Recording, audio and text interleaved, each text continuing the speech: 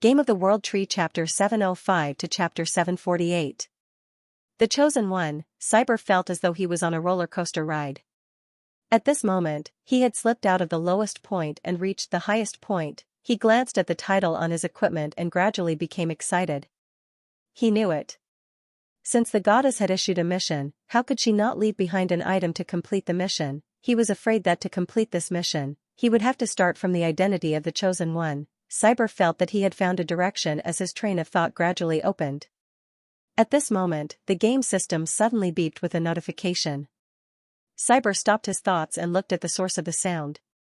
He realized that it was the reply notification that he had just set up. The request for help post had been set up in advance. When the number of replies exceeded 50, it would notify him directly. With a thought, Cyber opened the system and clicked into the hidden official forum. He found the thread that he had just posted asking for help. Under the request for help post, there were already many replies from players. Boss. Are you the boss who triggered the personal epic mission? Ha ha ha. You don't recognize your identity. Did you do something shameful? Ha ha ha. F***CK. Cyber Giant. It's alive. Please bring me along. Boss, can you share the plot? Wow. I can do this, Elven Missy. Cyber was speechless. Most of the comments that caught his eye were completely irrelevant and ridiculing. Even though Cyber was mentally prepared, he still couldn't help but want to complain about these B***stards who chatted on the official forum every day. However, not everyone was making a fuss. There were also some who answered Cyber's question seriously. Brother, don't draw the staff of life when you pray. That's a symbol that the goddess modified. It used to be in the shape of a tree. Look at this picture. It's normal. According to my understanding of the official settings, the goddess will often hide her aura to hide her identity. The blessings of players and NPCs are different. The blessings of NPCs are bound to faith, but the blessings of players aren't. Therefore, it's normal for NPCs not to recognize you. At this time, you have to find a way to use the power of faith to prove your identity. Are you a priest player? If you're a priest, everything is fine. If you're not, then it's troublesome. I know this. I've asked Big Sister. Normal players' divine favor isn't complete, so they can't tell the identity of the true god behind them. They can only be perceived as the goddess of life's divine favor. Otherwise, the storyline would have exploded when everyone was roaming the human world with divine favor. What is your god's favor like? It shouldn't be just to increase his strength, right? I think I saw another divine blessing symbol under your divine blessing buff.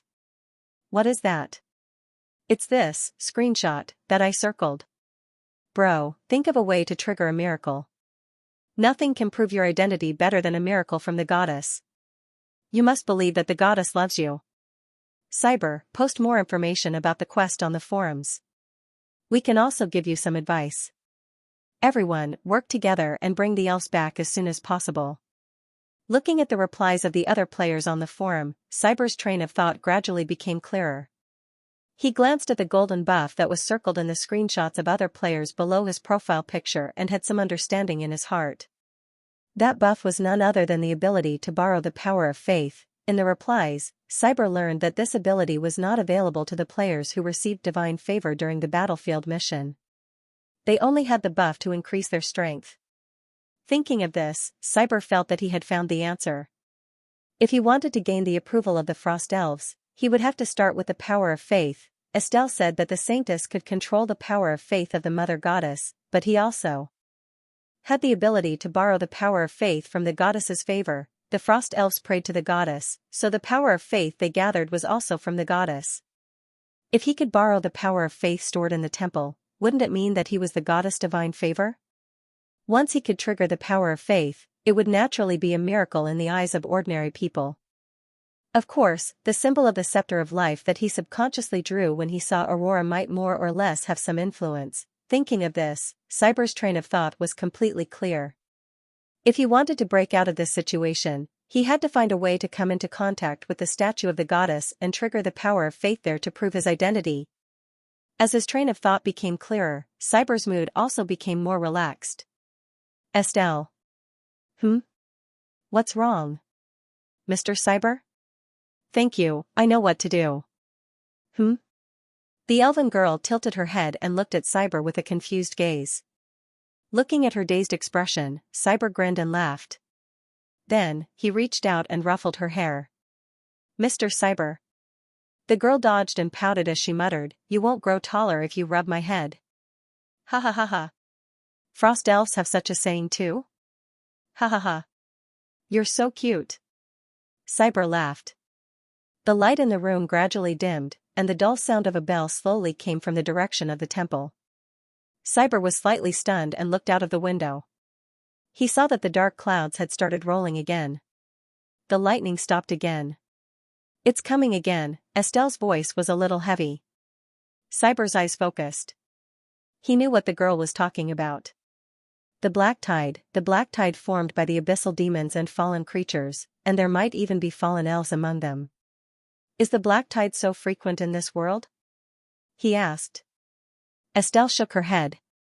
If it's a small scale, it's usually a few small black tides coming together. If it's a large scale, it will be a long time apart. This is the 5th small-scale black tide recently. After this, there shouldn't be any more. It will probably be peaceful for 7 to 8 days. Cyber nodded and sighed slightly. It was really hard to imagine how difficult it was to live in such an environment. Suddenly, a light gradually appeared outside the window and attracted Cyber's attention. He looked over and saw that in the direction of the temple, on the tallest tower in the city, spots of light were slowly rising. It's the divine barrier. Lady Aurora has activated the divine barrier. Estelle said. Divine barrier, huh? Looking at the statue on the tower, Cyber fell into deep thought. Suddenly, his heart skipped a beat. He slowly got up and walked out of the door. Mr. Cyber, where are you going? Estelle asked nervously. Cyber looked at her and said apologetically, I'm sorry. Estelle, I have to leave for a while. I'll be back soon. What are you going to do? The black tide is coming. There's no magic circle to isolate the power of the abyss outside. It's very dangerous. Even the streets might be contaminated. Estelle said anxiously. Don't worry. Cyber smiled faintly. I'm the goddess chosen one. I'm destined to lead the Frost tribe out of the abyss. I'll be fine. I'm going to prove my identity. Wait for my good news. After that, he pushed open the door and walked out. Cyber left the room and closed the door. In the sky, the thick dark clouds had slowly pressed down. A faint mist began to linger on the streets. He could even see the faint black aura on the ground. That was the power of the abyss. Outside the city, the divine barrier had been fully activated and illuminated everything. However, it still couldn't stop the contamination from seeping out from the ground. However, Cyber was used to this faint power of the abyss. Every player who frequently cleared dungeons would come into contact with it. This was a very common contamination in the demon god's maze. However, as long as one didn't come into contact with this contamination for a long time, it wouldn't be a big problem. However, if there were some mutated characteristics, it would be very dangerous to come into contact with it. It would speed up the deterioration of the body and soul. For example, the frost elves here. The whistling wind blew. There was no one on the streets. The roars of monsters could be faintly heard outside the city. Cyber looked at the end of the street, at the tall city wall. He saw tall figures appearing one after another. They were the elven guards responsible for the defense of the city wall. Cyber shifted his gaze again and looked at the sky. The faint golden divine barrier was slowly operating. His gaze moved along the light of the divine barrier and looked at the direction of the temple. There, a beam of light shot up into the sky. It was the core of faith that maintained the divine barrier. However, if one looked carefully, one would notice that the beam of light didn't rush out from the temple. Instead, it shot out from the highest point of the temple, the elven goddess statue on top of the elven tower. Obviously, that was the core of the divine barrier operating the entire divine barrier. Cyber squinted his eyes slightly. The core of the divine barrier, huh? As long as I can come into contact with it, I can borrow the power of faith of the goddess to control the entire divine barrier. Cyber clenched his fist slightly. The divine barrier's power was not only for defense but also for offense. However, during the last dark tide, he didn't notice that the divine barrier protecting the city had other functions. He didn't know why at that time. However, after communicating with Estelle, he now understood. The game settings had mentioned that the divine barrier needed the blessing of a true god to operate properly. And now, Aurora, who was maintaining it, wasn't a true god. At most, she could barely defend it. Only when the goddess blessing came, the divine barrier that condensed the faith of the frost elves would be able to display its true function, and now, Cyber was that blessing. This was an opportunity. Normally, the demigod Aurora who was estranged from him would definitely not let him come into contact with the goddess statue. But now, the dark tide was coming again. Aurora was controlling the divine barrier. He might not be able to get away. This was the best opportunity. Cyber clenched his fists and walked towards the temple with firm steps. He opened the system settings and found the background music. He played the player's war song, For the Glory of the Goddess. The high-spirited music started to play slowly, accompanied by the whistling of the wind, which continued to surge. At this moment, Cyber felt his blood boiling again. His footsteps became faster and faster and gradually turned into a sprint. The lights of the buildings on both sides of the street flickered. Pairs of eyes hidden behind the windows stared in astonishment at the tall figure running down the street. "What are you doing? Are you crazy? Go back home." Cyber heard shouts coming from the buildings on both sides of the street. He didn't answer. Instead, he ran even faster. The houses on both sides of the street quickly retreated. The sound of the wind became sharper and sharper, and the surrounding fog became thicker. Cyber could vaguely hear the sound of the battle between the elves and the monsters. The background music in the system became louder and louder.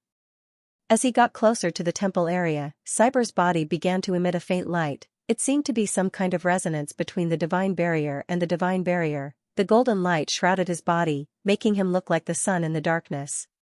At this moment, countless gazes hidden in the houses turned to look at him.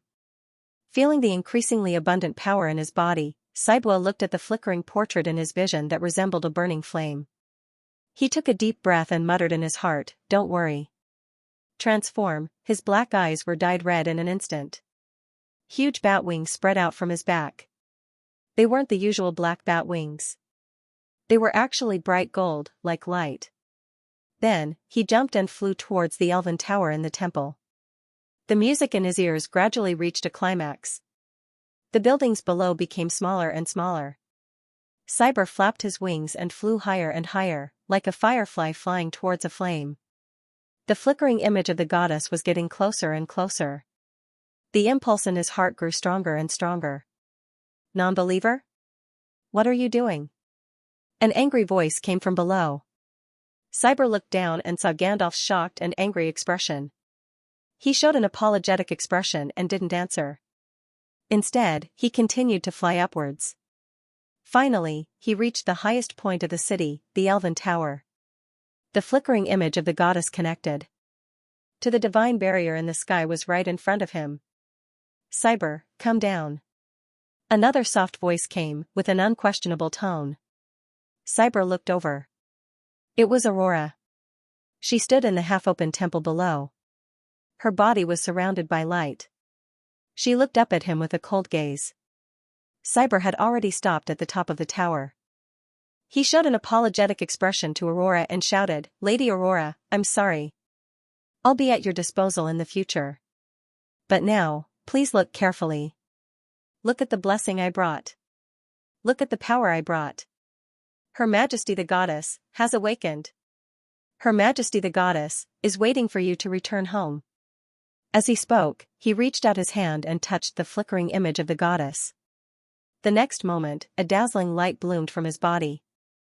The entire divine barrier suddenly exploded with a bright golden light. A vast sacred aura appeared in the sky above the city. Golden light blossomed from Cyber's body and quickly spread to the statue, forming a sea of light that covered the sky above the temple. Gradually, with Cyber as the center, a whirlpool of light formed. The vortex quickly enveloped the pillar of light that was connected to the divine spell barrier. At this moment, Cyber suddenly felt that his consciousness seemed to be connected to something. His vision kept rising, and he saw the entire city. He saw the mutated figures hiding in their homes. He saw the brave elven guards fighting against the pollution on the city walls. He saw the black tide outside the city walls made up of imps, greater demons, and all kinds of unknown degenerate creatures. At this moment, Cyber felt that he was connected to the entire world. A huge amount of faith power passed through his body and flowed into the divine spell barrier above him. Cyber felt that his consciousness seemed to have traveled through time and space. Countless murmuring prayers could be heard. Those were the materialization of the power of faith accumulated by the frost elves who had been struggling in the abyss for who knew how many years. All kinds of indescribable emotions surfaced in his heart. There was joy, sorrow, anger, and despair. Those were the thoughts of the frost elves when they prayed. However, among all the emotions, the strongest was neither grief nor despair. Instead, it was a conviction that was as firm as a rock. It was a kind of resistance against fate, a kind of stubbornness towards faith. In a trance, Cyber seemed to see the frost elves roaring and fighting against the demons. He saw them purifying their degenerate loved ones with their red eyes.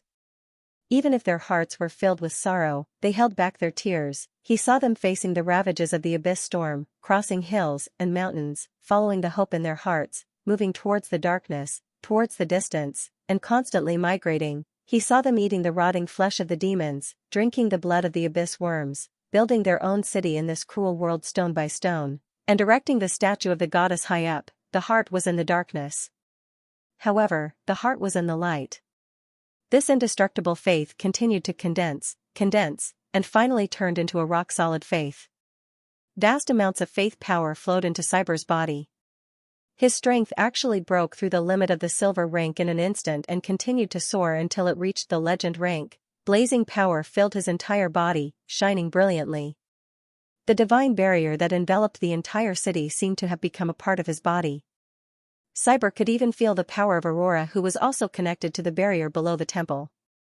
That power was vast and powerful, and it firmly maintained its control over the divine barrier. However, this control was rapidly weakening and was replaced by Cyber's power.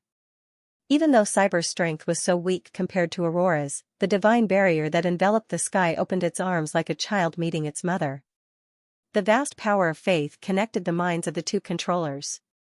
At this moment, Cyber could feel the emotions in her heart. Anger and anxiety. However, as Cyber's power quickly seized control of the divine barrier, this anger and anxiety was quickly replaced by shock and astonishment. Heaven. Heaven's chosen one, Cyber heard Aurora mumbling in disbelief in his mind. Finally, the power of the divine barrier completely fell to Cyber, and Aurora was instantly pushed out. The power of faith in the entire city was completely controlled by Cyber. An indescribable power enveloped his body, and he was like a child who had been away from home for a long time, docile and obedient to his command.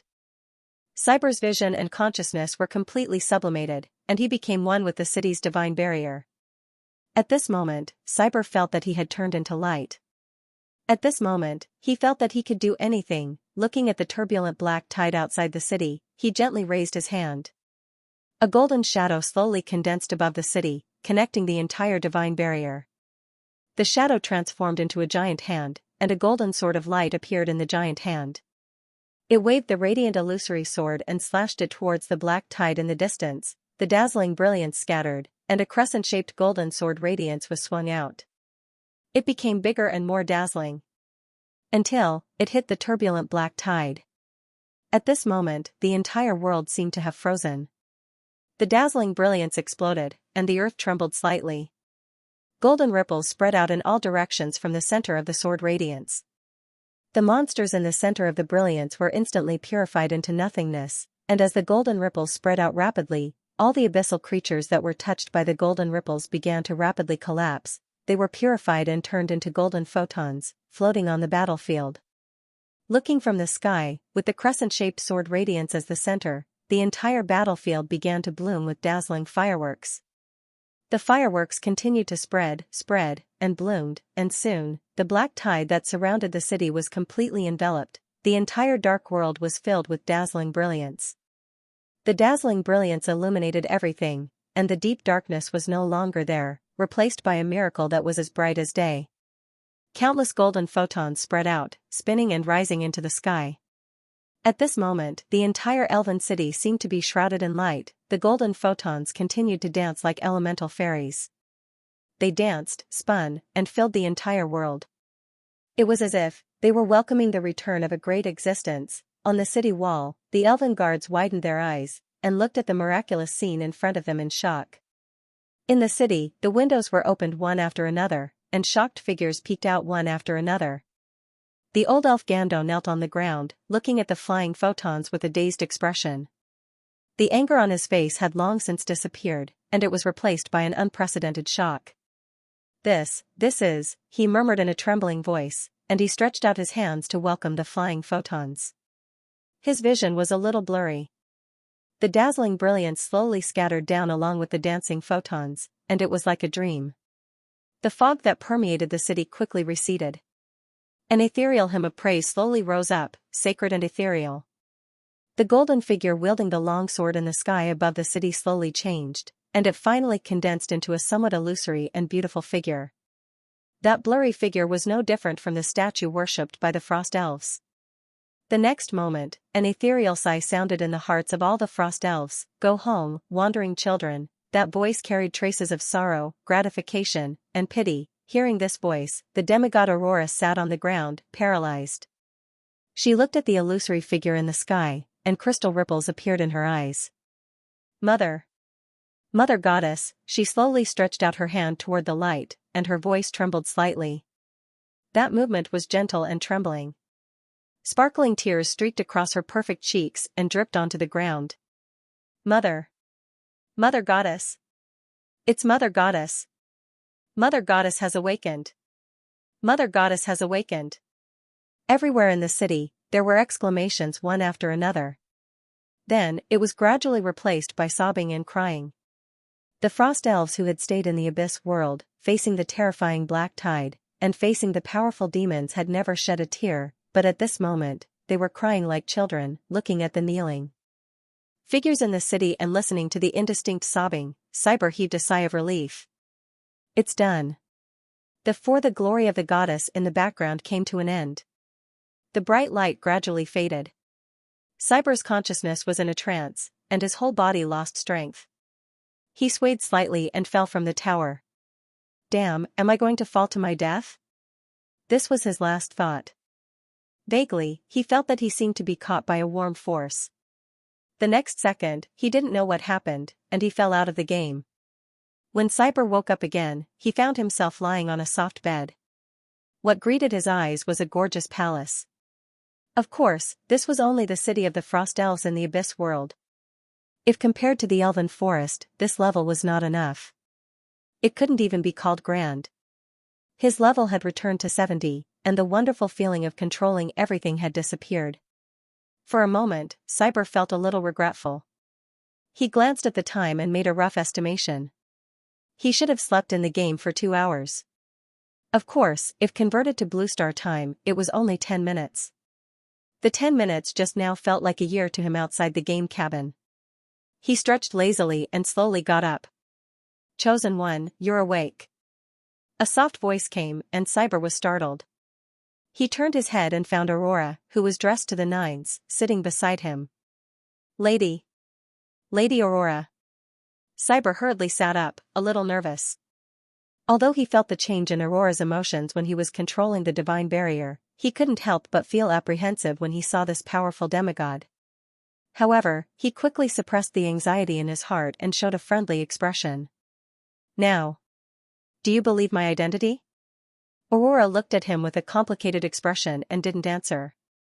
She slowly stood up and turned around. Chosen One, we'll wait for you in the central temple, she said with her back facing Cyber. After that, Aurora walked out of the temple. However, just as she reached the door, she stopped. Under Cyber's surprised gaze, this demigod of the Frost Elf tribe slowly turned around and bowed slightly to him.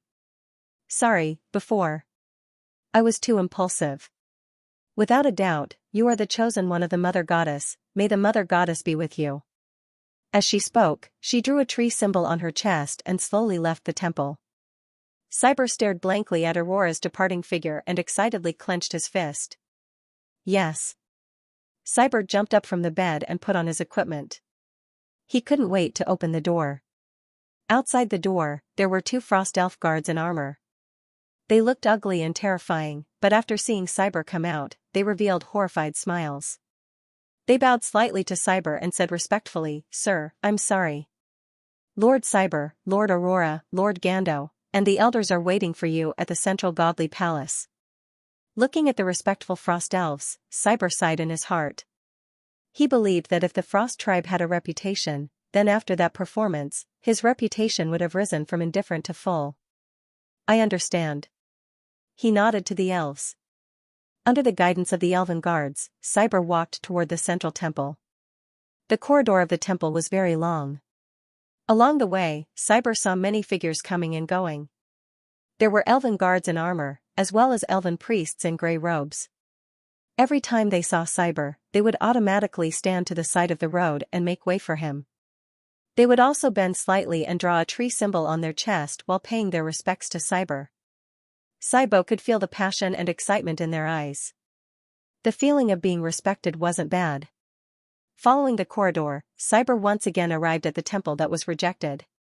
It was the central temple of the entire temple district. The door wasn't closed. Instead, it was completely open. "Lady Aurora, Lord Cyber is here." The elven guard reported to the inside of the temple. Cyber took a deep breath, rubbed his cheeks, and tidied up his clothes. Then, he strode forward and walked in. The inside of the temple was as solemn as ever. Aurora, Gando, and many other figures that Cyber didn't recognize but had powerful auras stood on both sides of the temple. Every one of them was stronger than Cyber. The moment Cyber entered, he became the center of attention. Everyone looked at him with eyes full of excitement, curiosity, and anticipation. If it wasn't for the powerful aura of Aurora suppressing everything, Cyber didn't doubt that these mutated elves would instantly rush up and ask him all sorts of questions. Aurora's expression turned solemn as she looked at Cyber, who entered the temple. She gently pinched the corner of her skirt and gave Cyber a standard elven bow. Then, she said in a warm voice, "Mother Goddess Chosen One, God's Chosen One, Your Excellency Cyber. Please allow me to formally introduce myself to you. I'm the guardian of the Elven Tribe's Frost Tribe, Dawnstar Aurora Frost." Then, she pointed to the other elves in the temple. "This is the chief priest of the temple, Gando Frost. The great elder of the Frost Tribe's elder group, Harold Frost. The commander of the Frost Tribe's elven guards, Beatrice Frost." The Frost Tribe, Aurora introduced the elves one by one. Every time she introduced someone, they would respectfully bow to Cyber. After introducing everyone, Aurora looked at Cyber again and knelt on one knee. "Your Excellency Cyber, we are ready. Please convey Her Excellency Mother Goddess's oracle." Following her actions, the elves in the temple all knelt down. "Please convey Her Excellency Mother Goddess's oracle," the Frost elves said in unison. Their appearances were ferocious and terrifying, but their eyes were unprecedentedly clear and excited. Looking at this scene, Cyber was slightly taken aback. Then, a warm feeling welled up in his heart. He took a deep breath and said in a trembling voice, "My fellow Frost Tribe members. I'm one of the 560,000 Elven Chosen Ones summoned by the goddess, God's Chosen One, Cyber Shadow. The goddess has awakened, she has now changed her name to Yevektirhir and stands at the peak of the world of seekers. Under her radiance, we have recovered the Elven Forest, rebuilt our cities, defeated the half-orcs, eliminated those restless evil forces, and even stood on equal footing with the human kingdoms. The world of seekers is safe. No one dares to bully the elves anymore. No one dares to underestimate the elves' power. The dark era is over. Now, she sent me here to bring everyone home, my fellow elves. Let's set off together. Find the highest point in this world where we can see the starry sky. When we get there, pray devoutly to the starry sky. At that time, the light will dispel the darkness. The goddess's radiance will spread across the land and lead everyone home." Cyber's expression was agitated, and his voice was powerful.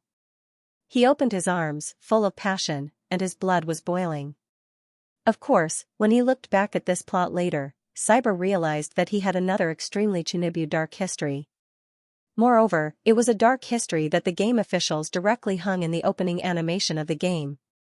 It could be said to be the death of society. Every time other players saw this scene, he couldn't help but want to roll on the ground and twist into a ball. He didn't even dare to watch the Elven Nation game videos on the video network for a long time. Shame. It was really too shameful. How could he say such Chinibu words with such rich expressions? However, this was a long time in the future.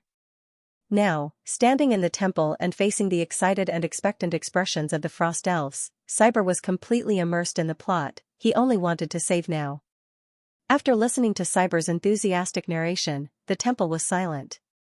The Frost Elves looked at Cyber in a daze, as if they hadn't recovered from their shock. The Elven Forest has been recovered? Aurora was in a daze, and her soft voice was a little complicated. But under the complicated feelings, one could feel a sense of relief and excitement. Yes, Lady Aurora. Now, no race in the world of Seegers dares to invade the land of the elves. Cyber said with a smile. Aurora was silent for a moment, then she said softly, Can you tell me more about the Elven Forest? There was a trace of longing and nostalgia in his expression. It was like a wanderer who heard news of his hometown after a long separation. As he looked at Cyber, a hint of anticipation gradually appeared in his eyes. Facing Aurora's eyes that were as bright as starlight, Cyber smiled. Of course. He paused for a moment, then continued, It's over. All the suffering is over. The statue of the goddess has been re-erected in Feilong Sui, and the flag that symbolizes the Church of Life has been raised in Maple Leaf City. Oh, I forgot to mention, the goddess has renamed the Druidic Order to the Church of Life, and the sacred emblem has been changed from the tree symbol to the Scepter of Life, just like this. We built 8 new cities in the Elven Forest, and each one is more spectacular and magnificent than Feilong Sui. The largest city, the City of Heaven's Chosen, has become our new holy city, the center of the entire elf world. There are tens of thousands or even hundreds of thousands of elves living in each city. The roads in the cities are straight and wide, the shops on both sides of the streets are prosperous and lively, and the beautiful gardens are lush, from the dark zone to the southern mountains, from the desert of death to the northern forests, from the fertile plains to the boundless ocean, we can be seen everywhere, and the name of the goddess can be heard everywhere. There is no more hesitation and pain on the faces of our people. There is no more confusion and exhaustion. Every elf can live a happy life. Every day is a new beginning. Lady Aurora, everything is over. There will be no more degeneration, no more parting. There will only be happiness, there will only be joy. We will have an endless supply of fruits, sweet and sour. We will have intoxicating scented tea and honey wine, sweet and refreshing. We will live better than what is described in the books because the Elven Forest is undergoing new changes every day. All kinds of talented companions are gathered there, and all kinds of strange and wonderful ideas are colliding. All kinds of novel and convenient things are constantly being produced. Lady Aurora, a new era has begun. It is time to go home. Cyber's tone was sincere. Hearing his words, the Frost Elves all widened their eyes and revealed yearning expressions. These pieces of news sounded so dreamy and beautiful. It was simply like a dream. However, although the elves revealed anticipation and yearning, Cyber also discovered that many of them were at a loss and helplessness. The hall was so silent that one could hear a pin drop. At this time, a trembling voice rang out. It's over. Everything is over, then. What about our mission? We persevered in the abyss for so long. What was it for? We struggled for so many years, sacrificing generations of children. What was it all for? It was an old frost elf. He leaned on a walking stick, and his turbid eyes were filled with tears. His words were filled with sadness and confusion. Although the other frost elves did not speak, their joyful and sorrowful expressions also revealed the disappointment in their hearts. Cyber was slightly startled. He opened his mouth and was speechless for a moment. The mission of the Frost Elves, when he was hiding from the black tide, he had chatted with Estelle in front of the brazier and flipped through the ancient books of the elven girl. Cyber knew that the Frost Elves' purpose of entering this world was to preserve the fire of the elves and find a way to awaken the Mother Goddess. Were these methods useful? Cyber did not know. He really did not know how to answer this question. At this moment, he suddenly realized another thing. The frost elves were able to persevere in the dark abyss for so long. It was not because they were born strong and fearless, nor was it because they had a stronger survival ability than other intelligent races. They just relied on a belief and persevered for thousands of years. That belief was the mother goddess. Now, the goddess had returned. Without a goal, they were like a tight bowstring that was suddenly released. They were strong. However, they were also very fragile. Of course it's worth it. Just when Cyber did not know how to organize his words in his heart, Aurora's soft voice sounded. Her gaze was firm as she looked at the statue of the goddess in the temple with sincerity. We have persevered for thousands of years and preserved the fire of the frost elves. This is the greatest victory. After the disaster that changed the fate of the elves, every tribe is seeking redemption in their own way. Every tribe is using their own method to awaken the mother goddess. The awakening of the mother goddess is the joint effort of all the elves. Cyber nodded fiercely. That's right. This is the joint effort of all the elves. After that, he looked at the beautiful statue of the goddess. His heart skipped a beat, and he continued. Not to mention, although the goddess has awakened, she is still a distance away from returning to the peak. This is the time when she needs everyone's strength. I can feel how powerful the belief that everyone has accumulated over thousands of years is. When it returns to the embrace of the goddess, it will definitely allow the goddess to return to the peak of the past. Hearing Cyber's words, the frost elves' eyes lit up, and their confusion was swept away. At this moment, they seemed to have found a new goal. The old elf who spoke was startled. Then, he trembled as he bent down and bowed deeply. Lord Cyber, you are right. Our mission is not over yet. We want to return to the world of seekers. We want to return to the embrace of the mother goddess and offer our strength to her. Even if this strength is insignificant. Seeing the frost elf's fighting spirit suddenly rise, Cyber was startled and felt a little sour in his heart. At this moment, he realized something else. Thousands of years of perseverance had long changed the mentality of these elves. They had forgotten how to live for themselves and had always lived for their beliefs.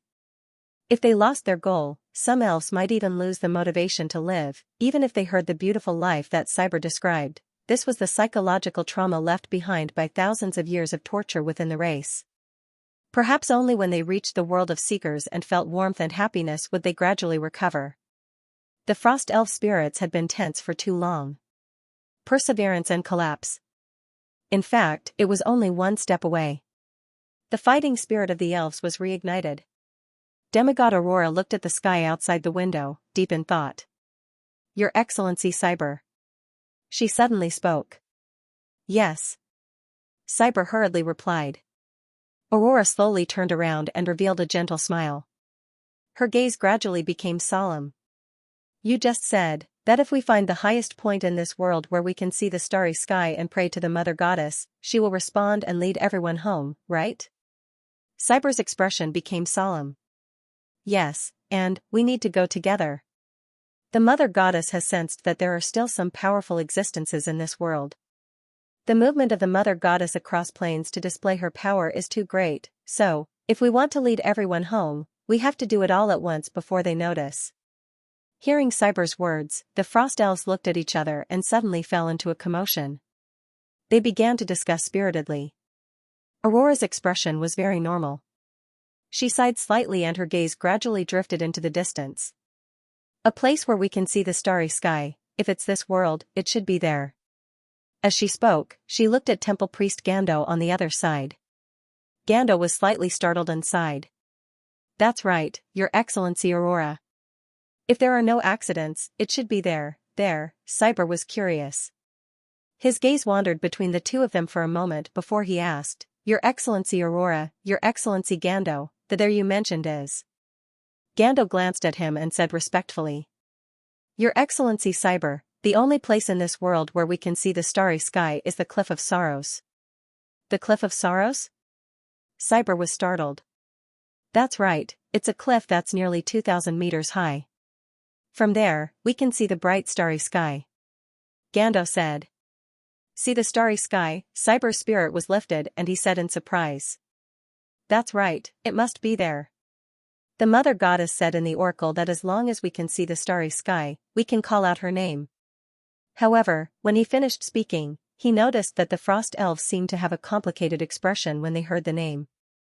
What's wrong? Could it be that this place is dangerous? Cyber's heart skipped a beat as he asked nervously. Gando's gaze drifted, as if he was recalling something. He sighed and said, "It's not dangerous. It's not that dangerous. We frost elves have seen far too many dangerous things. The Cliff of Sorrows is the location of the first city when we entered this world." The first city? Cyber was a little surprised. He thought that the city he came to was the only city of the elves. Then why did they migrate? Did they encounter some danger? He asked. Gando nodded. According to records, more than 2,000 years ago, the pioneers encountered an unprecedented black tide. In the end, the demons and monsters broke through the city.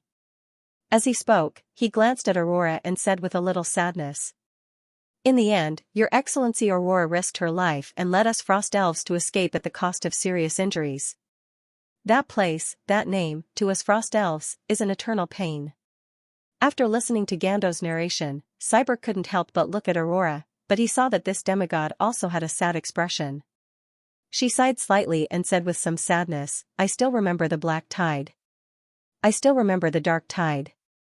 If it wasn't for Uriah sacrificing himself, I wouldn't have been able to survive. However, although I led the frost elves to escape, the rocks and elves who came to this world with us stayed there forever. Now, that place should be in ruins." Rocks and elves, Uriah, so the frost elves weren't the only elf tribe that entered this world. Uriah, could it be another demigod? After listening to Aurora's narration, Cyber's heart surged with thoughts. Aurora quickly hid the sadness in her eyes. She revealed a gentle smile and said, "That's all. However, that's all in the past.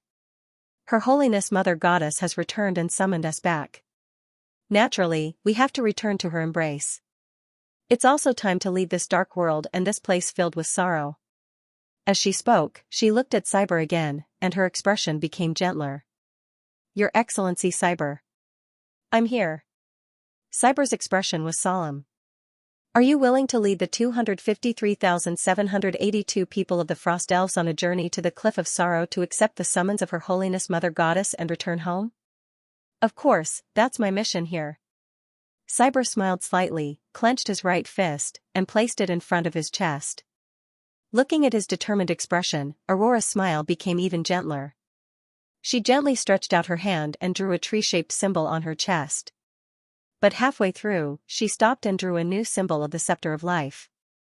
"May Her Holiness Mother Goddess bless you forever. Your Excellency Cyber." Her voice was gentle and pleasant, but also sincere. Then, she turned around, opened her arms, and shouted to the Frost Elves. "My people, it's time, the thousands of years of waiting have ended. Now, it's time to walk out of the darkness. Let's go home. Go home." The Frost Elves raised their right hands and said in unison. Their voices were firm and fanatical. Their voices resounded in the sky above the temple and did not dissipate for a long time. The Frost Elves moved faster than Cyber had expected. He thought that the players were quick enough, but he didn't expect the Frost Elves to be even more valiant than the players. After Aurora and the higher-ups of the Frost Elves decided to bring their clansmen back, the entire elven city started moving rapidly. In less than a day, the entire Frost tribe, which had a population of 250,000, was ready to set off. Under the tall city gates, the majestic elves were either carrying bags or pushing carts. They formed a long queue that stretched as far as the eye could see. "They're ready to set off so quickly?" Cyber was astonished as he followed the long queue. "Of course, it's not worth bringing anything with us. We're going to the material world to enjoy life, so why bring those rags along?" Beside Cyber, Temple Elder Gando's voice was heard.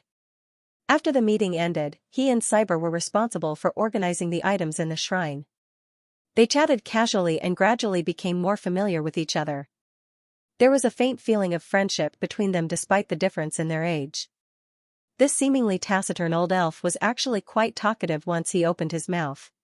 He seemed to be in a good mood as he hummed an ancient song and held a waterskin in his hand. Weapons, food, clothes, tents for going out, and some memorable artwork and books for passing down knowledge. That's all. As for the rest, there's no need to bring them. Gando took a big gulp of the water skin as he spoke. As if he had just drunk the most delicious thing in the world, Gando revealed an expression of enjoyment. His eyes narrowed into a slit as he smiled at Cyber and said, "Let's go." "Sir Cyber, the elven flower tea you gave me tastes really good. I've lived for so long, but this is the first time I've had such a good drink." "Drink, drink," Cyber added with a smile. "Ah, yes, drink. So, this is the sweetness mentioned in the books. It's a blissful taste. This is much better than the juice of the abyssal worms. When I return to the material world, I'll drink to my heart's content. I'll drink a cup every day." "No, 2 cups," Gando said with some yearning. Cyber laughed heartily and patted his shoulder. "Mr. Gonduo, 2 cups is nothing." At that time, he could drink as much as he wanted. "This is a common drink in our elven forest." Gandalf's eyes lit up. "That's great." After saying that, he smacked his lips and couldn't help but pick up the water skin and take another sip. Then, he weighed it in his hand and frowned slightly.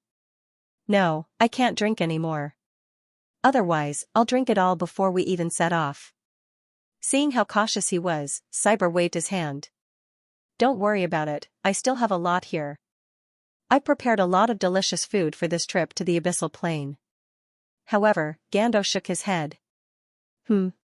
No, it'll take at least 2 months to reach the Cliff of Sorrows. If we encounter the black tide, we'll have to set up camp and defend, so it'll probably be even slower." As he spoke, he patted Cyber's shoulder. "That's why, Mr. Cyber, you should keep it for yourself. Your skinny body can't be compared to us. You can't stand the food in this world.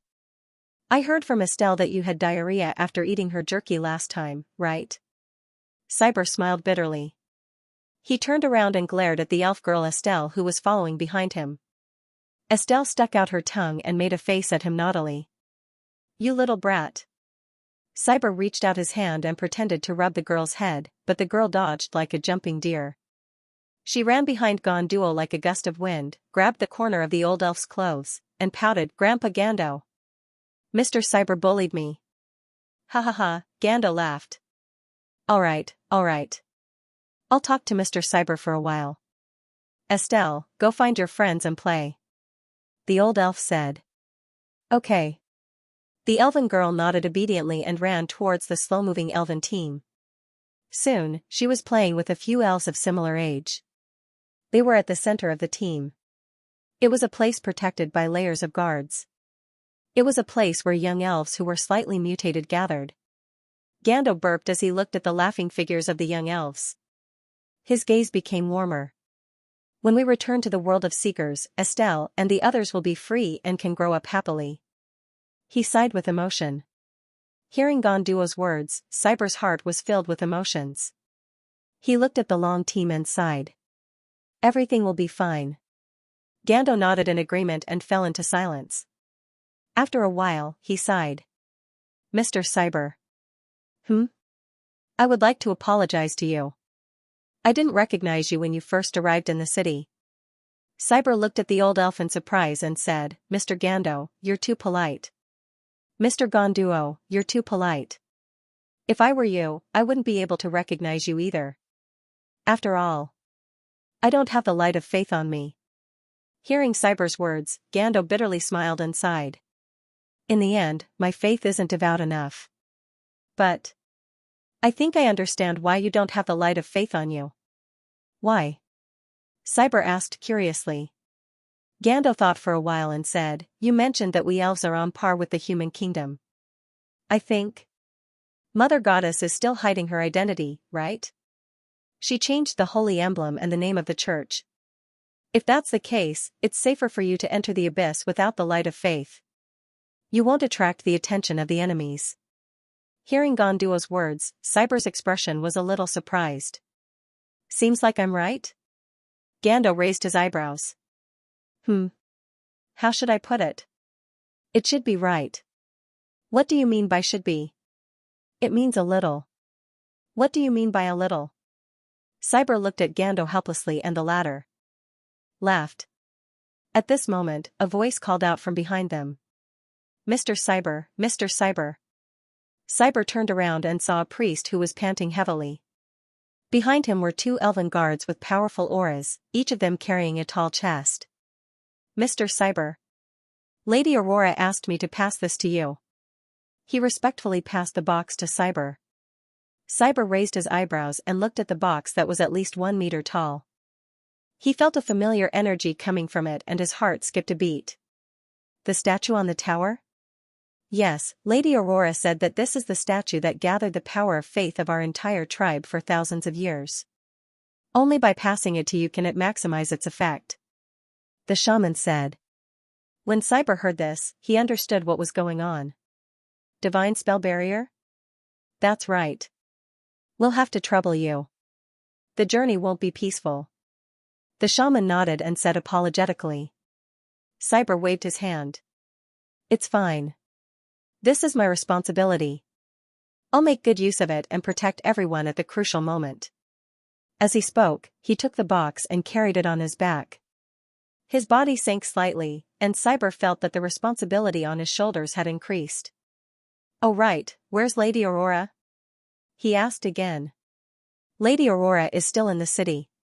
She wants to pray for the tribe members who are sleeping here and bid them farewell. The shaman said. I see, Cyber sighed. For more than 2,000 years, how many members of the Frost tribe had been sleeping here forever, Cyber didn't know. He didn't have the heart to know.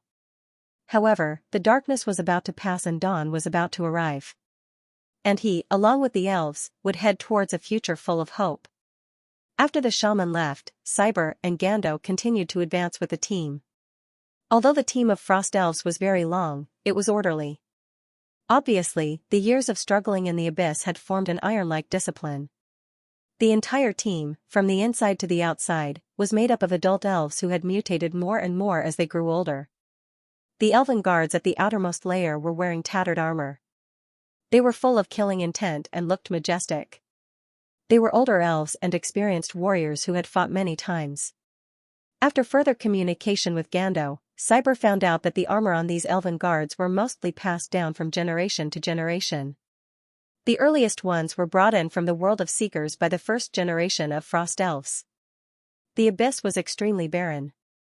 The elves could only carefully preserve the armor and weapons passed down by their ancestors to survive in this world. Although the bones of some demons and monsters could be used to make arrows, it was difficult to purify the abyssal power in the bones. Therefore, it was not suitable to make personal equipment.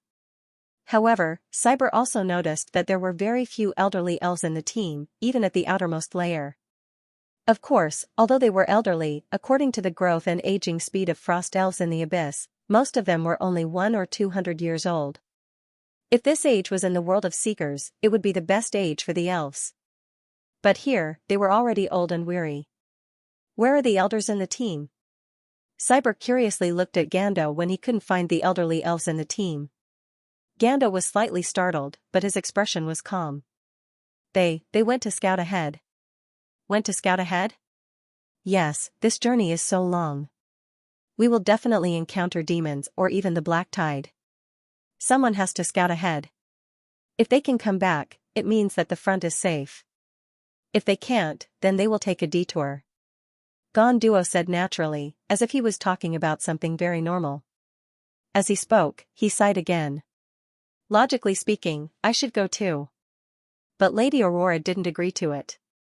She said that as the temple master, I have to help her manage all the priests. Really, you don't know how arrogant and proud those guys were when they left. We were clearly playmates who grew up together, but he still said to me, Gando, you coward, we're going to explore the path first. You should just follow Lady Aurora and walk slowly behind us. It really pisses me off. Gando complained. However, even though he was complaining, Cyber seemed to hear a trace of sadness in his words. As he complained, Gando gradually stopped. He looked into the distance and sighed. But, even if they don't go, they don't have the protection of the power of faith like I do. I'm afraid they won't be able to hold on for long. To be able to shine in these last 2 months is their wish. Hearing Gando's words, Cyber slightly opened his mouth and sighed in his heart. He never had the extravagant hope of being able to bring everyone back. But before they even set off, the Frost Elves were already prepared to sacrifice some of their people. This made him feel a little sad. But this was unavoidable. The wilderness was dangerous, and it was bound to be accompanied by sacrifice. And the old elves who had the most severe mutation, the moment they left the city, it meant that they could fall at any time. They were probably already prepared to sacrifice themselves. Hope was right in front of them. But they would never be able to reach there. But even so, they were willing to become the light of hope. Burning themselves, illuminating the path for their people in the darkness. Unknowingly, an elf in the marching team took out a harp and slowly played it. The sound was ethereal and soothing. The song seemed to have a mystical power. Cyber seemed to see a stubborn tribe that continued to move forward in the darkness. Even if the road ahead was filled with difficulties, they never gave up. That song was filled with power. It was a tenacity that was soft but firm, a majesty that was rooted in the soul of the tribe. The ancient song floated above the team and attracted more and more elves to join in. Gando's eyes gradually became blurred as he followed the song. When the cold of winter comes, the starless night will cover the day. In the veil of the sun, we will walk in the bitter rain. But in the dream, I can still hear your name. And in the dream, we will meet again. When the sea and the mountains crumble, we will reach the end of time. In the darkness, I hear a call, calling me to go there. I will go there. And then return. The ancient ballad was being sung and sung in the slowly advancing procession. Listening to the soothing melody, Cyber gradually became infatuated. At this moment, a strong impulse surged in his heart. He wanted to record all of this. He wanted to pass down the story of the Frost Elves. Their perseverance, their persistence, their greatness. He wanted to share everything that happened here with everyone, to share it with the world. Cybo exhaled slowly and opened the system network. He went to the official forum and created a new post. The ethereal song still echoed in his ears, and a trace of gentleness flashed across Cyber's face. Friends, what I am going to tell you is a story about perseverance and faith. In the dark world of the abyss, there was once such a great tribe. Note, lyrics from In Dream City of Heaven's Chosen, Black Dragon Tavern. The wooden tables and chairs were filled with guests, and the elven waiters were bustling about. Today's tavern seemed to be livelier than usual. The players wore all kinds of equipment and sat together, either chatting, napping, or drinking. Little Salty Meow was sitting in a luxurious private room on the second floor, drinking fruit wine while drawing something in the air with her hand. She was browsing the official forum. To be more precise, it was a post that was published 2 days ago in the real world, and it had become a hot topic in the game forum. She looked at the illusory screen and read softly, "Estelle is a strong girl. Estelle is a very strong girl. She looks very cute when she smiles.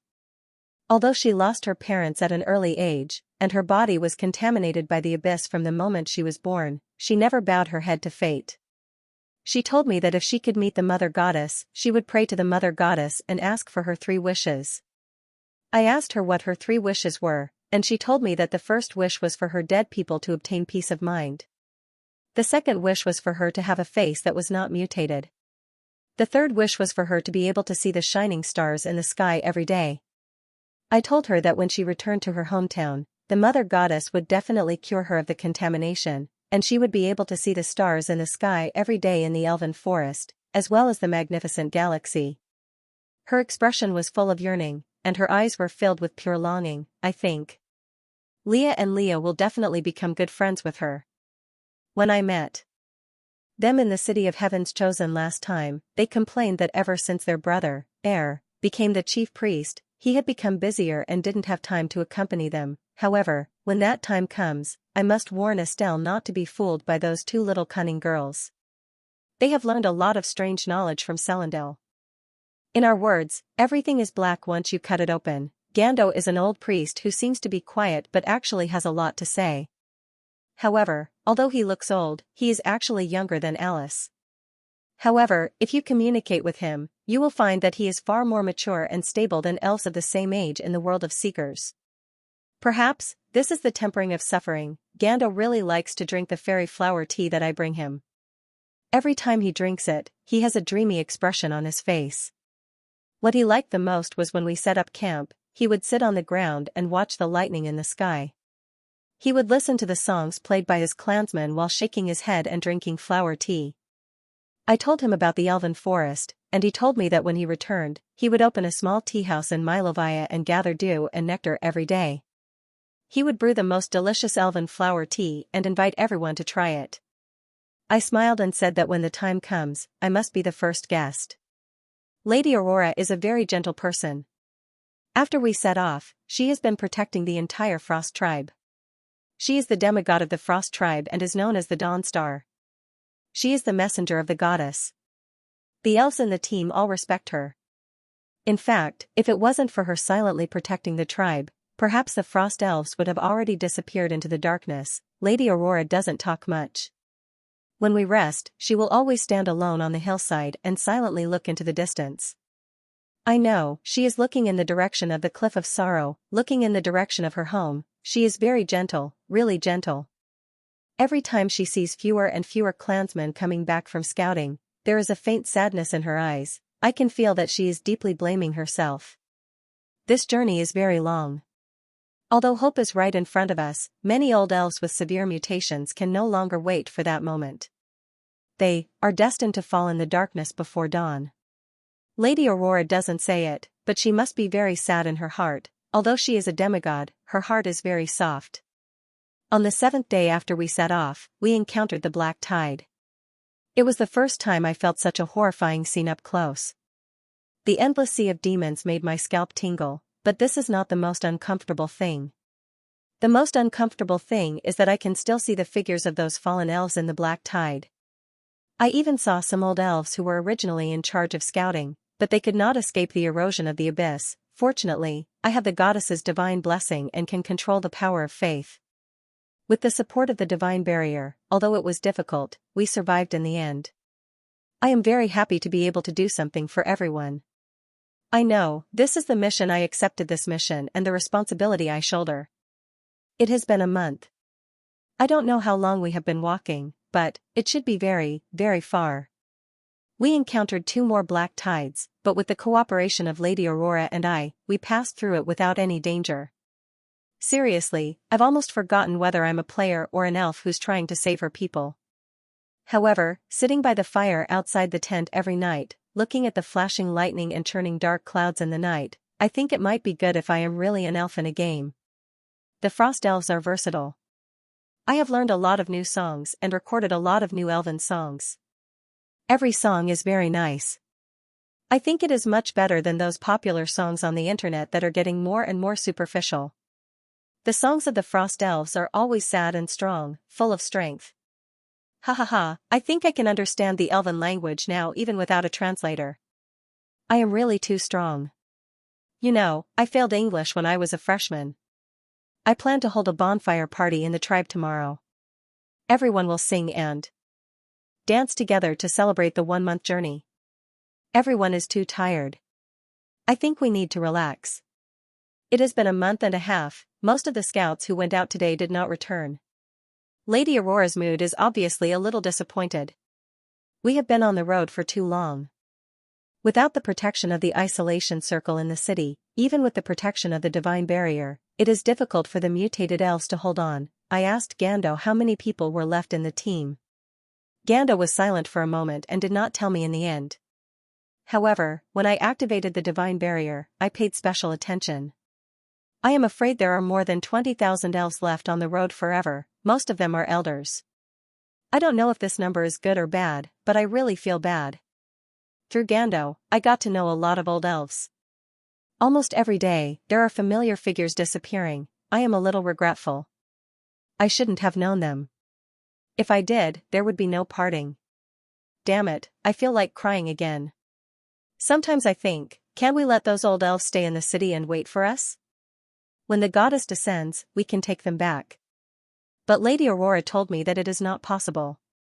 Just as the goddess said, this world is not safe. In the process of our migration, Lady Aurora also sensed some powerful auras. However, they are very likely to be sleeping.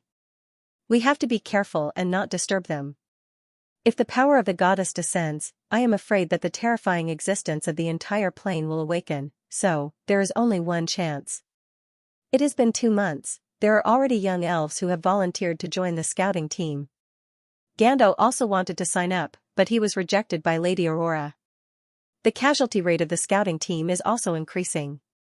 Lady Aurora said that this is because we are going deep into the hinterland of the entire plane. The further we go, the more demons there will be. Of course, the black tide will also become stronger. I can feel that it is getting stronger every time. However, the good news is that Lady Aurora said that we will be able to reach the Cliff of Sorrow in 3 days at most. This journey will also be the end. I am a little happy. The overall condition of the elves is good. Although they are tired, everyone is still so motivated. I am really impressed, I don't know how they trained. In comparison, I feel like I am about to collapse. Now, I only hope that we will not encounter the black tide again.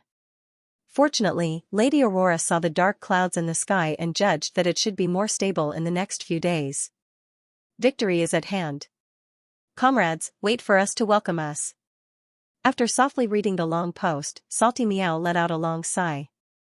There was a moment of silence in the private room. After a while, she sighed slightly and said, I thought that if I didn't watch the video, I might not be moved. I didn't expect that guy Cyber to be so emotional even when writing a story. Perhaps, only when one has really experienced it can he write such a realistic story. Really, the longer I stay in this game, the lower my chances of crying are.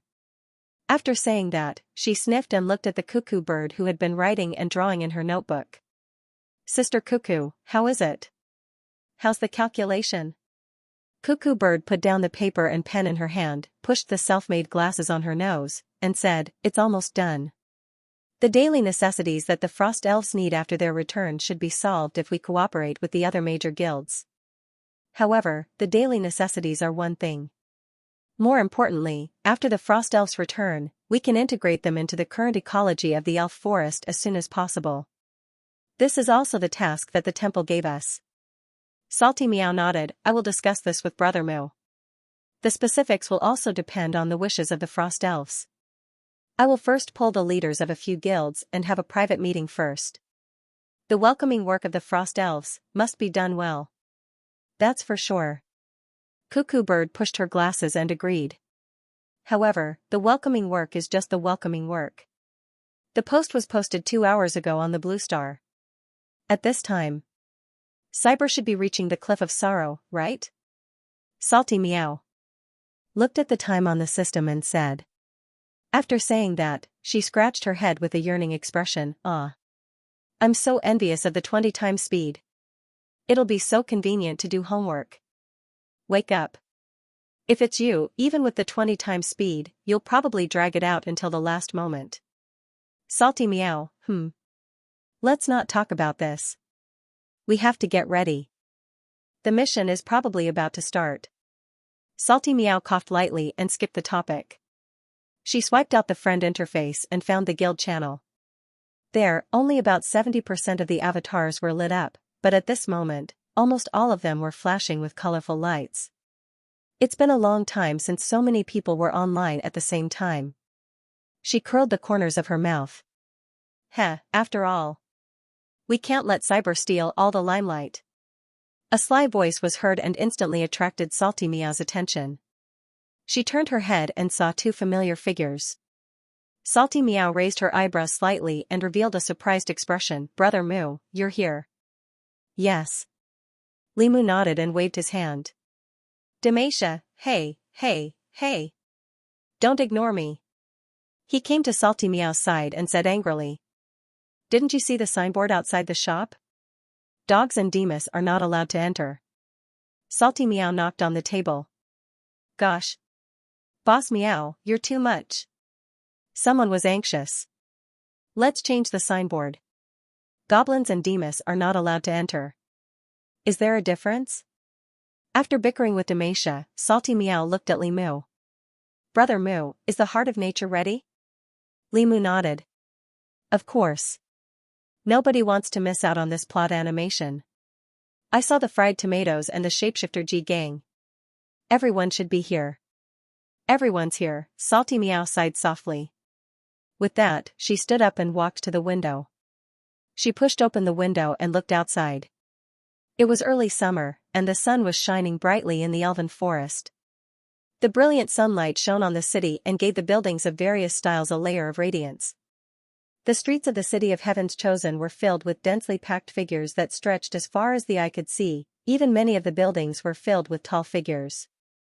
The gamers were fully armed and wore all kinds of equipment. They were like an army that was about to go to war. The flag of the Church of Life, as well as the flags of the various guilds, fluttered in the wind. In the sky, magical beasts circled around the towering Yggdrasil. Looking at the grand occasion, little Salty Meow smiled. You're right. We can't let Cyber steal the limelight for this rescue. Lightning flickered in and out of the clouds. The desolate abyssal plain was as dark as usual. The orange flame continued to burn in the stone basin, making crackling sounds. Cyber sat at the side with a smile on his face as he stared at the flame in a daze. Gando looked at the smiling holy sun with a strange expression. He waved his pustular hand in front of Gando's face, but there was no reaction.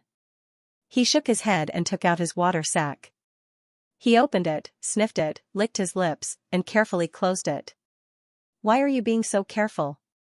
We're going to the Cliff of Sorrows tomorrow. I'll let you drink to your heart's content when we get back. Gando was embarrassed when he heard Gando's mocking voice. He turned his head and glanced at Cyber, who had returned to normal. He clicked his tongue and said, What do you know? This is the last sip. We'll drink it when we climb the cliff tomorrow. We'll only have the motivation to go home after drinking the flower tea.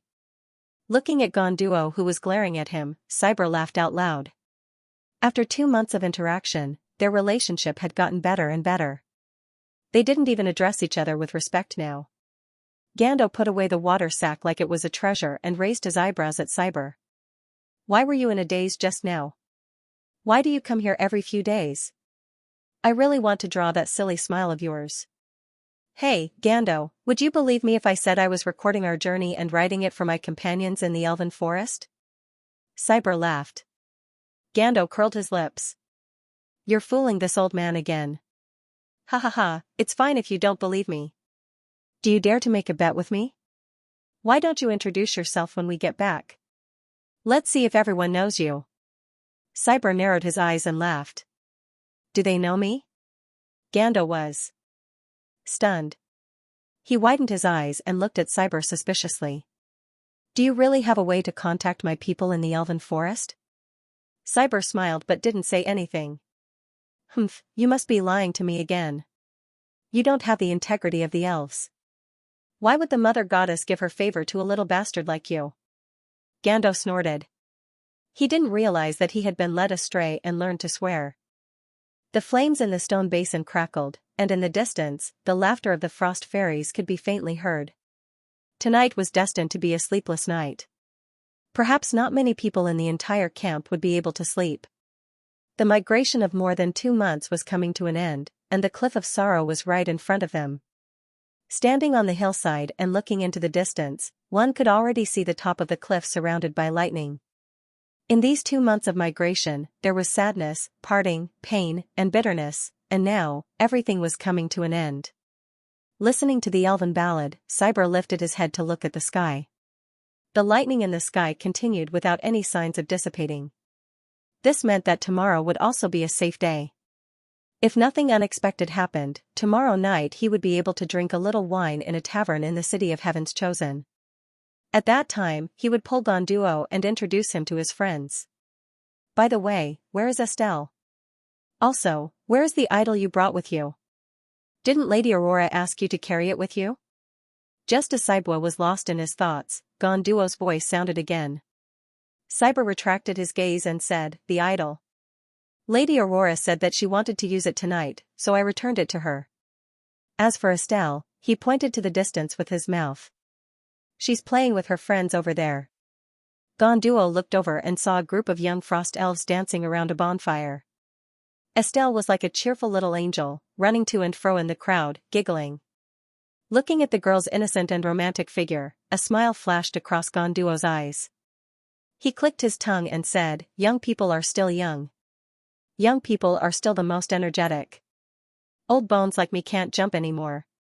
"Nonsense, you're stronger than me," Cyber scolded with a smile. The frost elves made a ruckus for a long time. It wasn't until the clouds in the sky completely turned into deep darkness and the lightning dimmed that they slowly stopped. This was the way the abyss plane distinguished between day and night. Although the sky was always dark, there were subtle differences in the color of the clouds. During the day, the clouds were slightly gray, but during the night, they were pure black. There were also variations in the lightning, either bright or dark. This was also the way the frost elves kept track of time. For thousands of years, they recorded day after day like this. The camp gradually fell into silence as the elves fell asleep. Only the bonfire continued to flicker. They still had to climb the mountain tomorrow, and there was also the possibility of encountering demons in the city ruins. A battle could not be ruled out. So, after the celebration, it was better to recharge and store up energy. However, Cyber couldn't sleep at all. He got out of the tent and went outside the camp to enjoy the wind. Of course, that was what he thought, but wind rarely blew in the silent abyss plain. There was only an occasional breeze at night. Once there was a strong wind, he had to be careful because it often meant that the black tide was coming. Cyber didn't know what the black tide was before, but after communicating with Gonduo, he knew that it was actually the migration of the abyss creatures. And the abyss creatures chased after the abyssal power in the sky. The abyssal power was thick, and the dark clouds were thick. The rapidly thick dark clouds changed the air pressure and produced strong winds. It wasn't an ordinary wind, but a wind that carried the pollution of the abyss and was often accompanied by fog. In other words, the gray fog that could accelerate mutation. Of course, the air pressure theory was just Cyber's own guess based on what Gonduo said. As a player, he also liked to copy the scientific knowledge of the blue star in the Seeker's world. Unfortunately, he had been slapped in the face many times, especially when it came to magic power. After leaving the camp and without the bonfire, Cyber felt a little cold. He called out the system's backend and planned to play a recorded elven song. However, when he was choosing the song, he was slightly startled and looked at the hillside in the distance. On the hillside, a beautiful elven girl was standing and looking at the cliff of sorrow surrounded by clouds. Her delicate side profile shone faintly in the darkness, beautiful and dreamy. Cyber's heart skipped a beat, and he walked over subconsciously. Standing on the hillside and looking into the distance was none other than the demigod Aurora. Although he had been with her for 2 months, every time he saw her, Cyber couldn't help but feel a little reserved. It couldn't be helped, she was simply too dazzling. This didn't mean that Aurora was glowing. Although it was true that the demigod had a faint divine light, the most important thing was Aurora's powerful aura and noble temperament. She was just like her title, like the stars in the sky. Although she emitted a gentle light, it was difficult to get close to her from afar. In her, Cyber seemed to see thousands of years of loneliness, which caused her to be completely cut off from the mundane world. Although she was respected, she would always be alone. "Lady Aurora, aren't you going to rest?" Cyber asked respectfully as he came in front of Aurora. However, when he saw the expression on Aurora's face as she looked into the distance, his gaze froze slightly. Because he saw that Aurora's gaze was full of seriousness. "Lady Aurora, did you find something wrong?" Cyber asked anxiously. Hearing Cyber's words, Aurora retracted her gaze. She sighed and said, "Your Excellency Cyber, during tomorrow's climb to the summit, please activate your divine defense barrier. Tomorrow might not be very smooth." Cyber was slightly stunned, and his expression instantly became serious. "Lady Aurora, what did you find?" Aurora was silent for a moment before saying, "None of the clansmen I sent out to scout in advance returned this evening." None of them returned. Cyber's brows furrowed completely. Along the way, the Frost Elves had suffered the most losses from the scouting team. However, it was precisely because of the contribution of the scouting team that the entire race was able to avoid danger time and time again and finally reach this day. But no matter what, there had never been a situation where no one returned. At this moment, Cyber couldn't help but look in the direction of the Cliff of Sorrows. He didn't know if it was because of Aurora's influence, but he felt that the cloud-covered mountain peak actually looked eerie and mysterious at this moment. Lady Aurora, you mean, there might be fatal danger on the mountain? There might be a large number of demons? Cyber's expression was serious. Aurora sighed softly. It would be fine if there were a large number of demons entrenched. With your control of the divine defense barrier and my support, it's not impossible to resist. But I'm afraid that it's not a large number of demons, but a powerful enemy secretly watching us. A powerful enemy, Cyber's heart skipped a beat. To be called powerful by demigod Aurora, it was probably only a demigod-level demon monarch or an evil god, and if there really was such a thing on the mountain, it would be really troublesome. The divine defense barrier he controlled could withstand the siege of the demon army, but if a demigod-level enemy appeared, it would be completely useless. And it would be difficult for Aurora, who was suppressed in the abyss, to defeat the enemy alone. Everyone below the mythical stage was an ant. If they really encountered an enemy that Aurora couldn't contend against, it would be really troublesome. No, wait, did Aurora just say spying in the dark? Cyber suddenly raised his head and looked at the demigod Aurora, only to discover that she was also looking at him calmly. Your Excellency Cyber. Aurora continued. Actually, since 2 days ago, I vaguely sensed that there was some kind of evil gaze secretly watching us. The other party hid very well, but I've always been very sensitive to auras, so I still sensed it. It seems that something has been following us for at least 2 days. The other party's strength is probably not weaker than mine. I was worried that this matter would cause panic in the tribe, so I didn't say it. For tonight's ceremony, I wanted to take the opportunity to fish him out by making everyone relax. This was also the purpose of taking the statue from you. But he was more cunning than I thought. He didn't take the bait. Hearing Aurora's words, Cyber's pupils constricted slightly. At this moment, his originally relaxed mood sank once again. However, Aurora didn't finish her words. But this isn't the worst-case scenario. She glanced at the cliff of sorrow hidden in the dark clouds, and her gaze became more and more solemn. The worst-case scenario is that the tribesmen we sent out didn't die in the hands of this evil existence secretly watching us, but met with danger on the mountain. On the mountain, Cyber's expression changed slightly, and his mood became even heavier. He knew what the other party meant. If the tribesmen who were sent out to investigate encountered danger on the mountain and were collectively wiped out, that meant that there might also be a demigod-level abyssal creature on the mountain, or even an evil god, Your Excellency Cyber. Aurora suddenly spoke again. Cyber raised his head and looked at the beautiful elven demigod, and realized that she was looking at him gently. Facing Aurora's clear gaze, Cyber suddenly had a bad premonition in his heart, and felt that he could vaguely guess what she wanted to say. Aurora revealed a gentle smile and said in a soft voice, "It's fine. If we really meet an evil god or an abyss monarch, I'll lead the Frost tribe to you. I'll think of a way to delay the enemy and buy time for everyone." Looking at the gentle and beautiful elven demigod in front of him, Cyber was stunned, and he felt a little uncomfortable. He was silent for a few seconds, and then squeezed out a smile. "Lady Aurora, perhaps you're thinking too much. Even if the tribesmen who were sent out to investigate encountered danger and didn't return, it doesn't mean that there must be a terrifying enemy, or perhaps, the enemy secretly watching us might only be a legend."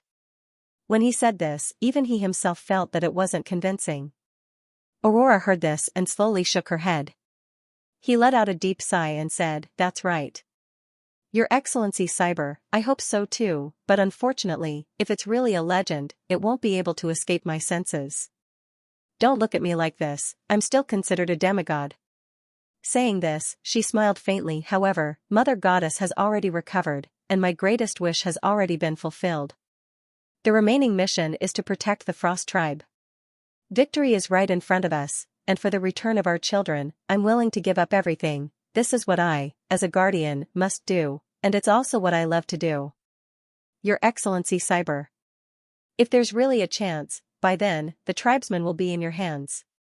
Aurora smiled faintly. Looking at her warm smile, Cyber opened his mouth, and his heart ached. He took a deep breath and said, "Lady Aurora, protecting the Frost tribe's return is also my responsibility, and I'll do my best." Saying this, he forced a smile. "However, I feel that you don't have to be too pessimistic. Lady Goddess is still waiting for you." Right now, what our elven forest lacks the most is a legend of the elven tribe, and everyone is especially looking forward to your return. Hearing Cyber's words, Aurora's gaze became blurry, and a trace of yearning flashed across her expression. However, she quickly revealed a gentle smile. I'm also looking forward to it, it's just a pity, perhaps it's already too late. A gentle breeze blew past, blowing Aurora's divine dress and sleeves. Along with the breeze, what was revealed was faintly visible layers of black sarcomas hidden under her gorgeous dress. That was a sign of being corroded by the power of the abyss. Cyber's expression instantly turned into astonishment. At this moment, he suddenly realized a problem in his heart. The tribesmen that Aurora had been protecting would all be contaminated. Then, how could she, who had been severely injured thousands of years ago, tried her best to escape with her tribesmen, and persevered alone until today, be safe and sound? The next morning, the elves gathered their troops and set off. This time, they didn't pack their luggage and only brought their weapons. As for the important ancient books and souvenir works of art, they were all kept by the demigod Aurora in her own storage necklace and handed over to Cyber for safekeeping. Cyber walked at the front of the troops. He carried the holy statue of a goddess on his back. The statue emitted a radiance that extended behind him and connected to every member of the Frost tribe.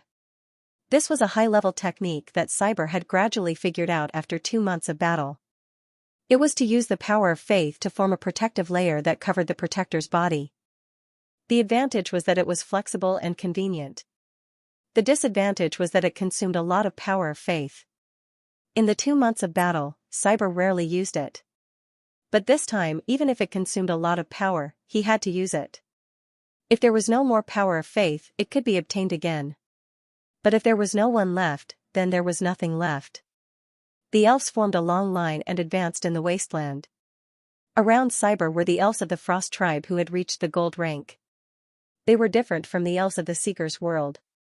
Although the Frost elves who entered the abyss were similarly shackled by their race, as they escaped into the abyss, they relied on the power of the abyss to interfere with the power of the true gods. After thousands of years of isolation from the main material world, as well as generations of mutation, these shackles had long weakened. In addition, they continuously devoured the demons of the abyss. They had gradually found another way to bypass the shackles and break through. Although it was difficult, it allowed them to gain a foothold in the abyss. These gold-ranked elves were all experienced warriors. They were the vanguard of the troops and would cut through the thorns in the upcoming battle. They would protect Cyber, who was maintaining the divine barrier while opening a path to the light for the people behind them. Behind them, the entire elven army was wriggling like a golden ribbon under the light of the divine barrier. No one spoke. Everyone's expression was solemn as they raised their spirits to 120%. There were only blinding flashes of lightning in the dark night sky and bursts of thunder. As for the demigod Aurora, she flew into the air and guarded the surroundings, protecting the entire troop. Time seemed to pass very slowly. But at the same time, it was very short. For hours after setting off from the campsite, the elves finally arrived at the foot of the Cliff of Sorrows. Cyber exhaled deeply and lifted his head to look at the towering cliff. The entire cliff was as black as ink, and it looked even more serene in the already dark abyss. The cliff was shaped like a right angle, and the side facing the elves was a slope that was sometimes slow and sometimes steep. On the slope, a dilapidated city could be vaguely seen, blocking the path of the elves. It was a huge city that was even more majestic than the city of Heaven's Chosen in the elven forest. However, it had long since become dilapidated. Standing under the tall city gates, Cyber lifted his head to look at the mottled and damaged city walls. The conversation he had with Aurora before they set off echoed in his heart. Sir Cyber, we have to pass through the New Jade Linksue to reach the top of the Cliff of Sorrows. New Jade, Cold Jade? It's the elven city on the Cliff of Sorrows, the stronghold where we lived for nearly 8,000 years. 8,000 years. What a long time. It's already in the past. Sir Cyber, when the time comes, you have to be prepared for battle because there might be demons in the city. After all, they also like to stay in ruins like this. Then, we won't encounter fallen elves, right? Didn't you say that the Roxanne tribe didn't escape from the Dark Tide 2,000 years ago? No. Even if they fell and became abyssal creatures, 2,000 years is too long. It's enough time for them to disappear, that's good. If we still have to fight with fallen elves, that would be too cruel, Cough, nothing. Oh right, Lady Aurora, I have a question. Ask away. 2,000 years ago. Why was the Roxanne tribe completely destroyed? No matter how difficult the situation was, there should be people who managed to escape, right? Sir Cyber, yes. Do you know about telepathy? Telepathy? That's right. After the mother goddess fell into eternal slumber, every tribe worked hard in their own way. The Frost tribe believed that the mother goddess's soul must have returned to the astral plane or somewhere in the void. So, we built a temple on the Cliff of Sorrows and prayed to the stars day and night, and the Roxanne tribe, under the leadership of Uriah, chose to revive their faith. Uriah's power of law was the closest to the mother goddess's. He chose to sacrifice himself so that the mother goddess could be reborn in his body with the help of faith. For that, he established a telepathy with all the people of the Roxanne tribe and raised the power of faith to the strongest. But it was also because of this that the people of the Roxanne tribe stayed in the darkness forever with his sacrifice in the dark tide. However, without the telepathy, I'm afraid that Uriah wouldn't have been able to burst out with power that surpassed demigods at the last moment of his life. In the end, he was able to hold back the evil god that was engulfed in the dark tide, the sacrifice of the Roxanne tribe in exchange for the continuation of the Frost tribe.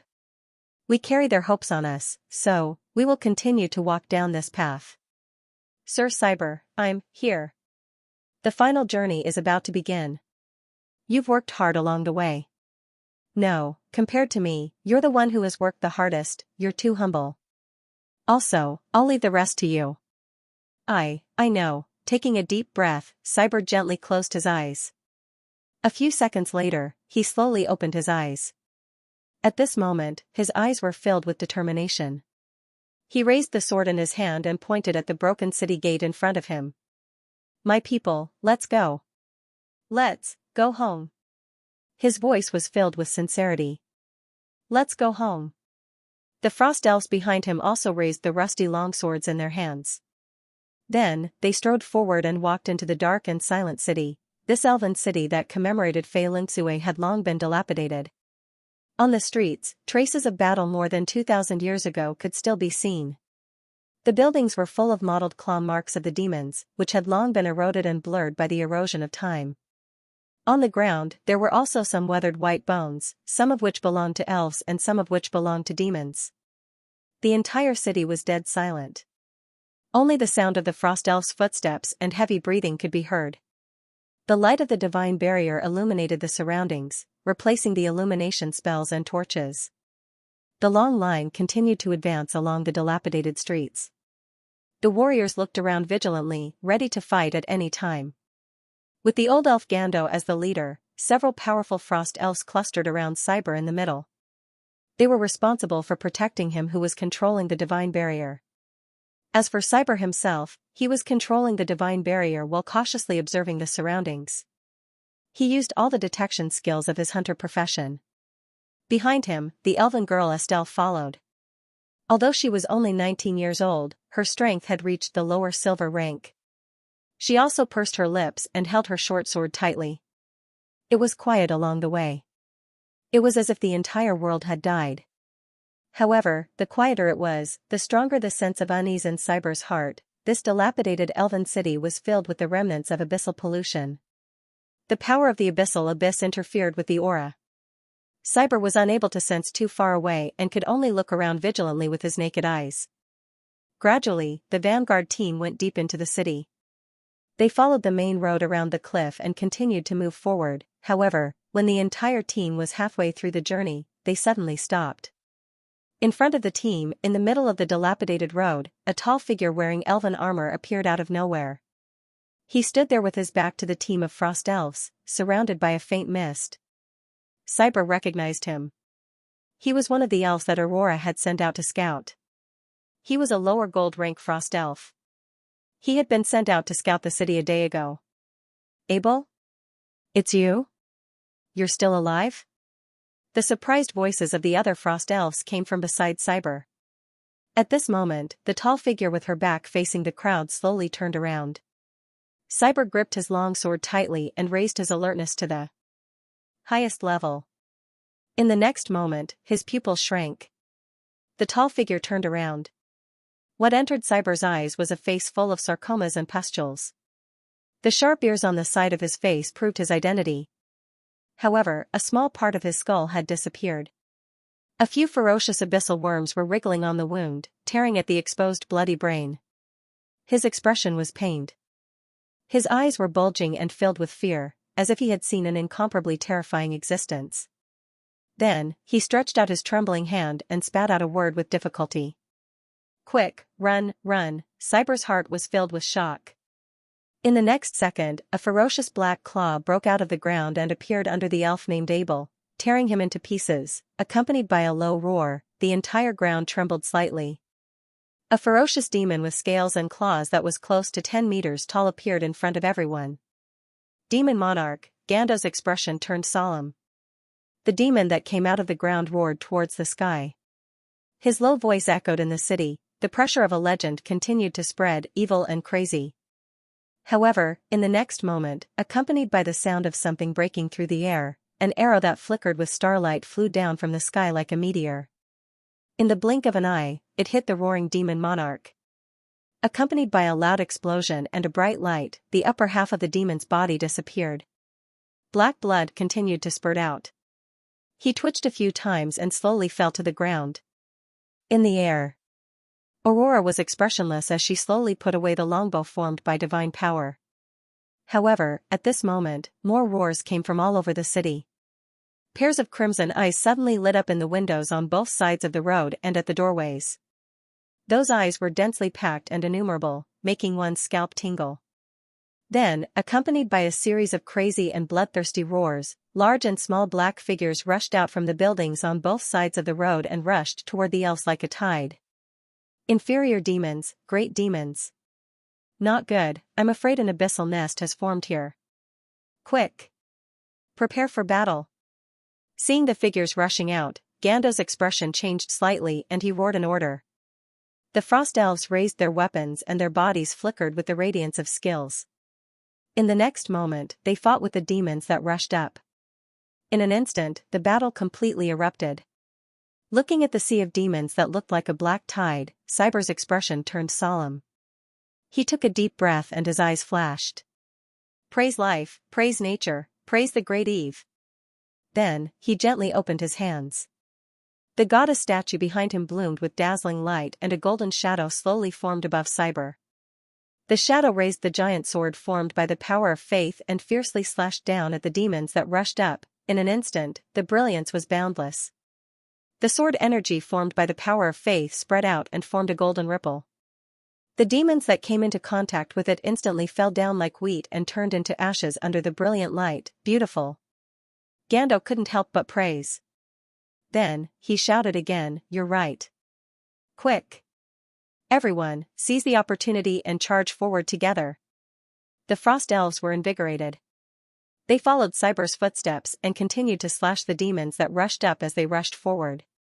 Looking from above the city, one could see a golden ribbon struggling in the Black Sea on the winding main road as it continued to move forward.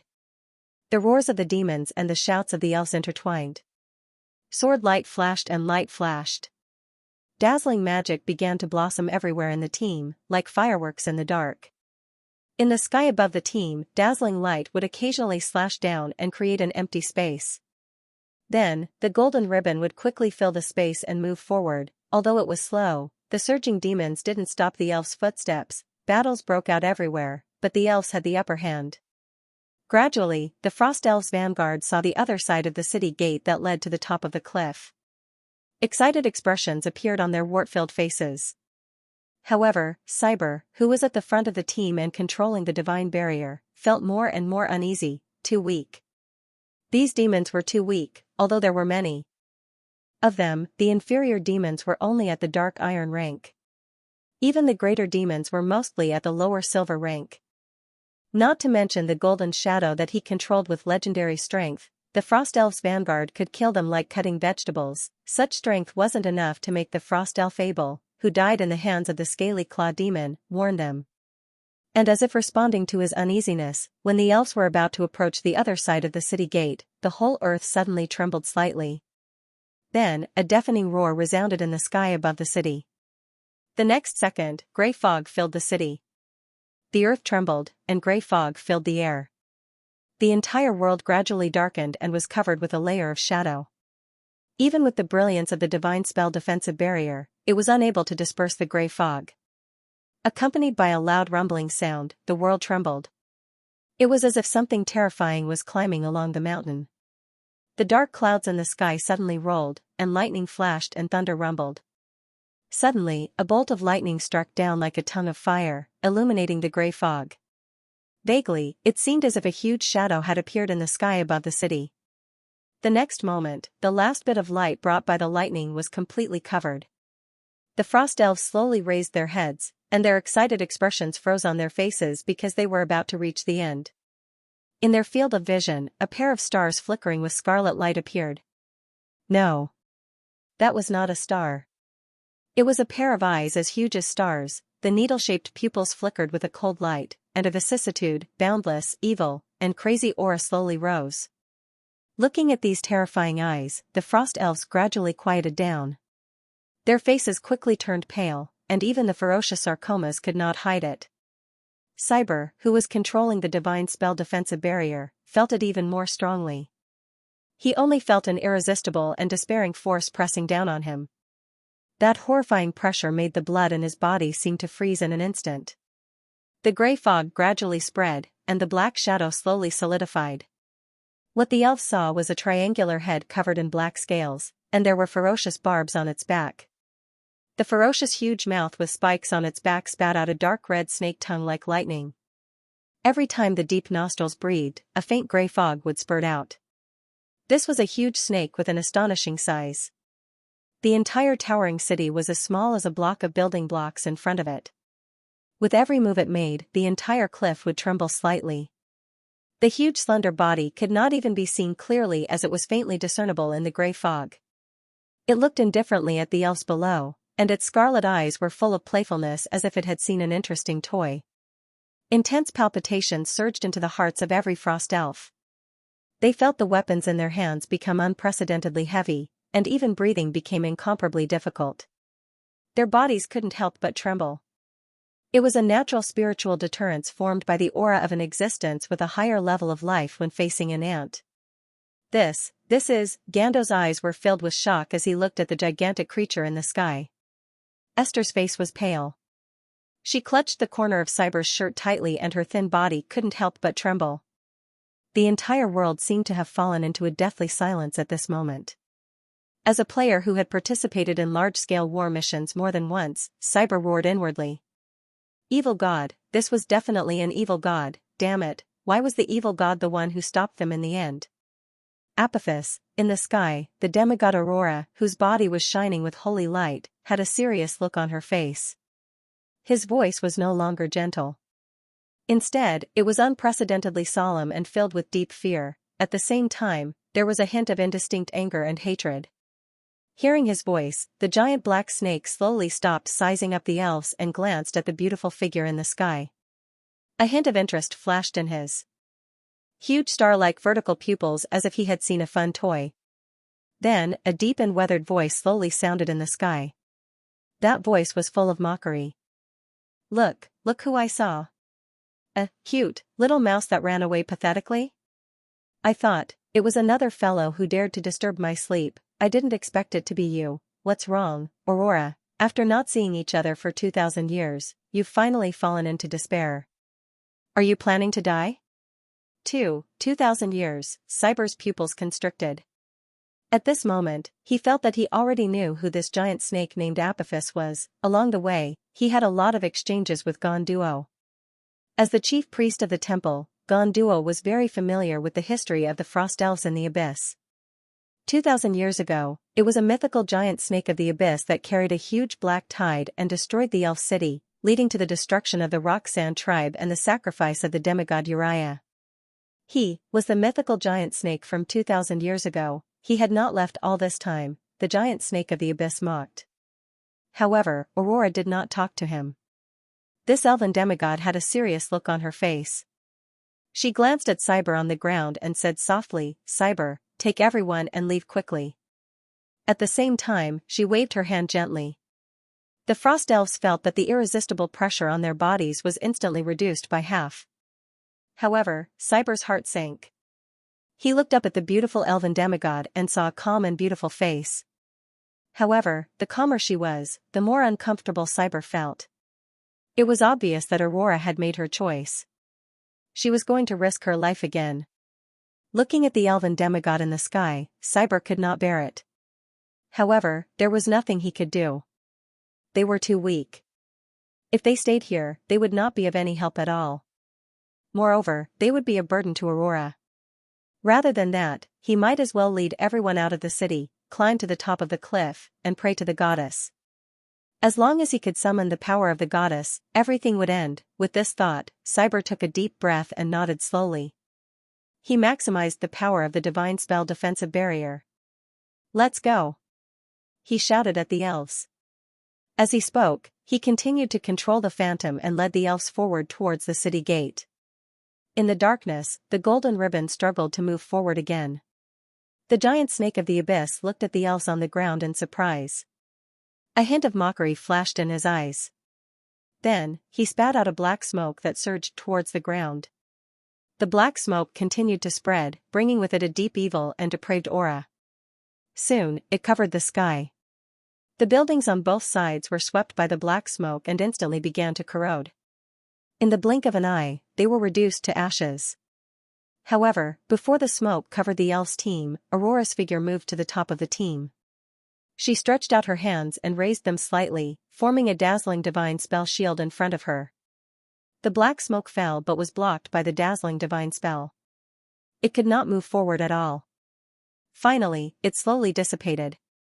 "Apophis, your opponent is me." Aurora stood in front of the giant snake of the abyss and said calmly. Looking at the beautiful figure in the air, a hint of mockery flashed in the eyes of the giant snake of the abyss. "With just you?"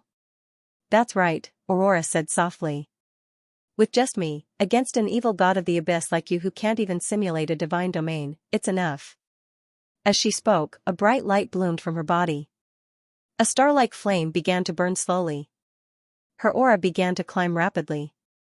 Although she did not break through to the mythical level, she was infinitely close to becoming a true god.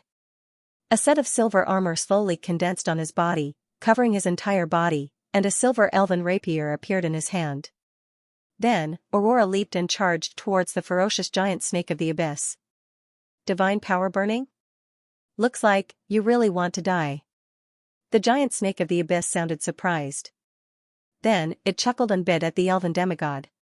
2. Mythical level beings, one demigod, and one evil god, began to fight.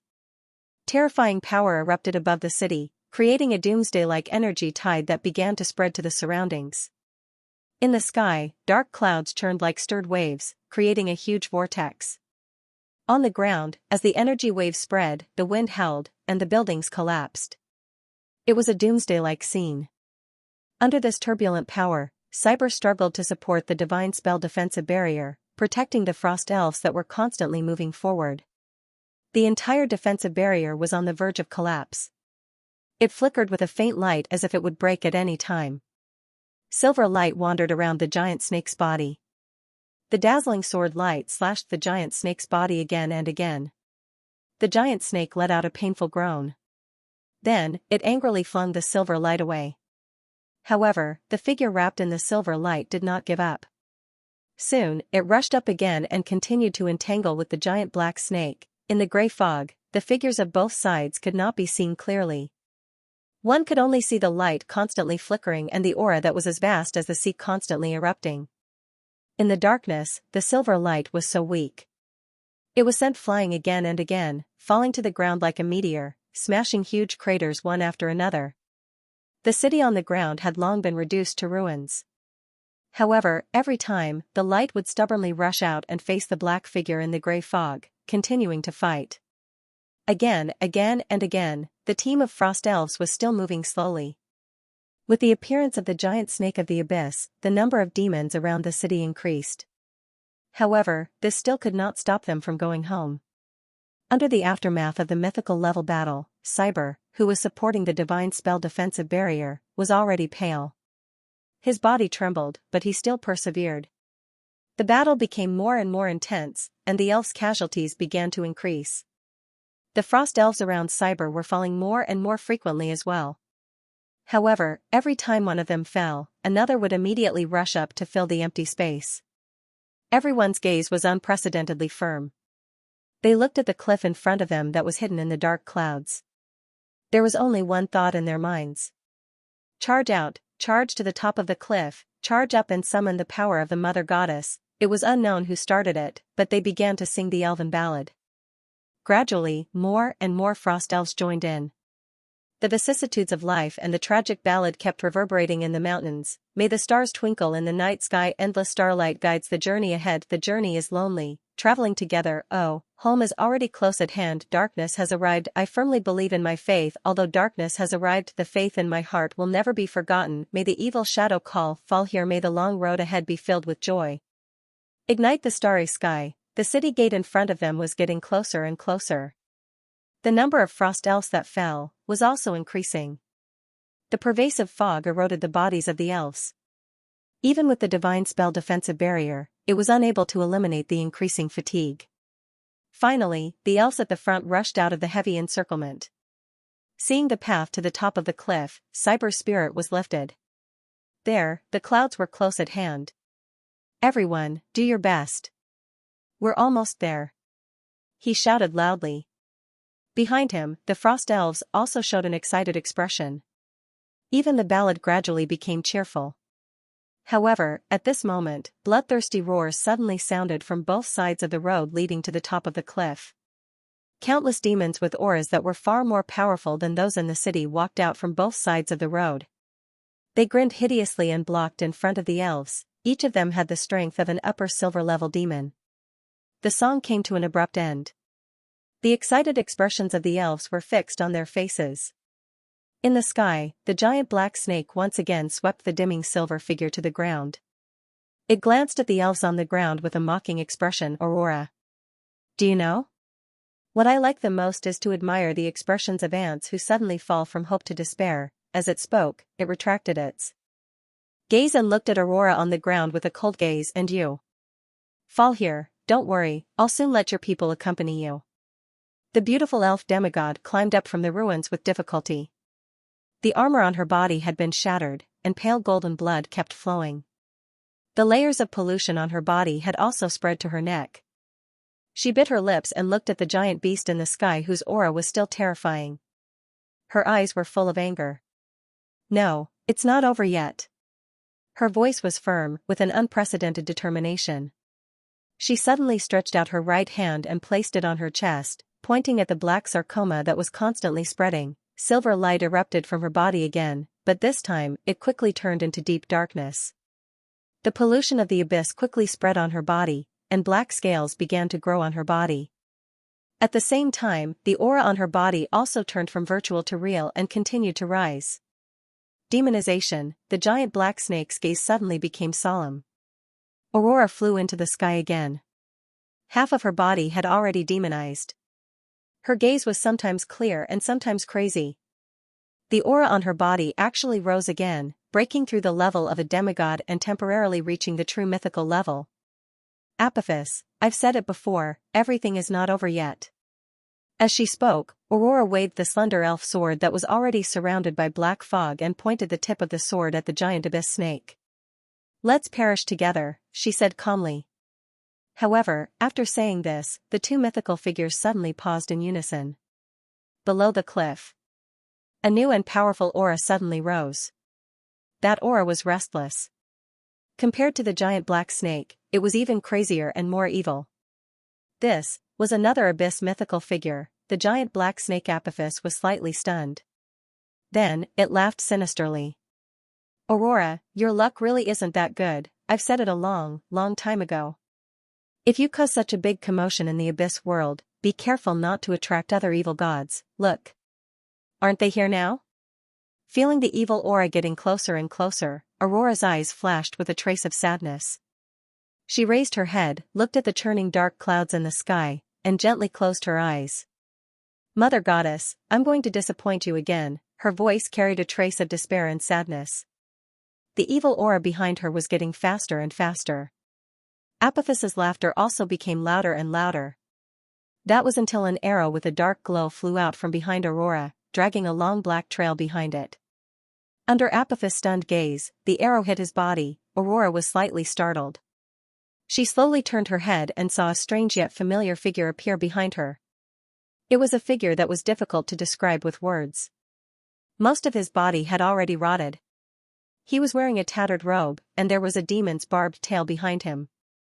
However, on the ferocious and terrifying rotten head that was more than half covered by scales, a pair of sharp ears that could still be distinguished could be vaguely seen. Uriah, Aurora's voice carried a trace of disbelief. Uriah, the giant abyssal serpent Apophis looked gloomy. His scarlet eyes flickered with bloodthirsty anger, and his cold voice sounded in the sky. You lunatic, you're still alive? The evil figure called Uriah by Aurora and Apophis did not answer. The fierce wind formed by the confrontation of divine power blew his tattered clothes, and two blood-red lights lit up on his rotten head. Those were Uriah's eyes. Empty, lifeless, and without any focus. He opened his mouth slightly, and stinky black pus kept flowing down the corner of his mouth. A hoarse voice sounded in his throat intermittently. Bow. Phase, rigid, mechanical, just like a puppet without a sense of self. He slowly raised his hand, raised a dark gray longbow, and aimed at the giant abyssal serpent again. Evil and turbulent power gathered in his hands, and it was a great power that was no weaker than Aurora's. He released the bowstring, and another arrow that flickered with deep light shot toward Apophis. Apophis snorted coldly when he saw the arrow flying toward him. His huge body swayed slightly, and he easily blocked the arrow. His attack was blocked, but Uriah did not seem to see it.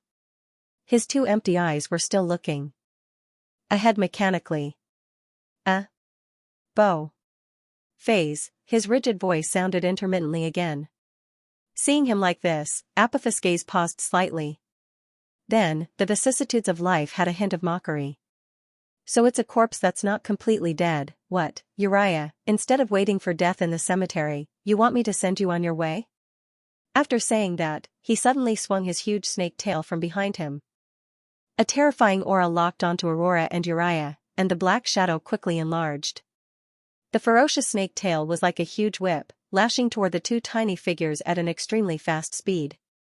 At the same time, the gray fog continued to spread, and soon covered the entire sky. That was Apophis' territorial power. Although he did not simulate the divine territory of a true god, his territorial power was far beyond that of a demigod. It was definitely not something that Aurora, who had forcefully raised her power to the level of a true mythical, could contend against. Aurora's expression changed slightly as she felt her power being suppressed. He gritted his teeth and prepared to continue accepting the corruption of the abyss in order to obtain more power. However, at this moment, the sound of something breaking through the air was heard. A severely rotten leg kicked him, instantly interrupting his movements. Not only that, but there was also a huge suction force. Aurora felt that the abyssal power that she had just absorbed through her active demonization was quickly being devoured by the existence that had kicked her.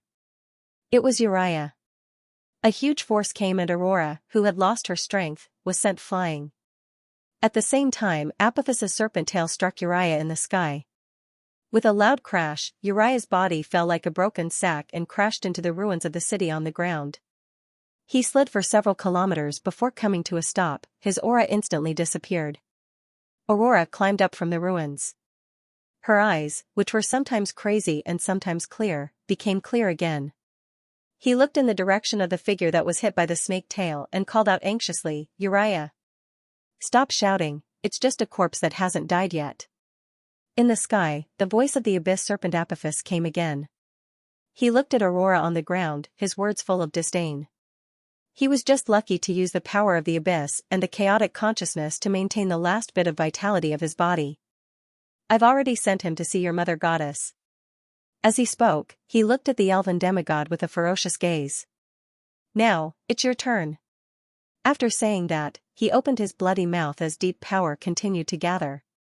However, at the next moment, there was a loud crash from where Uriah had fallen.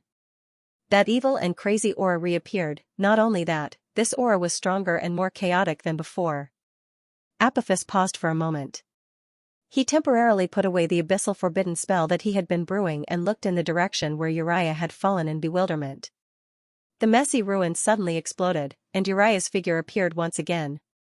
He had lost an arm, but the originally rotten part of his body had been completely covered by the scales of the abyss demon. His aura continued to rise, and there was black mist boiling around his broken arm.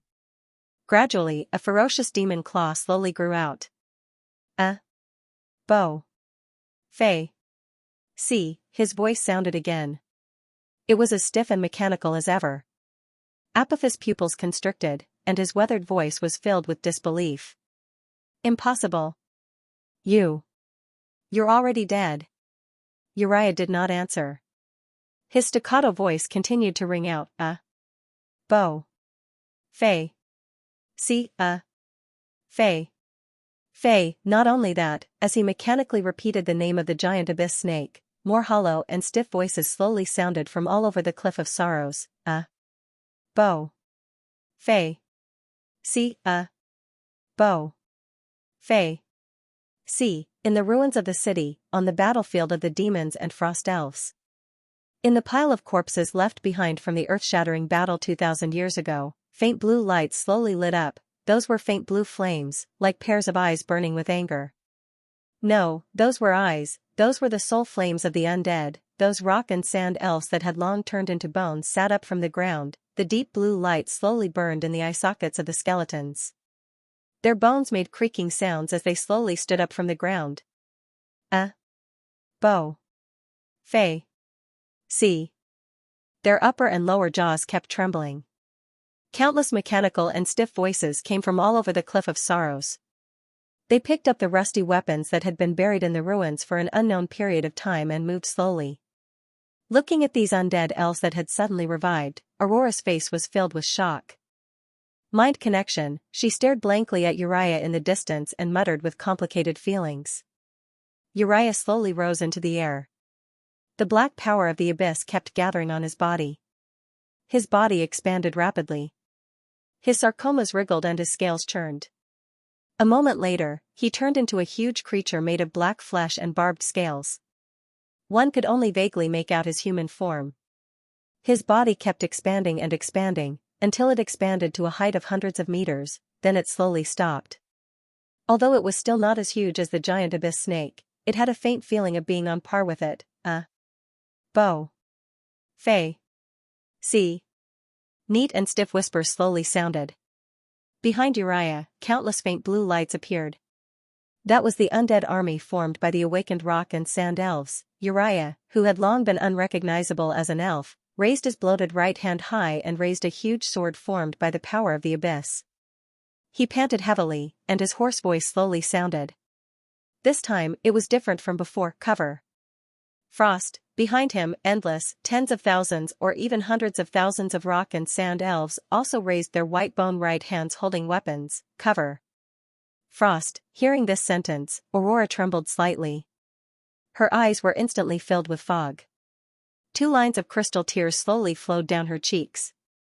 Cover the frost. That was the last order issued by Uriah, the son of the earth, to the rock and sand elves who had completely lost the possibility of survival under the attack of the Black Tide 2,000 years ago. Cover the frost, cover the retreat of the frost elves and leave the last spark for the elves. She understood.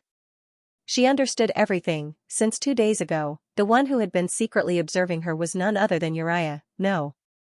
At this moment, she could no longer call him Uriah. He was the collective consciousness formed by more than 100,000 rock and sand elves who had a spiritual connection with Uriah who had died in battle 2,000 years ago, or rather, the collective of souls of the dead. At this moment, 2,000 years later, with the return of the frost elves, these sleeping consciousnesses woke up again. There were only 2 remnant thoughts left in their consciousnesses: fight against the enemy named Apophis, cover the retreat of the frost tribe. She understood everything. The 2 days of spying in the dark were not to wait for an opportunity to attack, nor to spy in the dark. But, to protect silently, no wonder the progress in the last 3 days was so smooth. No wonder in the last 3 days, before reaching the Cliff of Sorrow, they did not encounter even a single demon. The will of the rock and sand elves was eternal. Even if they fell into darkness, even if they turned into undead, the dark clouds in the sky continued to churn.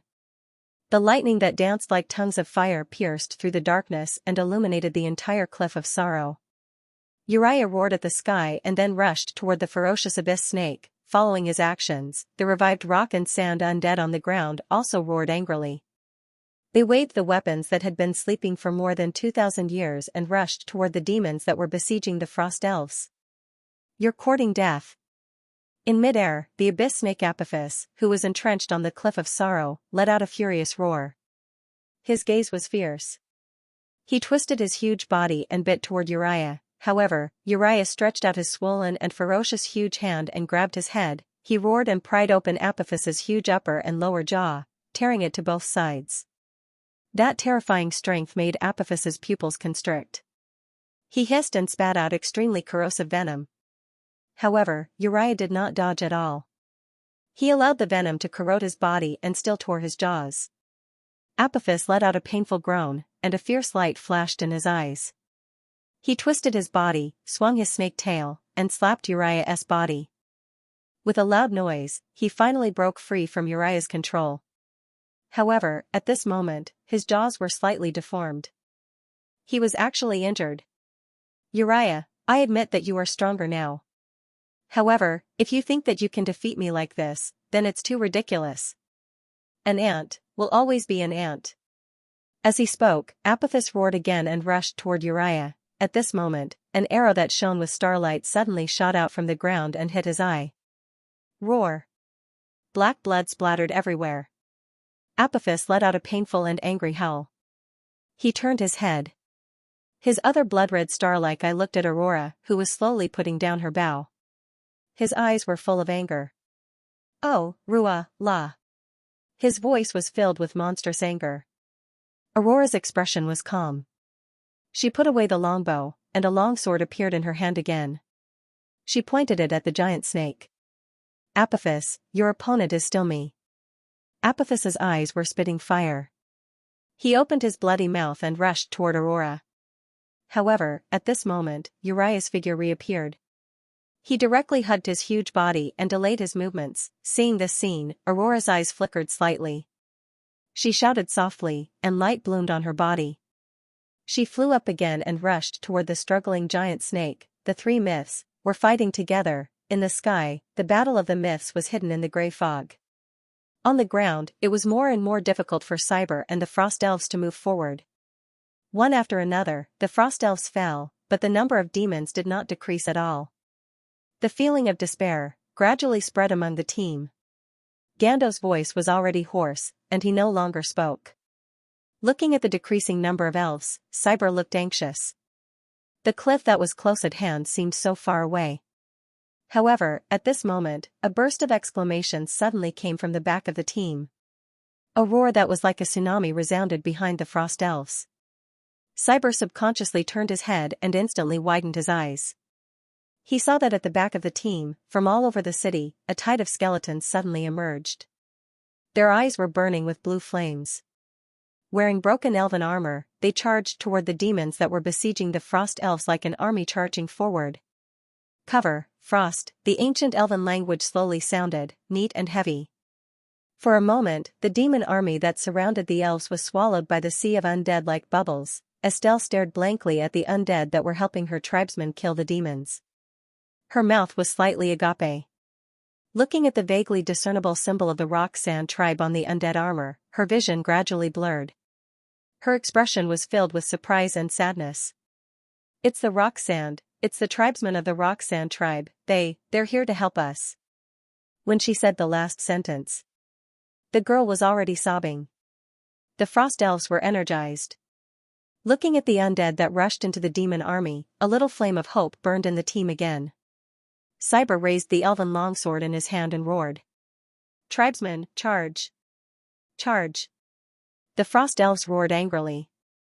Then, the golden ribbon struggled to move forward again, on the hillside, the blue ocean protected the golden ribbon on both sides and broke through the darkness, and the team of frost elves finally tore through the demon army's formation and rushed out of the encirclement. After slashing the last demon in front of him to the ground, Cyber finally had a smooth path ahead of him.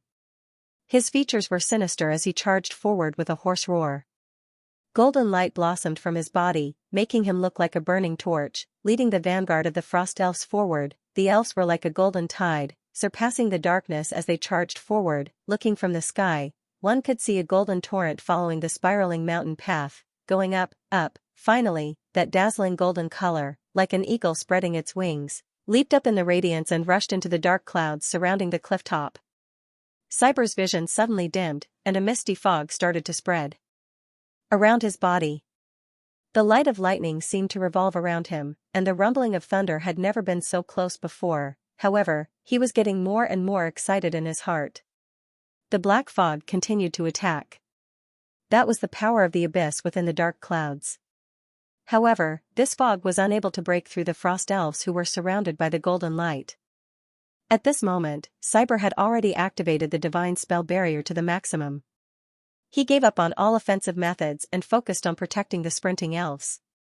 The elves followed closely behind Cyber's footsteps as they charged into the dark fog and continued forward. The surrounding fog turned from thin to dense, and then from dense to thin. Finally, they broke through the last barrier, and their vision suddenly became clear. The fog fell behind them, and the light of lightning was also surpassed. Even the rumbling of thunder gradually faded away. The churning sea of dark clouds was trampled under the elves' feet, the mountain path gradually became flat, and the world suddenly became clear.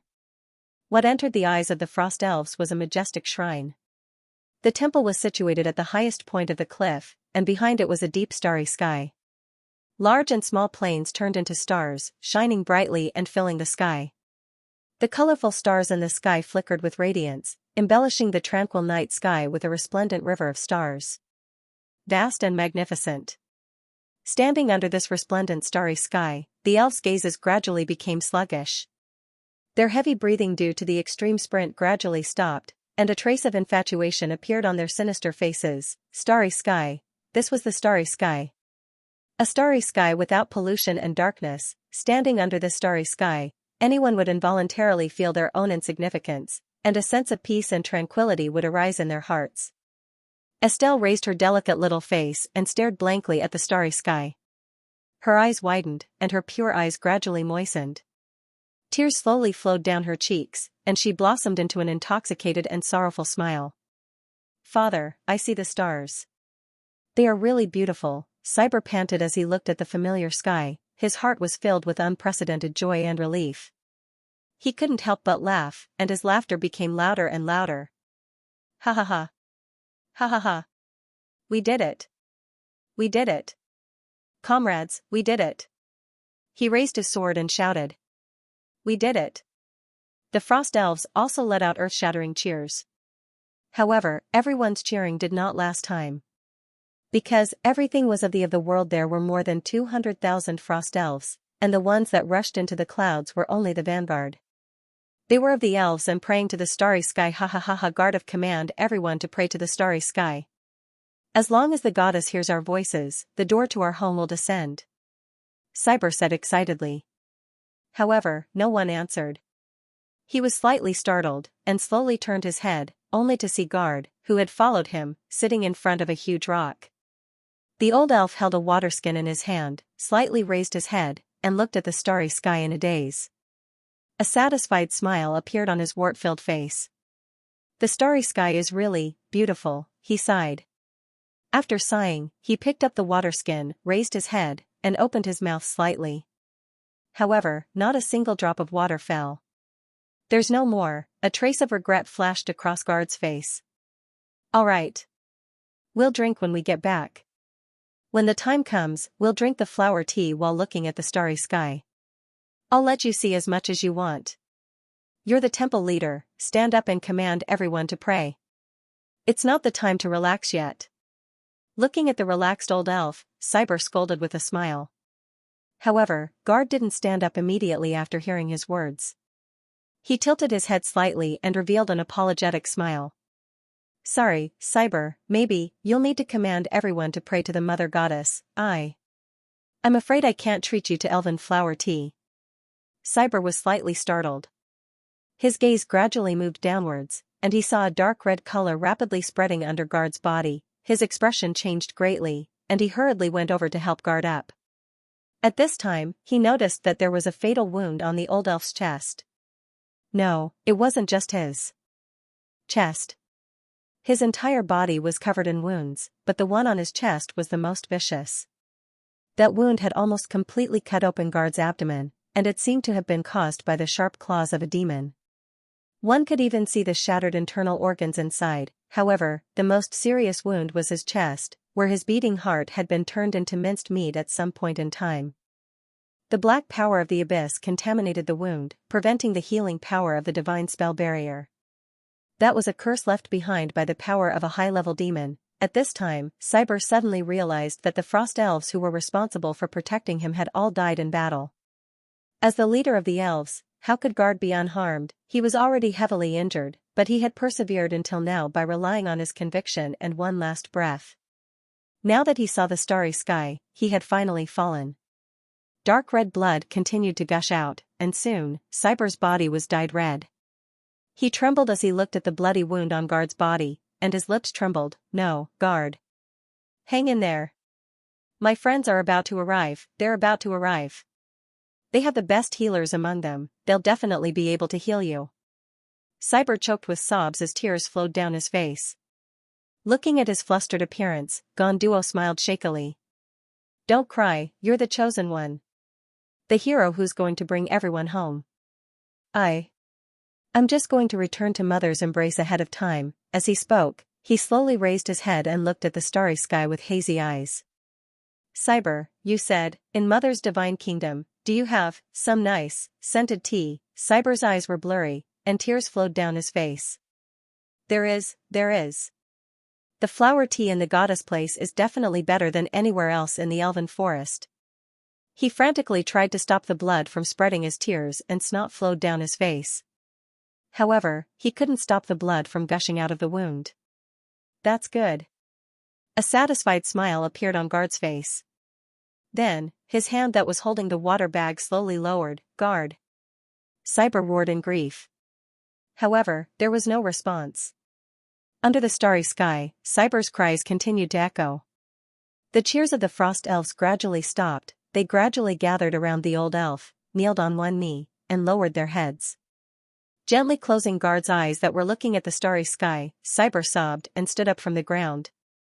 Looking at the frost elves around him who also had sorrowful expressions, he took a deep breath and suppressed the sadness in his heart. He picked up Guard's staff and ordered with a hoarse voice, My people. Start praying. Call, the power of Mother. Following his order, the frost elves all looked at the starry sky with devout expressions as they muttered prayers.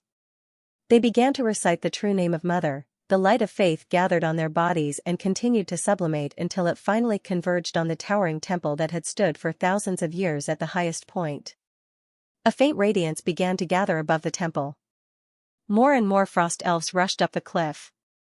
More and more people joined in the prayer.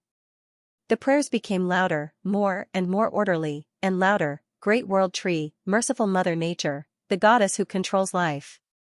The ruler who protects the elves, Her Majesty Eve Yggdrasil.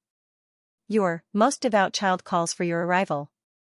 Under the sea of clouds formed by the power of the abyss, the main force of the frost elves was still charging up.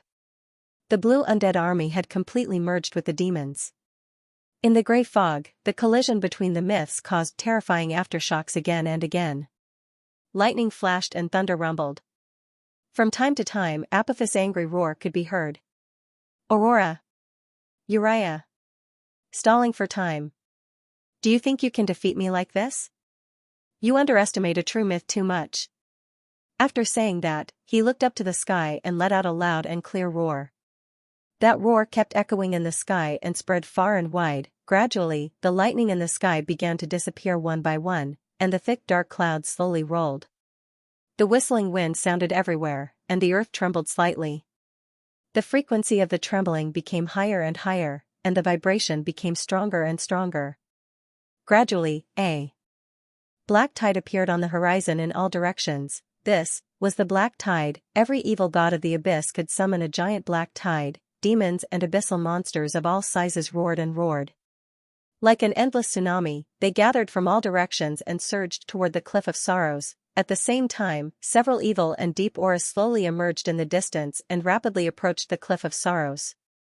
That turned out to be a few new myths. For a moment, the main force of the frost elves under the cliff that had not broken through the demon's encirclement was in danger. However, at this moment, a golden beam of light suddenly penetrated the rolling dark clouds, tore the dark sky, and shone on the Cliff of Sorrows. A terrifying energy tide spread out, radiating to the surroundings with the beam of light as the center, pushing away the rolling clouds. In the sky, the dark clouds retreated, forming a huge circular vortex that continued to expand. Bright starlight slowly scattered down, shining on the mottled ruins of the city. The frost elves in the battle raised their heads one after another. Above them, the rolling clouds were no longer there. Instead, it was replaced by a magnificent galaxy. A dazzling golden beam of light seemed to have descended from the void and shone on the temple at the top of the cliff. Then, the brilliance gathered above the temple, and the gorgeous light continued to spread, slowly distorting the space, accompanied by the ethereal hymn. A solemn triumphant stone gate that was shining with golden light appeared in the sky. The light was dazzling, like a dream.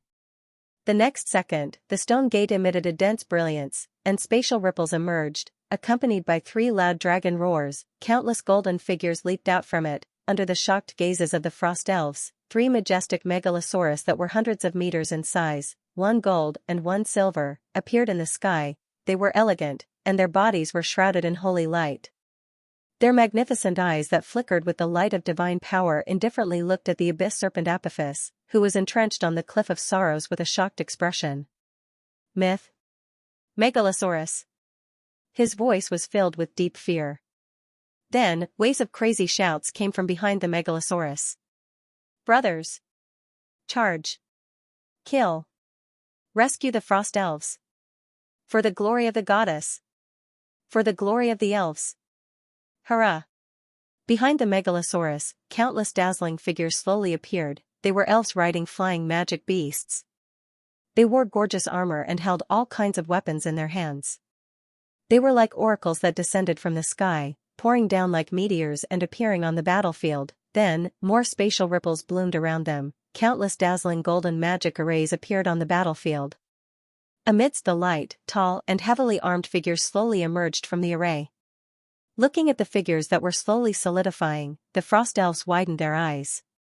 Their expressions quickly changed from shock to excitement, and then from excitement to surprise. Beside them, bright and dazzling clansmen with high fighting spirit appeared. Those were the players who had been waiting for a long time in the city of Heaven's Chosen. At this moment, they all joined the battle. At the same time, a total of 3 black phantoms slowly appeared near the Cliff of Sorrows. An evil and terrifying aura continued to rise, and a horrifying pressure that seemed to be able to destroy everything gradually spread. It was a new abyss myth that was attracted by the roar of the abyss serpent. However, before they could do anything, an even deeper and more powerful aura appeared in the sky above the Cliff of Sorrows. Golden and green photons continued to scatter, and the entire sky turned into a sea of light. The sea of light continued to gather and converge, and finally formed a majestic phantom. In the excited and fanatical gazes of the frost elves, a beautiful goddess shrouded in holy light slowly appeared in the phantom. The incarnation of the world tree. The ruler who controlled nature, life, and elves. The goddess, Eve Yggdrasil. Descended. Mother Goddess. This is the light of Mother Goddess. Mother Goddess has really awakened. She has personally come to bring us home. Looking at the gradually solidifying figure in the sky, the eyes of the frost elves gradually blurred, and their voices trembled. True.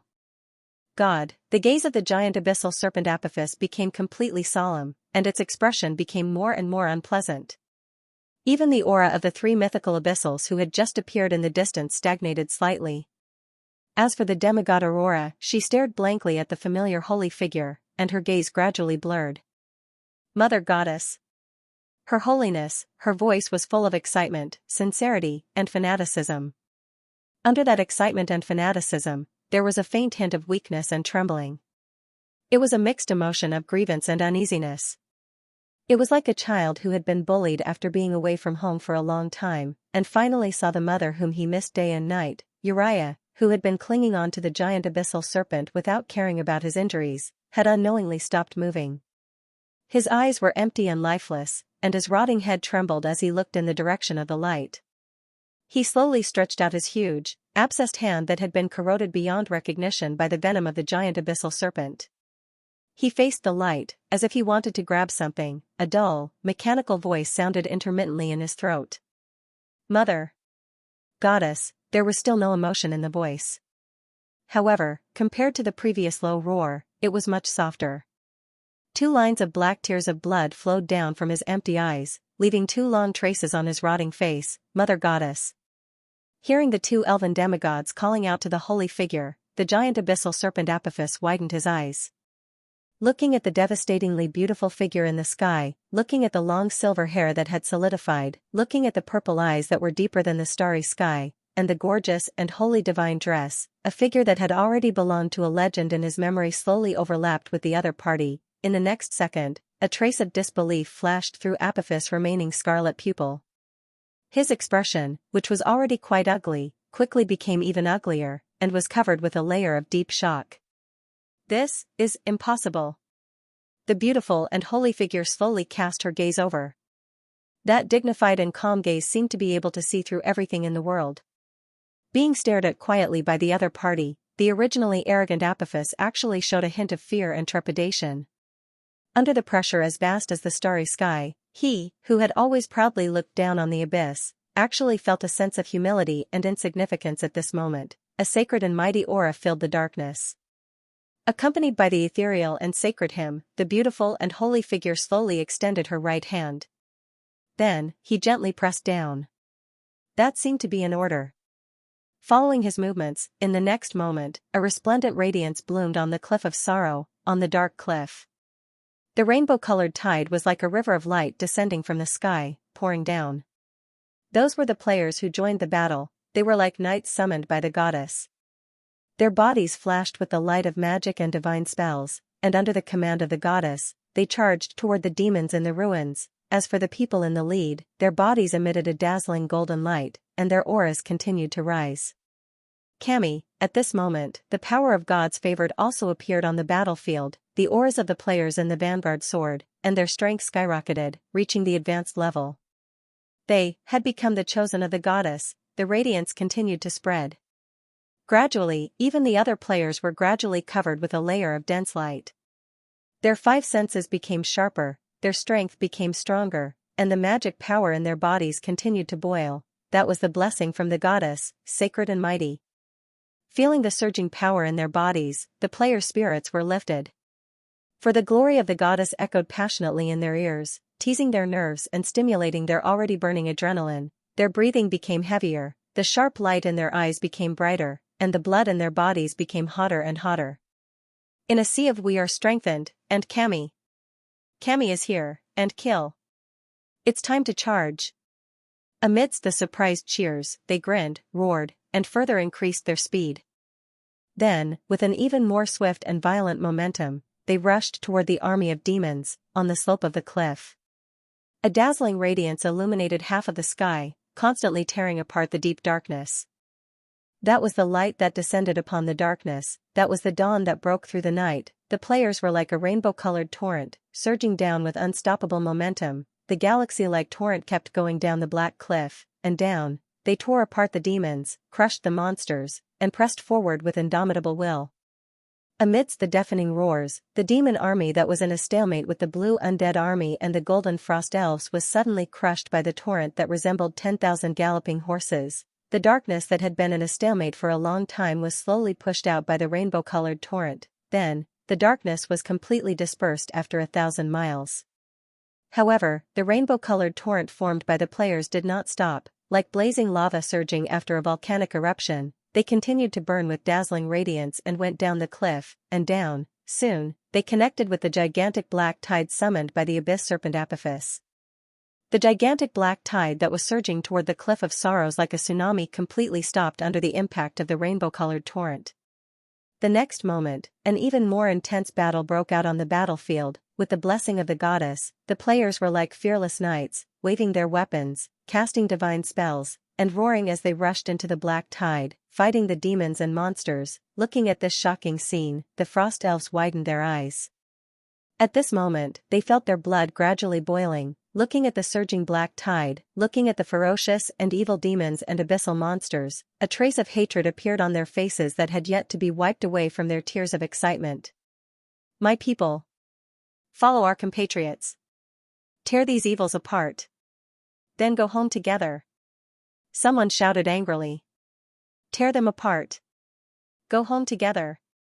More frost elves roared and raised the weapons in their hands. Then, they turned around one after another. Under the stunned gazes of the players, they joined the rainbow-colored torrent and rushed toward the black tide with an even fiercer and more unstoppable momentum than the players. Like awakened gods of war, the radiance that shone on the players quickly spread and enveloped the frost elves. That was the blessing of the goddess. As for the blue undead elves, they also turned around and protected the frost elves as they moved. They let out beast-like roars and charged into the darkness. The rainbow-colored torrent converged with the golden and blue radiance. It formed an even more majestic and magnificent wave. The wave rushed down and gradually turned into a tsunami. The tsunami roared down with an unparalleled momentum. Under the horrified gazes of the demons and monsters, it completely washed away the surging darkness, high in the sky. The abyss serpent Apophis looked at everything that happened on the ground in shock. Its eyes were full of disbelief. It's broken, the black tide is broken. How is this possible? The black tide is broken in a head-on charge. However, its shock did not last long. Because the next moment, it felt a vast aura lock onto it. The abyssal serpent Apophis shuddered as a sense of danger that it had never felt before rose in its heart. He did not know how many years it had been since he had felt such fear. Slowly raising its head, it looked at the sacred and beautiful figure in the sky, and the fear in its heart grew stronger and stronger. Mother of Gods. Yggdrasil, it finally spat out the title that once shook the entire universe of seekers, as well as the name that once dominated the entire Silver Era for tens of thousands of years. Then, it turned its head and roared at the three abyssal mythical creatures that had been attracted. Lulia, Elisa, Andrea, what are you waiting for? Come and help. The Mother of Gods has awakened. If we don't destroy her avatar, we will all die. However, when Apophis turned around, he was slightly taken aback. Two of the three abyssal mythical creatures had turned around and fled into the distance. The third hesitated for a moment, then quickly turned around and fled in another direction. Immediately after, the three mythical creatures Megalosaurus roared, split into three, and chased after them. Looking at the figures that disappeared in the blink of an eye, Apophis was shocked. Its eyes were quickly filled with anger. Lulia. Elisa. You two cowardly trash that escaped from the prime material world. The holy figure in the sky swept a cold gaze over. Feeling the terrifying pressure, Apophis shuddered coldly. Since becoming a mythical creature, it had been a long time since it had felt this way. He swallowed a mouthful of saliva with difficulty and slowly raised his head. His gaze slowly met the legendary existences. Beautiful, peerless, especially the pair of purple pupils, mysterious and deep, making people unable to help but sink into them. Even from the perspective of the evil god's aesthetics, this existence was definitely one of the best among the true gods. However, at this moment, Apophis had no thoughts of appreciation at all. There was only a strong sense of vigilance and barely suppressed fear in his heart. Yggdrasil. You. No, you've awakened. The voice of the giant abyssal serpent suddenly became somewhat respectful. It looked at the existence in the sky, and while cautiously and slowly retreating, it said, "You're here to bring the elves back, right? I can feel your powerful strength. It's awe-inspiring. I have no intention of continuing to be your enemy. How about we both take a step back? This is the abyss, and your incarnation can't use the divine domain. Presumably, the benevolent you don't want to see the elves continue to suffer casualties, right?" As it spoke, its scarlet pupils swept across the elves who were fighting on the ground, and its gaze was deep and serene.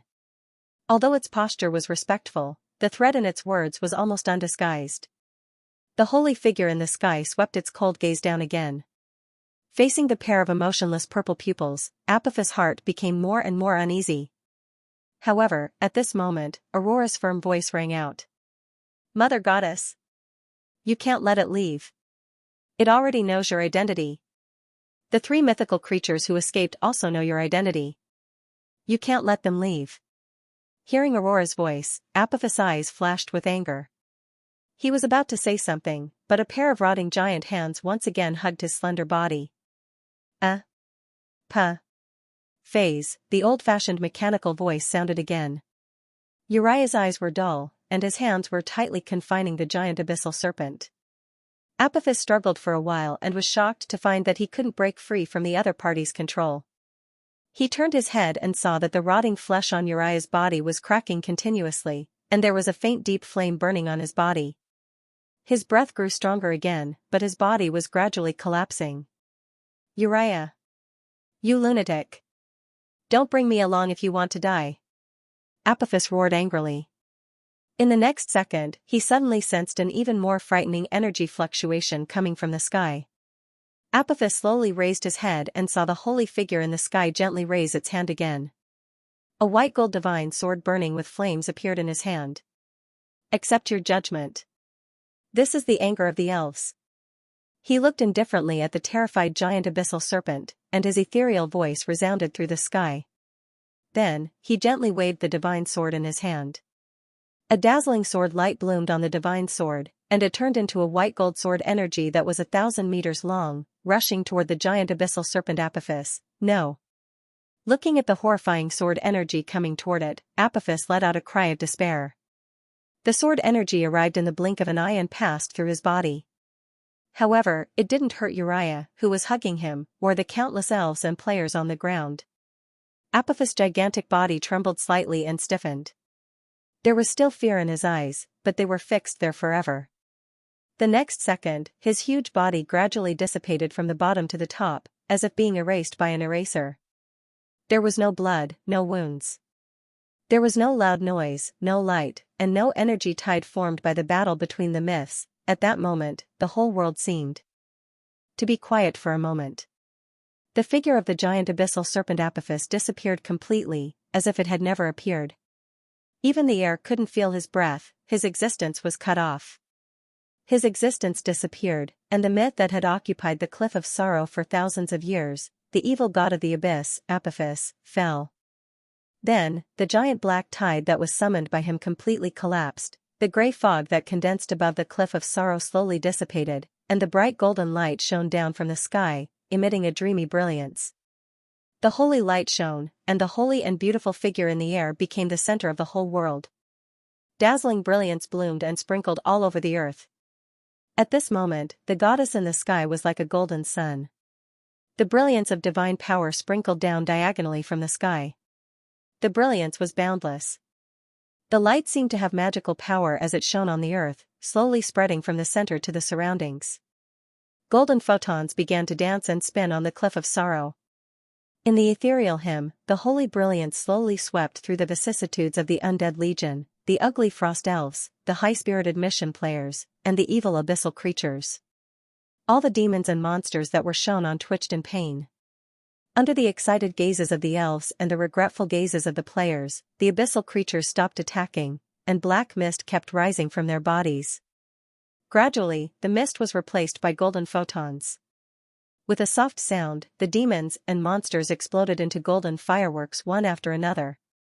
Then, on the battlefield, the defeated giant black tide quickly dissipated from the center to the periphery. Fireworks bloomed on the battlefield one after another, following the footsteps of the holy light. The holy light continued to spread. More fireworks bloomed in the Black Sea, blooming. Soon, it spread to the entire earth. For a time, the entire world was drowned in a vast ocean of light. Countless golden photons continued to rise, beautiful and magnificent. Even the sky was illuminated as bright as day. The frost elves stared blankly at this miraculous scene as they slowly put down the weapons in their hands that were still dripping with black and green blood. Then, they suddenly felt a burst of warm power pouring into their bodies. It was light. Vigorous vitality erupted in every frost elf's body, and a sore and itchy feeling came from all over their bodies like ant bites. They looked at each other's changed appearance and widened their eyes. Then, they couldn't help but touch their faces. Those hideous sarcomas, those rotten pustules, and those black patches that represented the pollution of the abyss were quickly fading away. White and delicate skin reappeared on their cheeks, and their withered yellow hair burst forth with color again. The countless wounds on their bodies slowly healed. Even the arms that they lost in battle or the disabilities that had been left behind many years ago were recovering at this moment. The power in their bodies became more abundant, and the aura of life became heavier. It was like a metamorphosis, like a rebirth. Gradually, those ferocious figures completely disappeared. Instead, they were replaced by tall and beautiful fairies. Their long blue hair fluttered behind them, and their icy blue eyes were firm and persistent. However, at that moment, her strong eyes were gradually covered by tears. Excited voices, mixed with happy cries, began to sound in the crowd. It's gone. The curse is gone. The pollution is gone. The Mother Goddess's power, this is the Mother Goddess's power. He has returned. He has really returned.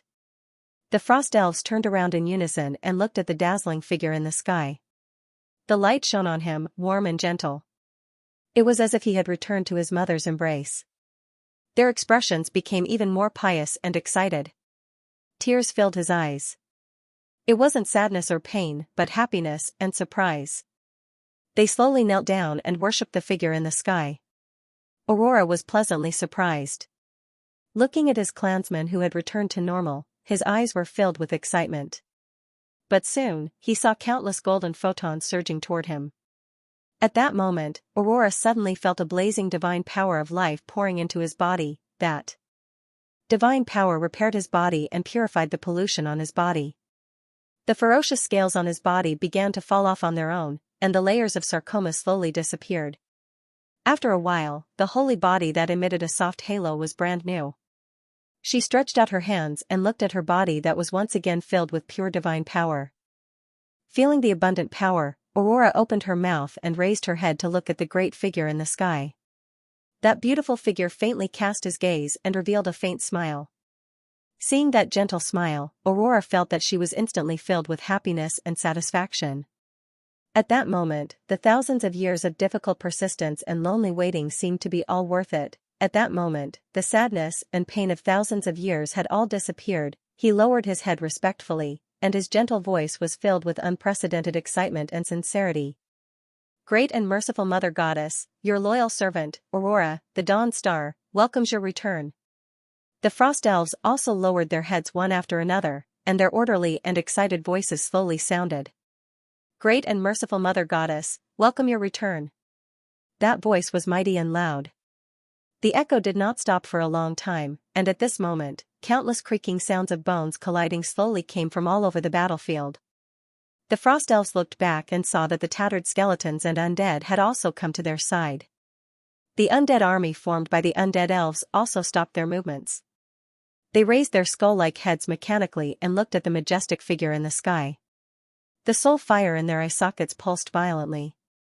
Uriah looked at the holy figure. The former rock and sand demigod whose body had long been ruined slowly put away the huge rotten and abscessed hand and then knelt on one knee. He raised his almost rotten right hand and slowly placed it on his chest.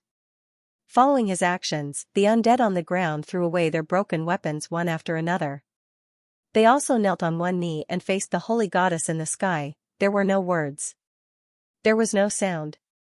There were only the flickering soul fire and Uriah's eyes that suddenly became a little lively. Mother Goddess. Her Highness, his voice was still stiff and mechanical. But under that, there was a faint sense of relief. Mother Goddess. Her Highness, countless mechanical and dull voices slowly came, and the undead also recited the same words. The huge rotten hand slowly raised, and Uriah drew a tree-shaped symbol on his chest with difficulty. A stiff smile slowly appeared on his ugly face. Then, the light gradually covered his body. His huge body began to slowly dissipate, the colorful gold slowly spread and finally turned into flying photons. At this moment, Uriah turned into light. A blurry figure slowly rose into the sky. It was vaguely distinguishable as a handsome male elf. He was wearing illusory armor, and his eyes were clear and pure. With a gaze of attachment and intimacy, he looked at the goddess in the sky. Uriah. Aurora on the ground let out a cry of surprise. The illusory figure slowly turned around and looked at the beautiful demigod, who was excited. His lips moved and revealed a relieved smile, as if he had said something. Then, the illusory body suddenly burned and bloomed with a bright light. Aurora trembled slightly and widened her eyes. At this moment, she seemed to have understood something. Uriah. She suddenly exclaimed and stretched out her right hand to Uriah in the sky. In the air. The illusory figure suddenly shattered. Then, it turned into countless brilliant lights. The brilliant lights soared into the sky and began to dance in the air like flying elves. For a moment, the entire sky was filled with flying beams of light. They kept flying around the entire cliff of sorrow, shuttling and dancing. They seemed to be sending off something. They also seemed to be commemorating something. After circling around again and again, they suddenly rose into the air and rushed to the ground like falling meteors. The next moment, they poured into the bodies of the countless undead elves who were kneeling on the ground. The soul fire of the undead suddenly lit up. Their movements gradually became no longer stiff but agile and natural. At this moment, Uriah, the son of the earth, completely sacrificed his own soul as the price to replenish the souls of all the sand elves on the battlefield. They regained their sense of self. The undead stretched out their hands one after another. The flickering soul fire looked at the white bone arm and the body that had long been changed beyond recognition. What happened to me? I remember.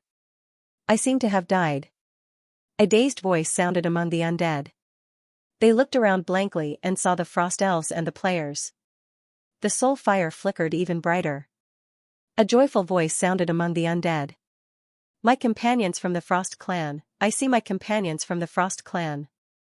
This is, the Gale tribe? No, there's also Shadow and Thunder. No. There's also Blaze. Everyone is here. Everyone is here. A soft light shone down. It shone on their bodies. The undead of the Sand tribe slowly raised their heads. When they saw the sacred figure in the sky, their soul fire suddenly burst into a dazzling light. Excited voices sounded.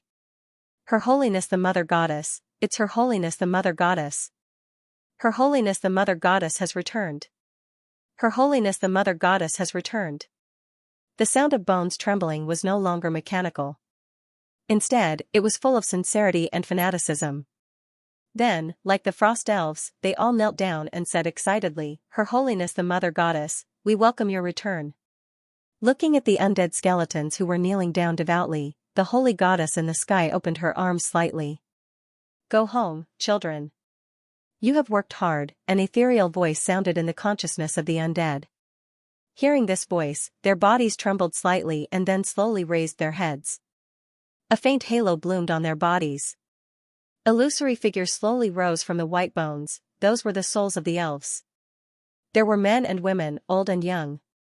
There were priests in priest robes, hunters and warriors in leather armor. The illusory souls increased in number and kept rising. Gradually, the sky was filled with them. They bowed to the beautiful goddess in a respectful and devout manner. Then, these illusory figures turned into blue light, spiraled up, rushed into the sky, and disappeared into the bright starry sky. They had returned to the Mother Goddess's divine kingdom. Without the support of their souls, the incomplete skeletons were like machines that had lost their power and fell down one after another. Finally, in a burst of light, they turned into ashes.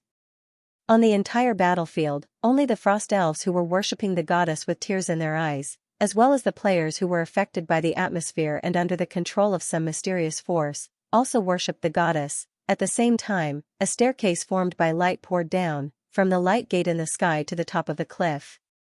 That was the path to home. That was the path that the Frost elves had been waiting for thousands of years. The Frost elves' faith was always loyal to the Mother Goddess. Where the Mother Goddess's light shone, that was their home. The dazzling light formed a path to the sky, and the players who participated in the battle moved one after another, standing on both sides of the staircase. Their backs were straight, as if they were guards welcoming the return of the elves. Cyber, who was standing on the top of the cliff, wiped the tears from the corner of his eyes. He also stood in the team of players, standing on the side of the staircase. Seeing the staircase that was filled with light and the people standing on both sides of the staircase, the Frost Elf's eyes were filled with tears. Demigod Aurora slowly stood up, her clear eyes filled with tears. She took a deep breath and said in a trembling voice, "My people, let's go home." "Go home?" the elves shouted excitedly. Then, the Frost Elves moved again. They held hands and formed a long line, advancing toward the golden staircase at the top of the cliff. Someone started to sing the song of the elves again. The soothing singing voice drifted between the cliffs. The sky is just beginning to brighten, and the night is about to fade away. The morning light of dawn slowly awakens the sleeping creatures. The music gently rings, and the melodious surges. The flowers slowly bloom, emitting a natural fragrance. The sun rises and sets. There will be new hope at the beginning of every day.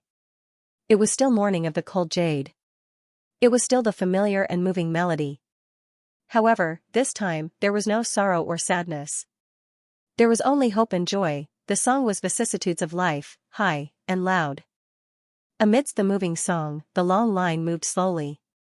The Frost Elves held hands, shoulder to shoulder, and stepped onto the staircase that led to the sky. Finally, they disappeared into the golden door of light. It was not until the last Frost Elf entered the golden door of triumph that the light of the entire cliff of sorrow slowly dissipated. At this moment, Cyber was already sobbing. It was not sadness, but touching. However, in the next moment, this feeling of being touched was quickly frozen on his face. The players paused for a moment and looked down at the elven city that had already turned into ruins. They were silent for a few seconds, then like huskies out of control, they rushed toward the ruins that were full of equipment on the ground. Cyber was speechless. Seeing this scene, Eve, who was shrouded in holy light in the sky, twitched the corner of her mouth slightly. She shook her head slightly and looked into the distance. That was the direction in which the mythical Megalosaurus chased. The light flickered, and her figure disappeared into the sky. After passing through the golden triumphant stone gate, the Frost Elves' vision gradually became clear. They appeared in an open square. This was the Elven Forest, the seaside city of Milovia. This was the place where the Frost Elves had left 1,000 years ago, and the end of their journey home. The fresh air blew in their faces, and the warm sunlight poured down on them. They raised their heads excitedly, and what entered their eyes was a blue sky and a golden sun hanging high in the sky. The sky, I see the sky. It's the same sky as in the books.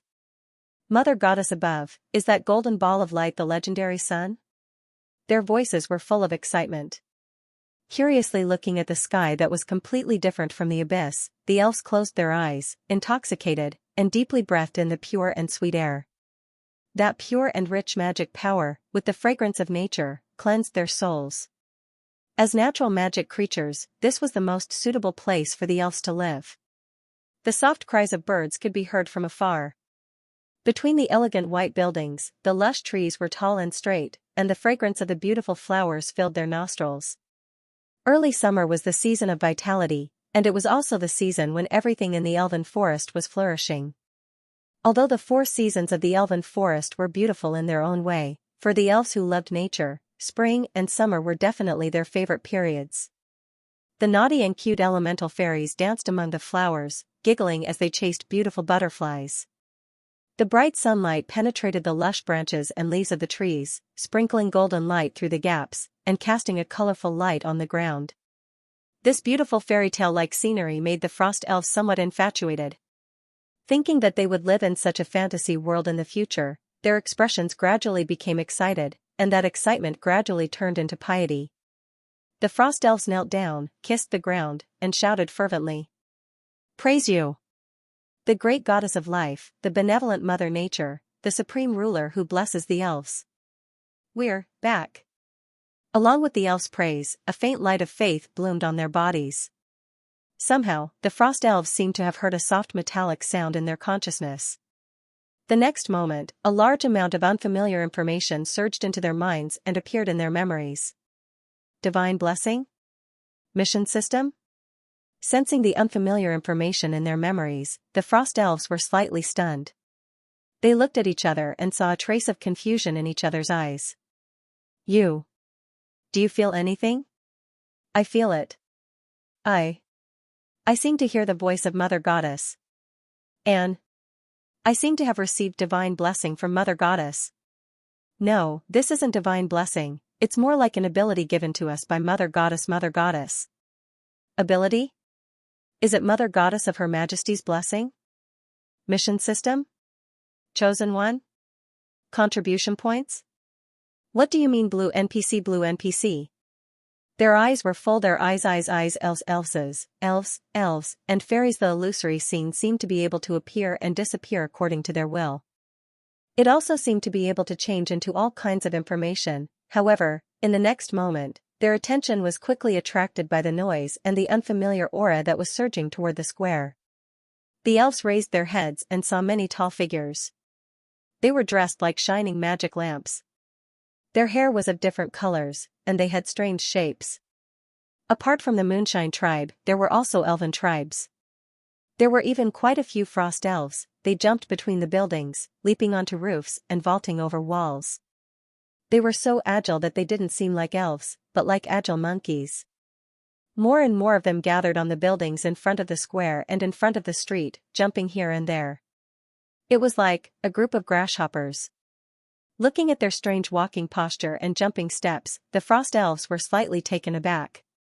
So, is this the way of walking popular in the prime material plane? They all began to feel uneasy, and the footsteps that they originally wanted to take from the square unconsciously stopped. When in Rome, do as the Romans do. Looking at these unfamiliar frost elves, they were afraid that their walking posture was inappropriate. It was a bit absurd, but it was true.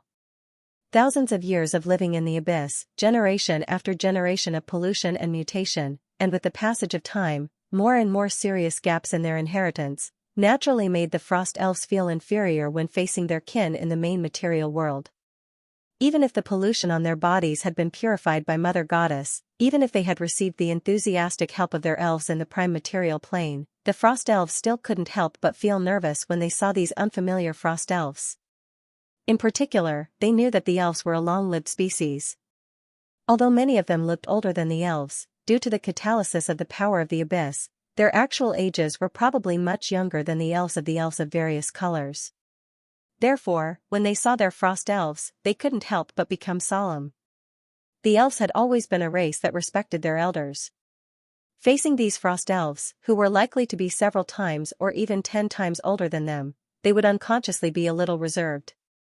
Even for the previous Heaven's chosen child, only the highly respected Lord Gando would call him a brother. Oh. Right, even the Heaven's chosen son often jumped around the team when he led them forward. He even spread his wings and flew around. Looking at their frost elves jumping around in their field of vision, the frost elves felt that they should have understood something. Perhaps, this was the current behavior of their frost elves, although, it seemed a little different from what was described in the books. Although, they subconsciously felt that something seemed to be wrong. The frost elves looked at the players with eyes full of excitement, anxiety, and curiosity. On the other hand, the elven demigod Aurora, who came out of the light gate with the frost elves, looked at these strange frost elves with a slightly sluggish gaze. That expression was as if she had seen an incredible scene, and her worldview had been refreshed. The jumping frost elves quickly focused their gazes on the frost elves. Then, when the frost elves saw them, their gazes turned into excitement almost instantly. That gaze was blazing, pleasantly surprised, and affectionate, as if they had seen their long-lost loved ones. At least, that was what the frost elves thought. The elves of all shapes and sizes jumped up again and happily surrounded them. All kinds of excited voices sounded from the crowd. The frost elves are back. F***CK. Blue NPCs. So many blue NPCs. Gold. And a gold one. Apart from the goddess and Fennel, the third gold one. No. It's worse than the goddesses. The goddess's gold has special effects. That's still very powerful. If we can lick it once, the mission will definitely take off.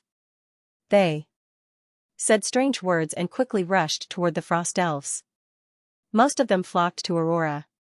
Then, a light cough interrupted their movements. The frost elves noticed that these frost elves with different appearances suddenly stopped and then quickly became quiet. They obediently stood on both sides of the road, like huskies that had been scolded by their owner. Then, a petite figure slowly flew over. That's right, it was flying. The other party had a beauty that was not inferior to Aurora's. Her body was pocket-sized, only a little bigger than a palm.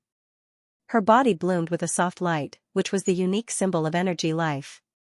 2 pairs of butterfly-like wings kept flapping, dreamy and beautiful. Seeing this small figure, Aurora's gaze was slightly startled. She sensed a power that was not inferior to her own from the other party. This was a demigod. Not only that, but the other party also had the rich divine aura of Her Holiness the Mother Goddess. It was obvious that she was an emissary of Her Holiness the Mother Goddess. It seemed that Her Holiness the Mother Goddess finally realized that she needed more mythical subordinates after her recovery. Not only did she have 3 powerful mythical megalosaurus as her dependents, but she also had a new demigod oracle. Such a thought flashed through Aurora's mind. She was about to salute, but the other party first pinched the corner of her skirt in midair, bowed slightly to her, and said apologetically, "Sorry, I'm sorry. The senior chosen ones have already gone to the abyss plane. These chosen ones are all newcomers and are not too clear about the rules." After saying that, she smiled sweetly and introduced herself, Her Holiness the Mother Goddess. "I'm the Fairy Queen Fennel, the deputy of Her Holiness the Goddess's kingdom. I'm very happy to see the return of the Frost Elves." Chosen ones, Aurora silently repeated this word in her heart. She had completely digested the new and unfamiliar information that she had just obtained in her divine soul. Looking at the strange elves who were standing obediently in the distance but were looking at her and her people with excited gazes, she already understood their identities. So that's how it is. She didn't expect Her Holiness the Mother Goddess to have recovered to such a powerful state. She could even summon souls from other worlds. Fairy Queen, she had never heard of the name of a race before. Could it be a new race created by Her Holiness the Mother Goddess, able to create a new race? It seemed that Her Holiness the Mother Goddess's authority had almost recovered. At this thought, a hint of fanaticism flashed through Aurora's eyes. She was indeed the ruler of the Silver Plane, the supreme Her Holiness the Mother Goddess. She looked at Fennel and performed the same standard elven etiquette. She said, "I'm sorry. No, it's our honor to feel the enthusiasm of the chosen ones." Fennel smiled slightly. "This is their responsibility and also their pleasure." As she said that, she glanced at the players with shining eyes and continued to speak to Aurora. "Her Holiness Aurora, next, the chosen ones will assist the returning frost elves to settle down and resume their normal lives. You and your people should have received the blessings from Her Holiness the Goddess and can command the chosen one's mission system. With the mission system, especially the reward system and favorability system in the mission system, you will be able to get along well with them." When Aurora heard this, she nodded slowly. "I understand." As she said that, she couldn't help but cast her gaze toward the northeast. That was the direction of the World Tree. Looking at his fervent gaze, Fennel's heart stirred slightly as she continued, "Lady Aurora, please take a rest first. When Her Holiness the Mother Goddess returns to her divine kingdom, I'll bring you to meet her." Divine kingdom? Has Her Holiness the Mother Goddess found her divine kingdom? Aurora was slightly taken aback. Fennel smiled slightly. Yes and no. Her Holiness the Mother Goddess's true identity is still a secret. Her current identity to the outside world is that of a true god who has inherited the World Tree godhood. She usually sinks her consciousness into her divine kingdom. However, she has now gone to chase other abyss myths. Aurora retracted her gaze and secretly nodded. "I understand. Those 3 abyss myths already knew Her Holiness's identity. She definitely couldn't let them escape." Thinking of this, Aurora felt a little guilty. Her people were too excited when they saw Her Holiness's incarnation. Even she was too excited. Otherwise, they would have been cautious and wouldn't have shouted Her Holiness's name like that. However, she didn't think of returning to the abyss to help Her Holiness. In her opinion, the moment Her Holiness personally took action, even if it was just an incarnation, the 3 abyss myths whose auras were at most at the weak divine power level were already doomed. This was Aurora's confidence in Her Holiness, Abyss World, the plane where the Frost Elves returned to. The mythical megalosaurus Mars flapped his golden bat wings and flew under the dark clouds, chasing after the escaping evil gods of the abyss. A demigod chasing after an evil god sounded ridiculous.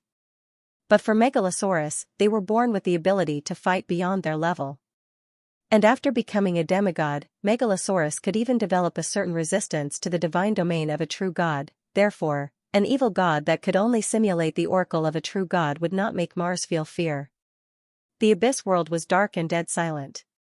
Only in the dark shadows, there was an evil aura hidden one after another. They stared at the golden dragon flying in the sky, their eyes full of vigilance, fear, and fear. However, the golden dragon, who had always been responsible for punishing evil and promoting good, did not pay attention to them. He chased after the evil mythical aura and kept moving forward. That evil aura seemed to be quite cunning. Along the way, he had been running in circles with Mars. Of course, he didn't shake off the golden dragon.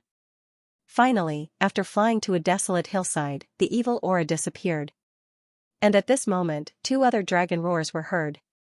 Mars looked over and saw the figures of 2 silver dragons appear in his field of vision. Mercury? Venus? Why are you coming from this direction? He frowned. The 2 silver dragons also looked at each other and said in a trembling voice, "We were chasing after evil and unknowingly came here." Hearing the words of his 2 companions, Mars' heart skipped a beat. And the next moment, 3 evil auras slowly emerged around the 3 mythical Megalosaurus. Under the vigilant gazes of the mythical Megalosaurus, 3 black shadows slowly condensed around them.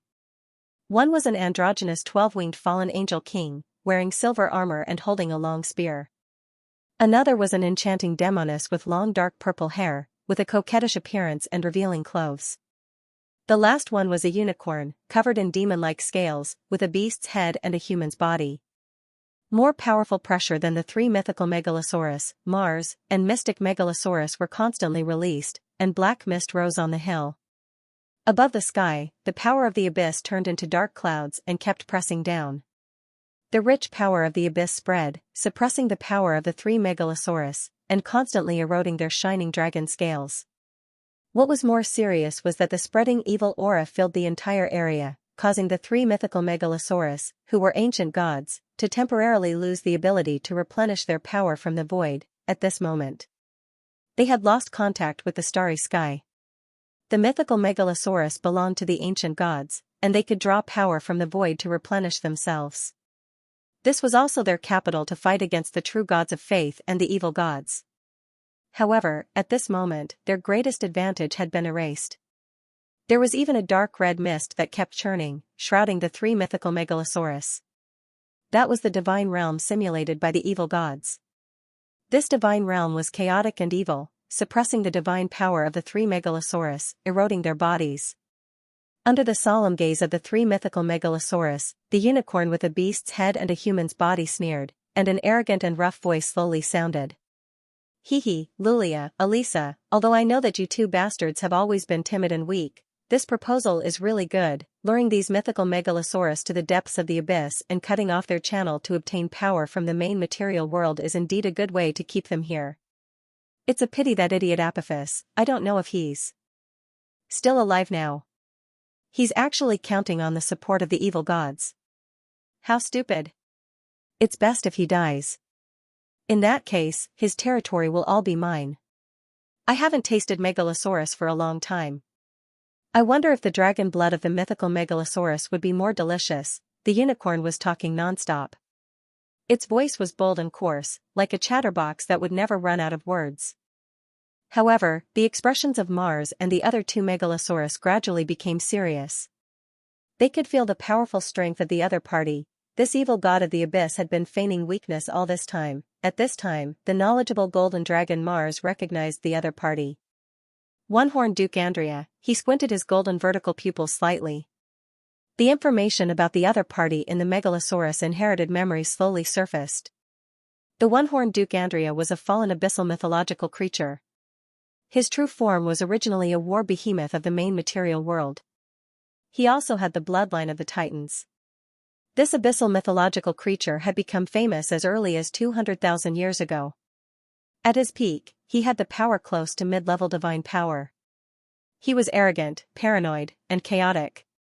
His mind was not very bright, and he was even a little reckless. However, because he had almost devoured the origin of the third hell plane when he fell, he finally obtained part of the power of the hell demon god. Although he could not coexist with the plane like the hell demon god and be able to come back from the dead, he still had a recovery ability that far exceeded other abyssal evil gods.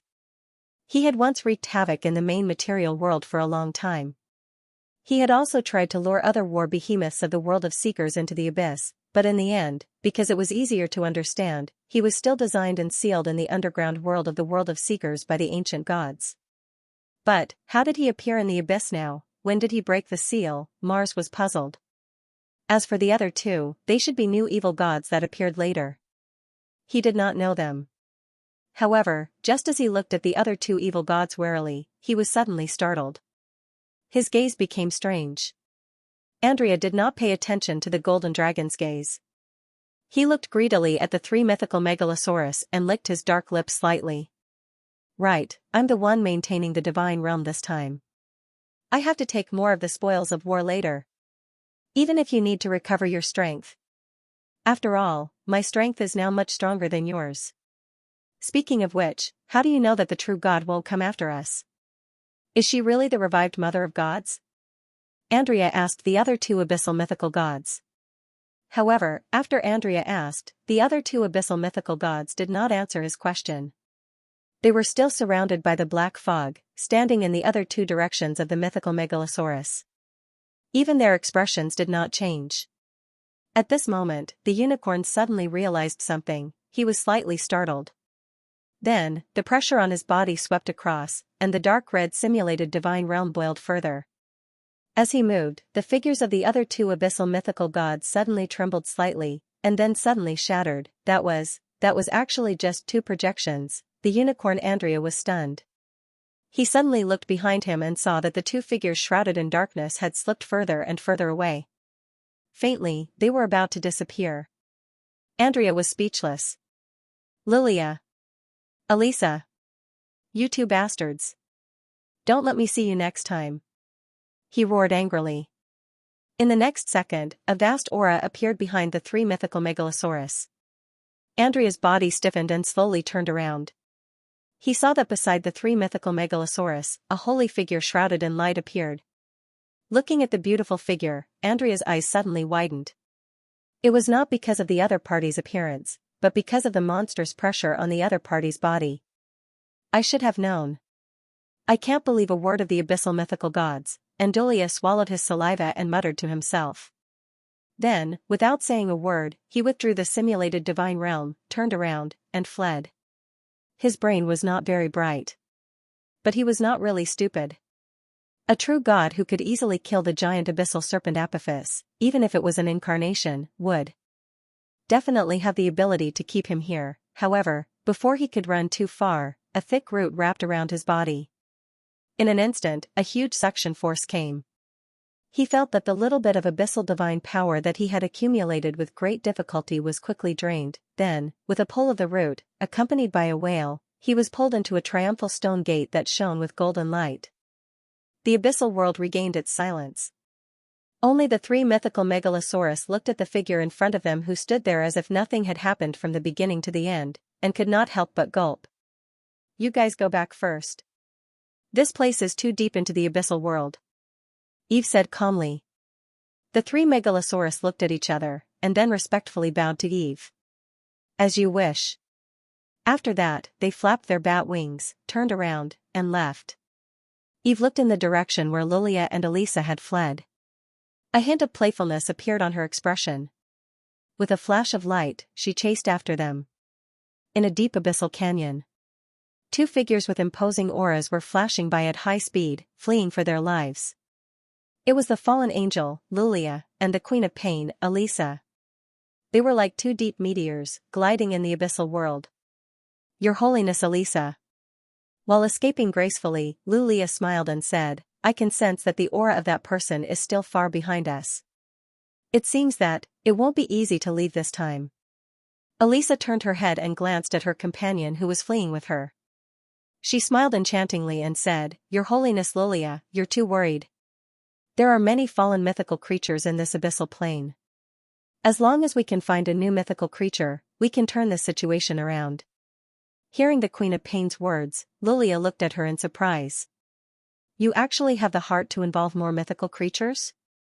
Of course, the righteous gods are our common enemies. At this moment, we naturally need to fight together. You're too much. I can guess that when you encounter a new mythical creature, I'm afraid you'll abandon him and face that one alone. Same to you. Didn't you also deceive Andruel? I only proposed a slightly risky plan. It's just that I suddenly remembered that I have something else to do, so I have to leave for a while. I'll just have to trouble him to resist for a while. What a coincidence, Your Holiness Lilia. I also remembered that I have something else to do, so I have to leave for a while. The other thing you're talking about, are you looking for more mythical creatures? From the looks of it, that's the case. What if you can't find them? Silence. Suddenly, two deep figures suddenly bloomed with the brilliance of divine power and collided. A terrifying aura spread. Elisa raised the divine power scimitar in her hand and said with a hint of resentment, Your Holiness Lilia, what are you doing? Why did you suddenly attack me?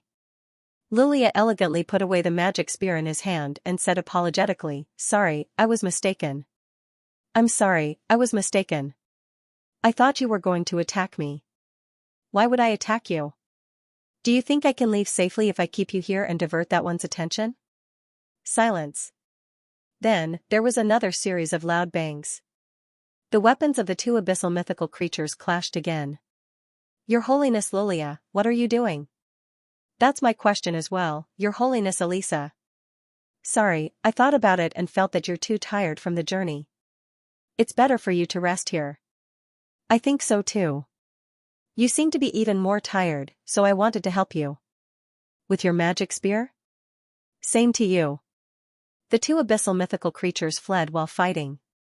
They both wanted to beat the other down. Just like that, they kept running and fighting, until a faint golden light appeared behind them. The two evil gods froze. Your Holiness Lilia, you see, this is the consequence of not cooperating. They've already caught up. Isn't it because you're not cooperating? As a man, shouldn't you be giving in to me? Do mythical creatures need to discuss gender? Wait a minute, why can't we split up and retreat? Bet on a 50-50 chance? Our auras have already been locked onto. Would it be useful to split up and retreat? Silence. Then, they suddenly split up. The two abyssal mythical creatures each chose a direction and quickly fled. The two evil gods did not know whether it would be useful to split up when their auras were locked onto. After all, the difference in strength between them and that person was too great. They were still struggling with their weak divine power. But the one chasing them had at least recovered to mid-level divine power. The two abyssal mythical creatures did not have much choice. They, whose strength was about the same, could not beat each other down and use them as stepping stones for their own escape. Then, they could only gamble. However, the Queen of Pain, Elisa, did not escape too far before the golden figure caught up with her. A golden triumphal stone gate appeared in front of her. Golden green photons spread out, forming a brilliant sea of light. It was vast and powerful, making it difficult for anyone to have the heart to resist. That was the power of the divine realm. Immediately after, several thick roots flew out. Elisa's expression changed slightly. She gritted her teeth, and her body erupted with the most powerful abyssal power she could. However, this evil and terrifying power quickly dissipated into nothingness amidst a light voice. Imprison. That was the power of the law of the divine realm. Immediately after, the roots swarmed forward and easily entangled the Queen of Pain, who finally could not help but reveal a terrified expression. She did not even have time to resist. Peak mid-level divine power. At the last moment before she was pulled into the triumphal stone gate, this thought appeared in Elisa's mind. Sensing that the Queen of Pain's aura had completely disappeared from afar, the fallen angel Lilia's expression finally changed. Without hesitation, he burned his fallen divine power and continued to run. However, he still did not manage to escape too far. The moment Eve saw them on the cliff of sorrow, they were marked. And with the existence of the reversal gate, no matter where they fled, they would only end up being found by Eve. Because of the existence of the reversal gate, Eve could even easily draw a part of her body into the abyss and release the divine realm. In the divine realm, true gods were invincible. If they were not invincible, then they must have encountered an existence of a higher divine realm with stronger divine power. This battle had actually ended the moment Eve descended. The two mythical gods who had successfully escaped many times had no more chances this time. After knowing Eve's true identity, they could only be left behind. The golden triumphal stone gate appeared again.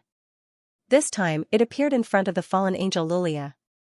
A holy and beautiful figure slowly appeared in front of him. Lilia's expression changed again and again. In the end, he forced out a smile. "Your Holiness, Mother of Gods, I admit defeat. Can I seal myself?" Eve glanced at him. She pulled out her roots and opened her divine realm. Under Lilia's stiff expression, she wrapped him up like a dumpling. Not a single word of the evil god could be trusted. Especially one who ran faster than a rabbit. The roots of the world tree completely entangled the fallen angel Lilia, and her power was immediately confined. Amidst the cries of "ouch, softer, softer," Eve pulled the evil god into the reversal gate. After capturing the last evil god who had discovered her secret, Eve also dispersed the true god's divine territory that she had been maintaining. The true god's divine territory was an ability that consumed a lot of divine power. Spreading the divine territory in the abyss would cause the consumption of divine power to soar. Even if Eve had accumulated more and more divine power now, she could not afford to waste it like it was free. Just as Eve put away the divine territory, several obscure auras came from the depths of the abyss plane. They seemed to be mythical existences that were attracted by Eve's divine territory. Eve raised her eyebrows. She was not surprised at all. Just as evil gods were the enemies of righteous gods were also the enemies of evil gods. As mythical existences that leaned toward the abyss, every time an evil god destroyed a righteous god who wielded a law or pulled a plane into the abyss, they would be favored by the abyss and their power would be increased to a certain extent. Even if their priesthoods were rather trashy, they could rely on constantly seeking favor from the abyss to increase their power step by step. From this perspective, the evil god's power did not depend on their priesthoods but more on the favor of the abyss. So, they had always been rather interested in besieging the true gods that entered the abyss. Besides, because the power of law that evil gods wielded was mutated by the abyss, they were also repelled by the ubiquitous primordial laws in the universe. Thus, they could not obtain the active cooperation or even loyalty of the power of law like righteous gods. Apart from those evil gods who wielded powerful priesthoods, most of them could not wield the divine territory that was similar to that of a true god. It was also because of this that they had always been rather sensitive to the power of the true god's divine territory. It was normal for them to be attracted by Eve's divine territory at this time. However, Eve did not intend to continue staying in the abyss plane. Relying on her original body to temporarily seal 3 evil gods was already her current limit. If she continued to fight, she might expose her identity. She took a deep look at the depths of the abyss, turned around, and disappeared into the golden triumphant stone door. After leaving the abyss, Eve returned to her divine kingdom. Sitting on his magnificent divine throne of life, he gently waved his hand, and the golden stone door of triumph appeared in the temple once again. The roots of the world tree extended out and threw the 3 evil gods out. Without the restraint of the world tree roots, the 3 evil gods instinctively activated their divine power and fled. Among them, the one-horned Duke Andrea was the fastest. He roared angrily, and his body immediately became incomparably huge. Dark and evil light flowed on his body as he tried to break out of the temple and escape. However, when his head touched the top of the temple, he was shocked to find that the seemingly ordinary ceiling was so sturdy. He was a mythical being, yet he was unable to shake it at all. The next moment, without hesitation, he shrank his body and rushed toward the window of the temple. However, with a loud bang that sounded very painful, his fat face hit the crystal-like window, leaving a layer of black marks.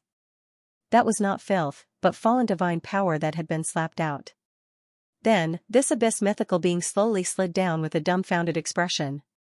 Like an orange cat that had hit a glass wall, he fell to the ground. Even the horn on his head seemed to be a little crooked from the impact. Sensing the omnipresent power of the divine realm, as well as the power of the law that was out of place, at this moment, he finally realized something. Divine kingdom, Andrea's eyes widened as he muttered. Divine Kingdom. Only in the divine kingdom of a true God would such a situation occur. Only in the divine kingdom of a true God would a mythical being without a divine realm become like a mortal. Imprisonment. Staying in the divine kingdom of an enemy mythical being was the most terrifying kind of imprisonment. This kind of imprisonment could even control their life and death. A chuckle came, and Andrea shivered coldly. He slowly turned his head and saw the beautiful figure sitting high on the throne, looking at him with a smile. He swallowed his saliva and then awkwardly stopped his movements. At the same time, the other two evil gods who had almost run for their lives retracted their legs as if nothing had happened when they saw what happened to Andulia. Not running anymore? Looking at the three mythical beings who did not look like evil gods but more like harmonious gods, Eve leaned on one hand on the armrest of the throne and said with interest. Your Majesty, Mother of all gods, it's my honor to be a guest in your divine kingdom. Fallen angel Lilia tidied up her somewhat messy clothes and said elegantly under Andrea's angry glare and Elisa's disdainful gaze. Other things aside, if one ignored his evil aura and only looked at his black wings and devilishly handsome appearance, he was definitely the kind of villain that some players liked the most. She was probably comparable to Celestial, who had been led astray by the players. However, Eve glanced at her and treated her as a fart. Ever since her divinity was stripped away by the Lord of Eternity, fallen angel Lilia only controlled the two priesthoods of betrayal and lying. Whoever believed her would be unlucky. No, it should be said that the myths who dared to cooperate with her were really courageous. However, the Queen of Pain, Elisa, this evil god who controlled the two priesthoods of pain and conspiracy, surprised Eve. She could be so close to Lilia but not be tricked every time. Instead, the two evil gods worked together to trick others every time. She was the only one. She did not know if it was her conspiracy priesthoods at work. Eve's gaze swept across the few evil gods and finally stopped on Andrea.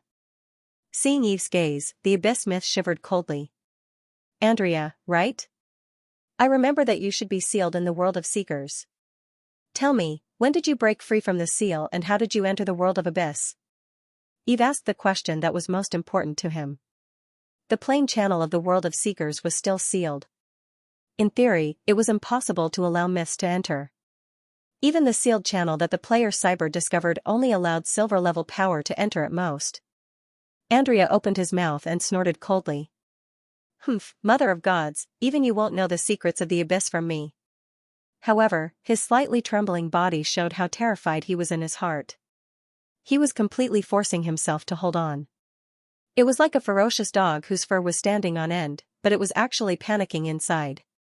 Eve glanced at the simple-minded abyssal mythological being in surprise, but another elegant voice suddenly sounded. Her Holiness, Mother of Gods. It was Lord Leviathan who used a loose plane channel hidden in the underground world to summon us back in the form of sacrifice. As for Lord Andrea, he broke free from the seal more than 3 months ago. It was the fallen angel Lilia. Andrea's eyes widened almost instantly. He looked at the fallen angel angrily. Lilia. You traitor of the Abyss. Lord Leviathan shouldn't have taken you in back then. Lilia chuckled. Lord Andrea, you're still so naive.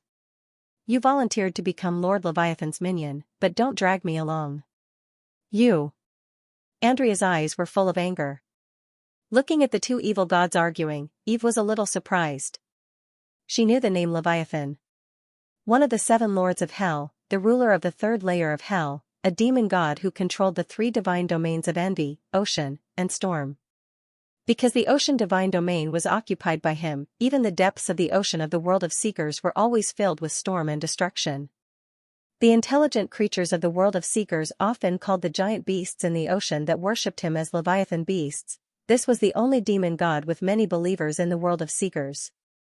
He was also an abyss myth whose strength was second only to the first demon god, Hilaire. By the way, in the War of Gods and Demons a few months later, he was also the enemy that Eve was responsible for fighting together with the war god pantheon. Eve narrowed her eyes slightly and gently knocked on the armrest of the throne. Her voice was soft, but sensing the increasingly oppressive power of the law in the temple, the two abyss myths fell silent. Honest and obedient. Location. Eve said softly. The fallen angel, Lilia, smiled slightly and bowed respectfully. Then, he stretched out his hand and conjured a ball of light with abyss power. Eve's mind moved, and the ball of light flew over. He purified the abyss aura on it, then sank into his consciousness, and a coordinate appeared in his divine soul. The coordinate was located in the third layer of the underground world below the south of the desert of death. Eve's heart moved slightly, and she retracted her gaze. She looked at the abyss myths again, and finally stopped her gaze on Lilia. Her expression became more and more playful. Lilia, you've told me everything. Aren't you afraid that I'll purify you here? Your Holiness the Mother of Gods, you were able to kill Apophis with a single strike, but you brought the three of us to your divine kingdom. I don't think you have the intention to purify us. If that's the case, it's better to cooperate with you. I believe that with your benevolence, you should give me a chance to change. The fallen angel, Lilia, said respectfully. As he spoke, he showed a sorrowful expression. Your Holiness the Mother of Gods, perhaps you don't know, but, although I'm in the darkness, my heart has been in the light for a long time. Please give me a chance to return to the ranks of the righteous gods. It had to be said that this evil god with the divine domain of lies was very deceptive. He looked like a myth who had come to the divine kingdom of a friendly god as a guest. And when he was repenting, his expression was especially sincere. However, Eve naturally did not believe the nonsense of this evil god with the divine domain of lies. However, she did not have the intention to purify and devour these three evil gods for the time being. The divine power in her body had already reached the limit. If she went any further, she would either advance or store the excess divine power in her divine kingdom. Eve did not lack divine power now. Compared to directly devouring and storing the divine power of these three evil gods, Eve felt that perhaps she could let them play a greater role. For example, finding some assistance for Azazel to expand the dungeon or something. Not to mention, if she really wanted to eliminate them, dealing with their remaining divinities would also be a troublesome matter.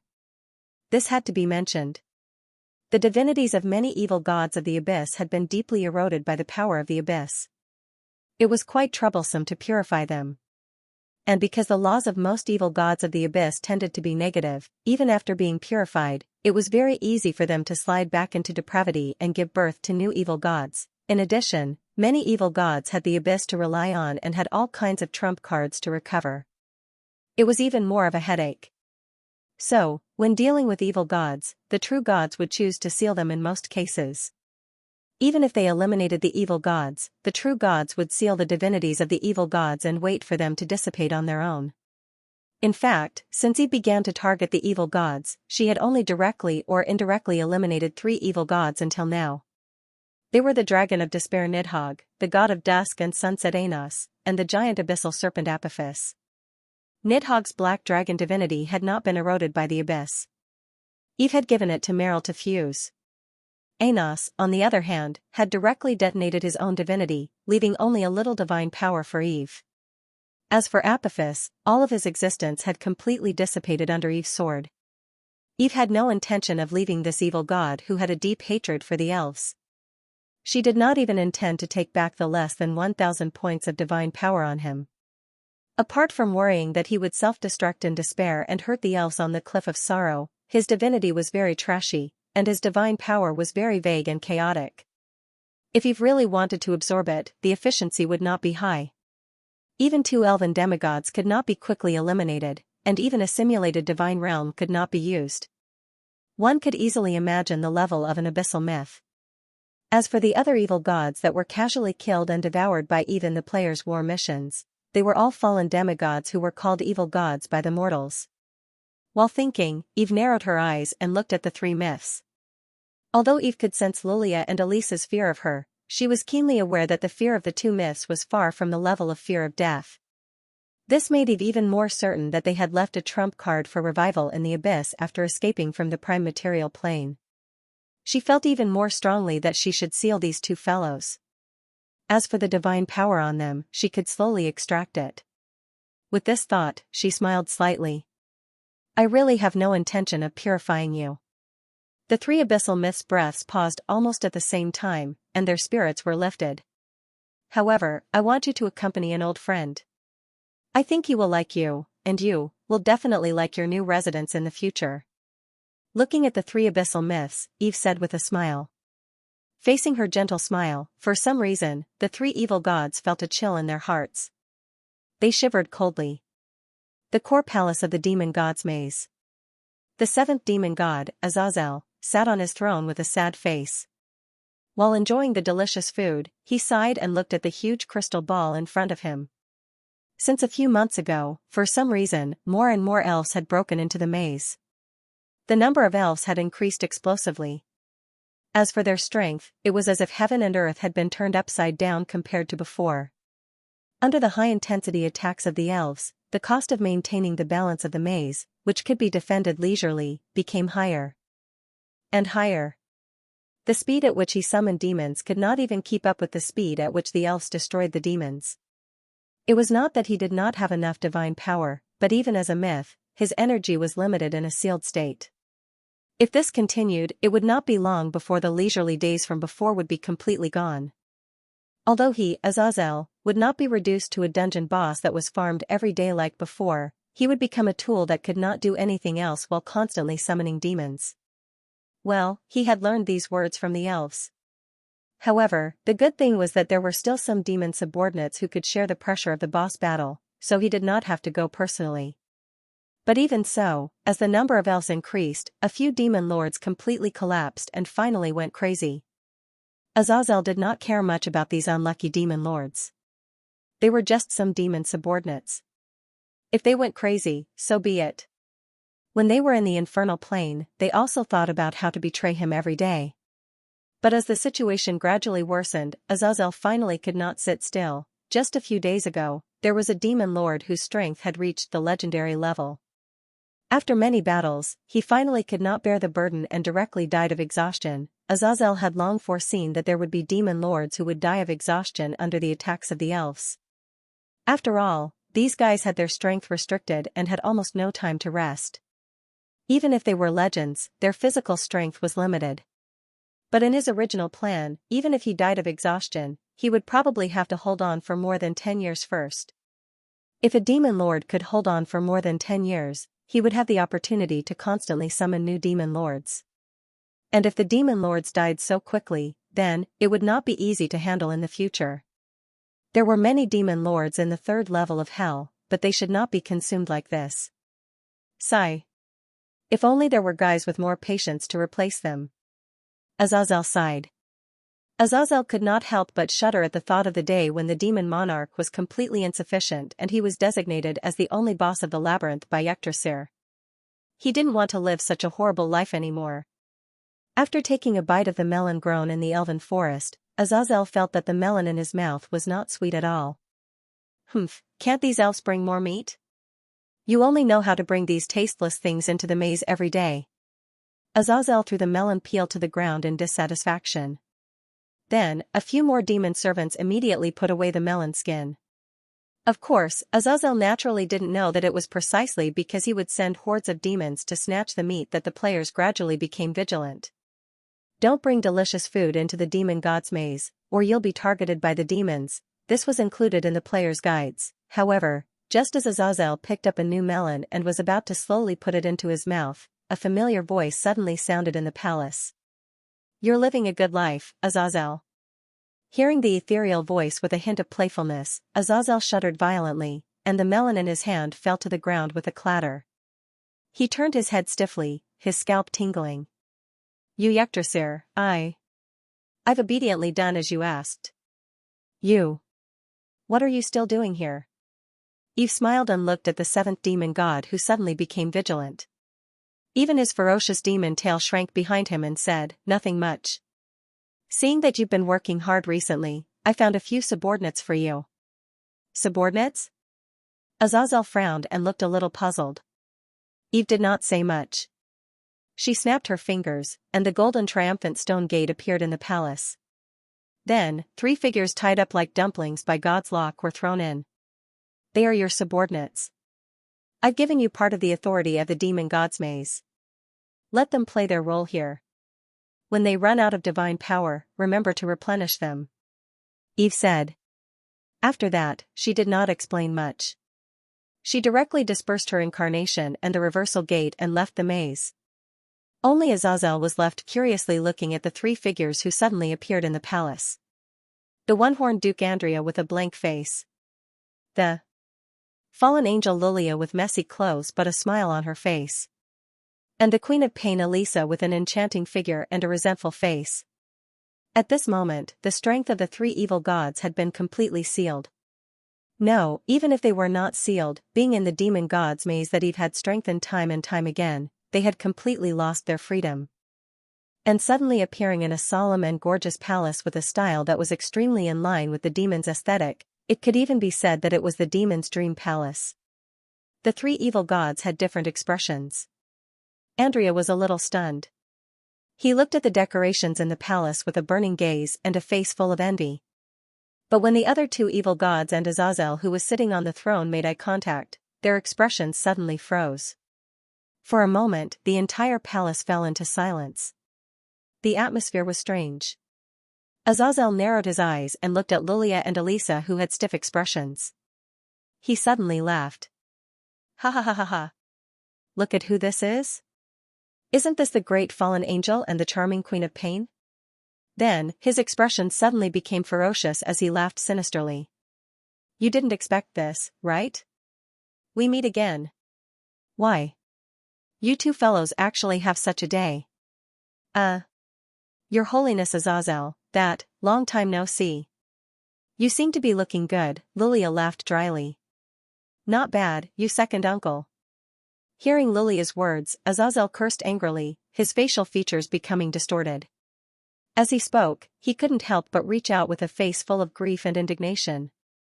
Do you know how I've endured these past few years? Do you know? Huh? You don't know. In your hearts, there's only yourselves.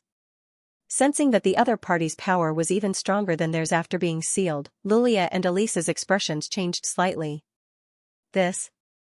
Your Holiness Azazel, listen to us. That was really just a beautiful accident. Actually, accident my ass. You two fellows are full of lies and schemes. I was really blind back then. I had 8 lifetimes of bad luck to believe the words of you two bastards. Azazel cursed angrily, blue star words at his fingertips. Then, a sinister smile suddenly appeared on his face. Don't you like to run away? Well, in the coming days, I'll definitely satisfy your preferences and let you run to your heart's content. Looking at Azazel's cold smile, Lilia and Elisa's expressions froze. They had a bad premonition in their hearts. At this time, Andrea raised his head excitedly. He caressed the demon statue in the palace lovingly and asked with a silly expression, "What are you talking about?" He asked with a silly look, "Where is this?" Azazel, Lilia, Elisa, the 7th demon god narrowed his eyes and looked at the one-horned duke.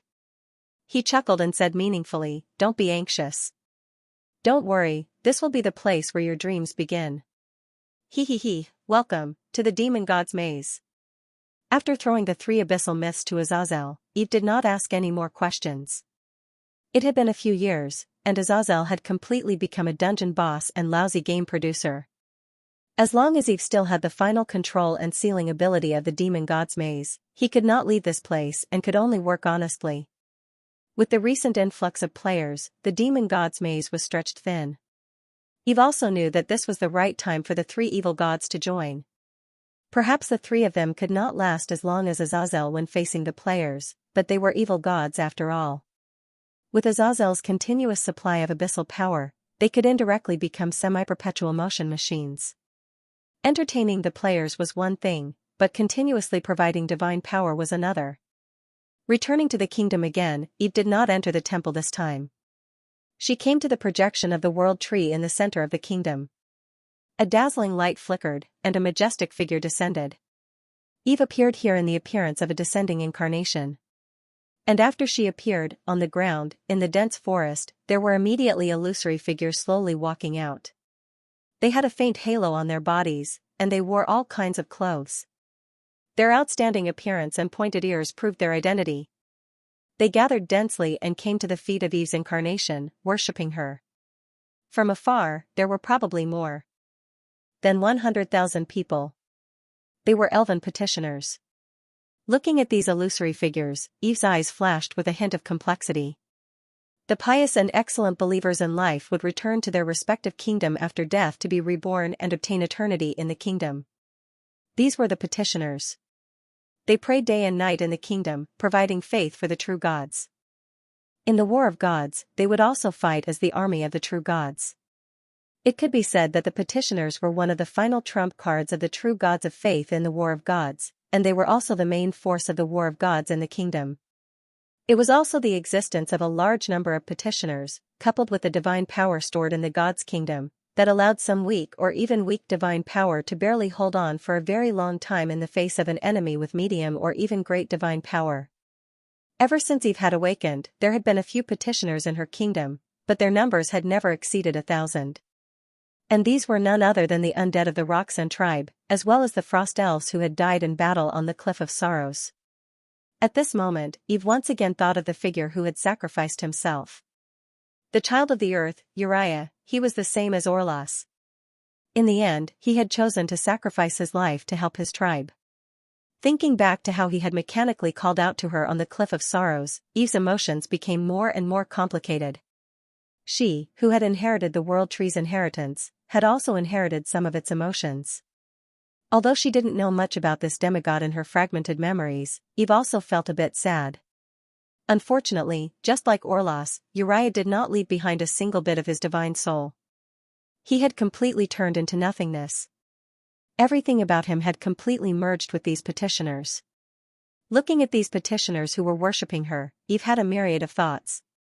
If they were to be dealt with normally, they would live in her kingdom and gradually forget their worldly memories until they merged with her after a long period of time.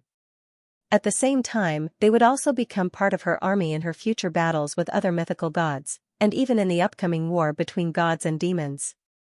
However, Eve's mind would always flash with the longing and regret for their homeland in the eyes of the frost elves who had died in battle at the moment of dawn. For worldly beings, a kingdom was indeed like heaven.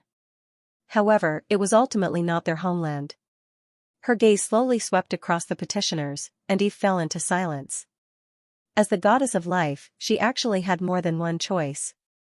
Thinking of this, she sighed. Pious children. I can see the longing for your homeland and loved ones in the eyes of many of you. Now, I'll give you two choices. One is to live a carefree life here as my petitioner and fight against the enemy as my warriors. The other is to erase your memories in the kingdom and be resurrected in the world of seekers. However, I need to remind you that your souls are extremely weak.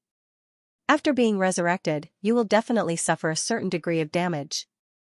In order to reduce the damage to your souls, after being resurrected, you will have the exact same body as your original body.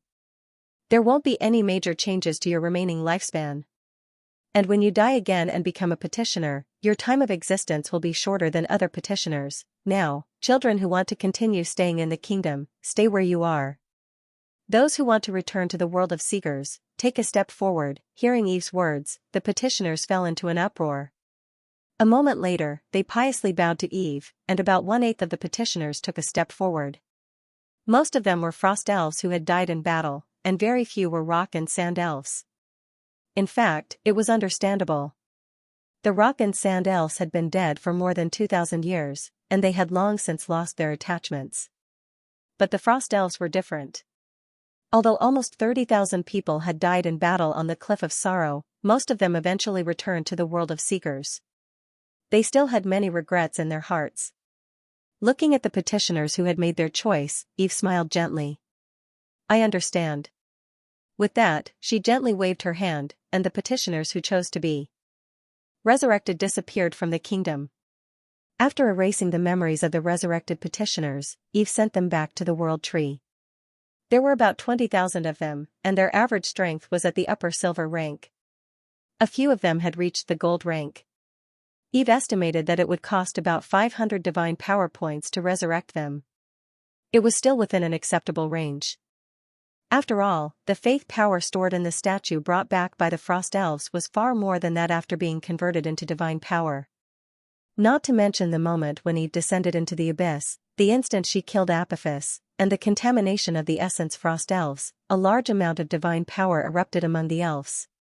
In 3 points of time, the frost elves had transformed their faith 3 times.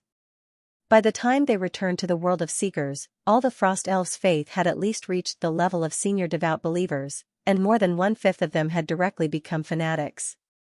If it were not for the extremely special conditions for the birth of a saint, Eve believed that there might even be a living saint like Alice among them. Although there were only 1/5 of fanatics, it was already a terrifying number. Eve had been operating for more than 4 years, and there were less than 5,000 fanatics. Now, there were 40,000 more fanatics. This was a very shocking number. The divine power provided by a few shallow believers was comparable to that of a devout believer, and the divine power provided by 10 devout believers was not necessarily comparable to that of a fanatic. This conversion rate was probably only achievable by the Frost Elves who had been tempered in the abyss for thousands of years. These elves, who had long been tempered with an incomparably tenacious will and danger, not only were their strength outstanding, but their faith was also extremely firm. And at that moment, the divine power brought by the sublimation of their faith was extremely huge. In this operation, the life force absorbed by the black tide, plus the divine power provided by the Frost Elves, was all converted into divine power. Not only did it make up for Eve's interplanar teleportation and the output of the divine war, but there was also a lot left over. She intended to convert all this power into divine power and store it in the divine kingdom. In addition to these elven believers, it was foreseeable that when the petitioners who chose to resurrect were reborn, they would probably become fanatics one by one. That was another 20,000 people. The sudden increase in the number of elven believers made Eve feel gratified. Another thing that made her happy was the return of the first elven demigod, Aurora. Now, it was time to meet him properly. With that thought in mind, Eve summoned the fairy queen, Fennel. Fennel, call Aurora over. As you wish. Fenia bowed to Eve and left the divine kingdom. Eve nodded to herself as she watched the fairy queen leave. Although her summons could be directly responded to in Aurora's mind, Eve was more than happy to hand over some matters to Fennel, the general manager of the divine kingdom. Eve didn't have to wait too long before the fairy queen, Fennel, returned. Returning with him was the Dawn Star Aurora, who had an excited and sincere look on her face. Your Holiness, Her Holiness Aurora has arrived. Fennel said respectfully.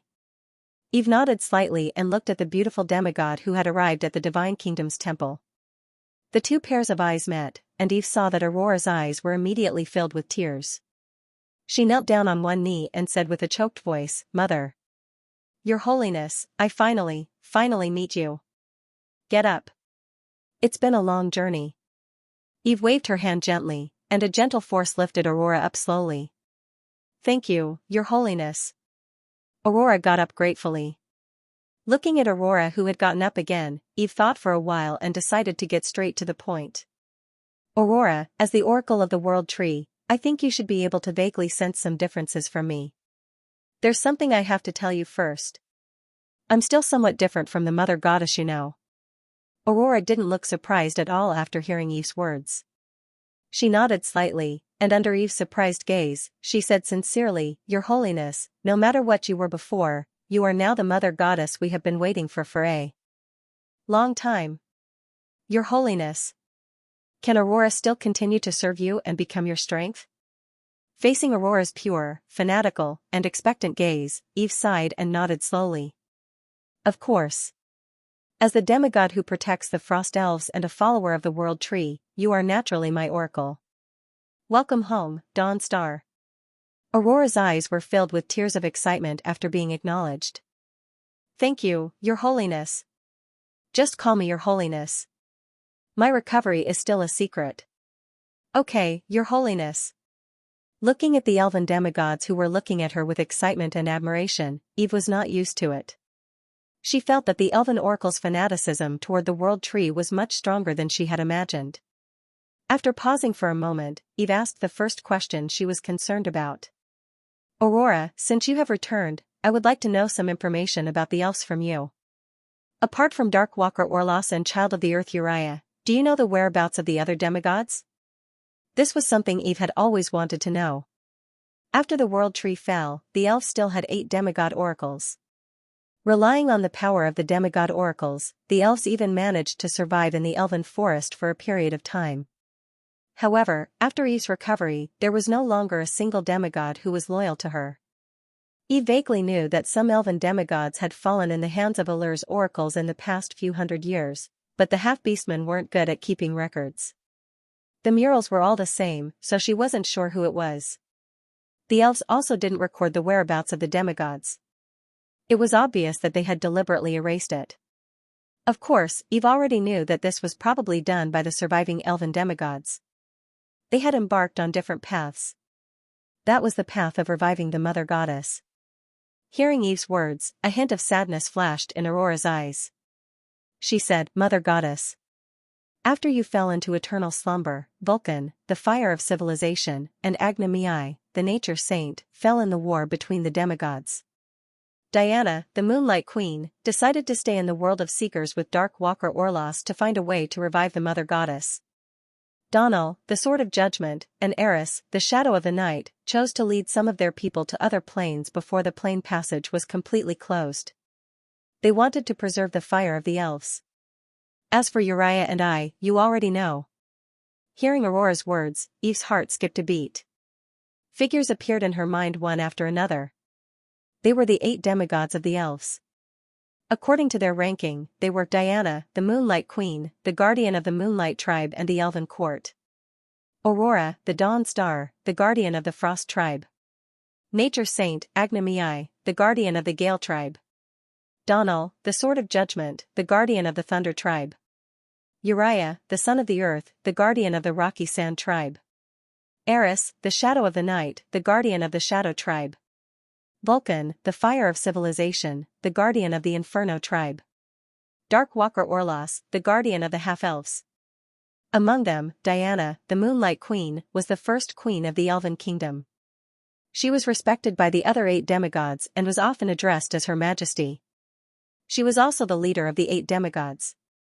Aurora, the Dawn Star, and Nature Saint, Agnamai were the elven demigods who were personally bestowed with power by the World Tree after the Moonlight Queen. They were very favored. As for the remaining elven demigods, other than Orlos who was blessed by the gods, they had all grown close to or had already reached the level of demigod. Later, they were promoted to demigod or strengthened by the World Tree. After hearing Aurora's words, Eve nodded slightly. This was the first time she truly understood the whereabouts of the elven demigods. It was also the first time she understood the whereabouts of the elves. And the result made her sigh. What was certain was that at least 4 of the 8 demigods had completely fallen. Other than Aurora, who had returned, only Donal and Eris, who had left the world of Seekers, and Diana, whose whereabouts were unknown, were left. When Eve was revived, she only had Samir and Alice as her believers. This meant that the remaining demigods had either fallen or, like Aurora and Uriah, entered a place that could isolate the faith, network and the vision of the true gods. And now, the revival of the elves was something that almost the entire universe of Seekers knew. It was not a good sign that they had not returned at this time. It was very likely that they had fallen. And even if they did not fall, it was very likely that they had encountered great trouble. This also included the believers who had been taken away by them. "Aurora, do you know which plane Donal and Eris went to?" Eve asked. Although the universe of Seekers was like a pocket-sized toy compared to the Blue Star universe, the number of planes was also quite exaggerated. It was just that most of them were like the barren planets in the Blue Star universe and were not suitable for life. But even so, there were many planes in the universe of Seekers that were suitable for life. Among them, there were at least 1,000 planes that were suitable for the elves to live in and had a strong aura of life and nature. Of course, since they were going to escape, Eve did not think that the 2 elven demigods would simply choose a plane that was suitable for the elves to live in. They must have chosen a place that was sufficiently hidden. "I'm sorry, Your Holiness. In order to prevent Your Holiness' whereabouts from being tracked by the enemy, we don't know each other's final destination. Even if we choose to revive you, we don't know each other. Uriah and I are just exceptions. It's just that we both happen to choose to go to that abyss plane." Aurora replied. Eve nodded slightly disappointed. However, she quickly had a new idea. Perhaps she could ask Hela to investigate the elven souls in the underworld. Souls that did not have a divine kingdom to go to would mostly return to the underworld after death under normal circumstances. By investigating the elven souls in the underworld, she might be able to reverse engineer the whereabouts of the two elven demigods. And if she was lucky, she might even be able to find Diana, whose whereabouts were unknown. Compared to dying, Eve still hoped that they were all still alive. I understand. I'll find a way to find them, Eve said. After saying that, she pondered for a moment and asked the question that she wanted to ask the most. Aurora, do you know why the gods betrayed and besieged the World Tree 1,000 years ago? Why did the gods besiege the World Tree? Eve had already asked many mythical beings this question. She had even asked Azazel once. And the answers she received were more or less the same. That was, the gods were afraid that the growth of the World Tree would increase the plane's energy level and threaten all the true gods who believed in it. However, Eve felt that there seemed to be something wrong with this explanation. To be on the safe side, he still wanted to listen to it from Aurora again. Her Holiness the Goddess. Aurora replied respectfully. I know that the gods claimed that they were worried that your growth would cause the energy level of the Seeker's world to increase and cause them to lose control of their believers. But, this is not the key. Or rather, it is not the main reason. It is just a pretense. As she said that, she gritted her teeth and said, the real reason was that you were at the critical moment of advancing to a greater divine power, and the true gods who believed in you did not want to see your advancement.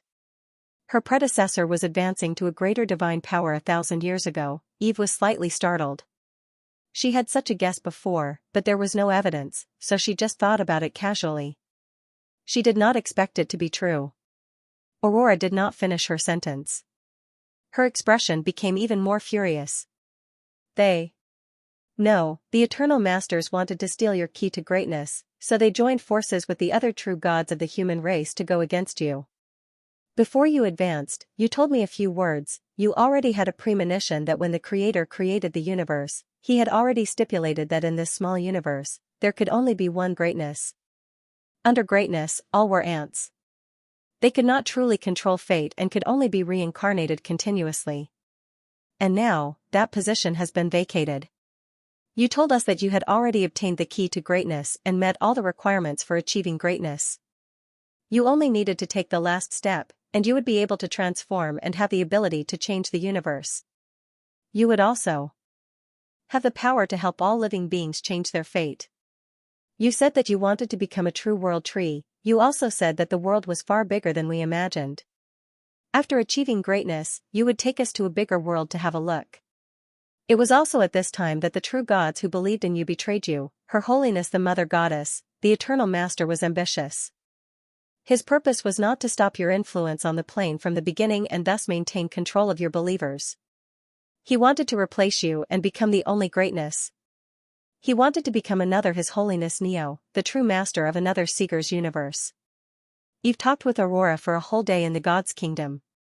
It was not until night fell in the world of Seekers that Aurora, the Star of Dawn, left and returned to the coastal city of Milovia. As the demigod guardian of the Frost tribe, she needed to lead her people to settle down as soon as possible and familiarize themselves with this familiar yet unfamiliar world as soon as possible. After the demigod Aurora left, Eve, who was sitting high on the throne of the God's kingdom, thought about the various information she had obtained from her. The reason why the human gods rebelled against their predecessors surprised Eve, but at the same time, she felt a sense of realization. She could understand. If there could only be one greater divine power in the entire universe of Seekers, for some ambitious true gods, in order to achieve their goals, they might do anything. Betraying their mentor who was known as their mother, not to mention the mentor, even their own mother and father could turn against each other. However, although she knew the truth of the 1,000-year war from Aurora, Eve still felt that there was something missing. Eve did not doubt the authenticity of the information Aurora had told her. As her own demigod believer, she was already a true saint. Her entire heart was completely open to Eve, and there was no need to hide it at all. It could even be said that she did not have the ability to hide it. However, Aurora was still a demigod, and the horizons of a demigod and the secrets that they could obtain were ultimately different from those of a true god. Even if she was very close to the previous world tree and knew a lot of things from her predecessor, in Eve's opinion, it was still limited. This was not to say that what Aurora said was wrong. Rather, it was very likely that there were still certain limitations. Eve was very sure that the world of seekers hid a secret, and that secret was not far away from her. Perhaps after knowing that secret, Eve would have a deeper understanding of the current situation of the entire universe and the choice of the gods. Of course, that would have to wait until she officially became a great divine power. Because in her judgment, the secret of the world of seekers was probably located in the land of origin. And the true gods who had reached the level of great divine power, including the dragon ancestor Yolinos, the titan king Aenos, and even the eternal lord who betrayed the world tree, should all know about it. Her predecessor probably also knew. But he had erased all the relevant memories in the inheritance. At the same time, Aurora's words also confirmed one thing for Eve. It was likely that the king of gods who created the Pantheon Temple, the great divine power true god Neo, who was known as the origin of civilization, had died or left this universe. A tiny universe and an even bigger world. Eve had interacted with the native life forms of the world of seekers and even the true gods, asking them about their understanding of the universe. Including the god of death Hela, the god of dwarves and smiths, and the platinum dragon king Reinhard, they all believed that beyond the universe of seekers was a boundless medium similar to the void, filled with all kinds of restless energies. They called this medium the ether, or the outer void. The dragons that suddenly appeared in the universe of seekers, and even the world tree that suddenly appeared, were all considered to be creatures that drifted in the ether from outside the universe. Over there, extraterrestrial creatures were born as legends. In addition, it was very likely that there were other universes similar to the universe of seekers in the outer void. Those universes were all worlds created by the god of creation. This was also a common view among the true gods. However, the inheritance of the world tree that Eve had obtained did not mention the origin of the world tree. According to her understanding, the dragon Yolinos' memories before she appeared in this universe were also quite vague. And the gods' understanding of the universe had never been confirmed by myths. It was simply a myth of myths. This was because no one could jump out of the universe of seekers. All the true gods who tried to break through the edge of the universe from one direction would eventually appear in the other direction of the universe. This reminded Eve of the blue star in her previous life. The sailors set off from the port of the Iberian Peninsula to the west, sailed to the west, and eventually returned from the east. However, unlike the universe of seekers, the people there had long known that the world was a ball. But the universe of seekers, from the observations of the true gods, should be a three-dimensional space in the shape of an ellipsoid. Even the universe star map that Eve had obtained from the Pantheon was the same. Most of the space in the ellipsoid was filled with planes scattered all over the place, and at the bottom was the abyss that constantly attracted planes to fall. Of course, no true god knew how big and deep the abyss was. Everyone only knew that the door to the abyss was the 7 levels of hell, and the fallen planes would be attracted and fall around them, eventually disappearing into the darkness. In Eve's opinion, the abyss was like a black hole in her previous life. The form of the universe of seekers ellipsoid had been observed by the gods with their soul power. From this form, the universe of seekers should have a boundary. But the reality was that the true gods could not find that boundary at all. You could see it, but you could never reach it. When you were about to reach it, you would suddenly appear from the other side of the universe. Moreover, there were no spatial fluctuations or external interference. You would appear naturally. This was a phenomenon that was difficult for Eve to understand, but the gods did not realize it. Because to them, who had never known about other universes, this was the basic law of the universe. If it were not for the fact that the dragon race and the world tree came from outside the universe, the local mythical beings would have even thought that the universe of seekers was the only one and everything. The saying that the universe of seekers was very, very small was also the first time Eve had heard of it from the native creatures of the seekers' world. Small and big were concepts that only came about when they were compared. There had to be a reference. For a plane that was larger than the total land area of the blue star, the entire universe of seekers was actually not small. And from the words of the former world tree, Eve could clearly sense the pride in the words of the former world tree. In the eyes of the former world tree, the universe of seekers was not as vast as the gods thought. Then, who was her reference? At this time, Eve could not help but think of the universe of blue star in her previous life, and the blue ball of light that was constantly rotating in her soul. She had once thought that it was a channel that connected to the blue star network. But the experience of the player's cyber last time made Eve realize that it was not only connected to the Blue Star network. Even if the network connection was cut off, the player could still exist. But no matter what, one thing was for sure, and that was that this blue ball of light was connected to the Blue Star universe. Through it, although Eve could not reach there, she could sense it. The Blue Star universe was far larger than the universe of Seekers. Then, could the former World Tree's reference be the Blue Star universe? In other words, did this blue ball of light really come with her transmigration? What if the former World Tree had always had it, and the history and culture of the universe of Seekers, which was like the Blue Star universe? Eve did not know which civilization came first between the two universes. Was Neo a transmigrator? In fact, it could not be ruled out that after Neo left the universe of Seekers, he went to the Blue Star and left traces. But no matter who it was, the connection between the two was definitely not just after Eve's revival. And if Neo really went to the Blue Star, Eve could not help but think more. Did this blue ball of light once belong to Neo? Then, did it first belong to Neo, then to the former World Tree, and finally to her own hands? At the same time, the former World Tree once told her that he had obtained the key to greatness. Could it be that he was referring to this ball of light?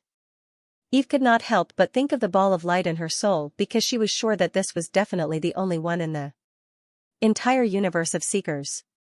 Other than her, there were no existing myths in the universe of Seekers that knew about the Blue Star universe.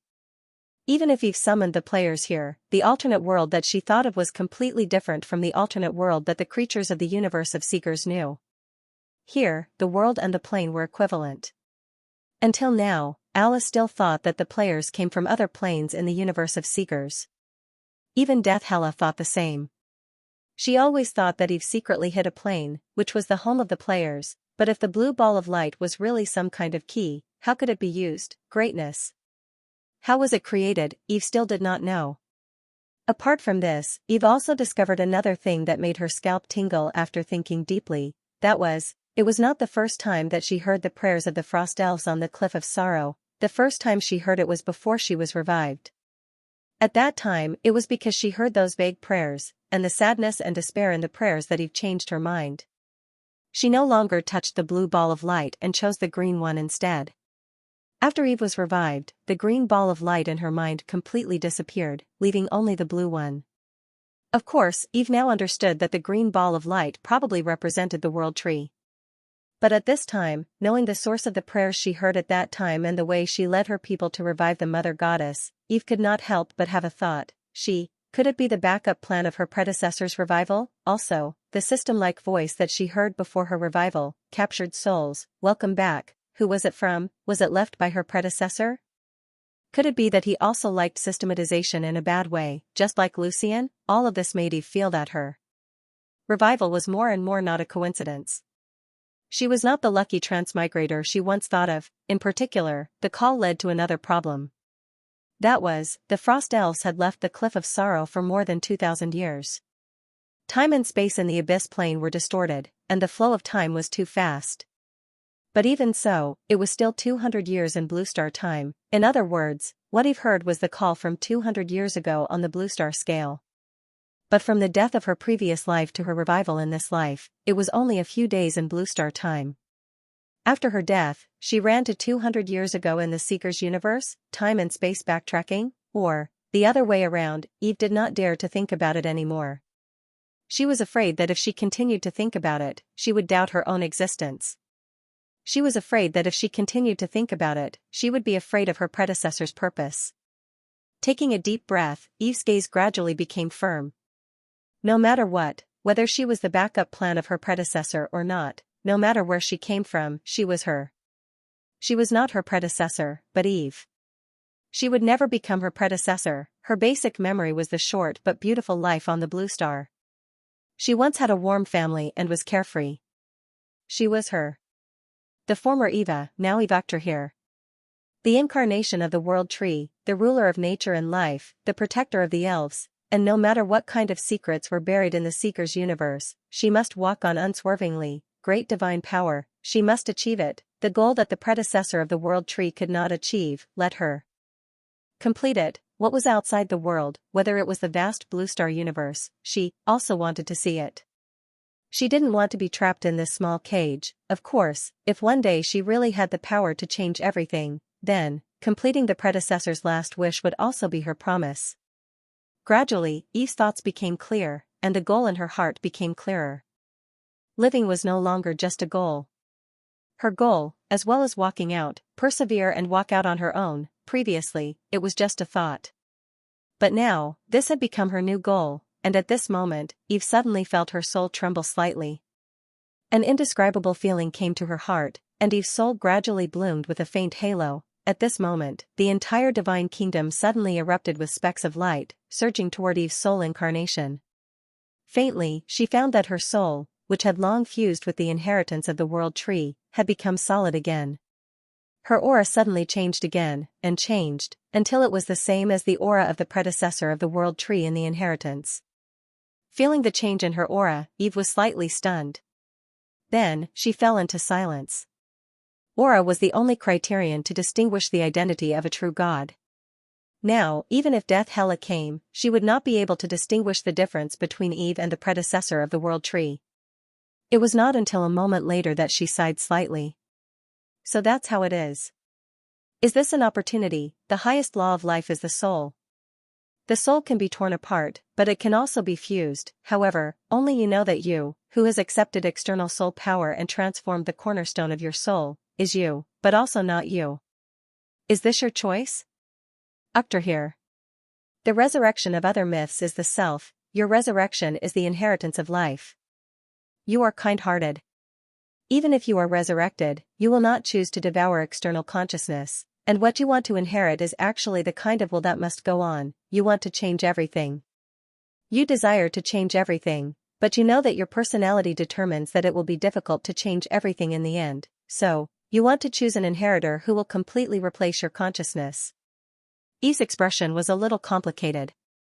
At this moment, she suddenly had a deeper understanding of her predecessor. At this moment, she also felt ashamed for her suspicion of her predecessor. She was still Eve. But now, she was also the predecessor of the world tree. However, in the next second, Eve's expression suddenly changed. Oh no, Pantheon! Eve had once thought that she had completely stripped away her predecessor's aura, and that she had completely separated herself from her predecessor and become the new world tree. However, she did not expect that her fusion with the world tree had not really reached the final step from the beginning. Now, when Eve truly achieved a complete fusion with the world tree, her aura suddenly changed and became exactly the same as her predecessors. He was aware of another serious matter. That was the world tree divine throne in the Pantheon temple. The divine throne was bound to the divine aura of a true god. When a true god revived, the divine throne would definitely react.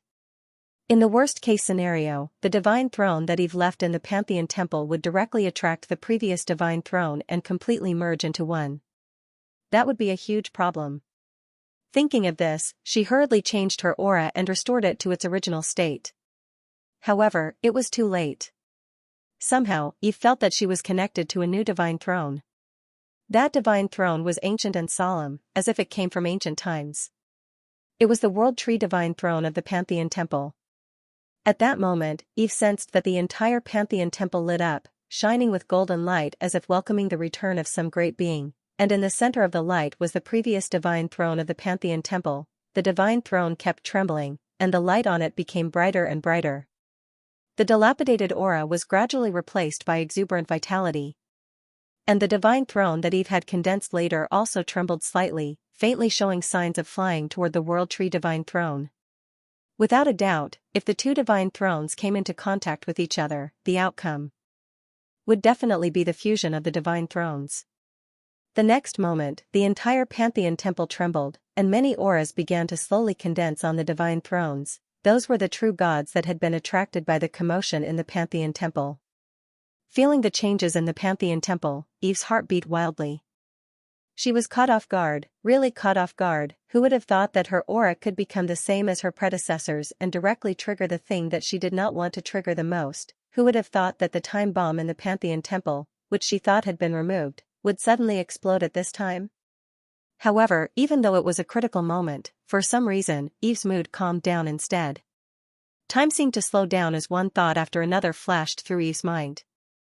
There was an escape plan where he would risk his life to escape with a bucket and take root in the abyss to hide. There was a plan to lay all cards on the table and threaten the safety of the world of seekers. He had a plan to level up on the spot and then fight with all his might. However, Eve knew that none of these options were the best.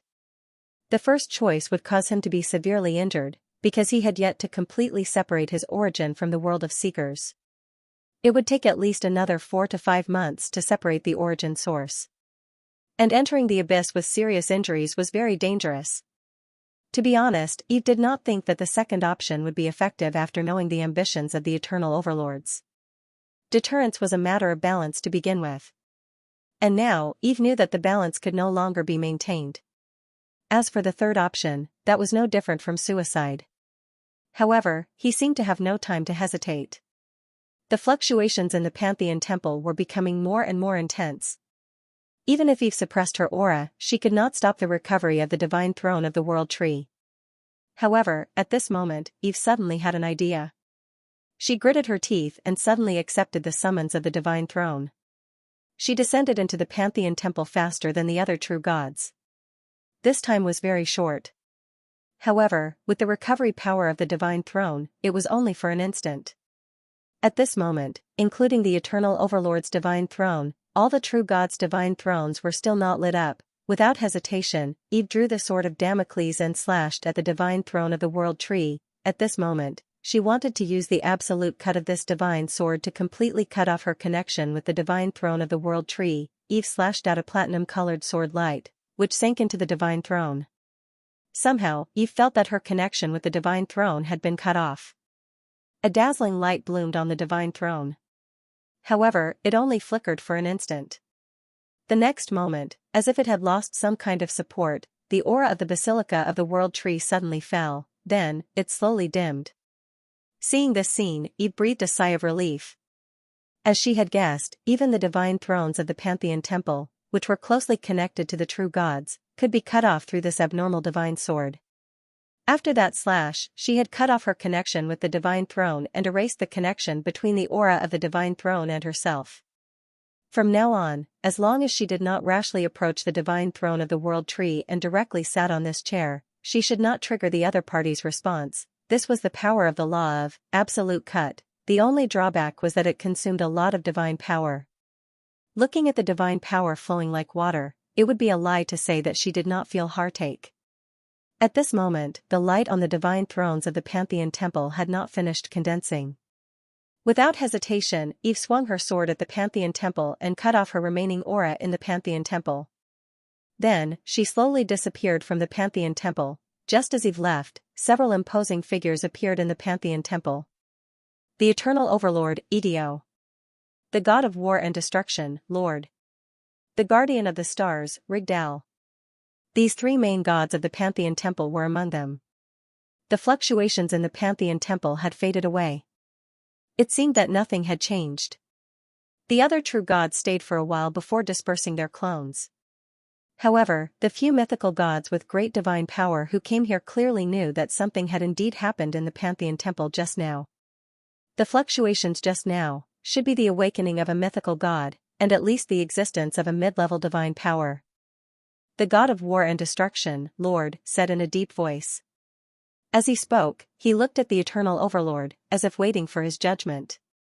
The eternal overlord, Ideo, looked calm. His gaze slowly swept across the magnificent divine thrones in the Pantheon temple, and his voice was emotionless. There are no new divine thrones. Lord frowned slightly. Your Holiness Ideo, do you mean, could it be that, the awakening has failed? The eternal overlord did not comment. His gaze swept across the dilapidated divine thrones one by one, and finally fell on the chair woven from flowers and vines.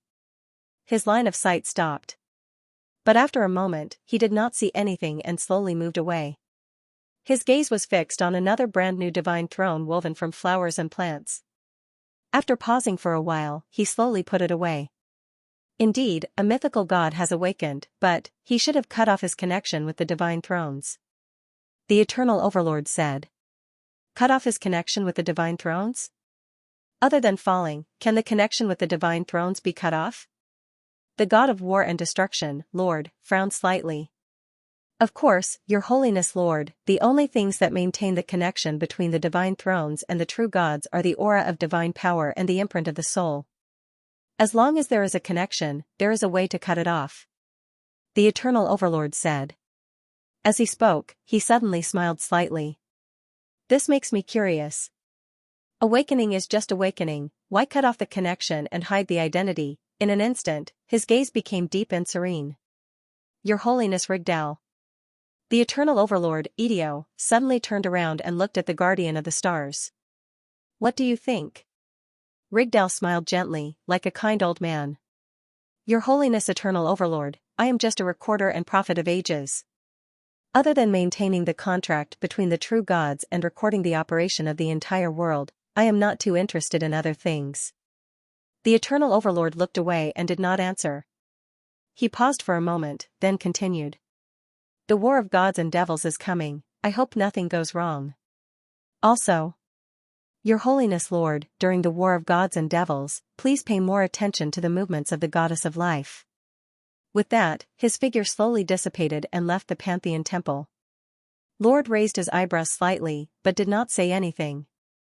He glanced at the Guardian of the Stars, Rigdal, and found that the other party was also looking at him.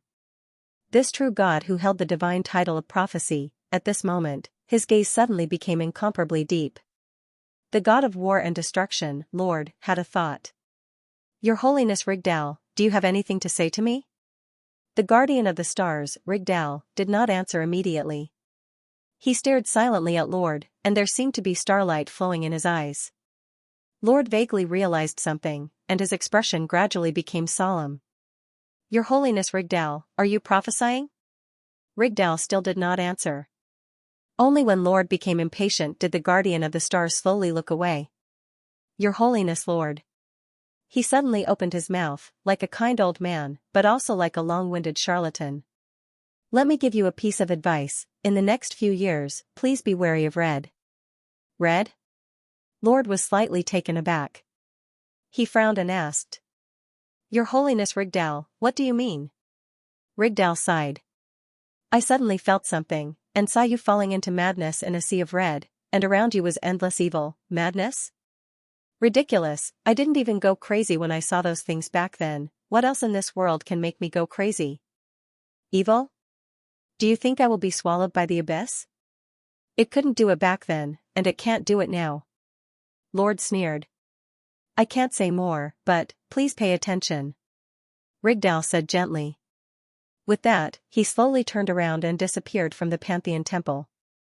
Only the god of war and destruction, Lord, was left. He frowned slightly. Red? So secretive, he snorted lightly and planned to leave the Pantheon temple. However, just as he was about to leave, he paused slightly. His gaze suddenly turned and looked at the ground of the temple. There was a shallow mark there. Sword mark? Lord narrowed his eyes slightly. Unlike the Eternal Overlord, who did not do anything, as one of the three master gods of the Pantheon temple, although he was not the master of the Pantheon temple in name, he was the great divine power who stayed in the Pantheon temple the longest. He even knew more about this temple than the Eternal Overlord, who was living in seclusion. As for the sword mark that even a true god would have a hard time distinguishing, it did not exist in Lord's memory at all. The sword mark was slowly disappearing. That was the self-healing function of the Pantheon temple. Lord gently bent down and reached out to touch the sword mark. Then, he gently closed his eyes. A moment later, he slowly opened them. The sword of the law of the Titan god? Damocles? Interesting, very interesting, his gaze became more and more playful. After looking around, he also dispersed and disappeared from the Pantheon temple. Using the sword of Damocles to cut off her connection with the divine throne of the world tree, Eve returned to the world of seekers. However, she did not stop. Instead, she went directly to the outside of the elven forest and waited quietly. 1 second, 2 seconds, 1 minute, 2 minutes, it was not until an hour slowly passed that Eve finally breathed a sigh of relief. She should have passed. However, he barely managed to pass the test. The fluctuations that the divine throne appeared just now were too strong. Even if she had cut off the connection, it would definitely make the believer suspicious. There was not much time left for her. I have to advance to a great divine power as soon as possible. Once the war of gods and demons starts, once I'm completely separated from the origin of the world of seekers, I have to find an opportunity to advance immediately. The location, let's set it at the Abyss Plane where the Frost Elves returned. From the star map, it's very close to the third level of Hell. It's a plane that has fallen into the abyss not long ago. The power of the abyss is quite active, which will be convenient for my movements and concealment. Moreover, there's a loosened plane passage that allows mythical legends to enter and exit. It can be used in combination with the Gate of Reversal to reduce the consumption of my main body before and after I advance to a great divine power. However, that fellow Lulia would definitely not be kind enough to tell me the coordinates of the passage. There must be something wrong with those coordinates.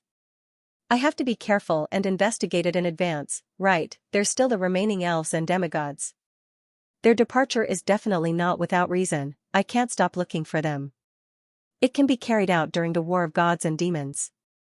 During this time, the gods' attention is attracted by the abyss, and it's hard for them to care about anything else. Also, the army for the war of gods and demons has to officially start preparations. Eve quickly listed out the next plan. She pondered for a moment and sent a request to Hela to help her check the memories of the dead elves who had returned to the underworld and check if there were any elves who had settled in other planes. Then, Eve opened the game system and personally selected a few high-level players to issue a mission to investigate the space passage that Lulia had told her about in the underground world. Finally, she returned to the roots of the world tree, took out the sword of Damocles, and continued to carefully hack at the origin connection between herself and the world of seekers. Eve methodically made the final preparations for her advancement and the war of gods and demons. The more critical the moment was, the calmer she had to be. 2 days later, the elven petitioners who chose to revive also woke up in the world of seekers one after another. At the same time, the players wandering in Elven Kingdom also noticed that the demon god Labyrinth had silently updated with a new boss. Fairy Forest, City of Heaven's Chosen. The teleportation circle leading to the demon god maze flickered. With light, and a few tall figures slowly appeared. Accompanying their appearance was a series of exhausted sighs. Ah! I finally see the familiar sun. The fairy forest is still the most comfortable. I'm so tired. Why are the 2 new bosses so good at running? But their crosstalk is pretty good. It's quite interesting. When they triggered the escape mechanism in the end, they dragged each other down. It's hilarious. The other silly new boss is a little easier to fight. I feel the same way. The players who appeared were none other than the main committee's boxed lunch team. As the strongest team in the entire server, they formed a team to attack the demon god maze as soon as the new boss was updated. They spent a total of 4 days before they finally understood the mechanics of the new boss. After 4 days of hard work, even though they were all middle-level silver-level bosses, they were inevitably tired. Let's call it a day. Everyone, disperse and rest. Remember to write a new boss strategy and upload it to the forum. Boxed Lunch Team, who was already at the peak of middle-level silver, said to his other old teammates. Got it, Captain. Sister Cat has urged me several times. Calabash smiled. The team announced their disbandment, and the players walked in different directions. After playing the game for so long, they no longer lived together. Almost everyone bought villas in their favorite places. Some were in City of Heaven's Chosen, some were in City of Mountain Peaks, and some were in Milovia, which was more popular recently. The old house in City of Heaven's Chosen that was used as the team's stronghold had been rented out and turned into a tavern. It was entrusted to the guild's NPC to manage, and it would give them dividends regularly. Now, everyone would only come here for gatherings on weekdays. Except for Optimist. He was the only player in the entire Boxed Lunch team who hadn't bought a house for himself. He was still living in the old house that had been turned into a tavern. It wasn't that he didn't want to, but the gold pounds he earned were all used to fill a certain invincible hole. Looking at the pitiful balance on his personal interface, Optimist sighed slightly. He was probably the poorest player in the entire server, right? Roar, there was a soft sound, and a warm feeling of friction came from the bottom of his pants. Looking at the young golden dragon rubbing against him intimately, the scales on its body becoming more and more beautiful, and its posture becoming more and more elegant, the Optimist's gaze slowly softened. Forget it, I'll just treat it as raising a dragon girl. He reached out and stroked the little golden dragon Christine with a doting expression. Let's go home. He swung his fist. Today's city of Heaven's Chosen seemed much more lively than usual. On the streets, there were many Frost tribe elves. It was especially so in the direction of the central square, where there were the most people. Many Frost elves were kneeling on the square, praying to the majestic world tree in the sky. Their expressions were very excited and pious. The players were already quite used to this scene. Every day, a large number of Frost elves would come to the city of Heaven's Chosen. They were pilgrims to the world tree. The players welcomed the return of the elves and were rather happy about it. Putting everything else aside, the number of quest NPCs had increased by leaps and bounds. Moreover, quite a number of them were blue-tier NPCs. After completing the quest, the rewards would be very generous. More importantly, they were still very unfamiliar with the quests. As long as they knew how to suck up, the players could easily get personal quests with low investment and high returns. In addition, compared to other elven NPCs, the players also felt that these returning Frost elves were more agreeable.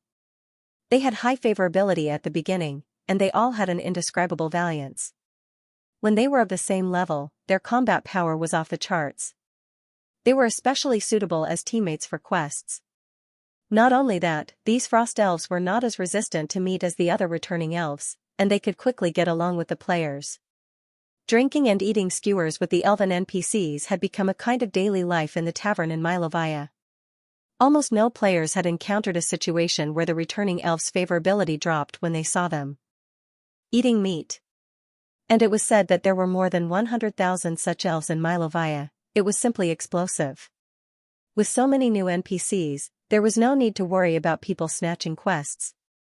The optimists were also very happy that so many new NPCs had been added at once.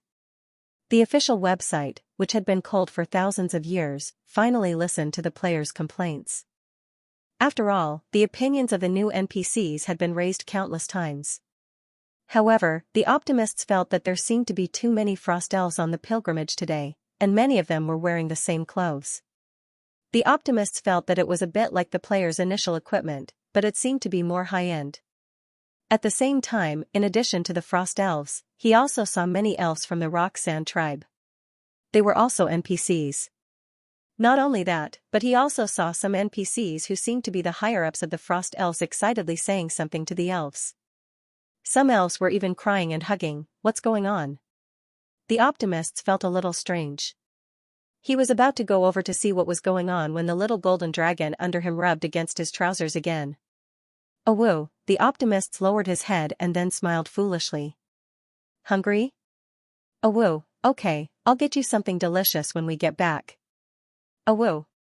Returning to the familiar street, the optimists entrusted the little golden dragon to the NPC who specialized in looking after the magic pet, and after using all the contribution points he had obtained from this mission to buy precious metals for the little guy as snacks, the optimists walked into the tavern.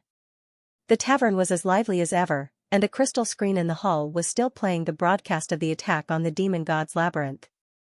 A group of silver players could be seen chasing two big bosses all over the map. The two big bosses looked much better than Azazel. One was a fallen angel who was so handsome that the female players couldn't help but have their eyes lit up, and the other was an enchanting older sister who made the male players unable to take their eyes off her. It was just that, under the pursuit of the players, they were running a little awkwardly. Moreover, they were fighting as they ran, and they were constantly talking dirty. A circle of players sat around the crystal screen, eating the big melons produced in the elf forest while watching the magic projection on the crystal screen with relish. From time to time, there would be a burst of laughter. The optimist's gaze swept across the crystal screen and soon stopped paying attention. Although the two new bosses were quite interesting, he was about to vomit after fighting them for the past few days. He was very curious. The two bosses looked very cool, but why did the game designers design them like comedians? They were not as cool as Old Ah, but they were good at crosstalk, and all of them were self-deprecating crosstalks. All kinds of Blue Star jokes were at their fingertips, degrading themselves to the point that they couldn't bear to look at them directly. It was as if they had a grudge against the game designers. Maybe he had farmed them too much and had an illusion. The optimist shook his head. Sitting in the corner of the tavern, he called out to the elf NPC waiter. Nana, a cup of flower tea. Yes, sir. Optimists. The elf waiter smiled. The appearance of the optimists quickly attracted the attention of the other players. Seeing the familiar ID and the familiar broken equipment, the players' eyes lit up. F***CK. Isn't this the optimist's boss? Where's your little Christine?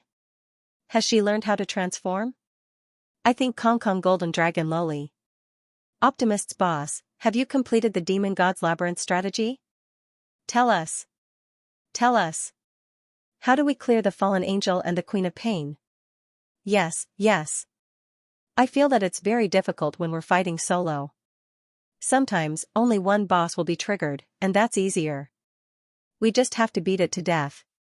But sometimes, two bosses will be triggered at the same time, and we have to defeat both of them to clear the level. When the two bosses are triggered, how did the escape mechanism come about? And how did the internal strife and jokes at the end activate? The Longhorn boss looks easy to defeat. We just have to destroy the decorations in the palace to provoke him. Once he's angry, his IQ will drop to 0. It's like kiting a dog, that's right. Looking at the players swarming over, the optimists cleared his throat. Ahem, don't worry, don't worry. We did find the trick to the new boss of the Demon God's Labyrinth. But, I'm a little thirsty, a little tired, and a little hungry. Hearing the optimist's words, the players started to move. In a short while, all kinds of food were placed in front of the optimists. Satisfied, he picked up a cup of scented tea to moisten his throat. Then, he bit off a piece of tender and juicy barbecued meat. He said, actually, it's not that difficult. When the two new bosses appear at the same time, we'll split up. As long as we reduce their HP to about 50% at the same time, the escape mechanism will be triggered. As long as the two of them encounter each other while escaping, the internal strife mechanism will be triggered. Then, it'll be much easier to fight. And as long as we defeat the two bosses once, the next time it's triggered, it will be a single boss. There's also a rule. Whoever is killed first during the two bosses will be killed when the single boss spawns next time. This can continue for a few times. I suggest that we focus on the fallen angel first. That guy seems easy to defeat. Although he has more moves than the Queen of Pain and looks more impressive, he's overall weaker. After killing the single boss a few times, the two bosses will be triggered again. As for the jokes, actually, there are only a few dozen of them in reverse. You can finish them after a few more times. Basically, they're all praises for old awe and self-deprecating. The optimist proudly introduced the team's summary of the strategy to the players. This was originally their strategy mission, so they would post it on the official website for free. Listening to his explanation, the players hurriedly picked up their notebooks or simply opened the system interface's notepad and recorded it seriously. This was first-hand information from the big boss. It would definitely be useful when clearing dungeons. Just as the tavern was bustling with activity, the door of a guest room on the second floor was gently pushed open. A figure dressed in 6 gods equipment walked down. Seeing the person's ID, the player's eyes lit up again. F***CK. That's not Big Boss Cyber. Cyber, long time no see. That post was well written. Yes, it's so good at making me cry, indeed, it's very touching.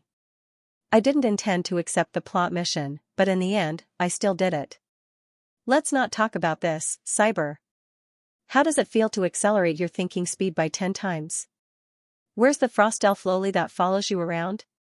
Speaking of which, the new opening animation is very hot-blooded. I can't even tell that she's a player. Pfft.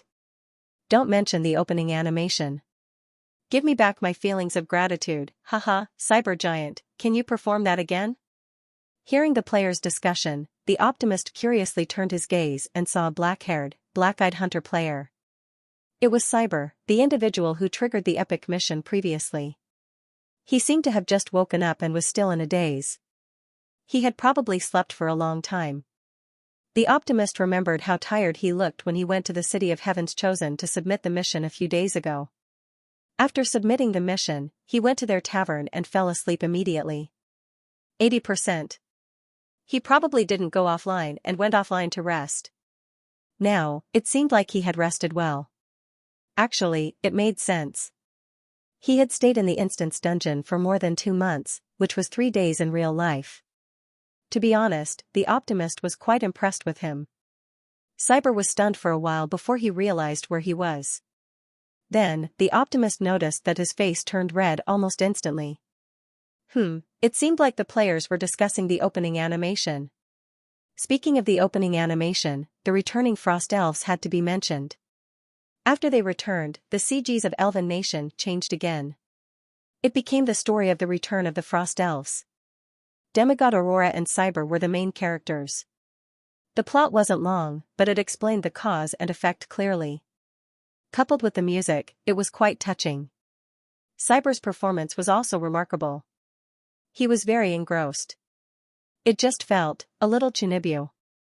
Especially the part where he met the goddess. If it was an NPC, it wouldn't feel out of place at all.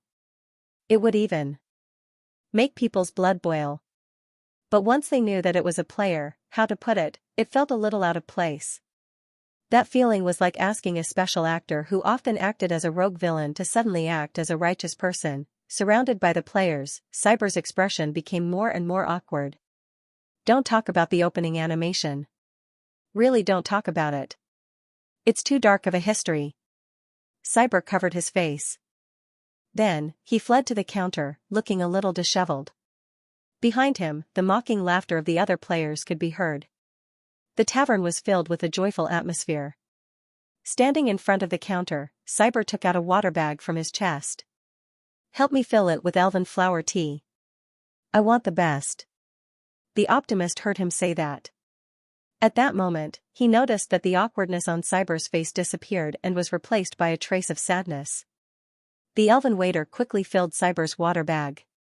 Cyber waited and carefully put it back into his chest. Then, he pushed open the tavern door and disappeared from the sight of the other players. The City of Heaven's Chosen forbade players from flying, and Cyber didn't bring a magical beast with him. He looked at the map, thought about it, and called for a carriage. As more and more Orlos residents turned into elves and half-elves, there were more and more elven NPCs working in the City of Heaven's Chosen. Gradually, carriages similar to taxis in the Blue Star appeared. This was normal. The City of Heaven's Chosen was getting bigger and bigger. Even with the teleportation circle, it was still slow to travel. Although the players could hide their physical fatigue in the system, if they had a means of transportation, they wouldn't walk. After all, not everyone liked to do parkour by leaping onto roofs and vaulting over walls. The carriage was convenient for the players and solved the elven NPCs' work. It was the best of both worlds. There were many similar things in the elven forest. The carriage stopped in front of Cyber, and an elf from the Inferno tribe leaned out. Lord Chosen One, where are you going? To the Milovia teleportation point. Cyber said. Okay. The elf replied respectfully. Cyber sat on the carriage, and the carriage moved slowly. The scenery outside the window started to recede. He looked at the buildings on both sides in boredom. His thoughts had already flown to Milovia. I wonder how Estelle is doing these few days. Cyber thought in his heart. He had been busy with the blue planet for the past few days and couldn't get away. The elven girl that Dory entrusted to him was temporarily taken care of by Demigod Aurora. It was worth mentioning that after the Frost Elf's favorability system went online, Cyber's reputation in the Frost tribe was full. Every elf's favorability was 100 points, making countless players envious. Especially Demigod Aurora. She was the 3rd gold NPC in the entire server. During the 2-month journey, she became friends with Cyber, making many players envious. The higher the favorability, the more likely it was to get good missions from the NPC. Not only that, when enough NPCs had favorability, it could also increase the faction's reputation, get discounts in the shop, experience, and contribution buffs. Without a doubt, after clearing the mission to save the Frost tribe, Cyber was invincible in terms of reputation. He became the 2nd player after Limu to achieve full reputation in the entire server. No matter where he went, he would gain the respect of the elves. However, Cybo remained calm about it. Although the journey had ended, he still couldn't forget the days and nights of those 2 months. He couldn't forget the people he met who were ugly on the outside but had strong and kind hearts. He also couldn't forget his old friend who liked to drink elven flower tea. He was back. However, most of those people remained in that dark world forever. Looking out the window, Cyber looked at the frost elves coming and going on the street. There were no more warts and pustules on their faces, and they were praying piously in the direction of the world tree. Cyber looked a little sad. "Lord Chosen One, we're here." Unknowingly, the carriage had reached its destination. Cyber retracted his thoughts, paid the fee, and jumped off the carriage. People came and went in front of Malovia's teleportation portal. However, most of them were not players, but elven NPCs. A large number of frost elves gathered here and went in and out. Cyber even saw people hugging each other and sobbing uncontrollably. When the frost elves saw him, they all bowed respectfully. Many of them greeted him excitedly. "Lord Cyber. It's Lord Cyber. Lord Cyber, thank you for your salvation. Lord Cyber, long time no see." Looking at the frost elves' enthusiastic smiles, Cyber also returned a smile. This was the treatment of a hero. This treatment reached its climax after Cyber passed through the teleportation portal and returned to the seaside city, Milovia. "Lord Cyber is back. It's the Holy Sun. It's the Holy Sun, Lord Cyber. Lord Cyber, these are the fish we caught from the sea with the other chosen ones 2 days ago. You must accept them. Lord Cyber, these are berries I picked from the forest. I picked a lot. You must take some. They're very sweet. Lord Cyber, do you still remember me? You saved my child more than a month ago. This is a jacket I weaved from the crypt spider's silk. It's a gift for you." The frost elves were very enthusiastic and surrounded Cyber in a short while. Unknowingly, his arms were stuffed with all kinds of gifts. Looking at the warm and smiling faces, Cyber was stunned for a moment, and the sadness in his heart gradually dissipated. A smile appeared on his face, and he nodded lightly. Thank you everyone." At this moment, he felt warmth in his heart. Cyber left the frost elves crowd and entered the main city of Milovia. This seaside city was no longer as cold and cheerless as before he entered the dungeon. Instead, it was as lively as a chosen city. In a few days, the frost elves had settled down with the help of the players. According to Cyber's understanding, half of the elves chose to live in the city, while the other half chose to open a new village in the forest. Of course, there were definitely many who were abducted by players from other main cities. These days, everyone was snatching NPCs. But no matter what, with the return of 200,000 frost elves and a large influx of people, Milovia became one of the most prosperous cities in the elven forest. The streets were decorated with lanterns and streamers as if there was a celebration. From time to time, he could see people marching with smiles on their faces. Looking at the frost elves in new clothes and new spirits, Cyber found it difficult to associate them with the monsters in the abyss. They had obtained a new life. Cheerful elven songs sounded on the streets of the city. It was the frost elves playing harps. Some innocent young elves chased and played with each other, giggling. On the buildings on both sides, players and frost elves could be seen working together to repair them. The entire city exuded a vigorous vitality. Even Cyber was affected by the vigor, and his footsteps became lighter. He didn't go home. Instead, he went straight to the temple. Malovia's Temple of Life wasn't very grand. However, with the arrival of Dawn Star Aurora, it was destined to become one of the most famous temples in the entire elven forest. Cyber wanted to greet Aurora, but unfortunately, he was told that she had gone to the City of Heaven's Chosen. The City of Heaven's Chosen. Is Lady Aurora going to meet the goddess? Cyber asked curiously. I'm not too sure. Lady Aurora suddenly received an oracle in the morning, and then excitedly went to the City of Heaven's Chosen. The elf guarding the temple said. What about Estelle? Cyber asked again. He didn't see the elven girl in the temple. She also left with Lady Aurora. The elf priest replied. Cyber nodded and turned to leave the temple. He looked at the sky and walked toward the north of Milovia. The streets became more and more remote, and the buildings on both sides became sparser. However, the terrain became higher and higher. Gradually, Cyber left the city. There were many flowers on both sides of the road.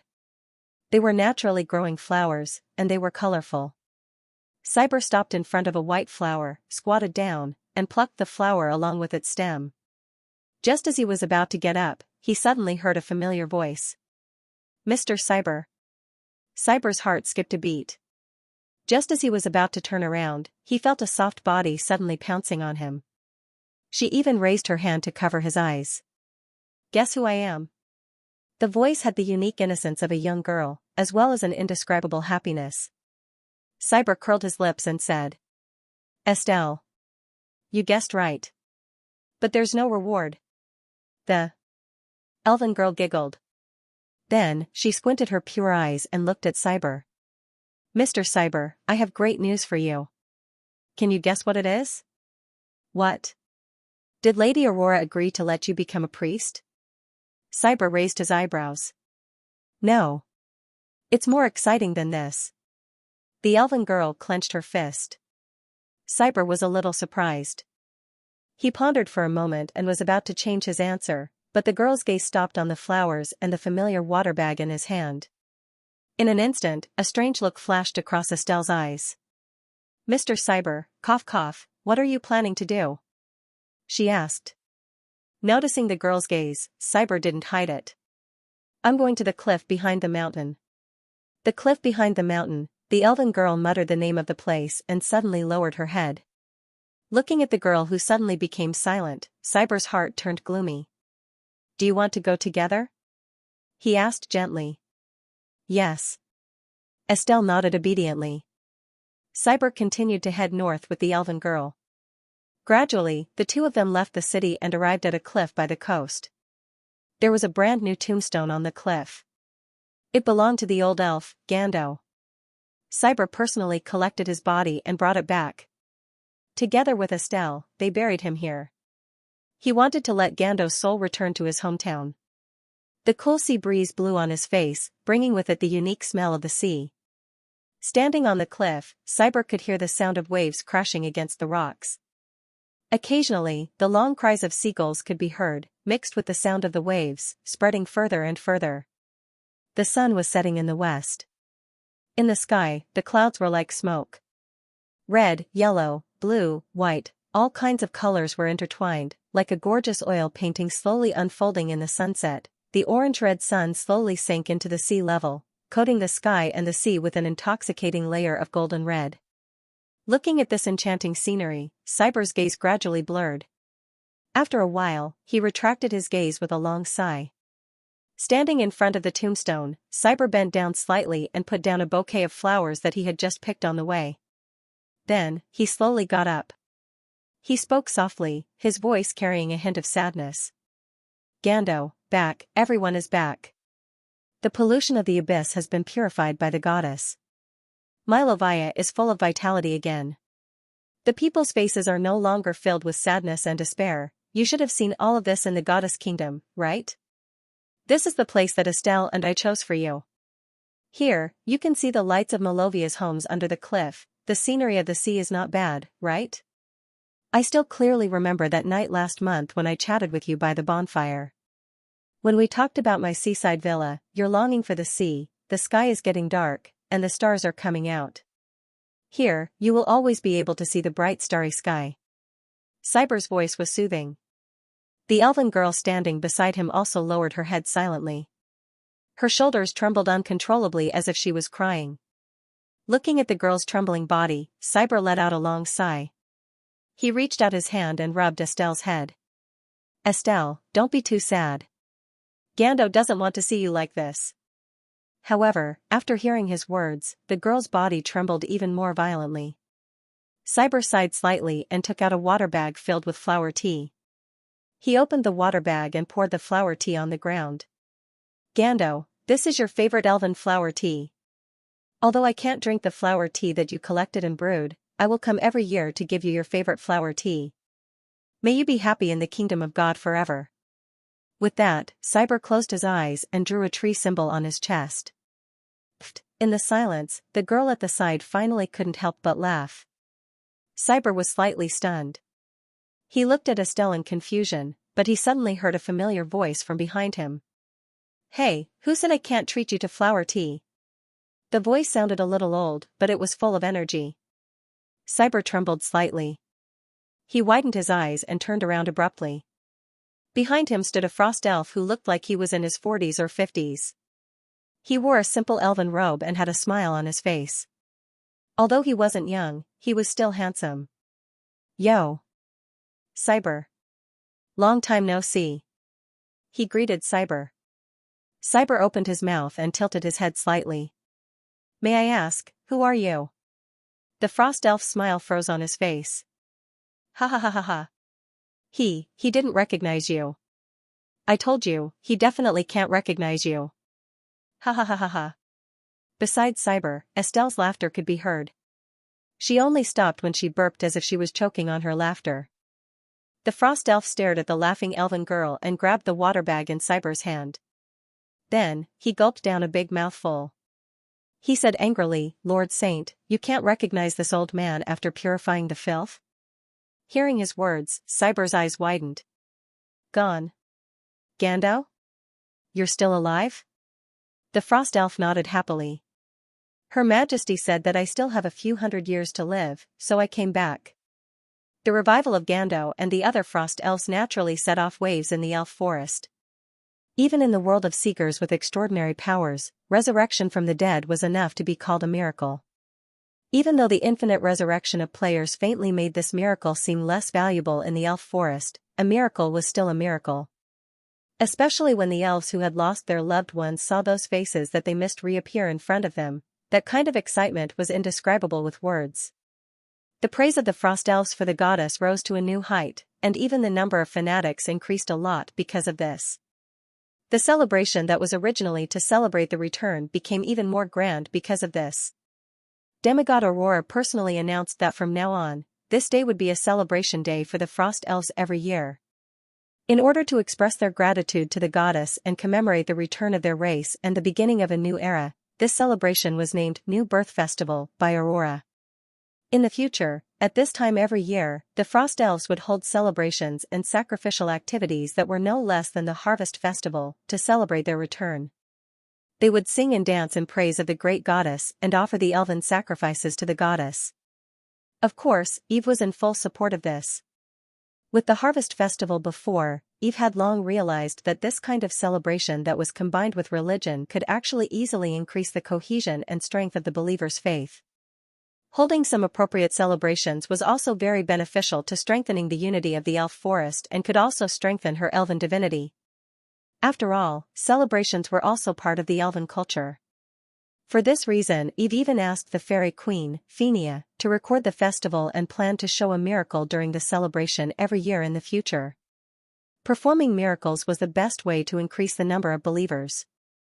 As long as it was not done for free every day and maintained a certain sense of mystery among the believers, miracles were quite powerful. Melovia's celebration was held for a whole week. Even Eve secretly turned into the appearance of the player Wind and went to the seaside city to fish for a few days during the celebration. However, on the last day of the celebration, Eve suddenly felt something in her heart. The players she sent to explore the Abyss Channel in the underground world died. In his perception, they hadn't even entered the planar passageway. With a thought, Eve returned to her divine kingdom and brought up the scene that the players saw before they died. When he saw the black fortress and the grinning demon in the image, he raised his eyebrows in surprise. Demon Fortress? TSK. Interesting. He pondered for a moment, then his figure flashed and disappeared from the divine kingdom. Death Desert, third layer of the underground world. As the deepest part of the Underdark and the lowest part of the plane, the mana here was far more chaotic and restless than anywhere else. Very few creatures from the first or second layer would come here. Blazing earth fire and flowing lava were the most common sights here. Food was scarce, and water was even more scarce. It was almost impossible for ordinary intelligent creatures to survive here. Only monsters and magical beasts could settle down here. This was under normal circumstances, however, the area in front of him could definitely be said to be different. There was no blazing lava, no scorching earth fire. Instead, there was a deep, black underground lake. The lake and water system that shouldn't have appeared here, but they did. The large and small caverns and the continuous water system looked just like the first layer of the Underdark. However, this was not the first layer, but the real third layer. If one observed carefully, they would find that the rocks and landforms here still had traces of flowing lava. This underground lake seemed to have been formed not long ago. At the same time, the mana here was still chaotic and restless. A faint layer of black mist could be seen on the ground. That was the dissipating power of the abyss. The deep underground lake seemed bottomless. Occasionally, ripples could be seen on the dead lake. A ferocious-looking magical beast cautiously came to the lake to drink. It was a kind of dark magical beast that was common in the third layer of the underground area. It had the strength of a mid-silver level. However, just as it took a sip, a huge and terrifying head of a giant beast suddenly popped out of the water. The giant beast was shaped like a whale, but its whole body was covered with black scales. It opened its bloody mouth, and the pressure of a legend flashed past. It easily swallowed the magical beast, and then slowly dived into the water. The surface of the lake was quiet again. Only a looming black shadow could be vaguely seen, constantly swimming under the water. Suddenly, a giant hand burning with black flames fell from the sky, plunged into the water, and lifted the whale-like giant beast out of the water like a chicken. The giant beast kept struggling, but it couldn't shake the giant black hand at all. The giant black hand slowly retracted. It actually belonged to a giant with a terrifying aura. His body was also burning with black flames, and he was wearing a demon armor as black as ink. The evil aura was constantly rippling. He picked up the giant beast and stuffed it into his mouth. He bit off half of the giant beast's body and swallowed it. Dark red blood gushed out. The giant beast twitched for a moment before it stopped moving. Traces of black smoke came out from the remaining half of its body. It was actually being corroded rapidly. The giant bit the giant beast's body, and the sound of chewing came from his mouth. His ferocious nose spewed out a cloud of black smoke, and a trace of enjoyment flashed in his dark yellow pupils. At the same time, a majestic voice sounded from his other side, with some dissatisfaction. Hagnet, His Holiness Leviathan placed the magic whale here to guard the demon fortress, not for you to use as food. It was another giant. He was covered in scales and had a pair of horns on his head. His face was like a cow and a human, and he had a long sharp tail behind him. This was a demon. His aura was no less than the black giant's. His scarlet eyes coldly looked at the giant who swallowed the whale beast. The giant burped and threw the unfinished whale beast into the water. Then, he said indifferently, "Don't worry. Derek Air, you coward, don't always use Leviathan to pressure me. I'm not the demon lord of the third layer of hell. Nor am I a demon lord like you who flatters the demon gods. You." The demon with the bull head was furious. He spewed out a cloud of blazing flames and warned, "Haganet, pay attention to your identity. Who was it that saved you from the seal? The war is about to begin. If something goes wrong with Lord Leviathan, you'll be hunted down by all the demon lords." "Humph, I don't need you to remind me." The black giant called Haganet raised his head and snorted proudly. Then, he said, "It's just guarding the gate. This is the third layer of the underground area, and the location is hidden. Are you still worried about being discovered by the pigs on the ground? That's not necessarily true. The more abyss myths we rescue, the greater the possibility of being discovered. The world of seekers is the territory of the gods after all, especially now that the powerful goddess of life has appeared on the ground." The demon with the bull head said in a low voice. As if thinking of something, a hint of fear flashed in his eyes, and his words were slightly fearful. "That's a ruthless character." Even the true god of the war god divine system fell in his hands. His Majesty Azazel, the seventh demon god, was also sealed by him. You can imagine his power. As he said that, he pointed above. This is the desert of death, and now it's also his sphere of influence. Be careful. Hearing the words of the bull-headed demon Diriel, the black giant Haganet laughed loudly. "Ha ha ha ha ha, Diri Air, you're too cowardly. I admit that the goddess of life is very powerful, but she's alone. So what if she has a divine realm? You, me, Lulia, Elisa, plus Andrea and Apophis, can't the six of us fight against a true god with weak divine power?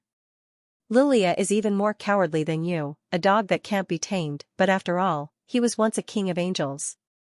His simulated divine realm is very powerful. Not to mention, I haven't taken into account those resting in the dimension. More than 10 abyss myths. Not to mention the goddess of life, even death Hela would probably fall. As he spoke, the black giant Hagnet plunged his hand into the lake again, caught a magic whale, and planned to put it into his mouth. Hagnet! Don't eat any more. Is your brain full of saliva? Derriere said angrily. With that, he slapped the black giant's arm and shook the magic whale down. That huge whale was like a frightened rabbit, hurriedly burrowing into the lake and not daring to show its head again. Humph, stingy. The black giant, Hagnet, grumbled. Then, he turned around and shouted at the top of his voice into the distance. Hey! You bunch of ugly fellows. Hurry up and find something for Lord Hagnet to eat. The more magic power, the better. As his voice spread out, a demon fortress in the middle of the underground lake in the distance suddenly became chaotic. Soon, a few demon lords brought their demons out of the city. Hagnet! My subordinates are not your subordinates. Humph, can't you be more magnanimous? I have to eat my fill before I can guard the dimensional passage, right? Otherwise, you'll take responsibility if something goes wrong? Shameless. The two abyssal myths cursed at each other until a moment later, the black giant seemed to have thought of something and suddenly asked. Speaking of which, it seems that I haven't seen those two bastards Lilia for a few days. They didn't run away again, did they? Run? If they dare to run, they can forget about returning to the abyss. Without the replenishment of the power of the abyss, they'll be sealed by the gods sooner or later. Derriere snorted coldly. That's true. Once the war started, they had nowhere to go. Hagnet nodded. At this moment, a deep light suddenly bloomed behind the two abyssal myths, and a hidden dark magic circle flickered with faint spatial fluctuations. Space was torn apart, and a crack appeared, and then another huge phantom appeared. Hagnet, Derriere, have you seen Lilia and Elisa? The two abyssal myths looked at each other and shook their heads. No. What's wrong? The phantom was silent for a moment, then said, Apophis has fallen, and that idiot Andruil has also gone missing. What? The two abyssal myths widened their eyes. When did this happen? Who did it? Lilia and Elisa? Derriere asked with a serious expression. I don't know who it is, but it shouldn't be them. They've also gone missing. They most likely participated in the battle and ran away when they saw that the situation was bad. Those two fellows can fight with the wind, but when the wind is against them, they can run faster than elemental bullets. The phantom shook its head. With that, it added. But what I can be sure of is that the one who killed Apophis should be a true god who erased his traces. However, I found some elven corpses near the battlefield, under the cliff closest to the surface world. It seems that it should be the abyssal elf tribe that we didn't manage to eradicate in time. A true god? A true god dares to come to the abyss alone? Wait. You mean that mutated elf tribe? Derriere was slightly taken aback. Aren't they very, very far away from there? How did they get there? That's the most puzzling thing. Not only did they get there, but they also completely disappeared. I suspect that they were taken away by the myths. The phantom said in a deep voice. With that said, it looked at the black giant again. Hagnet, you're most familiar with the surface world. Who are the true gods that the elves believe in now? The black giant was stunned for a moment before replying. Apart from the mother of gods, it's the current life goddess. Right? However, the life goddess is locked up in this world. She can't go there. Life goddess, the phantom froze slightly and said in a deep voice, Hagnet. Now that you mention it, I suddenly remember that there seems to be some residual life force there. Although the aura has been erased, Apophis likes to devour life force the most. It's impossible for there to be any residual life force wherever he is. Hearing that, the black giant was stunned for a moment before it sneered. Haha, are you saying that the life goddess did it? She's still playing house in the elven forest. Can a true god with weak divine power defeat the combined forces of 4 abyssal myths? It has to be at least mid-level divine power, right? However, after laughing, he realized that the phantom was still expressionless. Hagenet's heart skipped a beat. Hey, you, did you get some news? The phantom took a deep look at him and said, Hagenet. You've been sitting here all this time, so you might not be aware of some of the things that happened on the surface of the Seekers. Just some time ago, the life goddess personally took action and killed the resurrected myth who destroyed the Eternal Lord's angel army and was suspected to be the Titan god. And, it was a one-hit kill. This goddess of life named Eve has most likely advanced to the intermediate divine power level. Impossible. Gasbro, do you think we're fools? A true god who has only been a god for 4 years has become a lesser divine power? Wake up, this isn't the end of the Twilight Era anymore. Hearing the phantom's words, the Minotaur demon and the black giant shook their heads at the same time. The phantom snorted coldly. Derek, Hagnet, you have to know whose divine domain Her Holiness Eve has inherited. It's true that she has just become a god. 4 years.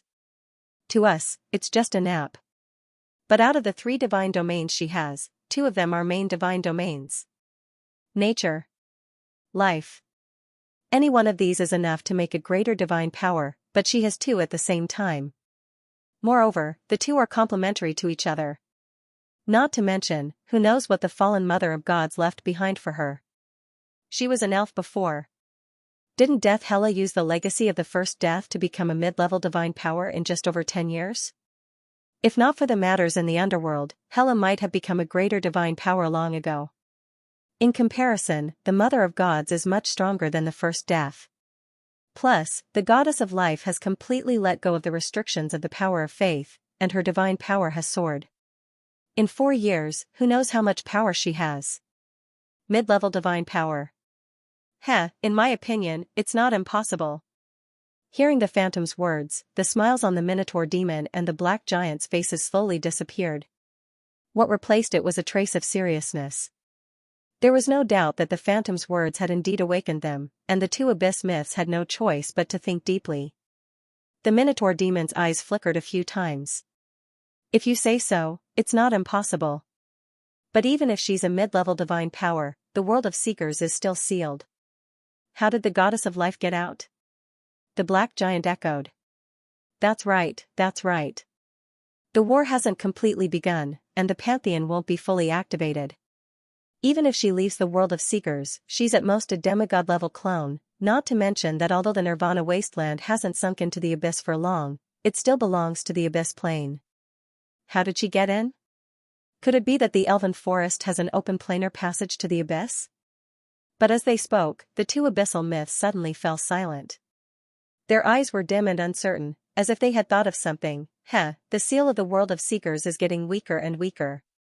Even His Holiness Leviathan can secretly pry open the planar channel. Can't the Goddess of Life do the same? Before the Nirvana wasteland sank into the abyss, it was a plane that had a planar passage to the world of Seekers. Although the world of Seekers was sealed, there was still a passage. Don't forget how the elves in the extermination wasteland entered thousands of years ago. The shadow shook his head. But, the Goddess of Life doesn't control the laws of space. Even if it's really her, how could she take away so many elves so easily? From the Seekers to the abyss. Gulp. That. How much divine power would that take? The bull-headed demon, Diriel, swallowed his saliva and said with some difficulty. He tried to estimate the amount of divine power he had consumed and felt his scalp go numb. That I don't know, but if it's really her, she might be in control of some kind of spatial artifact. The shadow said. Hearing the shadow's words, the 2 abyssal myths' expressions gradually turned ugly.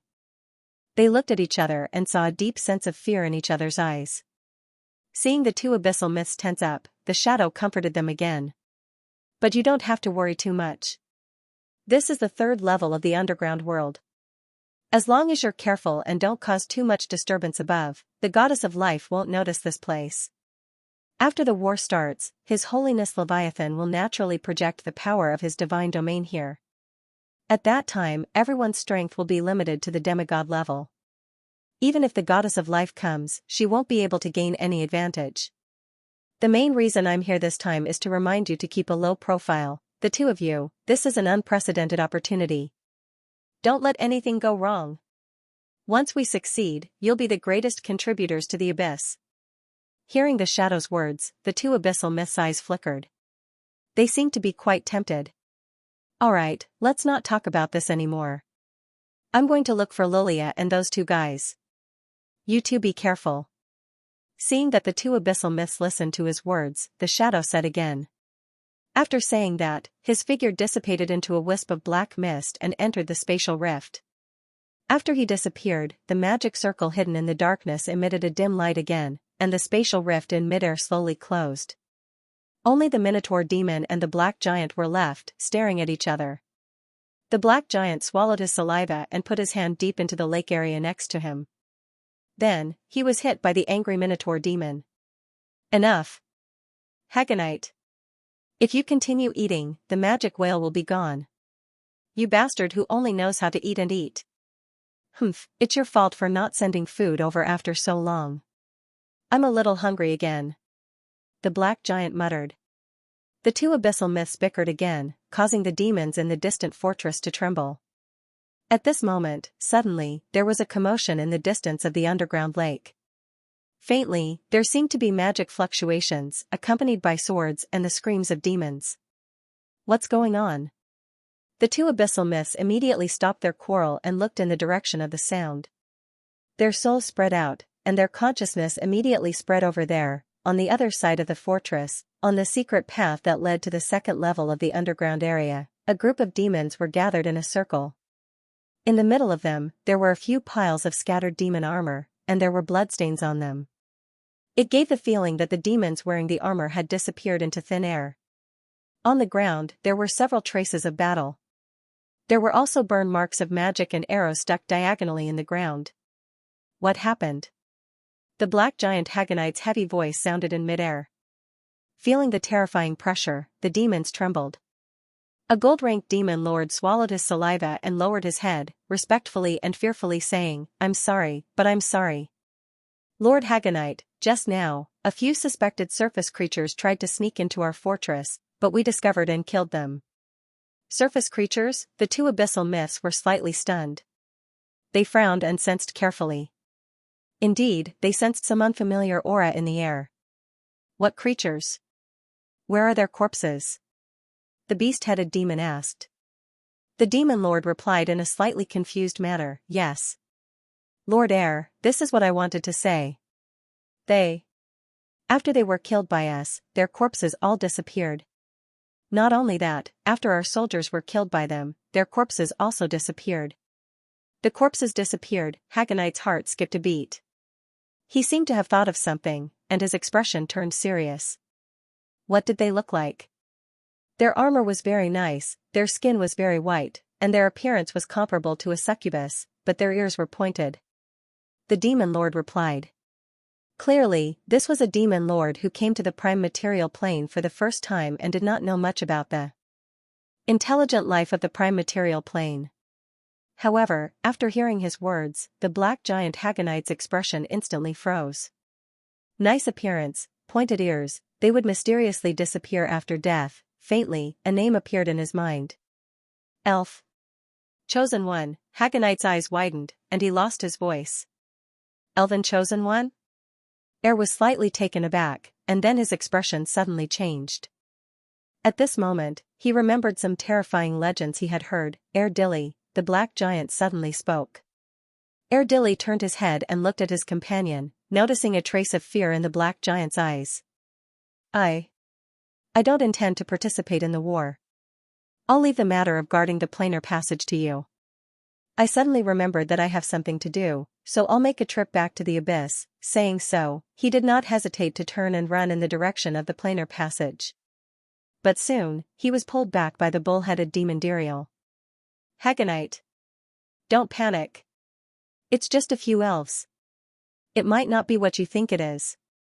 Let's report to Lord Leviathan first. Nonsense. You're trembling. Don't lie to yourself. Those are the elven chosen one of the life goddess. Do you know how many demigods of the abyss who encountered them have fallen at the hands of the life goddess? You want to die? Don't drag me down with you. Bastard. You just said you weren't afraid of the life goddess. Idiot. Do you believe me when I say I'm not afraid of the eternal masters? Didn't you hear what Gaspro said? That's the lunatic who chopped up the Titan and the fallen god. The two abyssal myths cursed loudly, until an ethereal and pleasant voice suddenly sounded behind them. Oh? So I'm that scary in your hearts? That voice was ethereal and pleasant to the ears, with a tone that was 30% teasing and 70% playful. But when they heard this voice, the two abyssal myths trembled slightly. They turned their heads stiffly, only to find that a black triumphant stone door had appeared on the planar passage magic circle that led to the abyss. And on the stone door, a beautiful figure was sitting, with two slender legs resting under the stone door. She was wearing a wholly long dress, with silver hair and purple eyes. Her deep gaze was fixed on the two abyssal myths, with a faint smile on her face. But that smile was not a friendly one. It was as if she had seen a fun toy. Compared to the two gigantic abyssal myths, she was like a pocket-sized and fragile elf girl. However, Hagnet and Air's expressions instantly became horrified, as if they had seen the most terrifying enemy. Myths were extremely sensitive to auras. To be able to appear behind them quietly, it only meant that the other party's strength was far higher than theirs. And that iconic appearance immediately made the other party's name appear in their minds. Life goddess, the two abyssal myths did not hesitate. They hurriedly stimulated their divine power and fled in different directions. Eve, who was sitting on the triumphant stone door, sighed. Each of you, why are you all running away when you see me? After saying that, she snapped her fingers lightly. A pale golden light spread out from behind her, forming a golden cage that quickly enveloped the area. At the same time, green photons flew everywhere, and countless lush plants broke out of the ground, forming a forest in this third underground area that was originally impossible to produce life. And the demons in the demon fortress were horrified to find that vines began to grow out of their bodies, or there were branches or flower buds growing out of their noses and ears. Screams rang out everywhere in the fortress. In a short while, they turned into trees one after another. At the same time, the two abyssal myths seemed to have hit an invisible screen and stopped at the border of the golden cage. Divine territory. They let out a strange cry, and their words were filled with horror. The ox-headed demon Diri Air roared, a trace of madness flashing in his eyes. Orange-red flames burned around him, and a turbulent evil and scorching power spread out. For a moment, the blazing flames burned, fighting against the golden cage and burning down the forest below. A simulated divine territory? Eve's voice was a little surprised. She snapped her fingers again and strengthened the power of the laws in her divine territory. And with her action, the burning flames immediately shrunk, and the ox-headed demon's ferocious face gradually turned purple. His facial features became more and more ferocious, and he let out a low roar, as if trying to maintain the shaky simulated divine territory. However, in the flying golden-green photons, the burning flames were extinguished bit by bit as if they had encountered water. On the other side, the black giant also roared, and a pale black fog spread out from his body, turning into a huge mouth that swallowed the surrounding photons. It was another simulated divine territory. However, after swallowing the photons, the huge mouth formed by the black fog trembled slightly. Eve glanced at them lightly, and they trembled slightly, then suddenly collapsed. In the blink of an eye, the black fog cast by the black giant turned into ashes in a flash of golden light. With the simulated divine territory broken, the aura of the two abyssal myths instantly withered, and the ox-headed demon could not help but spit out a mouthful of dark purple blood burning with flames. Their expressions were filled with fear, and they looked at Eve with incomparable horror. The abyssal myths were high and mighty among demons and monsters, and were regarded as taboo existences that could not be responded to by mortals. However, at this moment, in front of Eve, they were like two weak children. Tell me your secret, and I can spare your lives. I will also give each of you a magnificent demon palace, she said with a smile. However, looking at her amiable smile, the two abyssal myths felt that at this moment, she was more terrifying than the most terrifying abyssal demon god. The abyssal myths that fell into the hands of the goddess of life did not have a good ending. Eve smiled and looked at the two abyss myths in front of her. And the expressions of the two abyss myths became more and more unpleasant, the Minotaur air roared, and his whole body burned with blazing flames. Eve, don't you think you can learn any secrets of the abyss from us? Looking at his unyielding expression, Eve had the illusion that she was the villain in a trance. As if noticing Eve's absent-mindedness, the two abyss myths' eyes flashed. They looked at each other, roared at the same time, burned their own abyss power, and rushed toward Eve. However, Eve only raised her head to look at them. Her gaze was very calm, as if she was not touched by the power that almost exceeded the limits of the world of seekers after the two myths burned their divine power. Imprison. Hagonet and Diary Air heard her speak softly. An irresistible force came from all directions, and the two abyss myths felt as if the whole world was pressing on them in an instant. Their bodies quickly slowed down and stiffened. At this moment, all the laws around them seemed to have become their enemies. The two abyss myths were shocked, and they felt the rejection of the world's laws with deep hostility. This kind of rejection quickly spread to their bodies, and in their horrified gazes, all of their powers were completely locked. They had lost control of their bodies. With a plop, they knelt on the ground. "Tell me, what is Leviathan up to?" Eve said again. Her voice was calm, and there was no warmth. She gently stood up from the stone gate of triumph, and the soft holy light accompanied her left and right, setting off her beautiful face. The smile on her face had disappeared, and it was replaced by indifference. This indifference combined with Eve's ethereal voice made her no longer look like the amiable goddess of life, but like a majestic ruler who ruled the world. Looking at the true god standing on the stone gate of triumph, staring at them condescendingly, and feeling the terrifying pressure behind her, the two abyss myths could not help but tremble. The two of them were only weak divine powers. Abyss mythological creatures were already at a disadvantage when facing true gods of the same level due to the difference in their divine territories. At this moment, Eve had used the reversal gate to display her true body's might, which undoubtedly intimidated the two of them completely. There was only one voice roaring madly in the hearts of the two abyssal mythics: mid-level divine power. This is definitely not an ordinary mid-tier divine power. Damn it, when did he become so powerful? Is he really just an elf who inherited the priesthood of the world tree? Although Hagonet and Air were only weak gods, they had dealt with the fifth demon god, Leviathan, who controlled the third layer of Bator. That was a great divine power demon god, who was very famous for his fighting prowess. And at this moment, they saw a similar shadow in the life goddess. Although his aura was obviously not as strong as Leviathan's, the absolute control of the laws when a powerful divine power used the divine domain was already faintly visible. Without a doubt, the heavenly life goddess had most likely reached the pinnacle of mid-level divine power and was only a step away from becoming powerful. This discovery made the two abyssal mythics even more terrified, to the point of despair. Encountering such an existence, their ending was almost predetermined. If they did not fall, they would be sealed. But even so, the expressions of the two abyssal mythics changed. In the end, they still gritted their teeth and said nothing. Looking at the two abyssal mythics whose divine power had already collapsed and who had completely become her prisoners, Eve frowned slightly. Don't expect the evil gods to have any loyalty. For them, stabbing someone in the back like what Lilia did was normal. She had already displayed her absolute strength, so these two abyssal evil gods should not be so stubborn. This made Eve feel more and more like a big villain. But soon, as the power of the laws and the divine domain continued to suppress them, Eve finally found a clue. Had they signed a mythical contract of confidentiality? She muttered as she looked at the two abyssal mythics whose expressions kept changing, their divine power flickering, and their eyes filled with despair under her interrogation. Gently shaking her head, Eve summoned the roots of her main body and entangled the two abyssal mythics. And when Hagonet and Air saw the vast aura of the world tree's roots and sensed the sudden change of the camouflage aura with the appearance of the roots, their eyes instantly widened. You are.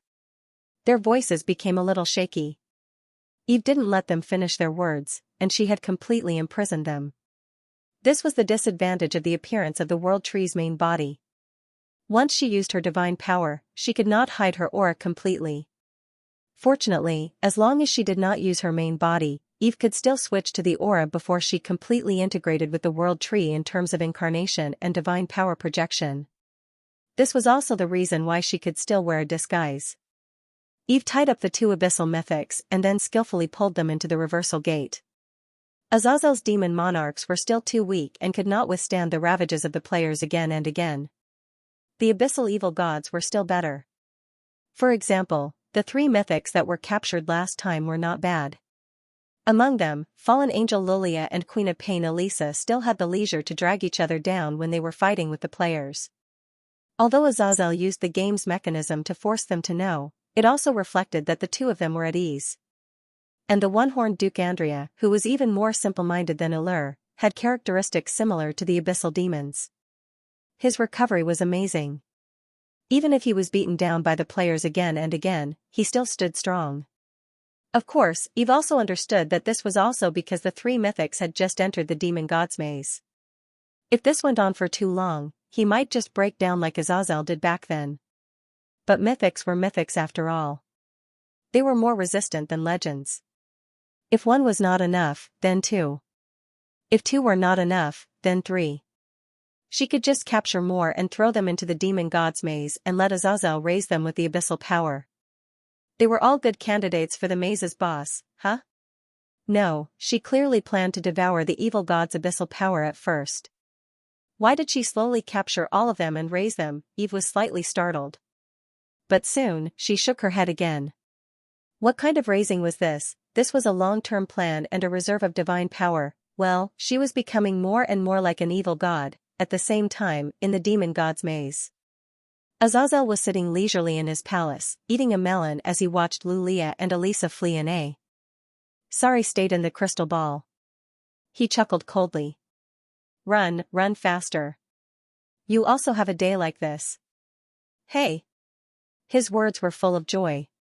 But suddenly, his heart skipped a beat. He looked warily at the hall. At the entrance of the palace, a golden light flashed, and a black triumphant stone door appeared.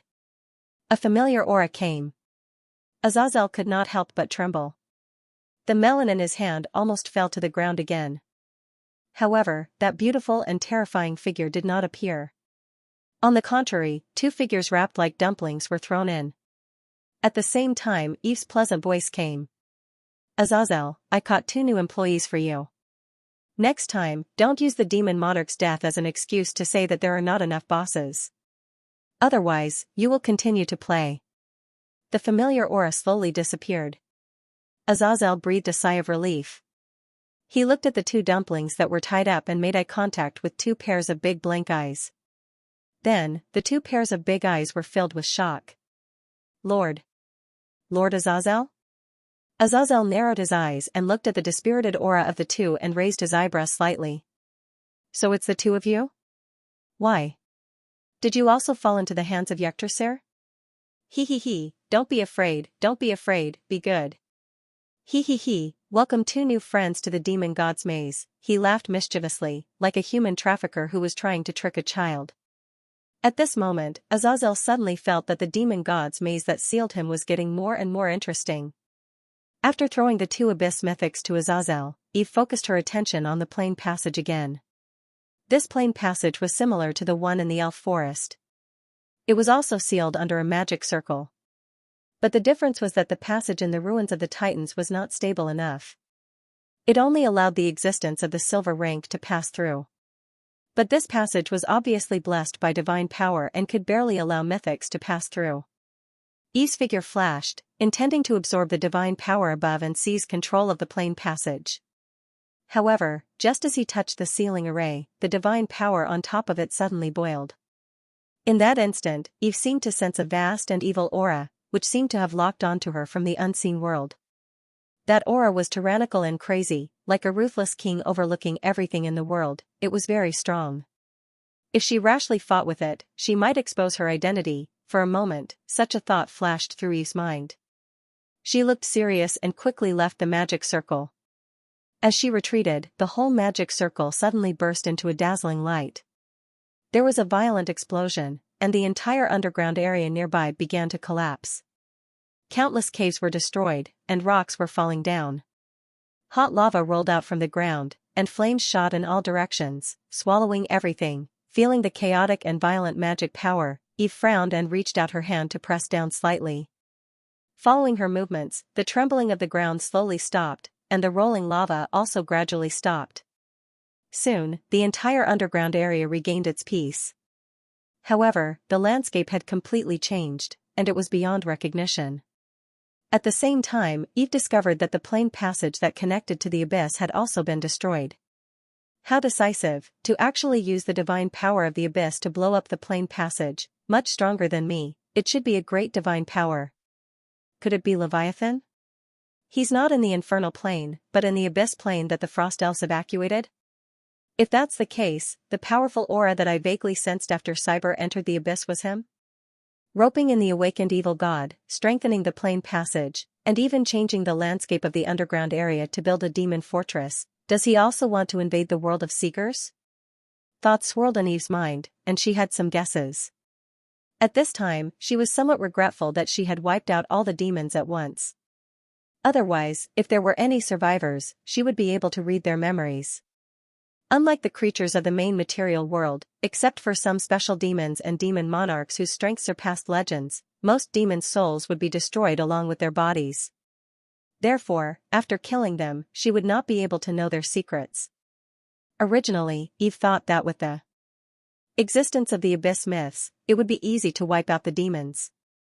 However, she did not expect that a few abyss myths had signed a contract, and she could not get secrets out of them. Could that fellow, Lulia, know what Leviathan is doing? Such a thought flashed through Eve's mind. But very quickly, she shook her head. If her judgment was not wrong, that fellow, Lulia, should also be restricted. Otherwise, with his clergy of betrayal, he should not have just told her the coordinates of the plain passage. Of course, at this time Eve more or less understood why Lulia would tell her the coordinates. She was afraid that Leviathan had also caught something on him. This was to let her go against Leviathan. In the end, no matter who won, it would be beneficial to him. Send some players to explore that abyss plane again. The war between gods and demons is coming. Don't let anything go wrong. Eve thought in her heart. However, just after she made up her mind, she suddenly noticed a few weak evil auras in the distance. Her heart moved slightly, and she cast her gaze over and saw a few demons carrying meat. They stared at the completely changed landscape in front of them with their mouths agape, and the meat in their hands fell to the ground with a clang. If Hagenat was still here, then he would recognize that these were the demons that he had sent out to find food for him. What good luck! Eve chuckled, and her figure flashed, appearing beside the demons. Looking at the beautiful figure that suddenly appeared in front of them, the demons were slightly stunned. But in the next second, they did not know anything. At the same time, Eve, who had invaded the souls of the demons, also forcibly broke through the soul contract that kept the secret in their minds, and barely saw some scenes the evil and dark abyss hive that was constantly producing. They were training an endless army of demons. The fortresses that were built bit by bit in the abyss plane, and standing in front of the demon army, there was a stalwart figure wearing a black cloak and with a tentacle-like beard. He was like a monster with an octopus head, covered in blue-black scales, and had a grand aura. This image corresponded to the various legends that Eve knew. She already knew the other party's identity. The fifth demon god that controlled the third level of hell. Although he was ranked fifth, his strength was second only to the great divine power of the first demon god, the abyss myth with the name of the Tempest Sea god, Leviathan. The scene flashed by and was completely broken. Eve's gaze was slightly solemn. At this moment, there was only one thought left in her soul: the abyss was preparing for war. The abyss was preparing for war. There was no doubt that while the gods were preparing for the war, the evil gods of the endless abyss were also on the move. It was as if they had made an appointment. Eve was not surprised by this. The gods and petitioners were not the only ones taking part in the war. The various forces that believed in the gods would also send their armies to participate. Ever since the last meeting of the gods, the various forces in the prime material plane had received the oracles of the true gods, and had begun preparations for war against the abyss. As the evil gods of the abyss who had been secretly paying attention to the movements of the prime material plane, it was normal for them to know about the impending war based on the movements of the various forces. The abyssal fortresses that Eve had seen were undoubtedly the defensive positions of the demons.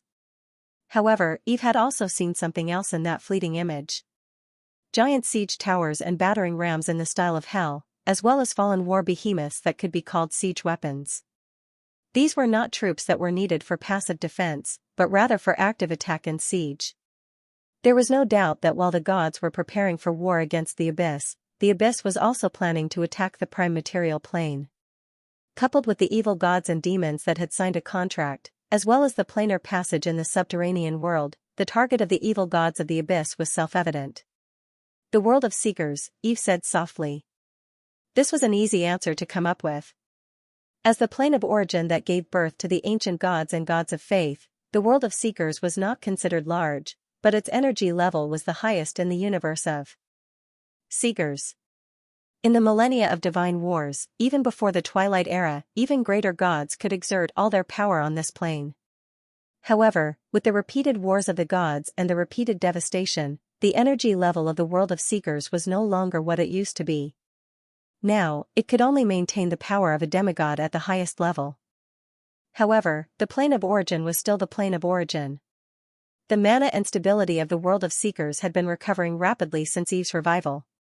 When the planar passage was completely unsealed, the energy level would probably allow true gods to walk around freely. As for the intelligent creatures in the world of Seekers, there would probably be a new round of growth and strength. If one or two lucky ones obtained the lost divinity, it would not be impossible for them to become a true god. This was the oldest plane in the entire Seekers universe, and it also had the greatest potential. Pulling such a plane into the Abyss would undoubtedly greatly please the Abyss consciousness. However, Eve believed that it was not entirely the reason why the evil gods wanted to drag the world of Seekers into the Abyss.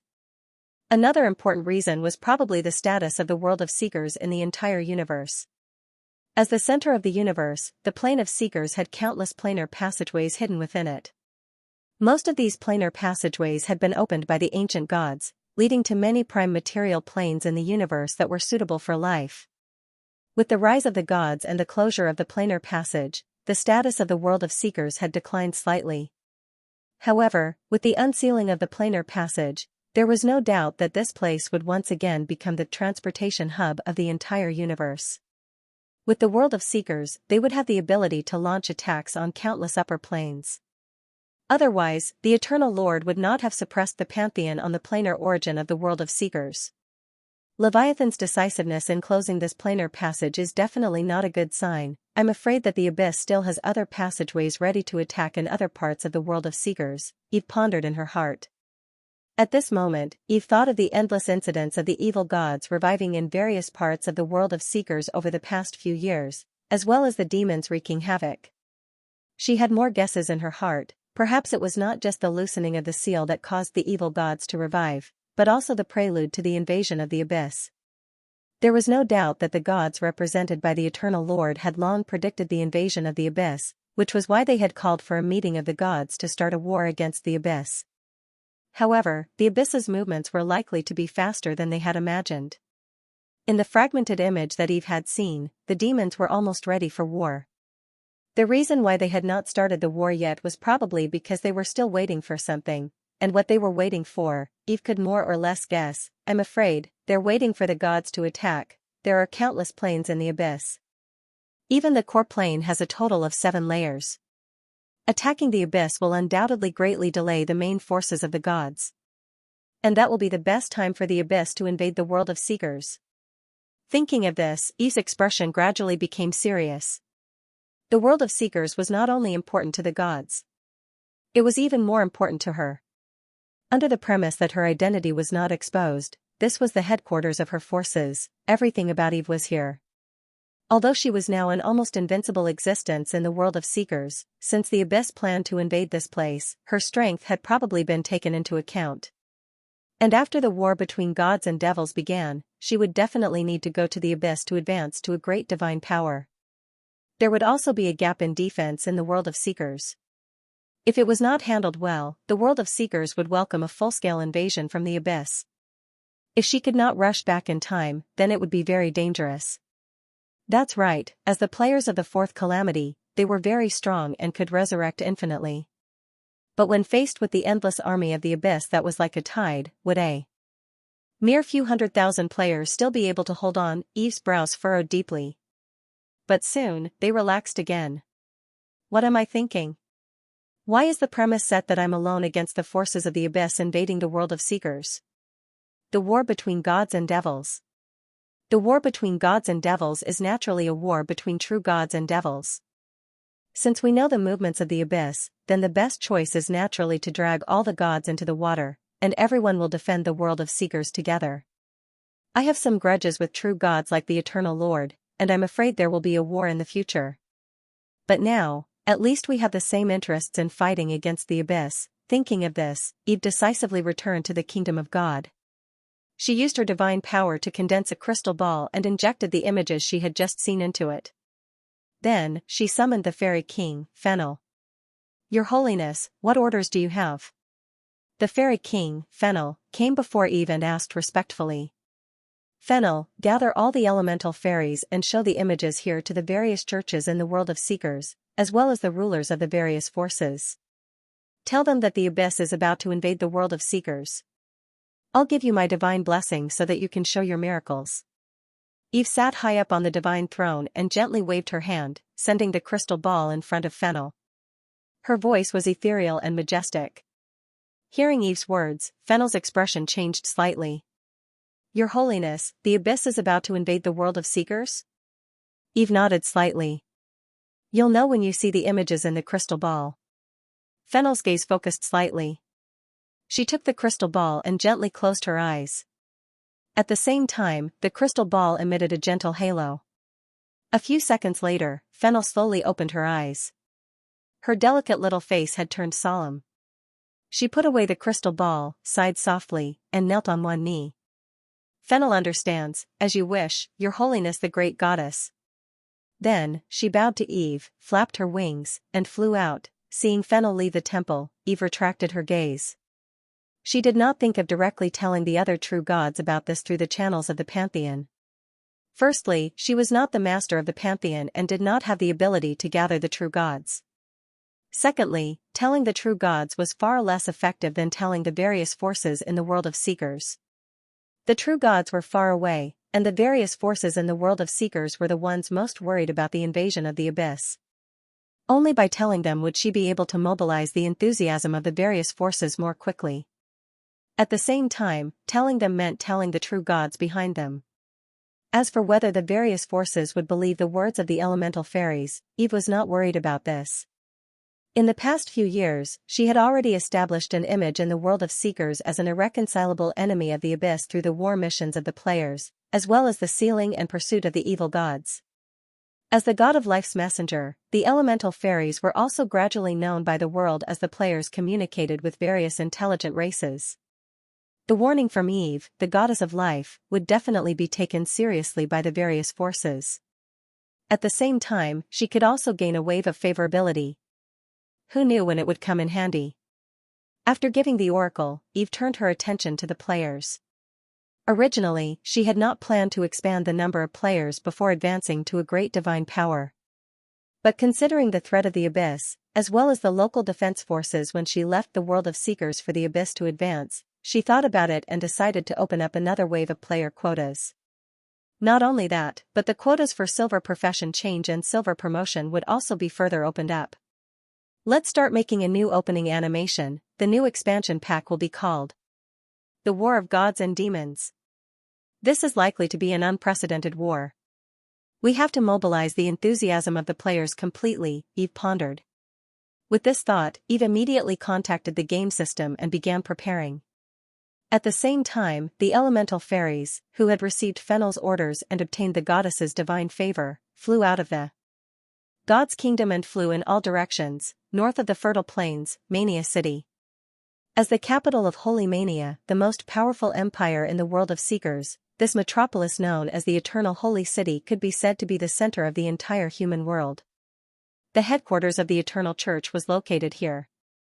The headquarters of various famous mercenary groups in the world, as well as the headquarters of various large guilds and chambers of commerce, were also located here.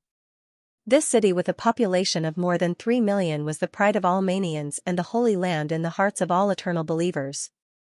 Eternal Church Headquarters, Holy Square.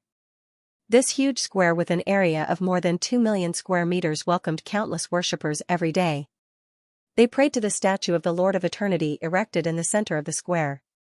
Suddenly, ethereal hymns slowly sounded in the air. Golden photons slowly scattered down, and a dreamy elf with butterfly-like wings slowly appeared. The people on the ground all looked up. As if sensing something, the current Pope, Saint Benedict II, who was praying in the Mania Cathedral, suddenly opened his eyes and looked out the window. In the Empire's Holy Spring Palace, Princess Teresa, who was being taught by the palace tutor, also looked up at the sky. "Teacher, what's that?" Her voice was filled with curiosity. "Extreme North Icefield, Great Snow Mountain." On top of the snow mountain, a simple and heavy altar stood tall. In front of it stood the crude statue of the god of war and destruction. Orc ascetics in thin clothes were praying to the statue. Under the snow mountain, endless tents were scattered all over, surrounding and protecting the towering mountain. The muddy streets were crooked, and there was an endless stream of strong orcs. There were also pilgrims from different races climbing the mountain. After climbing a few steps, they would kowtow and pray devoutly in the direction of the mountain peak. This was the capital of the Orc Alliance, Pasha. It was also the holy land of the War Church. Heavy snow swirled in the sky, and the sky was blue. Suddenly, a golden light appeared in the sky. The dazzling sunlight pierced through the thick clouds and shone on the snow mountain and the earth. The orcs raised their heads and looked at the sky, only to see a sacred shadow slowly appear. The orc high priest who walked out of the tent was slightly stunned. He looked at the illusory figure in the sky and felt the active energy. His gaze was slightly solemn. "Elemental fairy, it's the oracle of the goddess of life, endless sea, Dragon Island." This was a huge island 2,000 kilometers away from the sea in the northwest of the Seekers continent. It was also the place where the megalosaurus of the Seekers world lived. More than 90% of the megalosaurus in the entire Seekers plain lived here. In the heart of Dragon Island, a towering canyon. Megalosaurus of different colors poked their heads out of their nests and looked at the sky curiously. Under the sun, an ethereal and majestic voice was constantly sounding. "My name is Einstein, the oracle of the goddess of life. By the oracle of the goddess, I'm here to convey the warning of my lord to my friends on Dragon Island, on the cliff." Platinum Dragon King Reinhardt, who had transformed into a human form, looked at the sky with a serious gaze.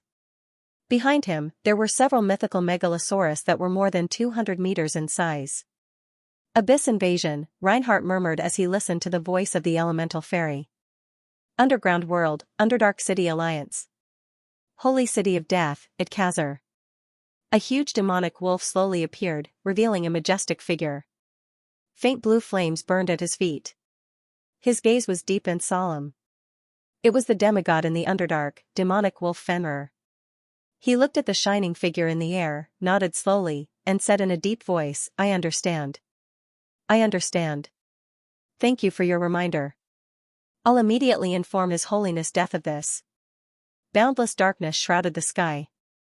It was deep and cold. Occasionally, silver-white lightning tore through the sky like a venomous snake. It pierced through the thick clouds and scattered some pale electric light. The electric light illuminated the majestic and deep castle below. The ferocious and terrifying demon statue on the castle was vividly illuminated. Its scarlet eyes seemed to be alive under the electric light. This was a black castle that stood on top of a mountain. The steeple was tall and pierced into the sea of clouds where lightning flashed and thunder rumbled. It seemed to reach the sky. At the top of the Gothic steeple, there was a hall that was lit with dark red flames and decorated with all kinds of strange demon statues. A tall figure wearing a shiny black armor and a helmet decorated with spikes was sitting on a throne. 2 dark red flames lit up on his helmet. Those were his eyes. His aura was vast and vicissitudes of life like an endless abyss. Every existence that faced him could not help but feel fear. He knocked on the armrest of the throne. The flames in his eye sockets flickered continuously. He looked at the other figures with vast auras sitting around the long demon table in front of him. Finally, his gaze was fixed on a monster with a human body and an octopus head. He was wearing blue and black scales and a crown on his head. The majestic voice of the tall figure echoed in the hall. "Leviathan, you destroyed a space passage that we worked so hard to prepare. I need an explanation. Hearing the words of the tall figure, Leviathan looked over slightly. His gaze was very calm. Heller, the goddess of life in the world of seekers, has discovered the plane passage. If we don't destroy the passage in time, I'm worried that our plan will be exposed. Heller, this tall figure in armor was actually the head of the 7 lords of hell, the first demon god in charge of the 7th layer of hell. Heller, he was the strongest in all the abyss myths. His strength had reached the peak of great divine power. He was in charge of pride, fear, and evil. Other than a few other demon gods of hell, no other abyss myths dared to be presumptuous in front of him. Leviathan, if you want to preserve your strength, just say it. Why bother finding excuses? Who in the entire abyss doesn't know that a fool like you is imitating the preaching of the gods and trying to turn demons into believers? This is ridiculous. Another dignified voice was heard, like an ignited barrel of gunpowder. It was a demon with the head of a snake and the body of a human.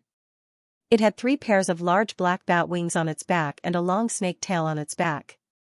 It was the second demon god, Samael, whose incarnation had been destroyed by Eve.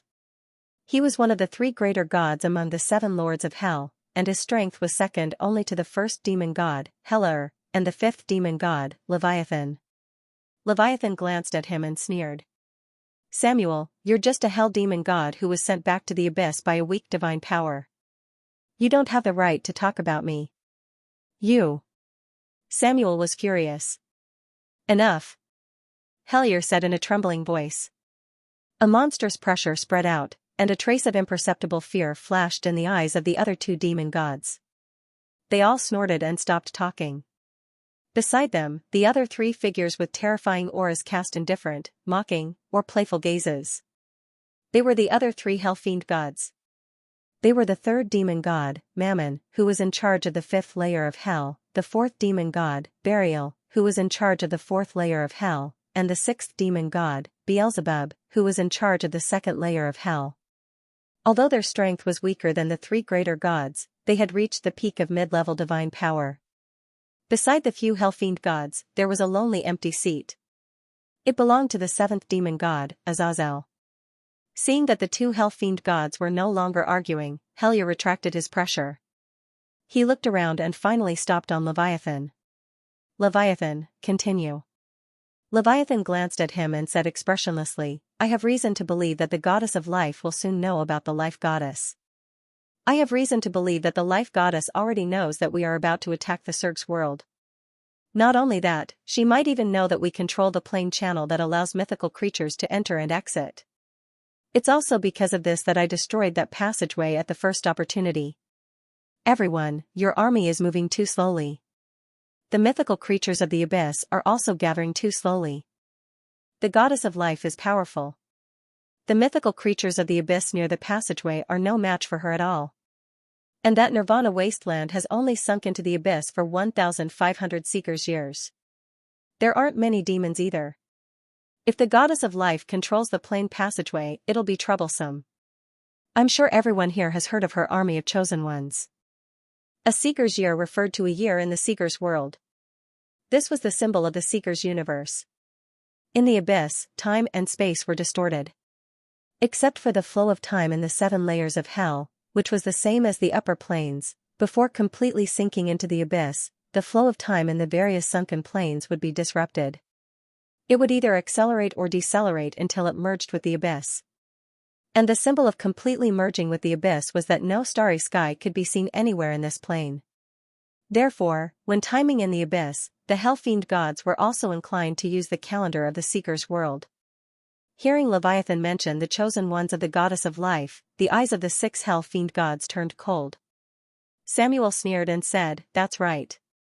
Nonsense. The goddess of life is just a weak true god. The other true gods can't descend with their true bodies. Can't the abyss mythical creatures you gathered fight against a weak true god? If I'm not mistaken, fallen angel Lilia, queen of pain Elisa, one-horned Duke Andrea, and devourer Hagnet, all of these powerful abyssal mythics, have been recruited by you. Leviathan also snorted coldly. Samuel, this is what I want to say next. If you didn't say that the goddess of life was only weak true god, I would have personally guarded the Nirvana wasteland. How could I only use a faith incarnation? The goddess of life isn't weak true god at all. She's a mid-level true god. Lulia? Elisa? Hagnet? Humph, they've all disappeared. They must have either fallen in the hands of the goddess of life or been sealed by her again. Hearing Leviathan's words, Samuel's pupils constricted visibly. Impossible. How long has it been? She's already a mid-level true god? He lost his voice. Not only that, Leviathan looked at him coldly again and said in a deep voice, I sense that she can teleport through time. According to my senses, he has also mastered a method to jump through spacetime and directly travel between the abyss and the main material world. Samuel, do you know why? Samuel's gaze froze. He seemed to have thought of something, and his expression became even uglier. Reverse gate, he said through gritted teeth. Reverse gate? Samuel, did the reverse gate fall into the hands of the goddess of life? Hellier cast his gaze over. His gaze was calm, but there was a hint of dissatisfaction in his voice. Samuel's expression changed. He finally snorted and said, This is my negligence. That was my oversight. At worst, I'll just pick the spoils of war after the war is over. He, Samuel, in that case, only the desert of death and the ice plains of the extreme north are left. On the other side, the third demon god Mammon gloated. No, Mammon, it could also be the Gloom Mountain Range. Samuel likes the color black so much. Don't you think the Gloom Mountain Range is a good match for him? The fourth demon god Burial also added fuel to the fire. Don't be like this. Lord Samuel is the great second demon god. He has terrifying strength. How could he like such a place? I think it's better to give him the third level of the underground world. Even the sixth demon god Beelzebub added fuel to the fire, wishing for the world to be in chaos. Pay attention to your identities. You three are useless. Don't think that I can't do anything to you just because you've been hiding your true bodies in the depths of the infernal plane. If you want to start a war, just say it. Samuel said angrily.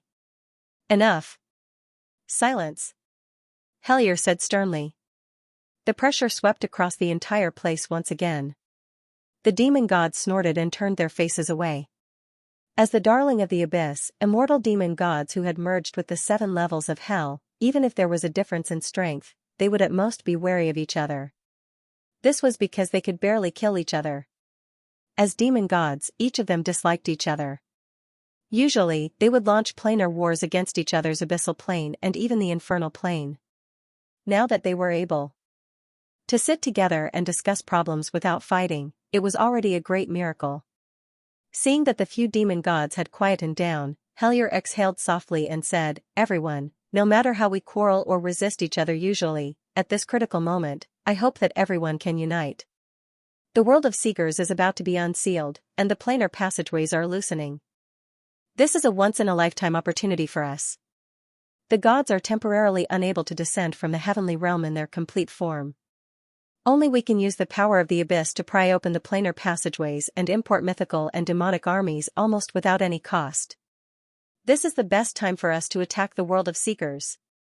Now, the world of Seekers only has the goddess of life in her complete form as a true god. As long as she falls, there will be no existence in the world of Seekers that can stop us.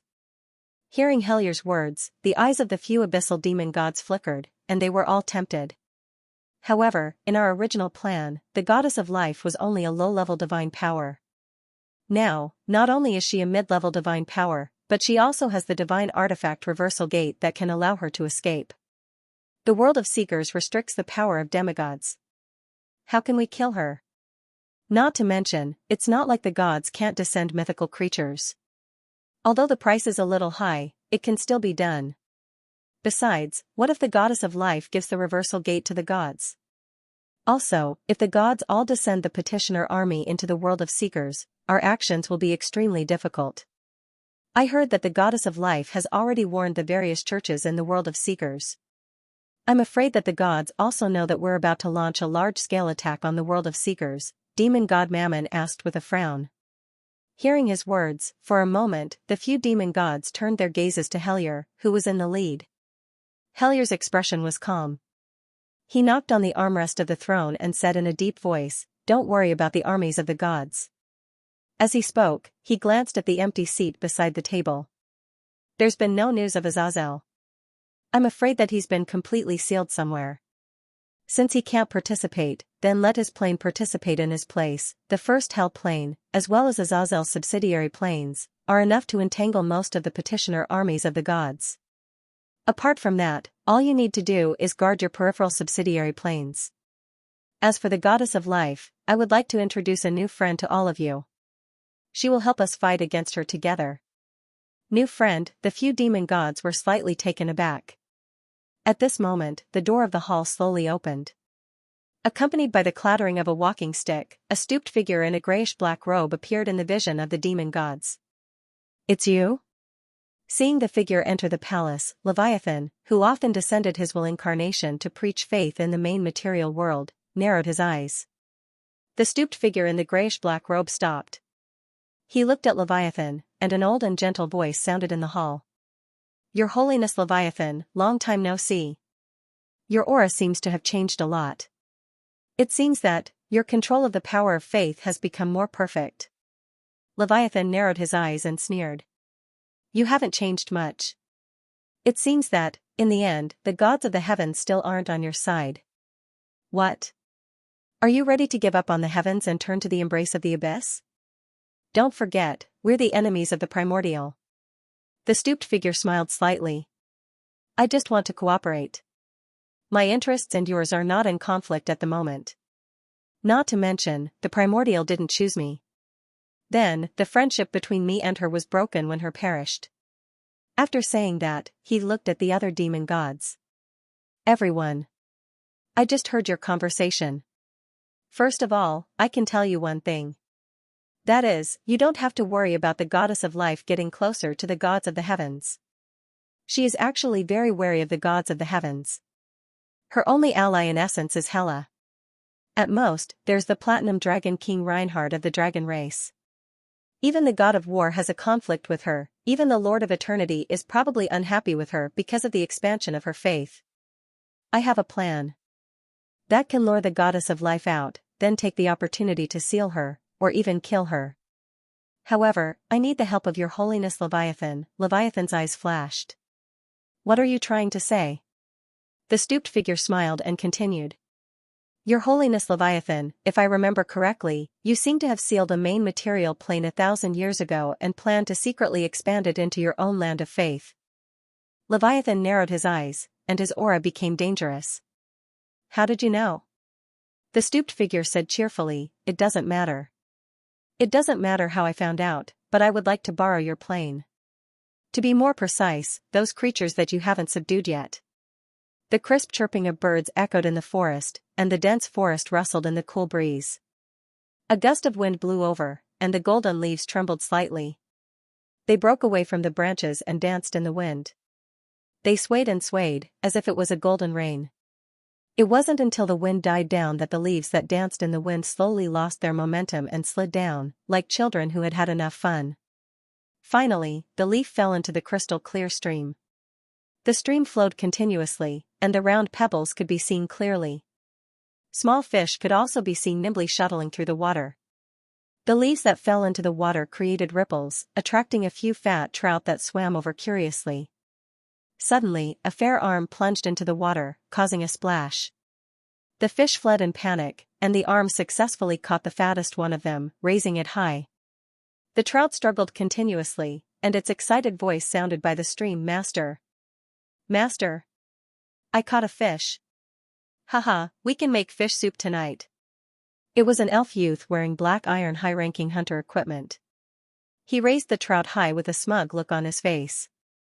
Hearing his voice, an elven ranger with gorgeous equipment pushed aside the branches blocking the way and jumped to the elf youth's side. Then, he flicked the trout in the elf youth's hand into the water. After regaining its freedom, the trout immediately scurried away like a frightened rabbit, disappearing into the stream in a moment. F***CK. My prey. Master, what are you doing? The elf youth exclaimed. He looked gloomily at the elven ranger who had attacked.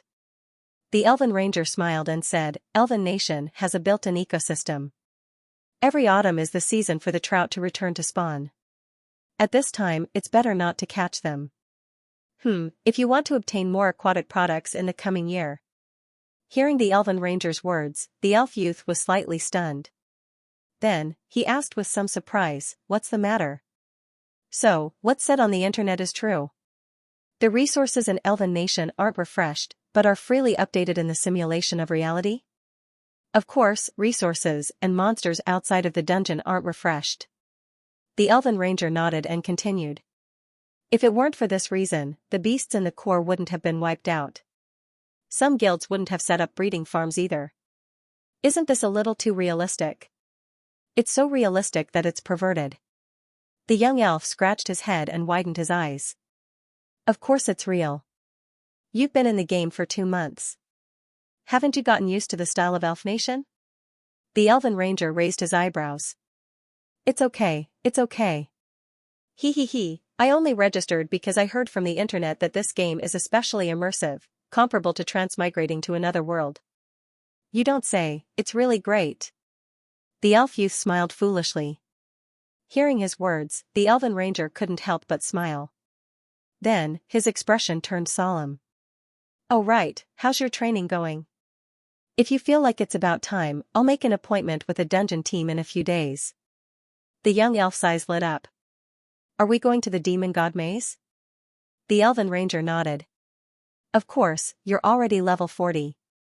If you want to level up, you'll have to grind for the silver class advancement slots." The young elf sighed.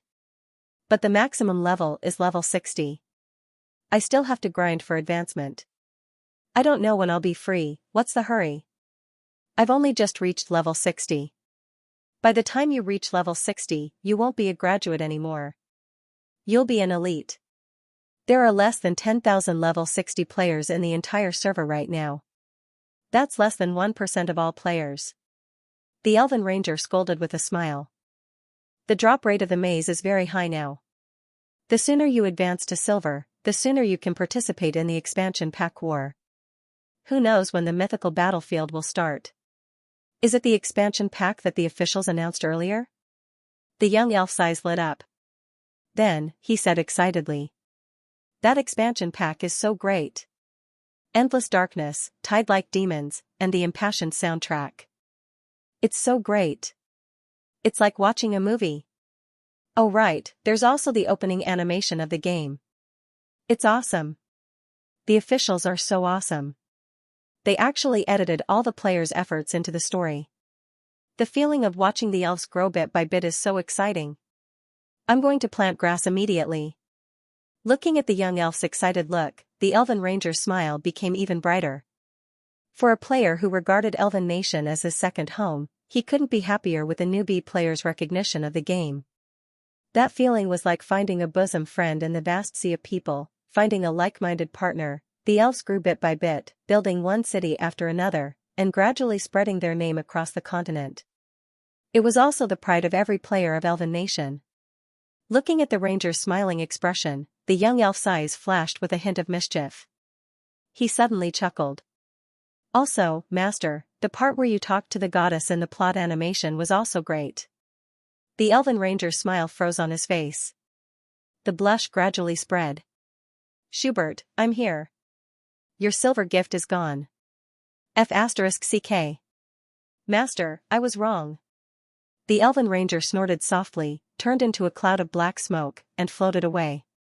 "Damn, cheating. Blood elves are amazing." The young elf grumbled in dissatisfaction and chased after him.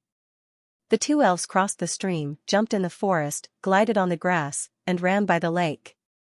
The melodious and pleasant elven tune resounded in the background, accompanied by the rustling of leaves in the wind and the cheerful singing of birds in the forest. It was a heavenly sound. On the sparkling surface of the lake, the azure sky was like a crystal-clear mirror that had been washed. Wisps of white clouds floated in the sky. The golden sunlight shone diagonally on the surface of the water, plating it with a layer of sparkling light. Further away, the trees and shrubs of different heights were reflected in the water. Green, gold, red, purple. The different colors of the leaves formed different colors, and the different colors intertwined together, like a colorful and beautiful oil painting. No, This gorgeous autumn forest scene was like a masterpiece painted by the most artistic oil painting master with his life's energy. The two elves' figures constantly shuttled back and forth, one in front and one behind. They passed through fields of golden wheat, winding paths, and villages with smoke curling up from their chimneys. Finally, they stopped in front of a boundless road that ran through the forest. A carriage was parked by the side of the road. The dragon scale horse in front of the carriage snorted and lowered its head to nibble on the weeds on the side of the road. An elven girl in a white dress was sitting in a carriage, swinging her two fair calves and looking up at the sky. She was holding a long piece of wheat straw and swinging it around as if she was playing a piece of music. Hearing the laughter from afar, she turned her head, and a pair of big blue eyes instantly lit up. However, she quickly changed into an angry expression. She jumped down from the carriage, put her hands on her waist, and shouted at the two elves who were running toward her, "Mr. Cyber! Mr. Hubert! You guys have been practicing for too long today. I've been waiting here for a long time." Hearing the crisp and pleasant voice, the elven ranger at the front jumped onto the carriage and smiled embarrassedly. "Sorry, Estelle, we'll be earlier next time." The young elf also caught up, panting. He was as tired as a dog and looked at the elven ranger with resentment. "Master, why didn't you wait for me?" Bullying a level 40 elf at level 60, as he spoke, he looked at the girl and greeted her warmly. "Good afternoon, Estelle. It's already evening." The elven girl looked at the sky that was dyed red and rolled her eyes. "Let's go, Grandpa Gando is still waiting for us," she said. The three of them got on the carriage, and the carriage started moving slowly into the distance. The elven ranger leaned against the open carriage and took a sip of the flower tea from the kettle. He squinted his eyes and enjoyed it. The cool evening breeze blew gently, making one feel relaxed and happy. The girl driving the carriage hummed an ancient song, which was pleasant to listen to. The beautiful forest in the distance, the village nearby, the carriage moving slowly on the winding road, and the young and cute elven girl singing a song in the carriage, everything was so beautiful, just like a dream in a fairy tale world. Sitting in the swaying carriage, the elven ranger's gaze became gentler, and a faint smile appeared on his face. The elven ranger was none other than the player who completed the epic quest alone, Cyber. It had been half a year since the return of the frost elves, and the life of the elves was completely on the right track. A few months had passed, and the beautiful autumn came again. However, compared to a few months ago, the elf forest was much more lively. This was not only because more than 200,000 frost elves had returned and built villages in the forest, but also because more than 2 months ago, Elven Nation had been updated again. The netizens who had been eagerly waiting on the Blue Star Network for a long time finally welcomed the third open beta of Elf Nation. This time, Elf Nation's officials directly released more than 400,000 players, which expanded the total number of players to 1 million. Not only that, but the official website also released an announcement. In addition to specific version updates, Elf Nation would release a fixed number of new players at the beginning of every month on Blue Star. The influx of players made the elf forest even more lively. Among them, the seaside city Milovia had the most frost elves, so it became the first choice for new players to gather. NPCs were equivalent to daily quests, and daily quests were equivalent to experience and contribution points. Even though there were all kinds of ways to farm monsters, finding NPCs to do quests would always be one of the joys of the players in Elf Nation. Of course, with the influx of new players, many old players also brought their disciples, including Cyber. The young elf who was sitting in the carriage and admiring the scenery on both sides was the land that Cyber accidentally picked up on the day of the open beta. His ID was Hubert. He was also a hunter player, and he planned to specialize in ranger like Cyber after reaching silver. Another interesting thing was that as Elf Nation's reputation continued to grow in Blue Star, more and more players named themselves according to the Western style of the open beta. On the other hand, the number of funny names had decreased significantly. In just a few months, the strength of the players in Elf Nation had undergone tremendous changes. The most obvious manifestation was that the number of silver players had greatly increased. There were already more than 100,000 players, and they were moving towards 200,000 players. Among them, the number of silver mid-level players accounted for a quarter of the total number of silver players.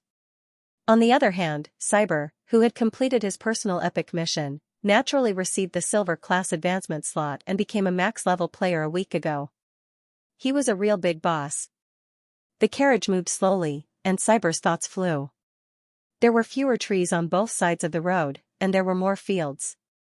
Those were small farms that the players opened up in the open space in the forest. Although the scale of the farms was not big, because of the magic power, the output was not low at all. From time to time, he could see frost elves working in the fields. They were NPCs hired by the players. They seemed to like working with these crops. When they saw the carriage, they would stop and greet Cyber enthusiastically. Cyber would respond with a smile. As the savior of the frost elves, he was very popular among the elf NPCs in Milovia. Everyone's favorability towards him was almost maxed out, and at the same time, they were very respectful towards him. However, Cyber was quite distressed about this. He thought that with his reputation, he would be able to find frost elves to do daily quests without any hindrance. In the end, because the frost elves respected him too much, most of them were too embarrassed to give him quests. Only Gando, Estelle, and the demigod Aurora who lived in the Milovia temple could ignore his savior's halo and give him quests normally. In a sense, it was a happy headache. The carriage continued to move, and there were more and more pedestrians on the road. Not only were there elves, but there were also players coming and going. After going around a forest, the view suddenly widened, and Milovia's picturesque white buildings came into view. Estelle drove the carriage slowly into the city. The tune of the background music suddenly changed, and it became relaxed and cheerful, making people feel as if they were in a bustling medieval city. The scene in front of him was indeed so. There was an endless stream of people on the streets, and the sound of wheels and hawking could be heard. The exquisite and elegant elf buildings on both sides were hung with various decorations for the harvest festival, adding a festive feeling to the city. At this moment, Cyber suddenly realized that there were only slightly more than 10 days left until the annual harvest festival. After passing through the bustling streets, the carriage finally stopped in front of a brand new tavern. On the wooden plaque above the tavern's name was carved neatly in Elvish, Hope Tavern. Looking at the name of the tavern, a smile flashed across Cyber's eyes. He jumped down from the carriage. "Sir Cyber, you're here." Seeing the carriage in front of the tavern, the elf waiter's eyes lit up. As the savior of the Frost tribe, Cyber was known by everyone here. He was a frequent customer of the tavern. He was recognized even before he got down from the carriage. Looking at the enthusiastic elf waiter, he smiled and nodded in response. "Hello, Miga." That was the name of the elf waiter. Hey. Brother Miga, there's still me." In front of the carriage, Estelle grumbled unhappily. The elf waiter looked at the girl and greeted her with a smile. "Estelle, you're getting prettier." Estelle smiled and seemed to enjoy it. But soon, she snorted and raised her delicate little face, saying, "Don't worry. Seriously, each and every one of you, the more you learn from the chosen ones, the more glib you become. Estelle, don't forget, I'm a chosen one too." Cyber rubbed the girl's head and smiled deliberately. Estelle stuck out her tongue. "Mr. Cyber is different from those mutated beasts running around the streets." Mutated beasts, Hubert's mouth twitched. He wanted to know when Cyber learned this word. Cyber laughed and handed the carriage to the elf waiter. "Stop at the same place, thank you." No problem." The elven waiter stroked the horse's mane and whispered a few words. The horse snorted and obediently followed him to the stable behind the tavern, pulling the carriage. The three of them pushed open the door and entered the tavern. The tavern wasn't very big. It was decorated in a typical elf style. The walls were carved with exquisite patterns, and the living wooden pillars, flowers, and vines filled the place with a natural atmosphere. There were more than a dozen tables in the room. Most of the seats were already occupied. There were players with gorgeous equipment and elegant elves. Everyone gathered in twos and threes. They were either chatting or playing various board games developed by the players. Cyber took a quick glance at them. Not to mention mahjong and poker cards, even the otherworldly Gwent and Legend of the Three Kingdoms were created. There's also Monopoly and Werewolf, wait. Did he see the goddess card? It was worth mentioning that the ones who were most addicted to these board games were not the players, but the elves. Even though he had seen it many times, Cyber couldn't help but put on a strange expression when he saw the handsome and beautiful frost elves sitting together, playing mahjong with the players, or holding cards and shouting kill. Kill. Kill. Kill. Kill. However, all of this was nothing compared to the frost elf who was playing Blue Star music with the elven harp in the tavern.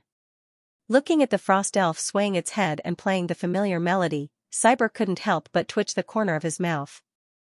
Right now, he wanted to know which guy had taught a cut plum blossom and waiting for a millennium to the elves.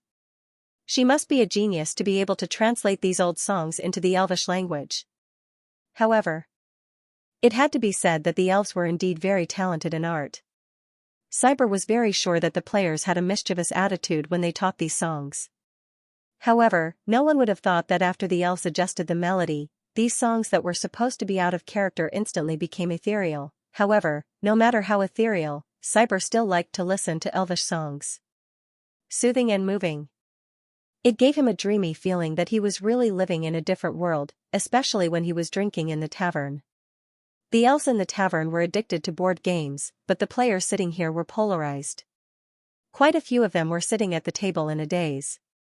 Cyber knew that these players were AFK at a glance. They were most likely watching dramas or surfing the internet in the system backend. There were probably a lot of them doing homework or even typing code. After all, Elvish Nation could speed up thinking. Just a few days ago, it was the end of the semester, and even he had to spend a few days in the tavern. Needless to say, for times the normal speed was really good. In 2 days, he finished a semester's worth of revision materials. Other than the AFK players, there was a considerable group of players gathered under a crystal screen in the tavern. Cyber glanced at it and saw that the players' final battle was being projected. The final battle was a new trick that the players came up with in the game after the open beta was released. It was said that it was jointly organized by a few major guilds.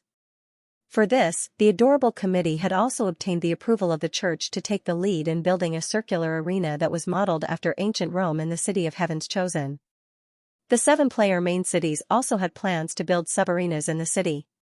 Although Elvish Nation allowed players to duel in the virtual space, since the game was becoming more and more like a different world, the players were more interested in this kind of realistic duel. The tickets had been selling well.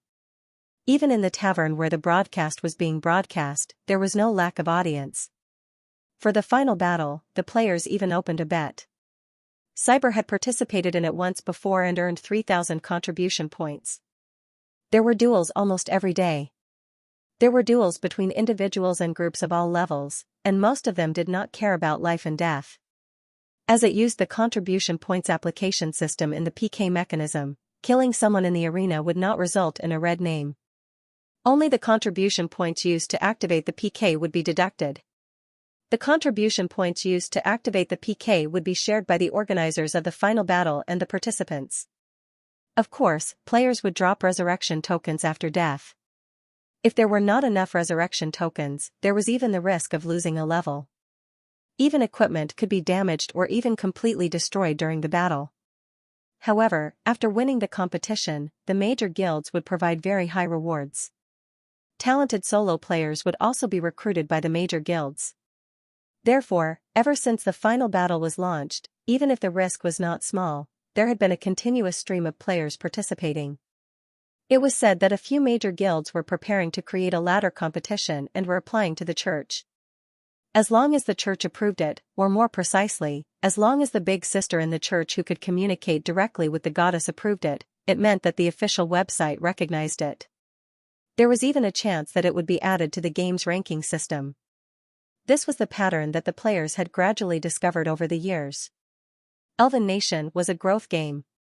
As the players grew, the plot would continue to advance, and the game mechanism would continue to be perfected according to the players' needs. This was one of the important charms of Elven Nation. Although the membership of the game was not cheap, the official website had always been considerate of the players. The more effort the players put in, the more they would reap.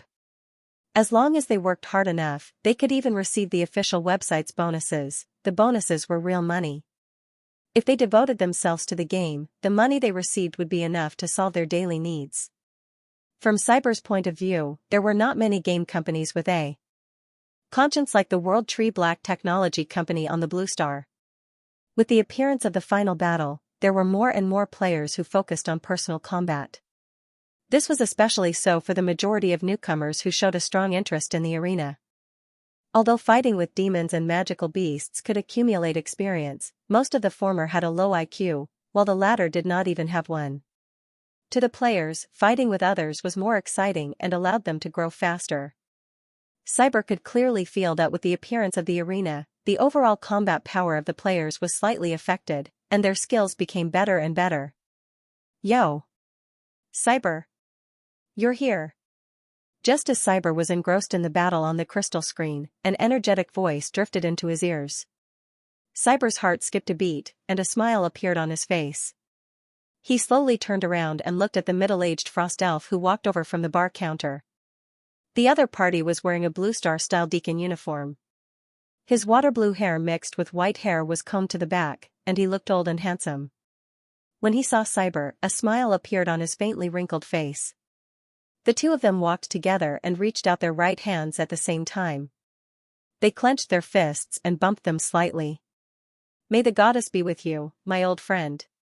The middle-aged frost elf raised his eyebrows and said, "May the goddess be with you, my friend." Cyber also raised his eyebrows and replied. They looked at each other for a second. Then, they all revealed smiles and burst into loud laughter. They had a tacit understanding. "Grandpa Gando, there's still me." Esther jumped up on Cyber's shoulder and stuck her head out. She was like a naughty deer that was eager to try. Gando smiled and patted her head. "Yes, there's also our cute Esther. Do you want to drink flower tea today?" "Damn it. Why do you all like to pat my head?" Esther dodged unhappily. Unfortunately, due to the difference in strength, she could not dodge. Then, she said angrily, "Humph. I want to drink the best flower tea. The most expensive." "Ha ha ha, no problem. It's all on Cyber's tab." Gando laughed.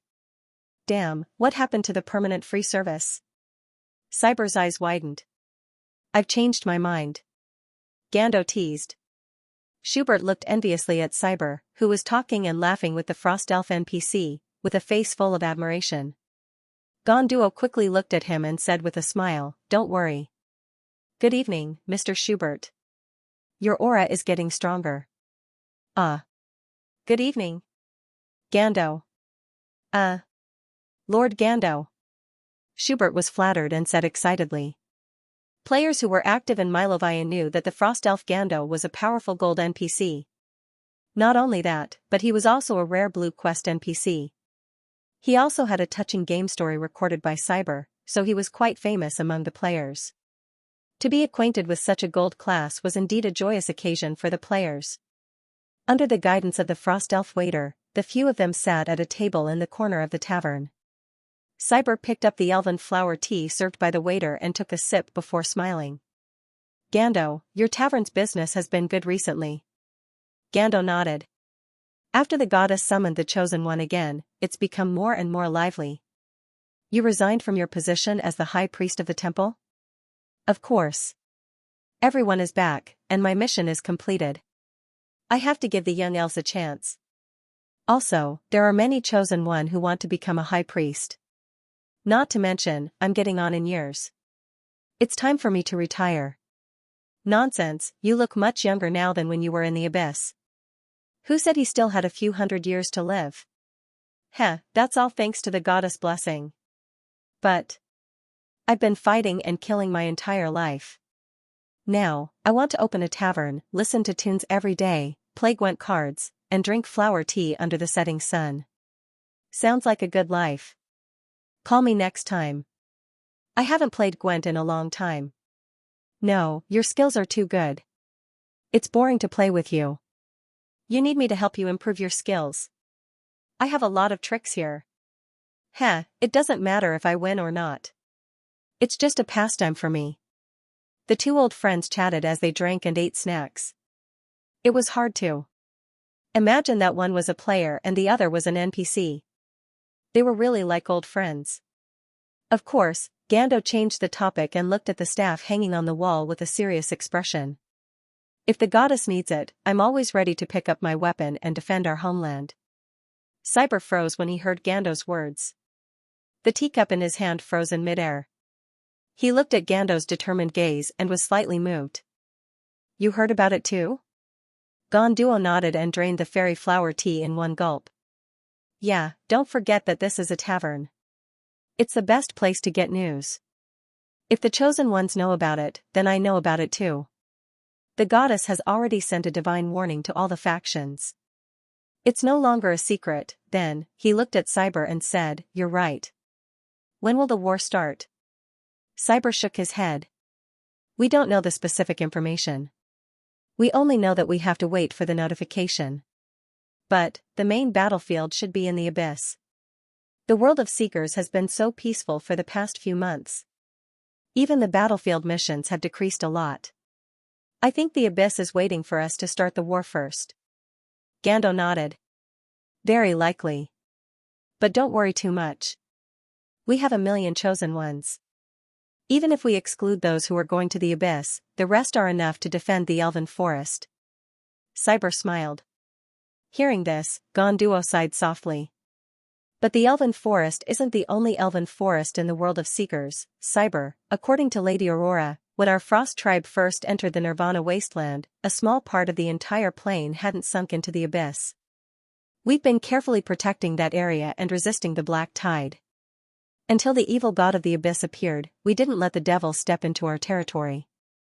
Even so, it didn't take many years for the entire plain to gradually sink apart from the Cliff of Sorrows, which had a higher elevation. Cyber, the plain is one. Even if the elven forest is well defended, if most of the Seekers' continent is eroded by the abyss, it will be a devastating outcome for the entire plain. At that time, the plain will still inevitably slide into the abyss. Cyber's expression turned solemn after hearing Gando's words. A moment later, he smiled. Don't worry, Gando. If that day really comes, we chosen ones will unite to protect the world. After all, this isn't just your home. It's our home too. Don't forget that we have the powerful goddess. Gandalf laughed and picked up the refilled cup. Well said. This is our common home. We'll work together to protect it. To our homeland, to the great goddess. Cheers. Cyber smiled faintly. He, Estager, and Hubert raised their cups at the same time. To our homeland, to Her Holiness the Great Goddess. Then, they downed their cups. At this moment, there was a commotion in the distance. Cyber looked over and saw the group of players around the crystal screen whistling and cheering. Who won? He raised an eyebrow. I think it's the First Legion. Today's the team competition, a 5-man team. Gando glanced at the screen. Team competition? The rewards for a team competition aren't low. Cyber sighed. Of course, I heard that even Lady Zero was invited as a guest for the award ceremony. Gando said. Lady Zero? Big sister? Surprise filled Cyber's face.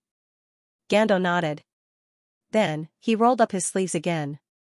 To be honest, watching you guys fight in the arena, even my old bones are itching to fight. Don't, you're a gold rank. Not to mention, we can resurrect infinitely. Your resurrection can be considered a miracle. Cyber shook his head. I'm just joking. But if you know any priests or chosen ones with good character, you can introduce them to me. With my abilities, it's time for me to find a student. Gando squinted his eyes and smiled. Student? There's one right here. Cyber pushed Estager forward. He. The elven girl smiled sweetly at Gando, tilted her head and stuck out her tongue. Gando rolled his eyes at her and shook his head. This girl already has Lady Aurora as her teacher. I don't dare to teach her. At this moment, another round of indistinct cheers sounded from the crystal screen. This time, it wasn't the players around the crystal screen, but the ones inside the crystal screen.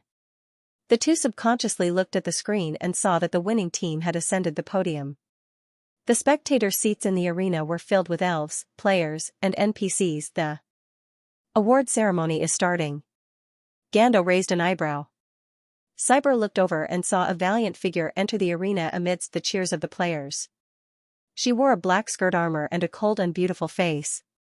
She was the NPC whose popularity had dropped to third place after the return of the demigod Aurora. God's Chosen 0. The City of Heaven's Chosen, the circular duel arena. The seats around the arena were filled with players and elves who were watching the fun. The cheers were like a tsunami. 5 silver players with blood-stained equipment stood on the podium and waved excitedly at the audience. Inside the arena, blood, cracks, and rocks, it was a mess. The mage players and elves who were responsible for maintaining the arena walked onto the field and chanted spells to repair the damage caused by the players' duel. At this moment, the role of magic was highlighted. In a flash of light, it didn't take long for the severely damaged arena to gradually recover and become as good as new. At the same time, accompanied by 2 elven staff, Eve, who was wearing the Zero avatar, walked onto the field. For a moment, the entire venue was in an uproar. F***CK. It's Big Sister. Did the organizer really invite Big Sister over? Which guild is in charge of this competition? I heard it's Heart of Nature, I see. Then it makes sense. Brother Moo's connections among the NPCs are amazing. He can even invite Big Sister. Big Sister is a purple NPC. I really want to gain her favor, it's difficult. Big Sister comes and goes like a ghost. Except for Saintess Alice, almost no one can contact her. Tisk, is it harder than Aurora? That's what it means to be elusive. That's true, the players discussed animatedly. For these animals on the blue star, appearance was justice, and the color of the NPC template was truth. As a demigod who was as beautiful as Celestial and had an extremely rare gold NPC template, Aurora was naturally sought after by the players after her return. It was reasonable that her popularity surpassed Eve's avatar in the blink of an eye.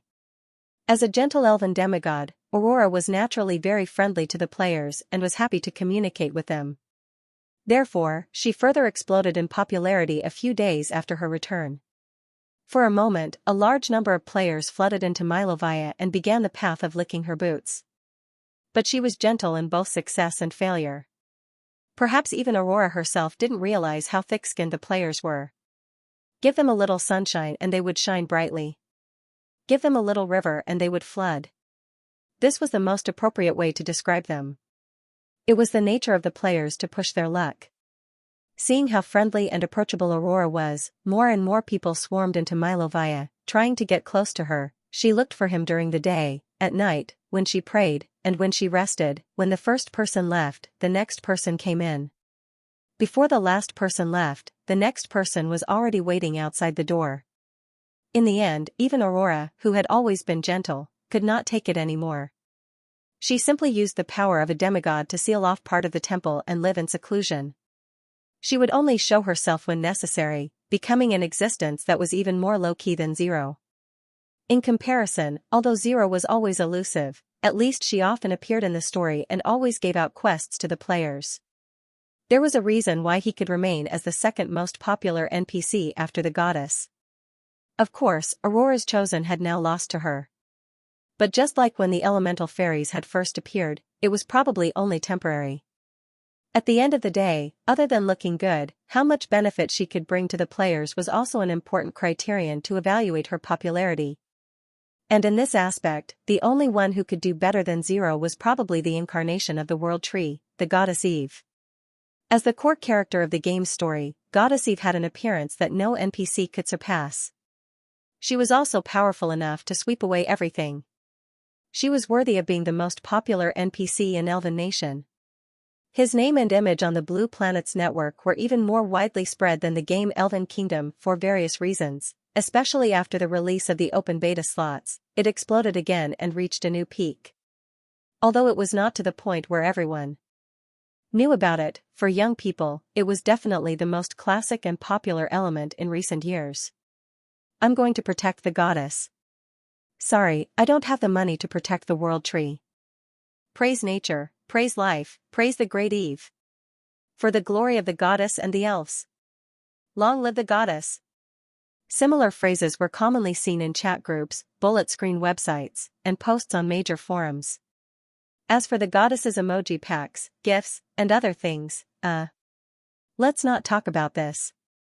If she continued to think about it, Eve was afraid that she could not help but want to lower Damasia's probability of winning the lottery. Of course, Eve was not aware of her increasing popularity on Blue Star. She was not too interested in it. After all, no matter how many people liked her on Blue Star, it was useless if they could not provide her with faith. Unlike the believers in the Seeker's world, most people on Blue Star were just following the trend. The better ones were just coveting her appearance and character. And as a pragmatist, Eve still preferred to deal with believers who could provide her with the power of faith, as well as the little leaks in the game. This time, she accepted Li Mu's invitation to be the guest presenter for the finals for the same reason. She was still very optimistic about the arena created by the players. Although it would inevitably increase the cost of resurrection, the series of chain effects brought about by the arena made the benefits more than the costs. Not to mention, the wool came from the sheep's back. The contribution points and resurrection coins paid by the players when participating in the battle and resurrecting still had to be earned through killing monsters and completing tasks. Collecting her thoughts, Eve focused her attention on the arena. Looking at the excited winning players in front of her, she smiled faintly. These highly skilled contestants were all his important combat forces. She would also secretly remember the winner's ID. In the future, when she further improved the strength of the players, she would give more resources. For example, when she randomly gave God's favor, "Congratulations on your victory, brave chosen one." Eve picked up the medal from the tray in the hands of the elven staff and personally put it on the winning player. At that moment, several silver players of the First Legion were so excited that they almost jumped up. They did not know whether it was because they saw their big sister or because they saw the nearly 1 million contribution points that were instantly transferred to their account. As for the players in the audience seats, they whistled one after another. Some of them even shouted excitedly or laughed out loud. Eve knew what was going on. They had most likely placed their bets on the right team, and the winning contribution points had been transferred to their account. Just look at the dejected expressions on the faces of the players in the crowd. Some people won, and some people lost. As for the players of the Nature's Heart Guild who were in charge of organizing this competition on the rostrum, they were already grinning from ear to ear. They had probably made a lot of money. After putting on the medals for the winners, Eve left the arena surrounded by the players. Of course, after she silently turned back to look at the players who were following her and lowered their favorability points for each of them, these newcomers who were the main followers smiled embarrassedly and stopped. The flexible use of the favorability system was definitely a great tool to train the players. Otherwise, she would have been like the first elf Celestial Serendir and played the players until they wanted to die. Thinking of Celestial Serendir, Eve had a slight headache. Although that fellow's ability was very strong, in a sense, it could be considered as completely useless. Arriving at the streets of the city of Heaven's Chosen, Eve let out a light breath and looked at the city that was becoming more and more prosperous with the influx of new players. There were almost no flying magical beasts in the sky, and only small dots of flying magical beasts could be seen at the edge of the city. This was because the city had introduced a no-fly rule. Except for approved targets, flying was prohibited in the city's airspace. This was a policy that was inevitably introduced with the development of the city. There were more and more players, and there were more and more people who had flying magical beasts. If there were no restrictions, the chaotic players would often cause some accidents. Mid-air collisions and magical beast feces falling from the sky were normal situations. Some rookies even directly crashed into the buildings on the ground while riding on their magical beasts. The most ridiculous thing was that they directly crashed into the world tree. Now that there were rules, it was much better. As time passed, even though there were a few main cities of the players, the city of Heaven's Chosen's level of prosperity still reached a new level. Many buildings in the center of the city were rebuilt, and more magnificent and larger buildings were built. The flagstone roads on the ground were also refurbished, and the roads that were not designed properly when the city was first planned were all expanded. This was done by the cooperation of several major guilds, and it was still led by the Adorable Committee. The reason was to solve the problem of the city of Heaven's Chosen's increasing congestion.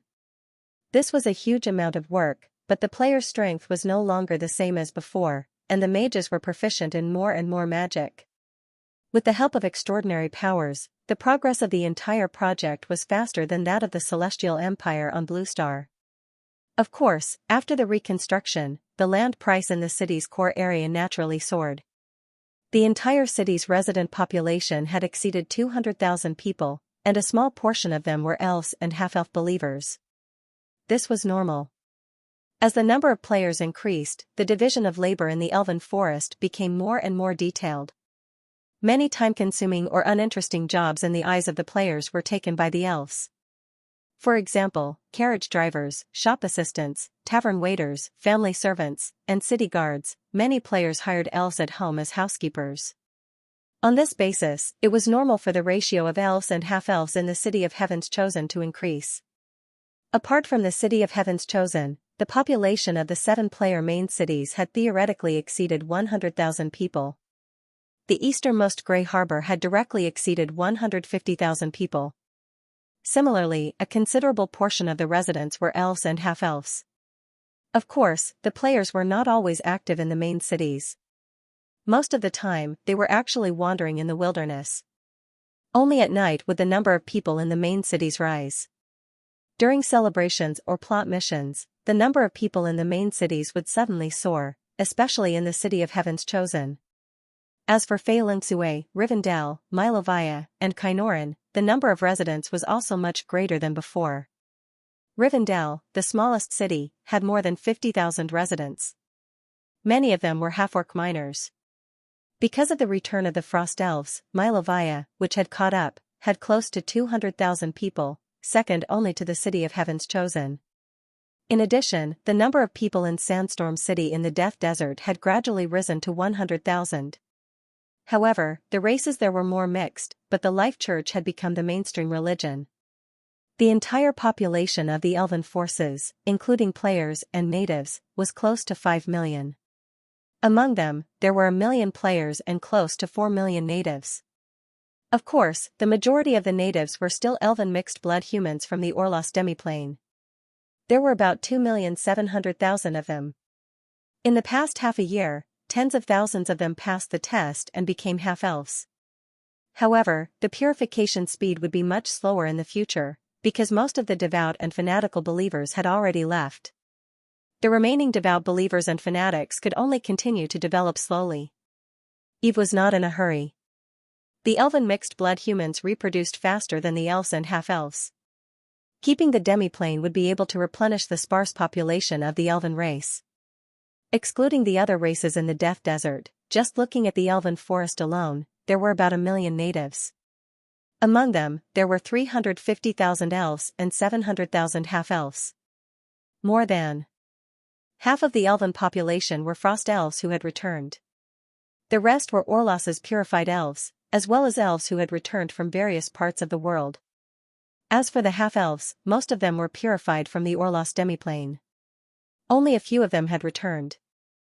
This total of over 5 million people was all of Eve's forces at the moment. Perhaps the population was still far too small compared to the billions of humans, but considering the lifespan of the elves and half-elves, as well as the proportion of extraordinaries, this was already a terrifying force. Not to mention the players who had already reached the goal of 100,000 silver elves. After the Frost Elves returned, the overall combat strength of Eve's believers skyrocketed. Of the 4 million believers, more than 95% of them were extraordinaries. Among them, more than 300,000 had reached the silver rank, and more than half of them were Frost Elves.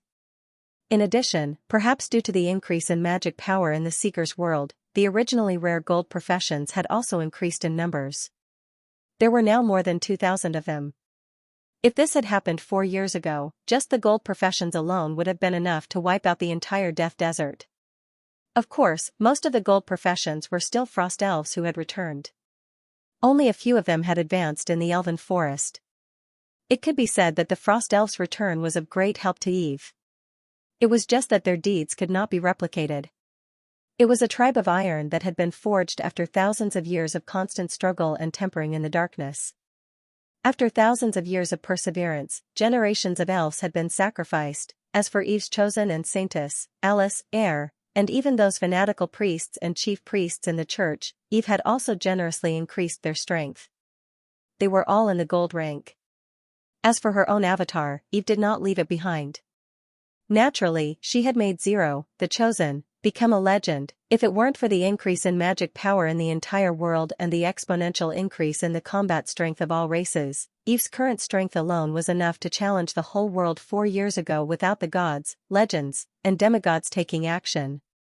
This did not include the more than 100,000 elven petitioners in Eve's divine kingdom. It could be said that at this moment, Eve was ready for the war of gods and devils. After strolling around the city of Heaven's Chosen for a while and feeling the atmosphere of the upcoming Harvest Festival, Eve left. She knew that this year's Harvest Festival was destined to not be peaceful. Because the promised time for the war of gods and demons with the gods was about to arrive. The warning she sent out a few months ago had some effect after all. The major forces in the world of Seekers began to prepare for war. The Pantheon even sent a message to the gods a week after Eve's warning. The general idea was that the gods in the world of Seekers could not participate in the expedition to the Abyss. Eve only needed to send a small number of troops to support the gods. The forces in this plane could focus on defending the world of Seekers and resisting the invasion of the Abyss. In addition, the God of War Pantheon would also send some demigods and petitioners to help defend the world of Seekers. However, Eve still decided to send a considerable number of players to the Abyss. This was to cover for her promotion in the Abyss. Defend the world of Seekers. If she really became a great divine power, then she would be invincible in the world of Seekers. The Abyss could fight with her head. Of course, in terms of the number of people to go to the Abyss, Eve had made some choices. At the very beginning, she planned to send out 100,000 chosen ones, but now she changed her mind. She planned to reduce the number by half and recruit 50,000 silver players and some frost elves to participate in the expedition to the Abyss. In addition, she would add some of her own petitioners. After the situation in the Abyss was established, she could build a stronghold and become another training ground for the players, as well as her blood-sucking base. The rest of the players' main force would stay in the world of Seekers to protect the elf forest and resist the possible invasion of the Abyss. The players gathered quickly, and the frost elves were not slow either. So, as long as she received the signal from the Pantheon, Eve would give the order to start the war. At that time, Eve would directly send troops from the Desolation Wasteland to attack the Abyss. She had already chosen the location of the battle. It was the plain passage that Cyber entered the Desolation Wasteland. As for the Reversal Gate, it consumed too much divine power. She would use it at the critical moment. As a bordering plane of the Abyss, the gods would most likely send a petitioner army to attack the Desolation Wasteland and outflank the third level of Hell. They were most likely the petitioners of the war god. However, the Pantheon's main forces would still attack the first layer of Hell. Although attacking the peripheral planes of each level of Hell could also cause damage to the Abyss, the best outcome was still to inflict heavy damage to the 7 levels of Hell. The 7 levels of Hell were the gates to the Abyss, but they were not completely vertical from top to bottom. The area of each plane was different, and the lower one went, the larger the plane of Hell. The first level of Hell was the smallest, and it faced the upper plane directly. The demon god of this plane was also sealed, so theoretically speaking, it was the easiest to take down. It was normal for the gods to choose it as their target. Eve also noticed that Azazel in the demon god's labyrinth had been getting more and more irritated recently, venting all his anger on a few abyssal mythological creatures. She did not know if he had a vague premonition. On the other hand, fallen angel Lulia and the other unlucky bastards had to suffer. Their respawn rate had increased significantly, and they were now in a much more miserable state. Eve could understand this abyssal demon god. After all, he was the ruler of the first level of Hell, and his home was about to become the main battlefield of the war of gods and demons. Azazel, the gods are going to attack your plane. Aren't you worried that the Hell plane's origin core you hid will be found by the gods? Or rather, your colleagues will take the opportunity to find it and take it away? How about you tell me where it is? I can keep it for you. Eve came to the demon god's labyrinth and smiled at the 7th demon god. Bulsh ****. Yggdrasil. You're just greedy for my abyss power. If I tell you, I'll completely become your slave. Even if I fall, I won't tell you the location of my hell's origin core. You vicious blood-sucking tree. Azazel flew into a rage. He was so angry that even his fear of Eve lessened a little. Eve smiled slightly and did not say anything else. She did not expect to trick Azazel into revealing his hell's origin core. To the 7 demon gods, it was their lifeblood, and also the capital for their infinite resurrection. However, Eve really wanted to complain. Azazel's words were as if he was not her slave now. Of course, she did not say it out loud. It could be considered to leave some dignity for this part-time demon god. At this moment, Eve's heart suddenly moved slightly, and there was a slight feeling in her soul. She glanced at the angry Azazel, smiled faintly, and returned to the god's kingdom. Reappearing in the supreme temple of the god's kingdom, Eve sat on her throne and then gently waved her hand. The next second, a box shining with deep light appeared in her hand. That was the chest of the dead. Death Hela finally replied. Eve opened the chest of the dead and lit up Hela's divine power light cluster. And a familiar voice also sounded in her soul, Your Majesty Evelyn. I'm sorry for replying to your message only now. I just woke up from a deep sleep and seem to have missed a lot of things. First of all, thank you for giving me the blood breeds divinity. I feel that I'm one step closer to becoming a great divine power. This also makes me more confident in being a guardian when you advance. Secondly, thank you for your reminder. Fenrir has already informed me of the Abyss invasion plan, and the Underdark has also begun to prepare for war under his organization. However, my power in the underground world is still too weak after all. If there really is an accident, I may need your help at that time. I've also investigated the elven souls mentioned in your message. I've investigated all the souls in the Sea of the Dead that I can investigate, and I've indeed found some elven souls that did not return to the underworld from the world of seekers. You've really found them. Hearing this, Eve's spirit shook, and a trace of joy flashed in her heart. The frost elves that entered the abyss could not return to the underworld after death due to the characteristics of the abyss. So, these elves outside of the world of seekers were very likely to be from the Thunder tribe or the Shadow tribe. Eve continued listening, and Hela's voice continued. However, the latest of these elven souls was more than 900 years ago. In the past 900 years, apart from the elven souls in the world of seekers, I haven't found anything else. Hearing this, Eve's gaze narrowed slightly. This was not good news. There were no new souls in 900 years. Other than falling into the abyss, the most likely reason was that the elves had already gone extinct. Eve exhaled softly and continued listening. I've read the memories of those elven souls and found some memory fragments, but, because it's been too long, most of the memories have been blurred, and there are only some fragments. Unfortunately, because Holdal also occupies part of the authority of the Sea of the Dead, I can't completely recall the memories of those souls, and I can't locate where they came from. Of course, when I advance to become a great divine power, all of this won't be a problem.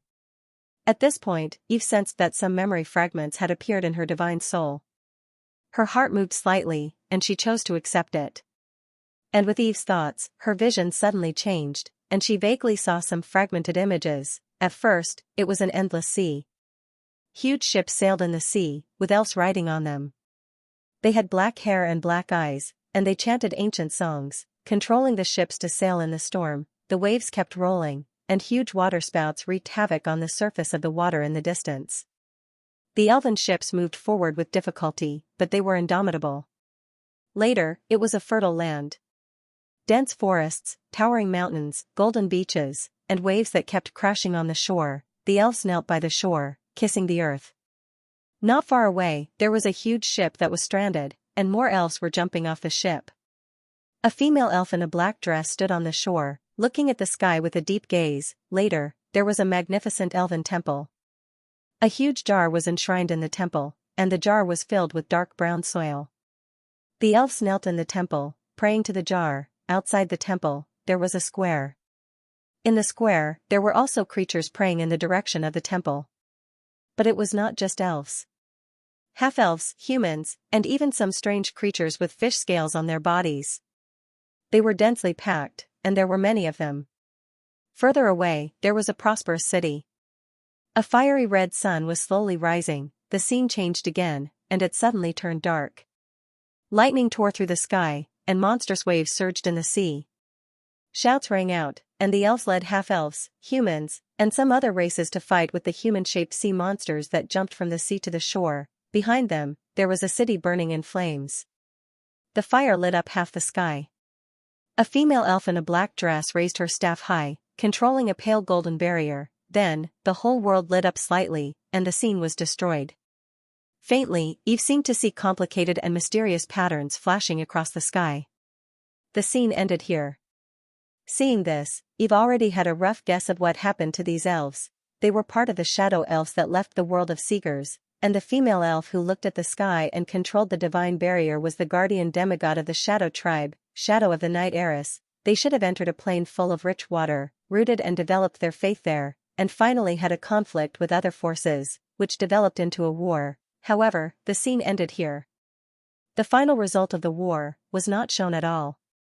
Only the complicated and mysterious patterns in the sky at the end made Eve believe that there was a mythical power behind this. For a moment, her heart was a little heavy. The guardian of the shadow tribe, Shadow of the Night Heiress, was only a demigod. If the traces of the elves were really discovered by the enemies of the World Tree, then their ending was probably already decided. Eve sighed slightly. She conjured the sea monsters that she saw fighting with the elves, wanting to see what race they were, but was surprised to find that there was no such race in the inheritance. This was a race that even her predecessor did not recognize. A native creature hiding in other planes, the sea. Could it be a believer of Leviathan? Eve was deep in thought. Most sea creatures believed in the sea god, and the sea god of the world of seekers was the demon god Leviathan. Perhaps I should pay more attention to the third level of hell during the war of gods and demons. Eve muttered. If it was really a believer of Leviathan, then she had to start from the war of gods and demons. Although Eve didn't have much hope that the Dark Shadow tribe still existed after watching the scene, she didn't have much hope. After all, in the last scene of the scene, the war was quite tragic. However, there was no ending. And no ending meant that the Shadow tribe still had a chance to survive. Even if it was very slim, it was still worth Eve's attention to pursue. After all, before this, even she did not think that there would be elves in the abyss. If they could even survive in the abyss, what else could the elves not do? Even if they were stubborn, even if they were so kind that they were used by other races, the elves were still a great race. Pious, unyielding, strong, kind, beautiful, at least, that was what Eve thought. There is a line of thought that might be able to locate the plane in the scene. Like the water monster in the scene, I'm afraid that only a certain world has it. As long as I find an existence that knows the origin of the water monster, there will be hope of locating the relevant plane. Eve pondered. And she soon had a candidate that might be able to answer this question. That was the abyss myth derriere that she had captured, the demon with the head of a bull and the body of a human. Thinking of this, Eve came to the demon god's palace again, giving Azazel, who was taking a nap, a big fright. You. Why are you here again? How many times have I said it? I will never tell you the location of the origin core of the infernal plane. He said with grief and indignation. Eve was speechless. Taking a look at the pitiful seventh demon god, Eve said indifferently, Don't worry. I'm looking for derriere. It's none of your business. Azazel was slightly stunned. After saying that, Eve's figure flashed and disappeared into the depths of the demon god's maze. Only the seventh demon god was left looking at the ground where she had left with a puzzled expression. Why is she looking for that trash? Azazel muttered. Arriving at the palace where derriere was, Eve stepped in.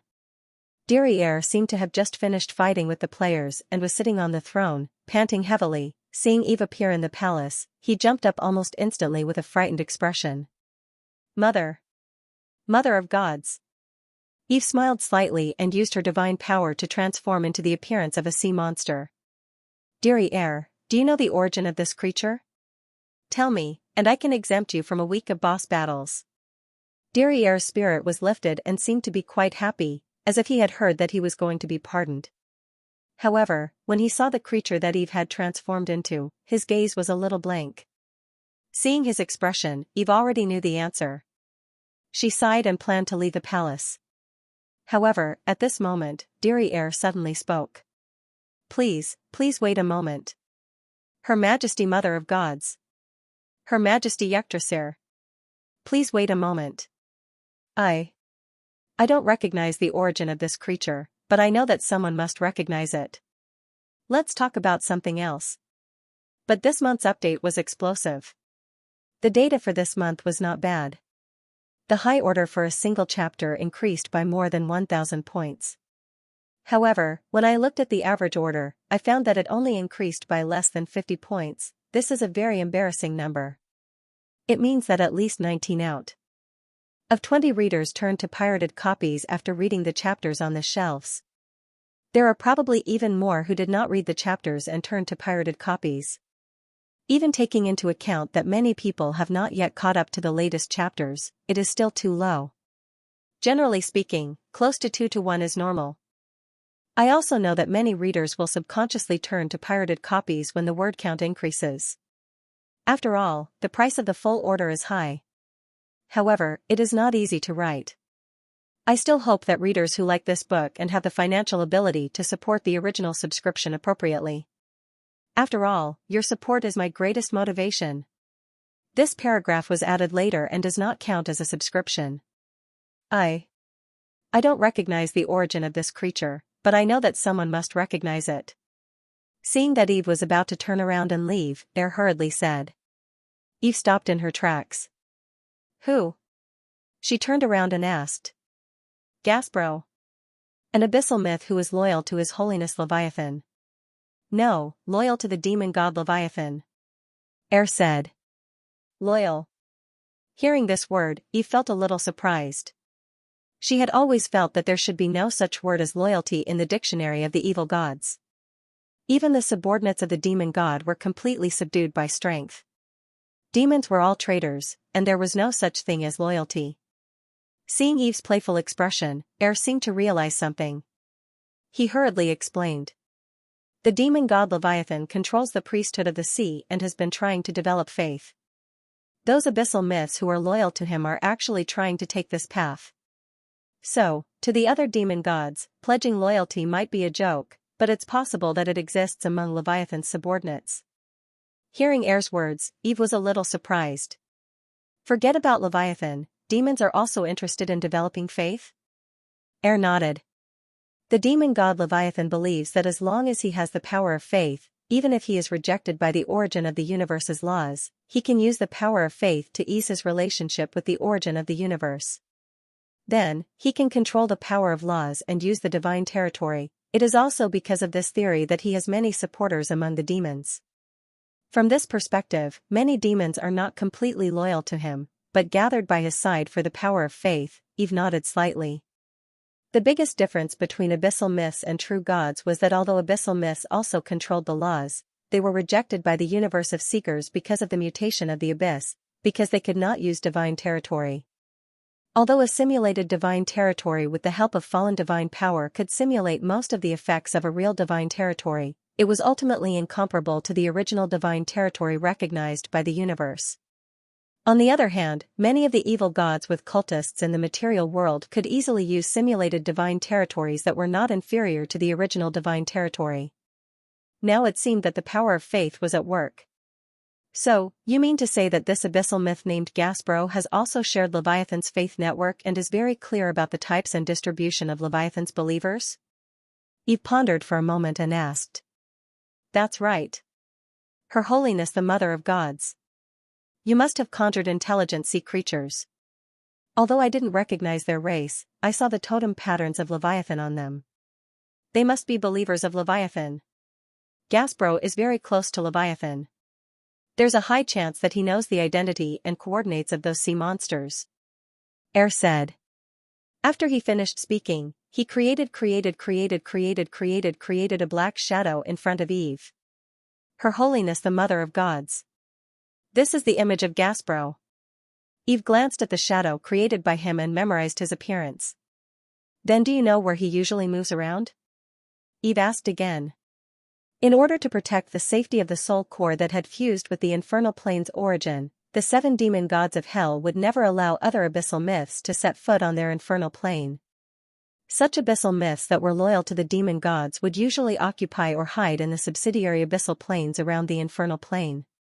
However, After hearing Eve's question, Air was silent for a moment and could only grit his teeth and say, I can't answer this question. Eve looked deeply at Air and nodded gently.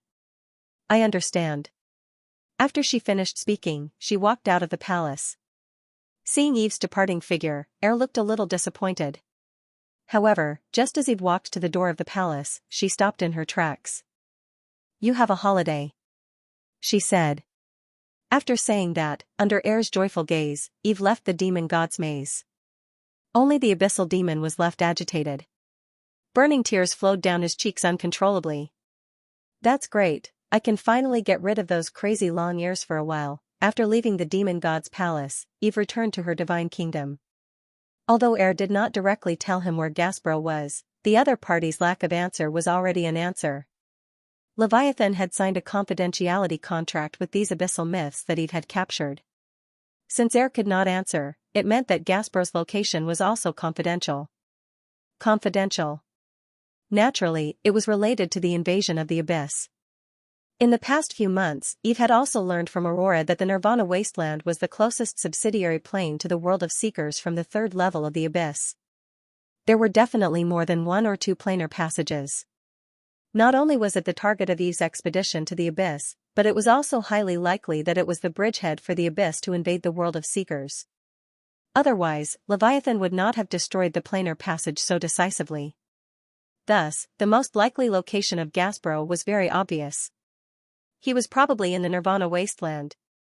Looks like there's one more reason to go to the Nirvana Wasteland to become a great divine power, Eve muttered to herself. At this moment, suddenly, a vast aura rose from the depths of the divine kingdom. Even the entire sky was affected. The clouds tumbled and formed a huge vortex. Strong winds blew in the Garden of Eden. The trees swayed, and the birds and beasts transformed from divine power fled in all directions. Even the petitioners were uneasy. They seemed to have vaguely felt a terrifying aura. Eve's heart stirred slightly as she looked into the distance. The corners of her mouth rose slightly. Is she finally going to wake up? The next second, her figure flashed and disappeared from the temple. Outside the temple, the divine power of the entire divine kingdom seemed to be boiling as if it was affected by some powerful existence. The clouds in the sky had turned into a tornado that reached the ground. Through the center of the tornado, one could see the stars in the sky that represented the believers and players. The petitioners crawled on the ground and prayed continuously with fear on their faces. Until Eve appeared in the sky, her gaze gently sweeping across the world. Under her gaze, the strong winds calmed down, the tornado dissipated, and even the restless divine power gradually calmed down. The entire divine kingdom returned to peace. Her Holiness the Goddess. The voice of the fairy queen, Fennel, rang out. Eve turned her head and saw that she had also rushed over with the other elemental fairies and bowed to her. Eve nodded slightly and motioned for them to get up. Then, together with them, they looked not far away. That was where the tornado had just appeared. There, the vast aura continued to rise. The next moment, accompanied by a loud dragon roar, a huge figure soared into the sky. It was a black dragon. The black dragon wings covered the sky and covered the sun, reaching at least 200 meters. It had a slender and strong body with muscles and lines. At the same time, it was covered with black dragon scales that shone like black pearls. The iconic skull-plate armor on its head became even more ferocious, but there was a hint of the majesty of a king in that ferociousness. In particular, the protruding spikes were like a crown on its head, making the black dragon look like an emperor who ruled over the world. He flew into the sky, and his nearly 500-meter-tall body cast a huge shadow on the ground. The vast pressure projected down as if it was real. The terrifying aura and pressure made the demigod Fennel's expression change slightly. Her body shook, and she almost fell from the sky. An even more cheerful dragon roar came from the sky. It was majestic and impassioned, and it seemed to carry a deep sense of pride. Until Eve's voice rang softly in the divine kingdom, "Are you done playing? If you are, then come down and put away your divine power." Hearing her voice, the black dragon flying in the sky shrank its neck. That proud dragon roar immediately stopped. Then, the figure that covered the sky became smaller and smaller. Soon, it became the size of an ordinary adult black dragon. Then, it swooped down and flew in front of Eve. Its figure changed, and it turned into a teenager who looked 14 or 15 years old. The teenager was wearing majestic black armor. He had black hair and red eyes. His blood-red vertical pupils were filled with excitement and joy. He bowed deeply to Eve and said excitedly, "My lady. Your Holiness, I did it." Looking at the familiar face, Eve nodded and a smile appeared on her face. "Not bad, Meryl. You didn't disappoint me." The black dragon was naturally Meryl, who had entered Eve's divine kingdom and fallen into a deep sleep. After half a year, under the catalysis of the golden divine blood, he had finally merged with the black dragon godhood successfully. He had crossed the extraordinary level and become a legend. Now, he was also a dragon god with weak divine power. And the various visions in Eve's divine kingdom just now were the scenes of Meryl's apotheosis. Meryl had become an ancient god, and the visions were far more exaggerated than those of a true god. It was only in Eve's divine kingdom that he could deliberately suppress it. But even so, there was a great change in the divine kingdom just now. If it had been in the world of seekers just now, the whole world would have known that a new ancient god system mythical creature had appeared. Of course, as a believer of Eve, the moment the little black dragon apotheosis, he automatically became a subordinate god of Eve's divine system. Now, Eve finally had her own true god follower. "How do you feel?" Looking at the eager Meryl, Eve smiled. To be able to obtain a true mythical creature before the war of gods and devils, whether it was the safety of the world of seekers after he left this plane or the high-end combat power when he went deep into the abyss, they were all greatly guaranteed. Great!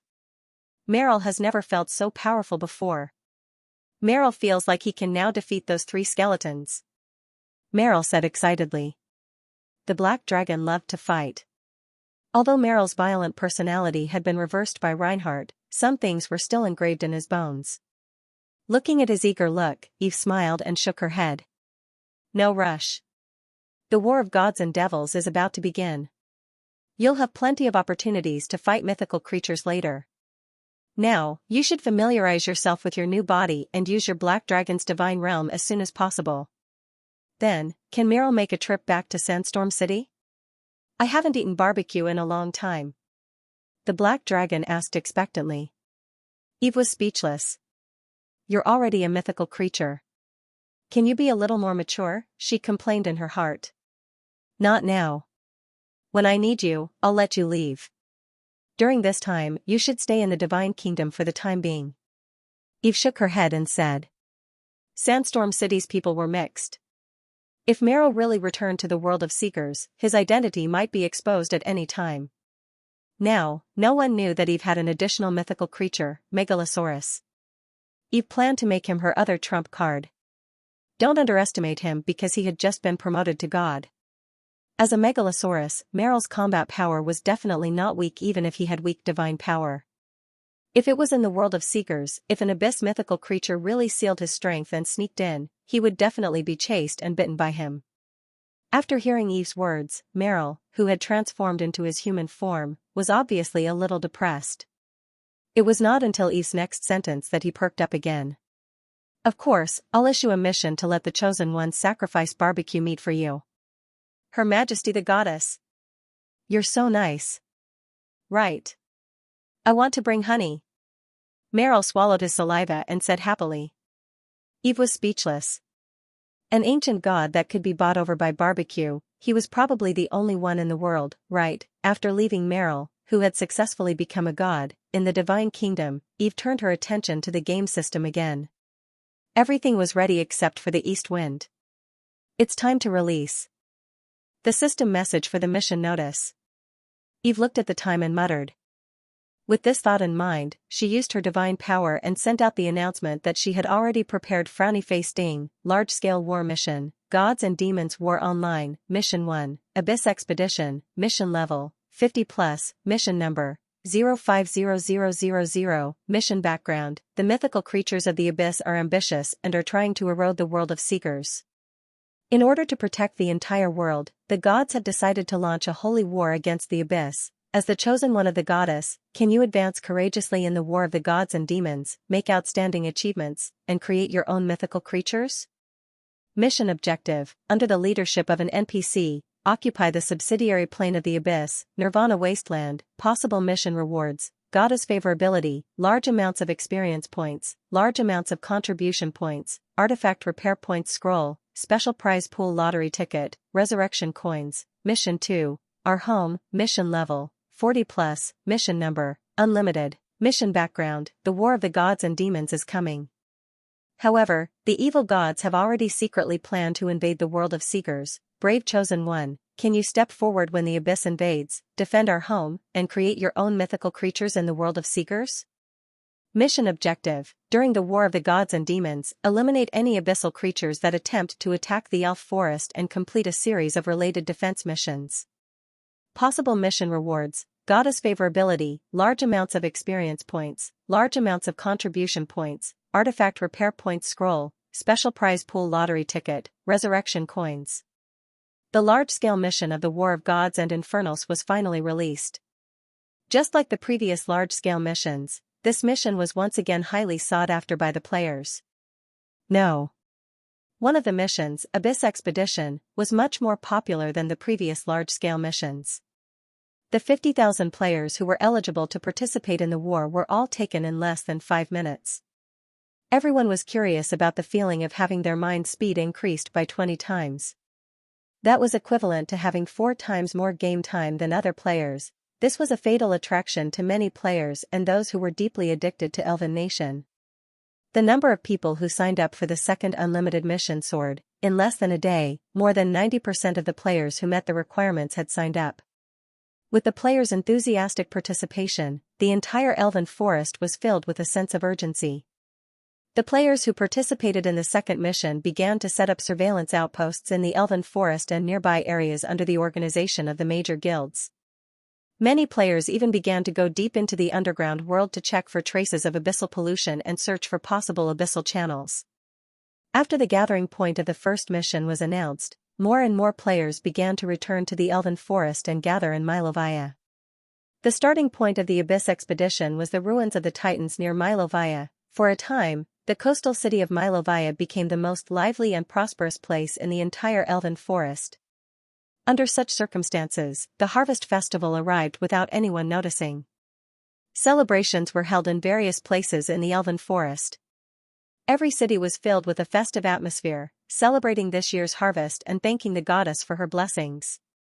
However, compared to last year's grand occasion, the scale of this year's Harvest Festival was much smaller, perhaps due to the preparations for war.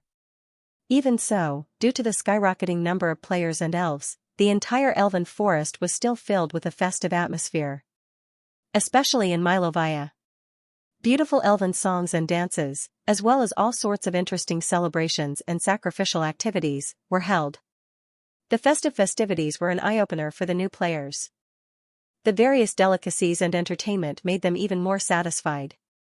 Even Eve performed a miracle during the festivities as usual and received a wave of faith from her believers. On the third day of the festival, Eve, who had returned to her kingdom, suddenly had a thought and looked in a certain direction in the void.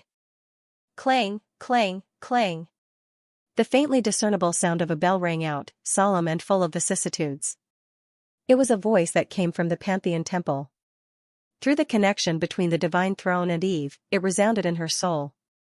This bell was not the sound to summon the gods for a meeting. Instead, it was a signal to start the war between gods and demons. Eve narrowed her eyes and exhaled softly. It's about to begin. He retracted his gaze and officially activated the mission in the game system, in a cozy and elegant villa with a sea view. Cyber put on his favorite ranger light armor and took down the elven rapier and demon hunting dagger hanging on the wall. Are you really going to join the war? A clear voice came from behind him. Cyber put down his weapon and turned around to look at the worried elven girl behind him. He reached out and patted her little head. Don't worry, Estelle, I'll be back in a few days. Listen to Hubert at home. If the demons invade the world of Seekers, don't run around, I know. Got it. Estelle slapped Cyber's hand away and said with a pout. Then, she hesitated for a moment and took out a paper crane. Under Cyber's surprised gaze, she handed it to him. Mr. Cyber, this is a paper crane that a chosen one sister taught me to fold. I heard that in your hometown, it represents wishes. I hope that your expedition this time will be successful. Cyber paused for a moment and then solemnly kept the paper crane. Looking at the elven girl in front of him who was like his own sister, his gaze became gentler. Of course. I'm the omnipotent elven chosen one. After saying that, he nodded to his disciple, Hubert, behind the girl. Disciple, help me take care of Estelle. Don't bully her. Hubert sighed. It's good enough that she doesn't bully me. Looking at his disciple who was sighing, Cyber smiled. He put the elven rapier back into the scabbard at his waist and placed the dagger by his side. Then, his gaze turned cold and he walked out of his villa.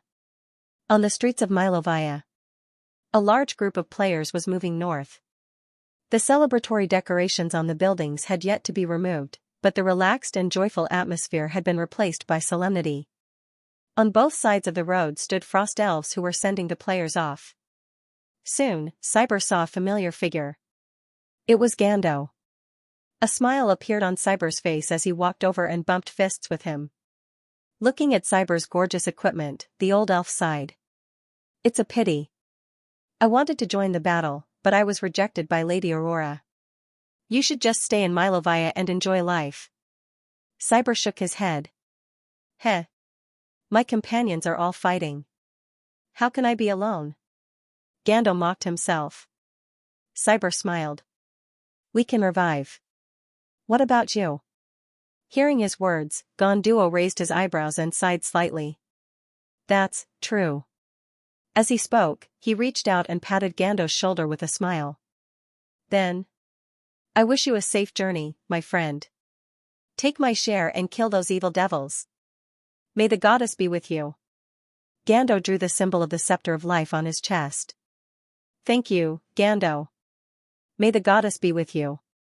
Cyber also drew the symbol of the scepter of life on his chest. Then, he turned around and walked into the crowd of players under Gando's gaze.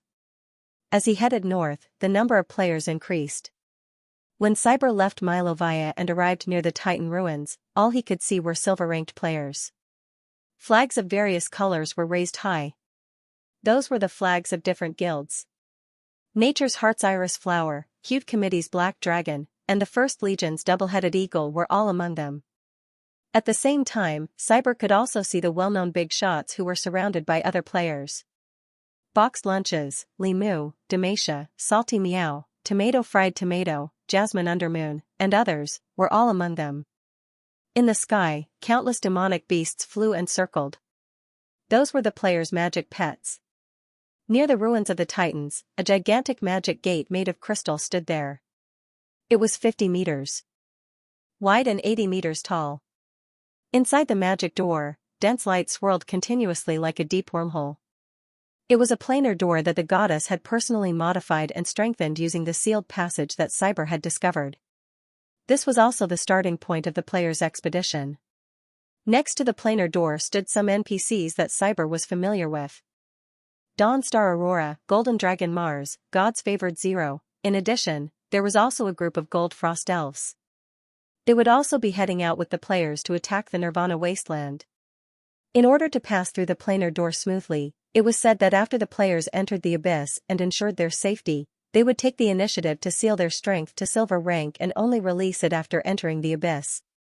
They would also be the top combat force in this expedition apart from the random favored players. Furthermore, in the middle of the Frost Elves, there was a lifelike statue of a goddess. The statue glowed with the radiance of divine power as it was moved onto a specially prepared unicorn carriage by a few players. That was the statue of Goddess Eve, and also the foundation of the players after entering the abyss. Their first mission after entering the abyss was to erect this statue that had been blessed by the goddess, activate the power within, and establish their first stronghold in the Nirvana Wasteland. When he arrived at the gathering point of the players, Cyber opened the system's back-end voice software and found the Elven Nation Battlefield channel. The Abyss Expedition's exclusive voice channel had been established, and the number of people in the channel had already exceeded 40,000. The classic war song For the Glory of the Goddess was playing, teasing the players' nerves. Looking at the endless army of players, Cyber felt his adrenaline surge, and his heart was filled with pride. He was about to return to the Nirvana Wasteland. This time, however, he was not alone. He had tens of thousands of like-minded companions behind him.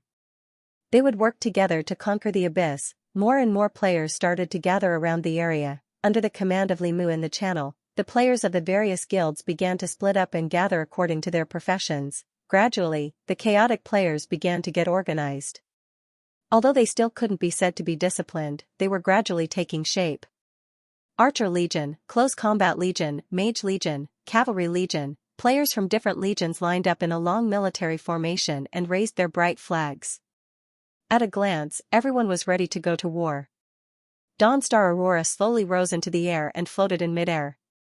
Her gaze swept across the densely packed Chosen One's army, and her expression gradually became solemn. Go to war. Aurora's voice sounded in the air. She was still gentle, but there was an indomitable tenacity in her gentleness. Everyone, pay attention. Go to war. Head to the abyss. Li Mu's passionate roar also sounded in Cyber's ears. Go to war. Head to the abyss. An earth-shattering voice sounded in the surroundings of the ruins. The army moved slowly like a raging river, rushing towards the huge planar gate.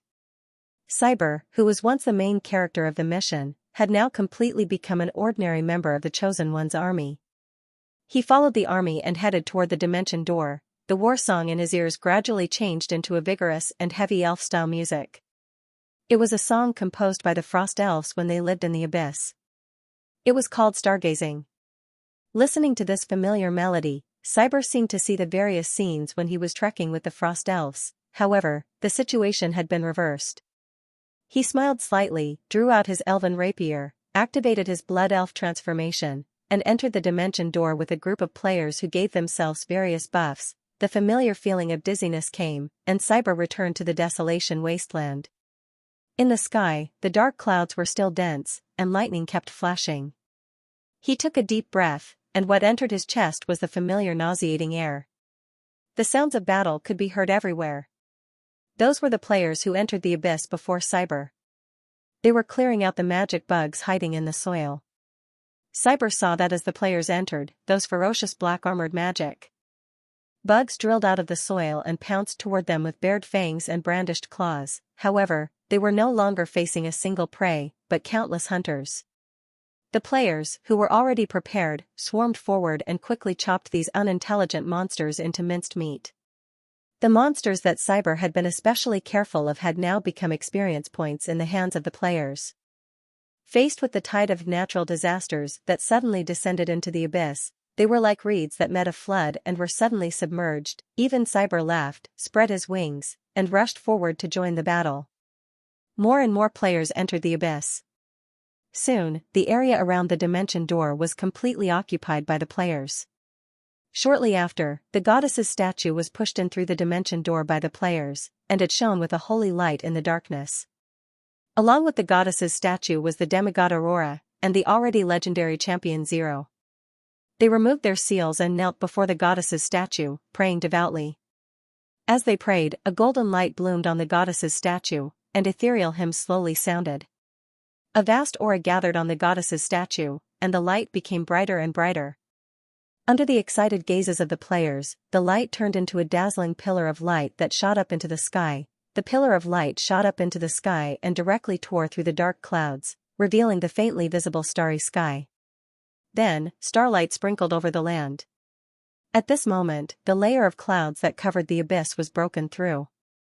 Ethereal hymns slowly sounded. In the sky, beside the pillar of light that bloomed from the goddess's statue, golden ripples appeared. Immediately after, elven petitioners appeared in the sky, at the same time. Endless abyss, various planes of hell. Pillars of light shot down from the sky, piercing through the dark clouds and illuminating the land. Sacred whispers slowly sounded, and the dark clouds kept retreating. Under the fearful gazes of the demons, the dark sky was suddenly torn apart, and doors of light with golden ripples appeared one after another. Countless doors of light opened, and majestic figures walked out one after another. They were oracles in gold and silver, angels with wings on their backs, warriors in golden armor. After they appeared, more lights appeared, and densely packed figures condensed in the ripples. There were humans, orcs, and various intelligent races commonly seen in the world of seekers. Their bodies shone with the light of divine power, and they wore identical mechs. They were petitioners. In an instant, the skies of the various hell planes were covered by an ocean-like light. The armies of the gods had arrived, the war of gods and devils had officially begun. It has begun. Looking at the rolling dark clouds in the sky outside the window, the first demon god Heller said in a low voice. He stood in front of the window with his hands behind his back. As far as the eye could see, there were pillars of holy light piercing through the sky.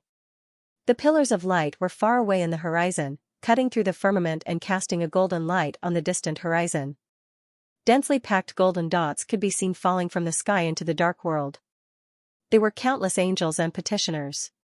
The demons in the plane looked at the light in the distant sky uneasily, restless and fearful. Even though they were far away, they could still vaguely sense the sacred and majestic aura. However, looking at the army of the gods of faith descending on the hell plane, the first demon god Heller's gaze gradually deepened. The light was very far from the core of the plane, at most the edge of the entire seventh layer of the plane. In his perception, an earth-shattering battle had already broken out at the edge of the plane. Although the 7 layers of hell were different in size and were not completely vertically distributed, the core area was ultimately connected in a line.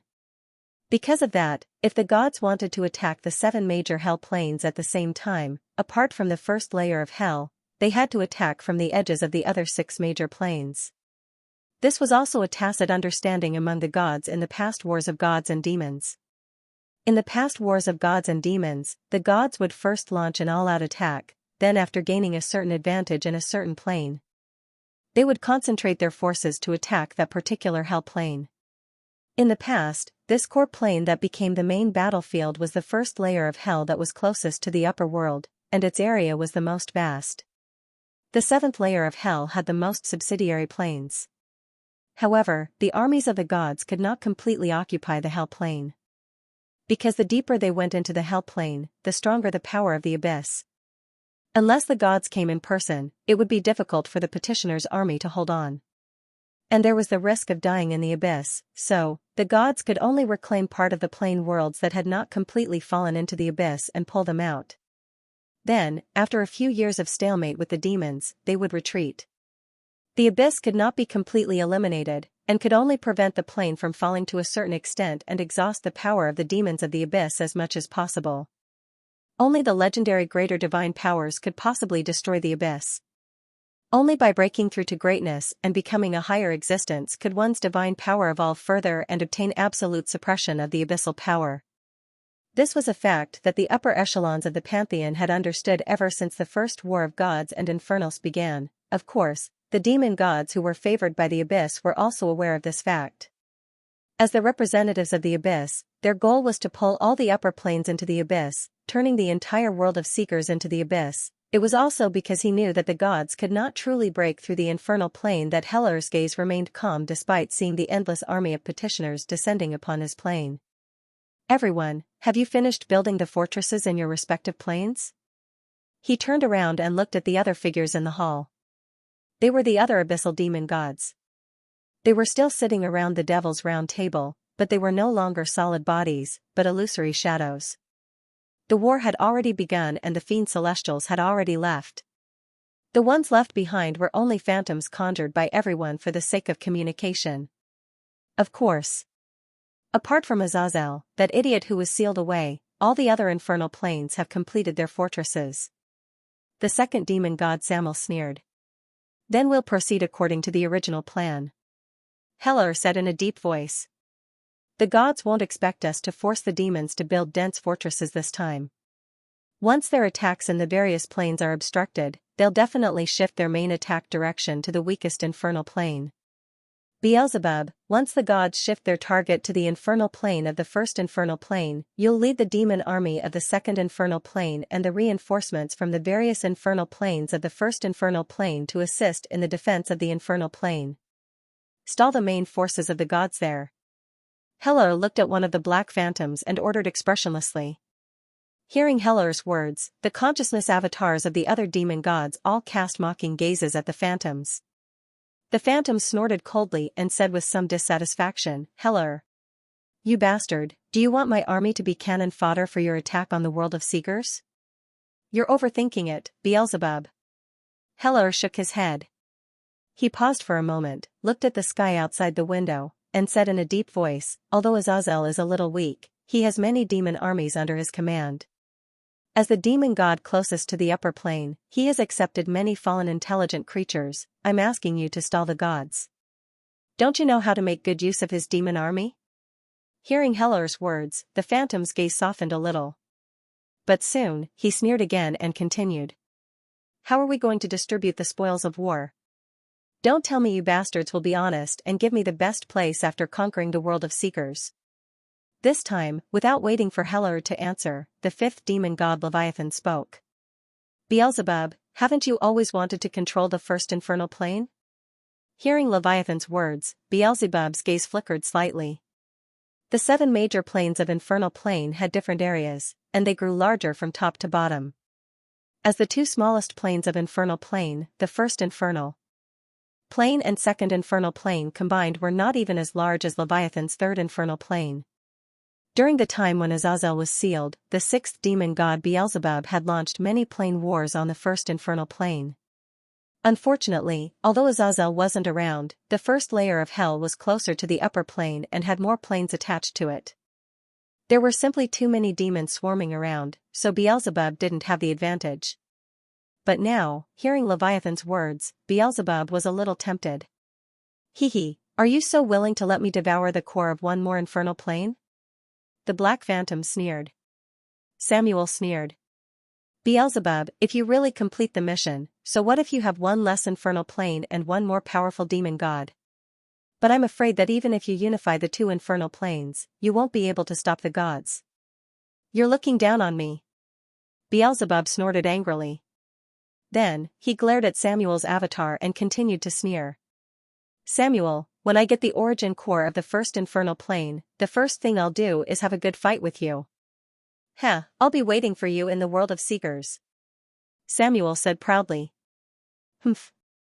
Beelzebub snorted and dispersed his avatar. After he left, Heller's gaze swept across the other demon gods again and finally stopped on the 3rd demon god Mammon and the 4th demon god Burial. Mammon, Burial, you're in charge of the overall defense of the 7 infernal planes and assist in the attack on the world of seekers. If Beelzebub can't hold on, you'll send the demons of the affiliated planes to support him. If that's the case, will we also have a chance to get the origin core of the first infernal plane? The 2 demon gods sneered. That depends on your negotiation with Beelzebub. Heller said. The 2 demon gods looked at each other, snorted softly, and nodded reluctantly. Then, Heller looked at the remaining 2 demon gods, the 2nd demon god Samuel and the 5th demon god Leviathan. The 2 of you, the 3 of us are the only 3 great divine powers in the abyss, and the 3 infernal planes that we control are also the 3 strongest. Whether we can break through the world of seekers this time depends on our strength. The Nirvana Wasteland is the closest abyssal plane to the world of seekers. After the gods' attention is focused on the first infernal plane, we'll launch an attack on the world of seekers from there. With that said, Heller looked at Leviathan. Leviathan, are there any problems with the remaining planar passages? Leviathan nodded lightly. The remaining planar passages are even more hidden and haven't been discovered by the gods, but I sense that the Life Goddess has sent out her army of chosen ones to attack the Nirvana Wasteland. Are there many? Heller asked. Not many, probably less than 100,000. Leviathan shook his head. What's the fuss about less than 100,000? It's just the Life Goddess. We can use this opportunity to get rid of her army. I don't believe those elves can keep resurrecting indefinitely. Samuel said with a gloomy gaze. Heller glanced at him and said, Don't be careless. If I'm not wrong, the Life Goddess's army of chosen ones should have some kind of mysterious connection with her. Otherwise, it would be impossible to resurrect from the dead. However, the energy in the world is conserved. Even if she has the ability to resurrect from the dead, her army definitely has some kind of limit, as well as some fatal flaws that we don't understand yet. Otherwise, if our new friend's information is to be believed, she, who has been assimilated by the power of faith, would have unified the world of seekers long ago. From this point of view, if we want to completely destroy her army, we still have to destroy her herself. With that, Helier turned his gaze to Leviathan. Leviathan's eyes flashed as he understood what Helier wanted to ask. Don't worry, I'll make her stay. We've already made a plan. According to the life goddess personality and faith, even if she knows that it's a conspiracy against her, she'll definitely take the bait. With that, a hint of greed flashed across Leviathan's eyes again. I'm still quite curious about the nature priesthood. In a sense, my sea priesthood is also related to it. I'm very curious about what kind of wonderful changes will occur after the two are combined. That's your own business. I'm not interested in the priesthood of the life goddess. As long as you get rid of her, you two can deal with the life priesthood or the nature priesthood yourselves. Helier said. With that, he changed the topic. However, having an eyesore hanging around in front of me all the time will affect my mood. Leviathan, if possible, send those elves in the desolation wilderness back to the kingdom of their true gods. With the start of the God-Devil War, several demon gods in hell began to act according to the plan. Under the leadership of various abyss myths, an army composed of demons and monsters began to gather at the edge of the various hell planes. They entered the towering demon fortresses to resist the attacks of the petitioners and the oracles of the gods. Countless petitioners' legions flickered with the brilliance of divine power. They were like a golden river in the darkness. They tilted down and collided with the abyssal army composed of demons and monsters on the ground. Accompanied by sacred hymns, battles broke out in various places. The angels were chanting, and the totem saints were roaring. The petitioners shouted the honorific names of the gods, their faces filled with fanaticism. Under the leadership of the oracles, they engaged in battle with the ferocious demons. Golden blood splattered, and illusory figures shattered. But soon, more petitioners, angels, and golden-armored warriors filled in the gaps and joined the battle. And on the side of the abyss, under the illumination of the holy light, the demons fell like wheat being cut. Purification, but soon, even more abyssal armies surged up like a black tide. The edges of each hell became an ocean of light and darkness, and endless battles began. There were even smaller subsidiary abyss planes one after another. They were constantly collapsing and breaking apart in the battle between the abyss myths and the oracles of the righteous gods. The entire edge of the abyss was like the end of the world. At the same time, at the junction of the second layer of hell and the first layer of hell, the sixth demon god Beelzebub left the second layer of hell with the abyssal army that he was proud of, and headed towards the first layer of hell. An army of millions of demons roared and roared. They clustered around the abyss myths that had revealed their huge bodies. Under the leadership of Beelzebub, they entered the battlefield of the first layer of hell. Beelzebub rode his own abyssal demon dragon that had the strength of a demigod, and his posture was arrogant. There was a hint of greed in his eyes. He had been coveting the first layer of hell for a long time. Not only that, he also coveted the demon army that belonged to Azazel. The war between gods and demons was an opportunity. Azazel was sealed by the goddess of life, and the entire first layer of hell was in a fierce battle. This was the best opportunity for him to expand his forces. Compared to being destroyed by the gods, the demons in the first layer of hell would probably be very sensible and throw themselves into his arms. With such thoughts in mind, Beelzebub couldn't wait to enter the first layer of hell. The battle between the demons and the petitioners had already begun. The sky of the entire first layer of hell had been completely occupied by golden light gates. The petitioners and oracles, whose bodies were shining with holy light, were like rain, constantly pouring out of the light gates in the sky and pouring down. However, when Beelzebub looked at the ground of the first layer of hell, the abyssal army that he expected to be larger than his own army did not appear. Originally, he would have felt his scalp go numb when he saw Azazel's demon army that had a total number of tens of millions.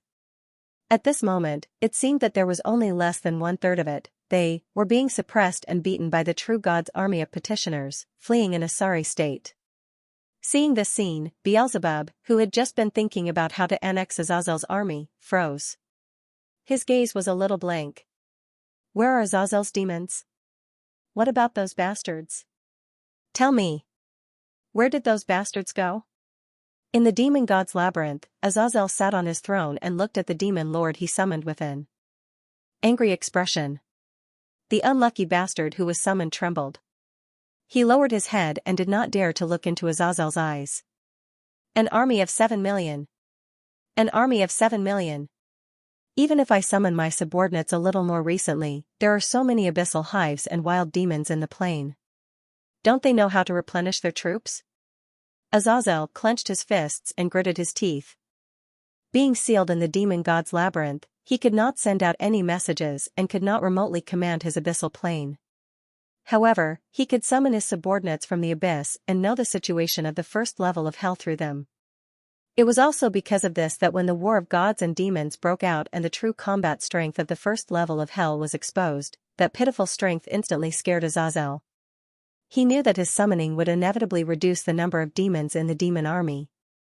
But in his calculations, after adding and subtracting, there would at most be a gap of a few 100,000.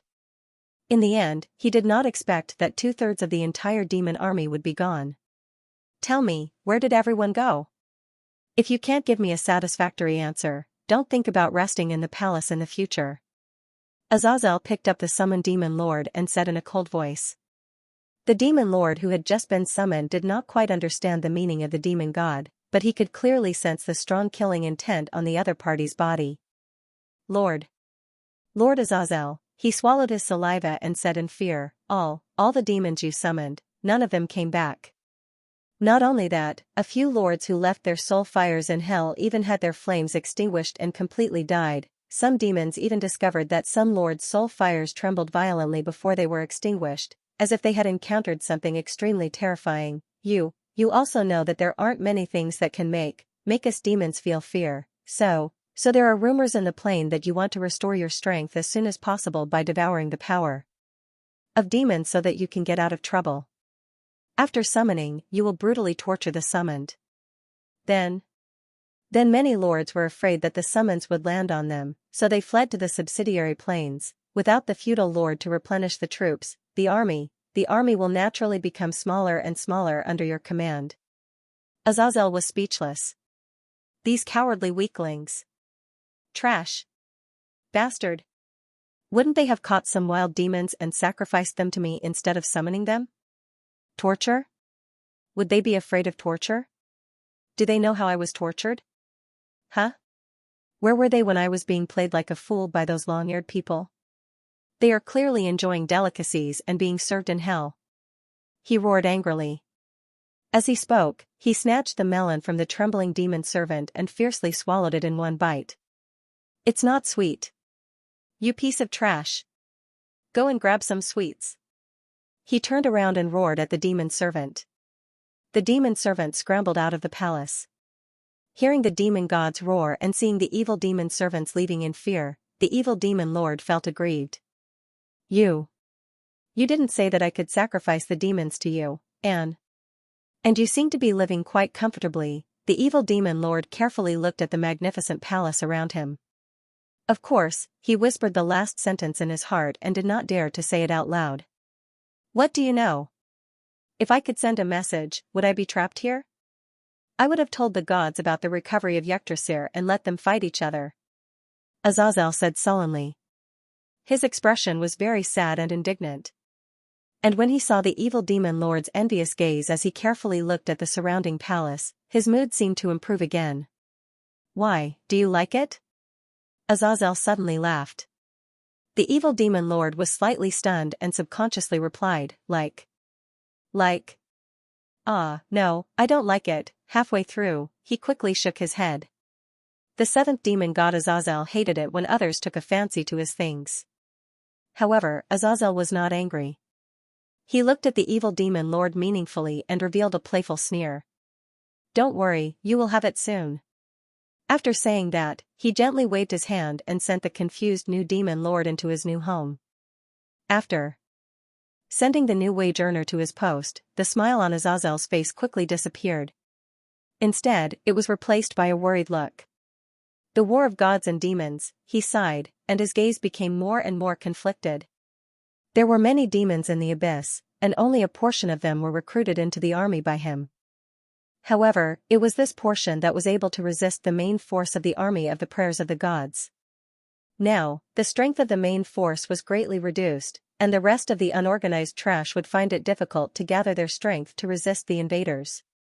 In the end, the plane was likely to be divided and destroyed, although Azazel did not think that the gods could completely conquer hell, nor did he think that they could enter the place where he hid the origin of the plane. But if the gods could not do it, the sixth demon god, Beelzebub, who took advantage of others' difficulties, could do it. Azazel became more and more uneasy at the thought that his defeated opponent might take advantage of the situation to plunder his army and search for the origin of his plane. If the origin core of the first layer of the plane was really found by Beelzebub, then it would be no different from announcing his death. Death, thinking of this word, an inexplicable fear arose in Azazel's heart. For the demon god who could be resurrected infinitely in hell after death, he had not felt this way for a long time. Could it be? Could it be that I really have to tell Yggdrasil the location of the origin core and completely become a prisoner of his life and death? His expression was deeply entangled. Abyss, desolation, wilderness. Endless demons rushed toward the city wall made of earth and stone like a tide. They climbed along the wall and fought with the elves who were gorgeously equipped on the city wall. The golden divine spell defensive barrier was like a huge cover, protecting the crooked circular city wall within. And if one looked carefully, they would find that inside the circular city wall, there were circular city walls one after another, like dark gray lines of defense. As for the center of the city wall, there was a temporarily built temple where a holy goddess statue was enshrined. Behind the goddess statue was a constantly rotating plane door, emitting a faint halo. From time to time, new elves would jump out and jump toward the battlefield. The temple and city walls were naturally built by the players. However, the players did not build layers of defense from the outside to the inside. Instead, they pushed from the inside to the outside, using earth attribute magic to expand the city walls one after another, expanding the sphere of influence that they controlled. If one looked down from the sky, they would find that the city walls happened to be concentric circles that were constantly expanding. This method of advancement was set by Eve. Her ultimate goal was not to really rely on the players to conquer the entire plane, but to occupy an area in the desolation wilderness where her true body could descend and then advance to a greater divine power. Once she succeeded in advancing to a greater power, the situation of the war would be completely changed. Time and space in the desolation wilderness were distorted, and the flow of time was 5 times faster than in the world of seekers. It had been a month since the players entered the abyss time, and the demon army had been besieging for more than a week. Below the outermost city wall, monstrous sounds of fighting rose and fell, and gorgeous magic bloomed everywhere. The entire city wall had turned into a cruel battlefield. However, although the number of demons far exceeded the number of elves, the city wall was only so long, and there was also the protection of the divine barrier. No matter how hard the demons tried, they could not advance even half a step. The elves on the city wall seemed to be endless. After someone died, there would soon be new people from the rear to replace them, and their strength was getting stronger and stronger each time. Of course, the elves suffered heavy casualties, and the demons' losses were even more exaggerated. However, the size of the endless black tide was just a small number to the millions of demons besieging the city wall, no matter how many demons died in the battle. In the sky, dark clouds rolled, and dazzling lightning flashed. From time to time, golden light and dark breath could be seen spreading between the clouds, and occasionally, divine arrows could be seen flashing by. There were also loud dragon roars and violent roars faintly, stirring the dark clouds in the sky into a rolling vortex each time. That was the battlefield of the myths. Finally, with a cry of pain, a figure shrouded in black smoke fell from the clouds. He covered the broken arm on his shoulder, looked deeply at the sky, and fled into the distance. And with his departure, 2 more abyss myths fell from the clouds and fled into the distance. The faint sound of a horn came from the back of the demon army, and the endless black tide began to retreat slowly after receiving the signal. Only countless armors and weapons were left on the ground. The elves on the city wall cheered, and then scrambled to jump off the city wall and began to fight for the demon equipment on the ground. They did not care if it was damaged or if it was seriously contaminated. The clouds in the sky gradually subsided, and the lightning gradually became regular. With a proud roar, a huge golden dragon broke through the clouds and landed on the ground. And with the golden dragon, the demigod Aurora, who was surrounded by holy light, descended. She was still holding a divine longsword in her hand and carrying an elven bow on her back, looking valiant and heroic. Until she returned to the ground again, she returned to her original gentle appearance. Glancing at the elven chosen ones who were happily picking up scraps outside the battlefield, Aurora's expression was no longer as stunned as before. Apparently, she was used to it. However, if she tracked the whereabouts of the broken equipment built by the elven chosen ones, she might not be so calm. But now, she obviously did not have the leisure to do so. She found the druid Limu who was in charge of the army of chosen ones, and ordered him to continue expanding the city wall while the demons retreated. Then, she directly returned to the temple in the center of the control area. Bypassing the chosen ones who were constantly praying to the statue, Aurora entered the private temporary side chamber. In the side chamber, it was empty, except for a beautiful figure in black armor standing in front of the window, looking at the busy elves outside. It was God's chosen one, Zero. Coming in front of God's chosen one, Aurora's expression became serious, and she became pious and fanatical. He bowed slightly, saluted respectfully, and said, "Your Majesty, I'm sorry. Your Highness, the demons have retreated." Eve, who was wearing a vest, retracted her gaze and nodded slightly. Unlike the Saintess Alice, Aurora was a true demigod and a devout saint. When she first saw God's chosen one, Zero, she guessed Eve's identity from the clues. Of course, Eve did not intend to hide it from her. Even the Grim Reaper Hela and the Fairy Queen Fennel knew the true identity of God's chosen one. Aurora, who had unreservedly dedicated her faith, was not a big deal. As long as the players and secular believers did not expose her, it was not a problem. Even if she did expose herself in front of the players, it did not seem to be a big deal. She could just say that she was the incarnation of a goddess who saved the world and traveled the world. Anyway, other true gods of other faiths had done so many times in the past. Your Highness. The number of demons besieging us is increasing. Although the chosen ones can still resist, the abyss mythical powers that have appeared recently are getting stronger. The number of demigod-level abyss mythical powers that participated in the attack today has reached 4. Mars and I managed to kill one of them, but the other 3 escaped. I can feel that the new abyss mythical powers that have joined the battle are getting stronger and stronger. The next time, a true evil god might appear. Aurora said with a serious expression. Looking at Aurora's solemn expression, Eve smiled faintly.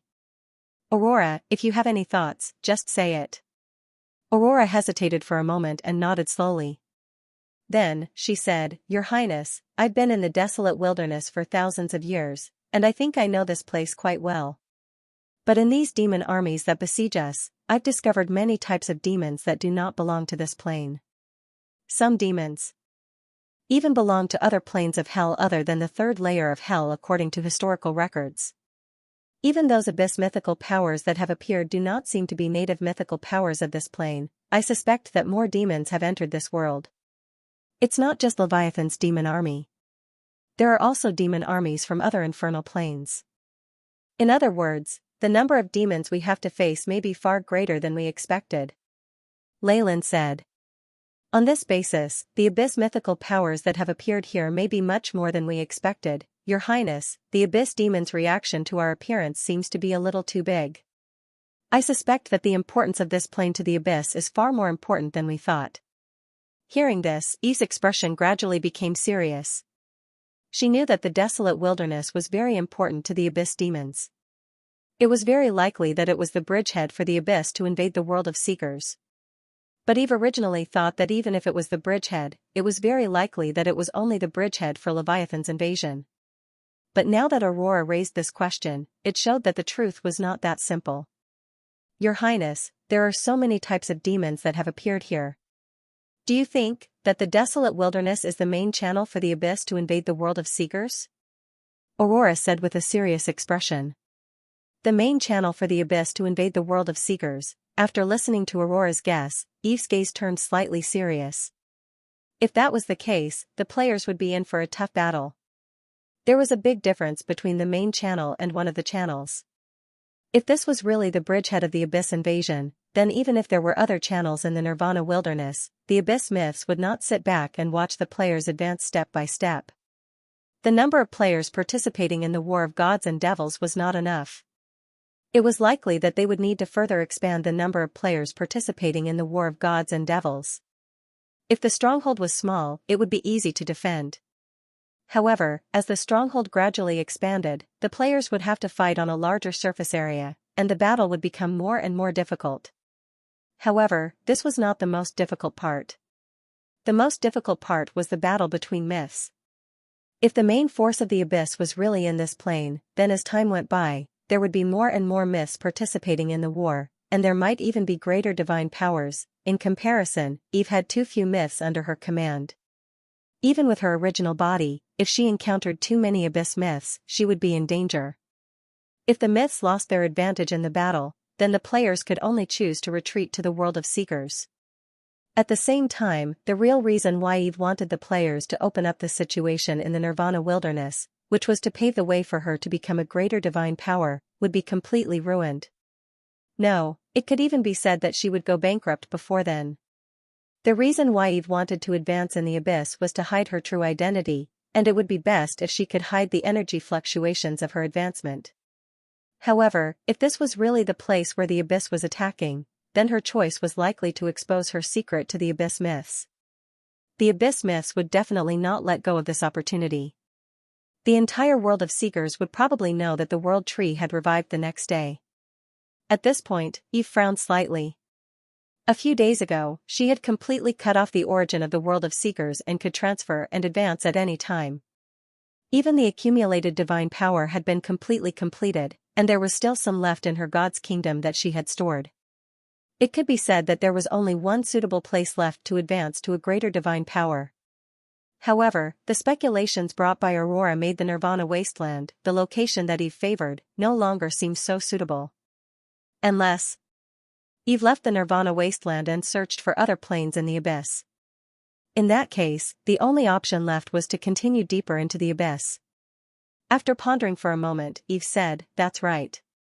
Aurora continued to lead the players to defend the stronghold and advance. According to the original plan, Her Majesty Hela's heroic spirit legion will soon descend to reinforce the extermination wasteland. Perhaps the battle will be smoother then. However, if the abyss truly attacks us on all fronts and we can't hold on any longer, do not force yourself and retreat to the world of seekers. Hearing his words, Aurora nodded respectfully. As you wish, Your Holiness the Goddess. Then, he hesitated for a moment and asked, Your Holiness, then, the place where you recover your great divine power, I'll look for a backup plane. Eve replied calmly. I understand. Aurora said respectfully. Then, she bowed to Eve and left the temple. Then, Eve unlocked the seal on her body and recovered the power of a true god at the peak of the weak divine power. She turned into a ray of light and shot into the sky. She wanted to leave the abyss and search for a new target nearby. After expressing some of his speculations to Eve about the war between gods and demons, Aurora continued to sit on the outermost city wall, protecting the players as they expanded further outside. Occasionally, she would personally assist the players in completing some difficult construction tasks, such as the towers with magic crystal cannons and ballistas that would be installed on the city wall every once in a while. The position of a magic crystal cannoneer was still very popular among the players. Although they could not gain experience, it was satisfying to explode. Moreover, the number of demons besieging the players was ridiculous. Even if they wasted some experience, they could make it up in other ways. Therefore, this heavy magic weapon was still highly sought after by the players. Between the city walls, especially near the dimension door, the tents of the players were set up. Some even built simple houses to prepare for a protracted war. The flow of time in the Nirvana wilderness was much faster than in other planes.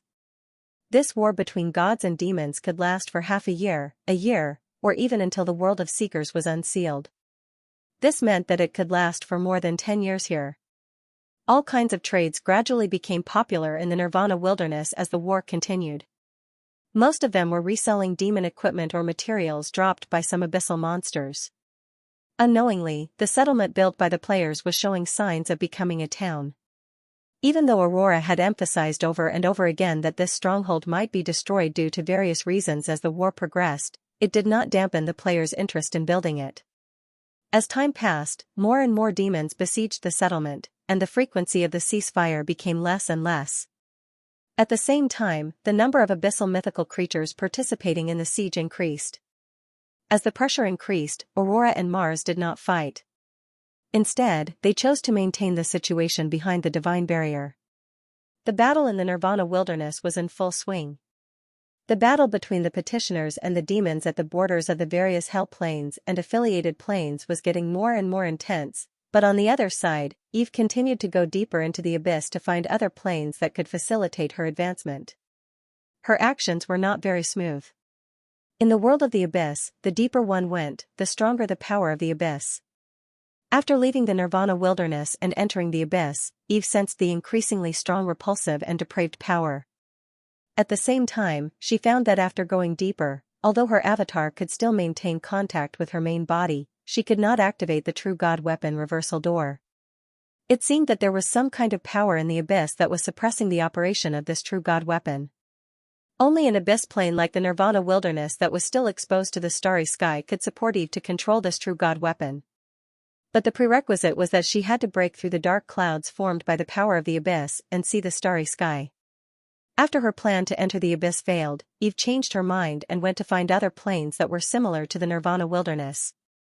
But gradually, she regretfully found that there were very few planes that existed near the Nirvana wilderness, and they were rather far away. Not only that, those planes had traces of the petitioners' battles, and it was obvious that they had become the battlefield of the demons and the gods. That place was also not suitable for advancement.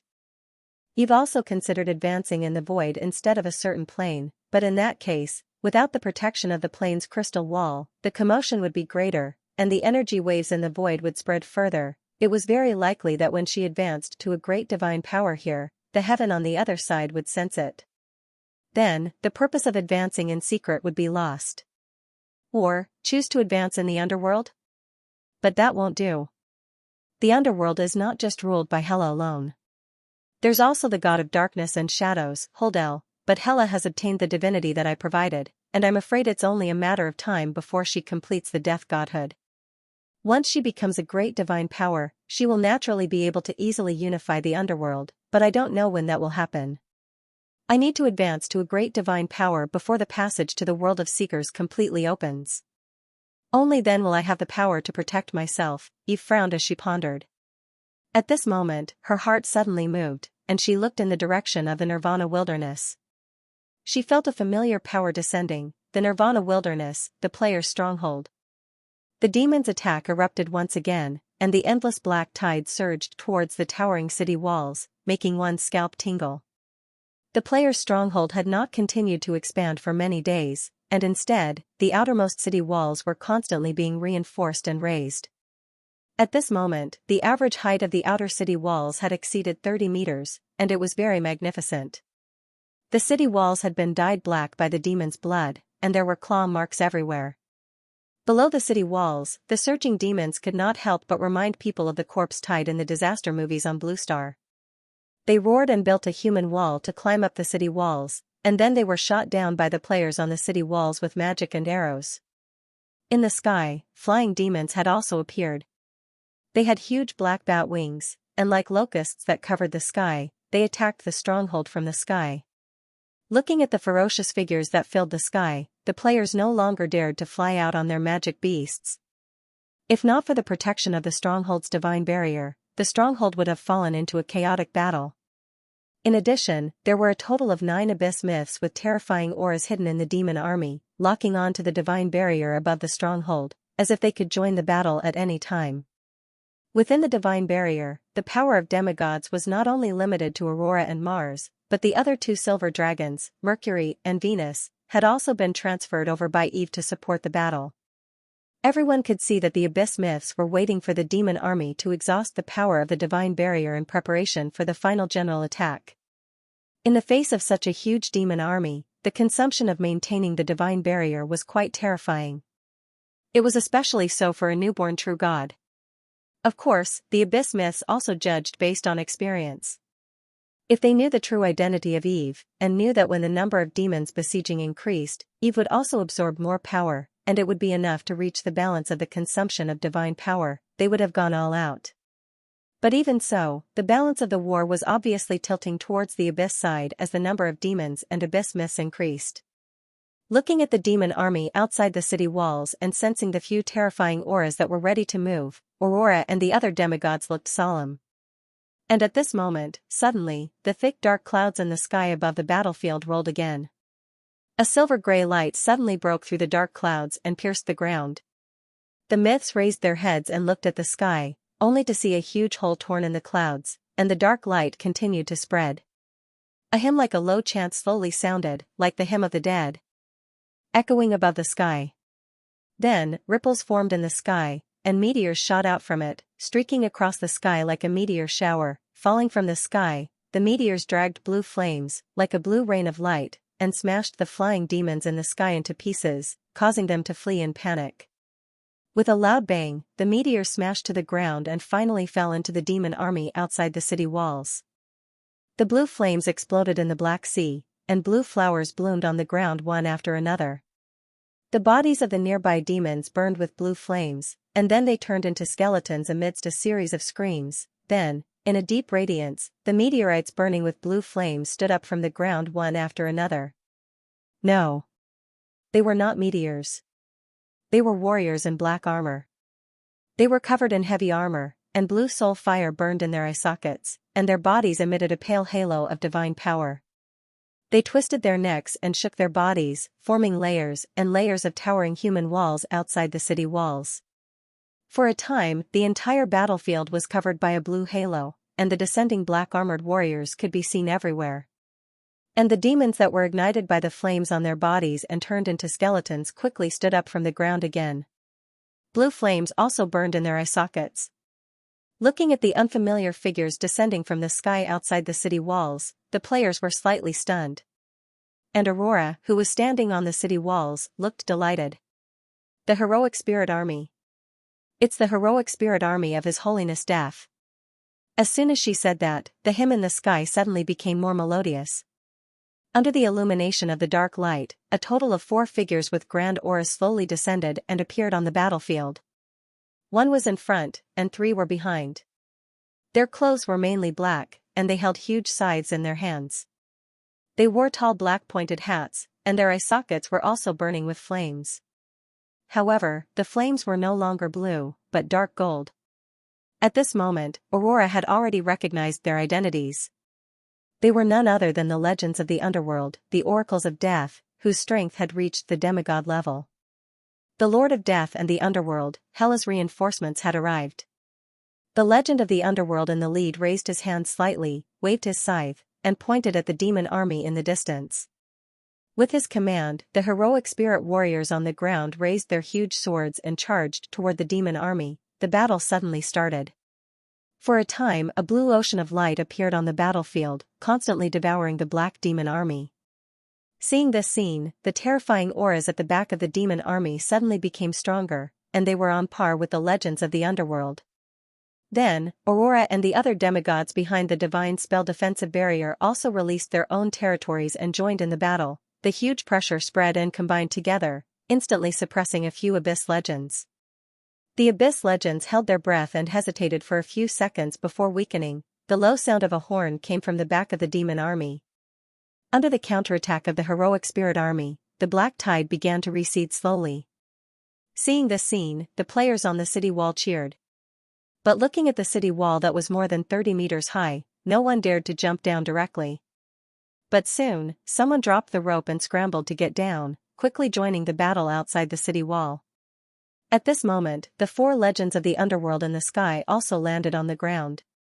The golden divine spell defensive barrier opened a door and let them in. Aurora and the 3 megalosaurus in human form came in front of them.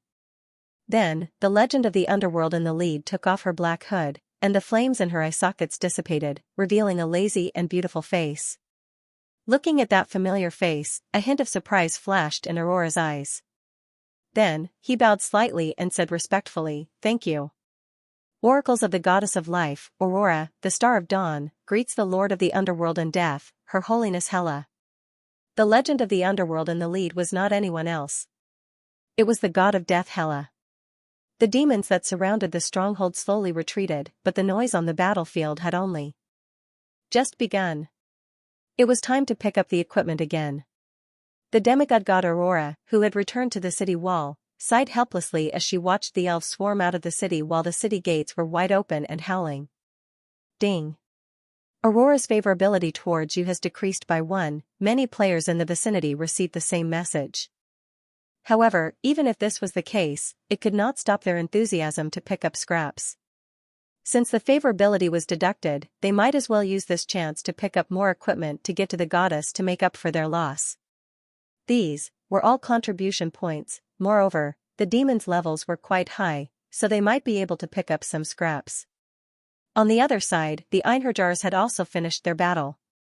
The demons that had been turned into undead fell to the ground and the soul fire in their eye sockets slowly extinguished. At the same time, a blue light floated out of the demon bones and merged with the Einherjars. Faintly, the flames in their eye sockets became even more intense. Soul Devour. Just like how Eve could use her divine position and her natural ability to devour life force, as the subordinates of Death Hela, the Einherjars could also devour the soul fire of other undead to strengthen themselves. However, they were not interested in the broken equipment on the battlefield. After the battle ended, they formed a neat formation and entered the stronghold under the curious gazes of the players. The players were quite interested in these large NPCs. His majestic armor, his blue soulfire, and his silent and disciplined appearance. For many players, they were quite attractive. Quite a number of people followed behind them, skipping all the way. When the players found out that these large NPCs did not have the favorability like the believers of life and did not have the reputation of the NPCs of other factions, they became even bolder. They went up and took all kinds of pictures and screenshots, climbing up and down. Aurora, ding. Aurora's favorability towards you has decreased by 10, only when this system message appeared did the players jump up as if they had been scalded by boiling water. They quickly left the side of the Einherjars as if they were the plague and immediately became very obedient. Reality proved that sometimes, it was not that the favorability was not effective, but that it was not deducted enough. There were even some players who hurriedly searched for Aurora's figure and finally found the demigod's figure on the city wall. Then, they licked their faces to try and make up for the favorability. It was only after Aurora rubbed her temples and deducted 1 favorability point from each of them that the players became completely well-behaved and left one after another. Looking at these unlucky fellows, a few veteran players stood on the city wall and laughed. Then they lowered their heads and continued to pick up the broken equipment on the battlefield. However, just as Aurora was helplessly looking at these powerful and eccentric elven heaven's chosen ones who were loved and hated at the same time, suddenly, a series of exclamations came from afar. Aurora narrowed her eyes and looked over. She saw a few heaven's chosen ones fighting with a few demons. It seemed to be a lone demon that was being chased by the players. However, when she saw the appearance of those demons, she was slightly startled. His eyes were solemn. Then, he decisively used his divine power and flew over, Stronghold God's palace. Grim Reaper Hela sat lazily. She sipped the scented tea from the elven forest and smiled at Eve who appeared in front of her. Your Majesty Eve, long time no see. Your elven chosen one is getting stronger and stronger.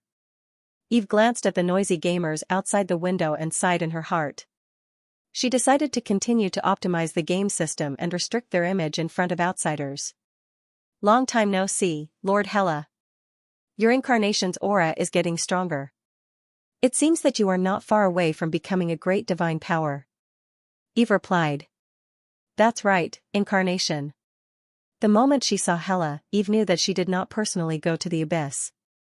Instead, she used a temporary true god incarnation.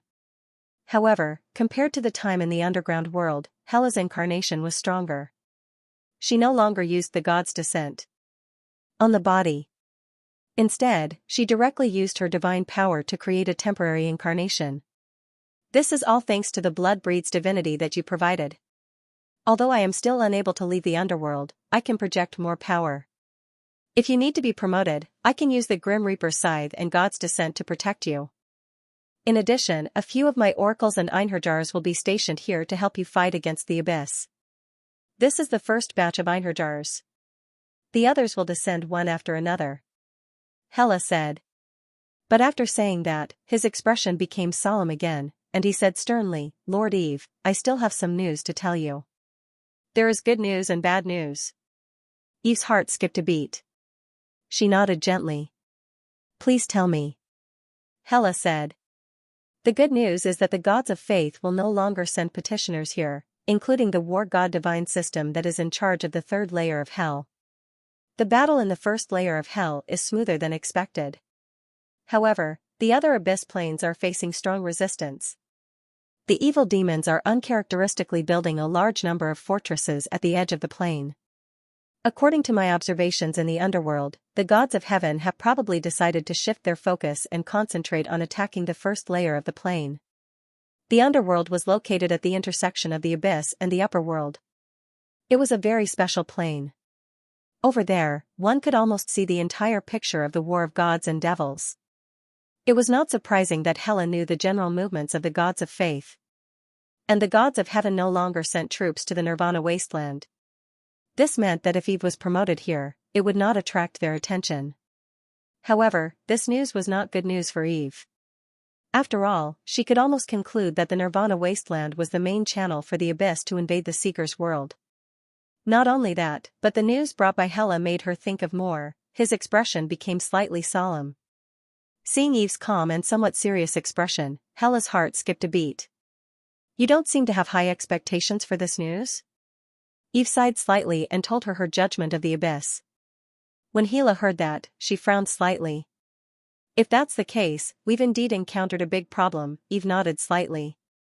If the Nirvana wasteland was the main direction of the abyss invasion, then Eve's plan to quietly promote here was almost ruined. Not only that, but the two mythics also realized another problem. That was, combined with the information they obtained, it was almost certain that the demon gods of the abyss were very likely using the first layer of hell to delay the armies of the gods in preparation for the invasion of the Seeker's world. We need to warn those idiots in heaven not to go too deep into the underworld plane. Hela frowned. As long as they did not go too deep into the underworld plane, the armies of the gods would be able to retreat in time. Even if the abyss began a large-scale invasion of the Seeker's world, they could still return and attack the main force of the abyss invading the Seeker's world from the Nirvana wasteland. Hela pondered for a moment and continued. Your Holiness Eve, I have another suggestion. Perhaps, you can wait a little longer. I can sense that within 3 years, I will definitely be able to perfect my death priesthood and prepare for promotion. At that time, you can go to the underworld and promote at the same time as I promote to a great divine power. However, if you take this path, you may need to help me completely eradicate the forces of the god of darkness and shadows before I promote and strip him of all his priesthoods. Hearing Hela's suggestion, Eve nodded slightly. This was one way. But she felt that it had been delayed for too long.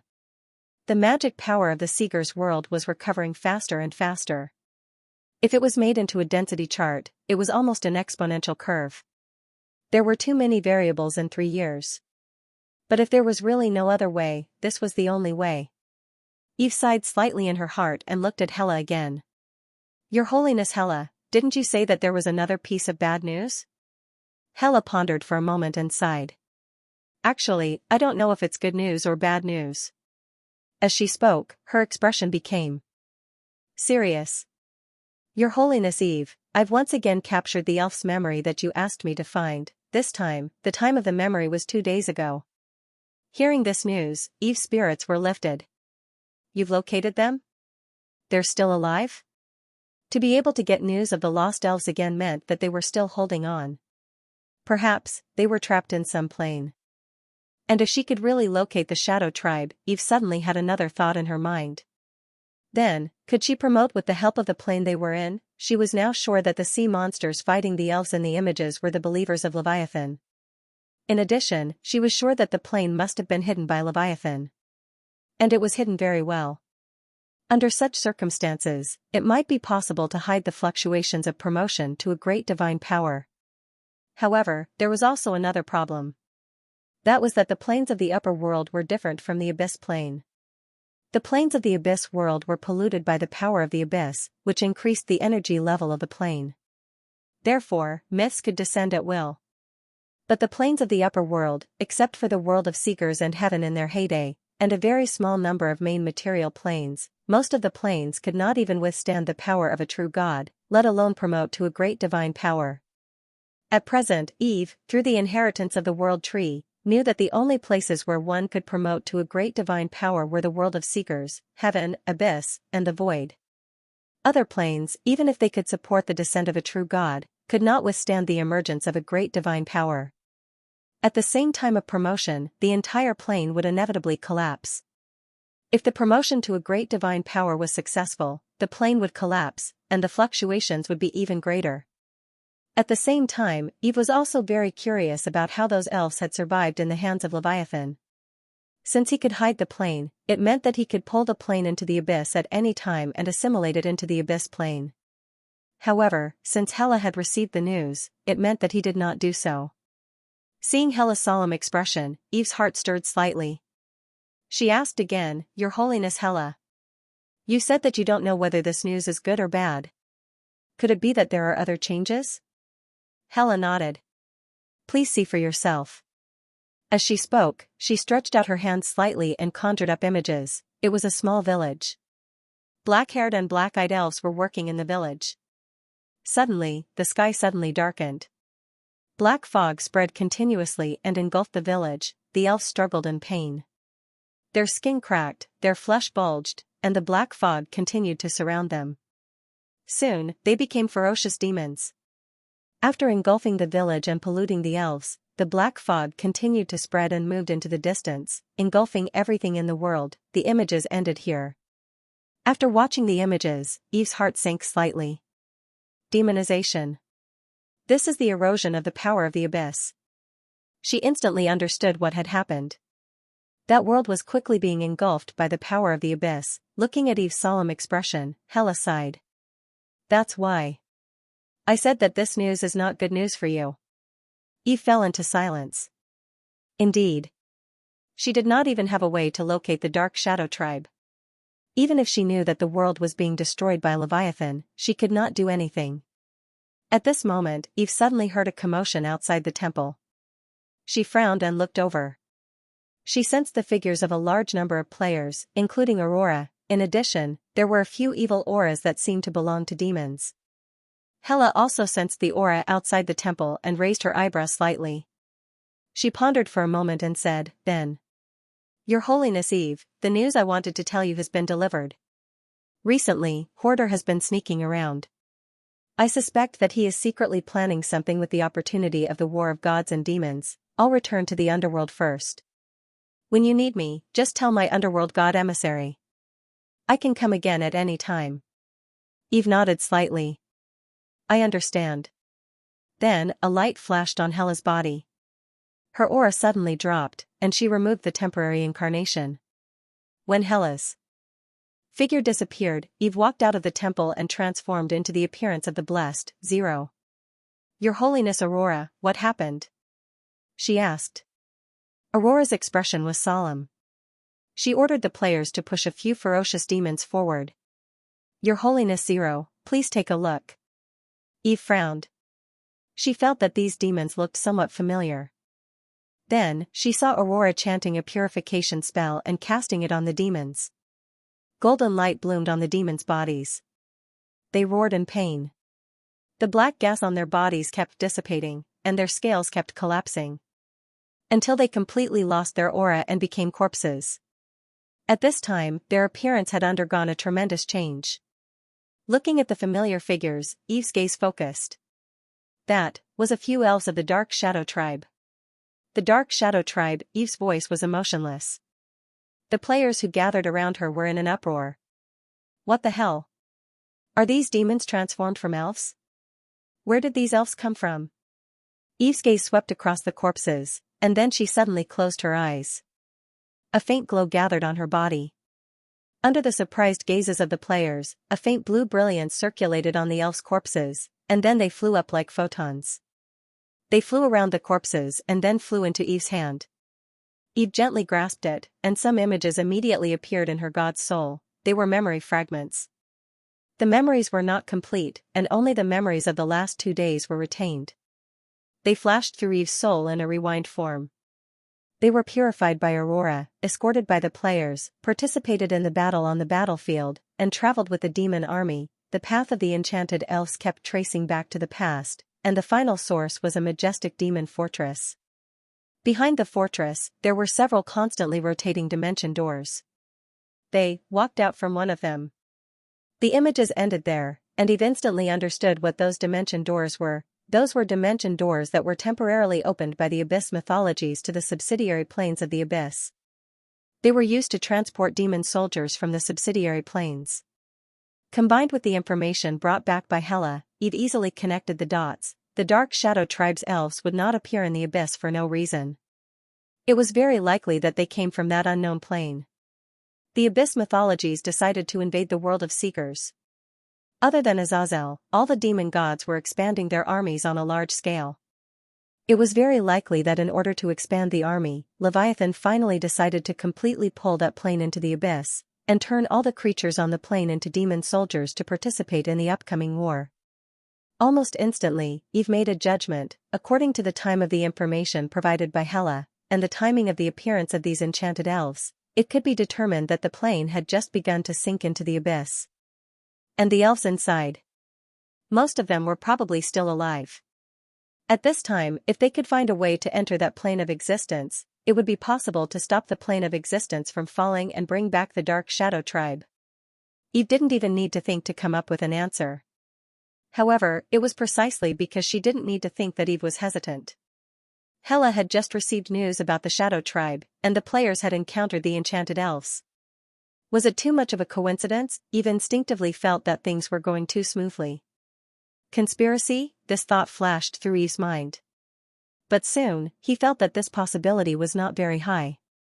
Apart from evil gods like Lilia who had the divine domain of lies and evil gods like Elisa who had the divine domain of conspiracy, most abyssal mythologies were quite straightforward.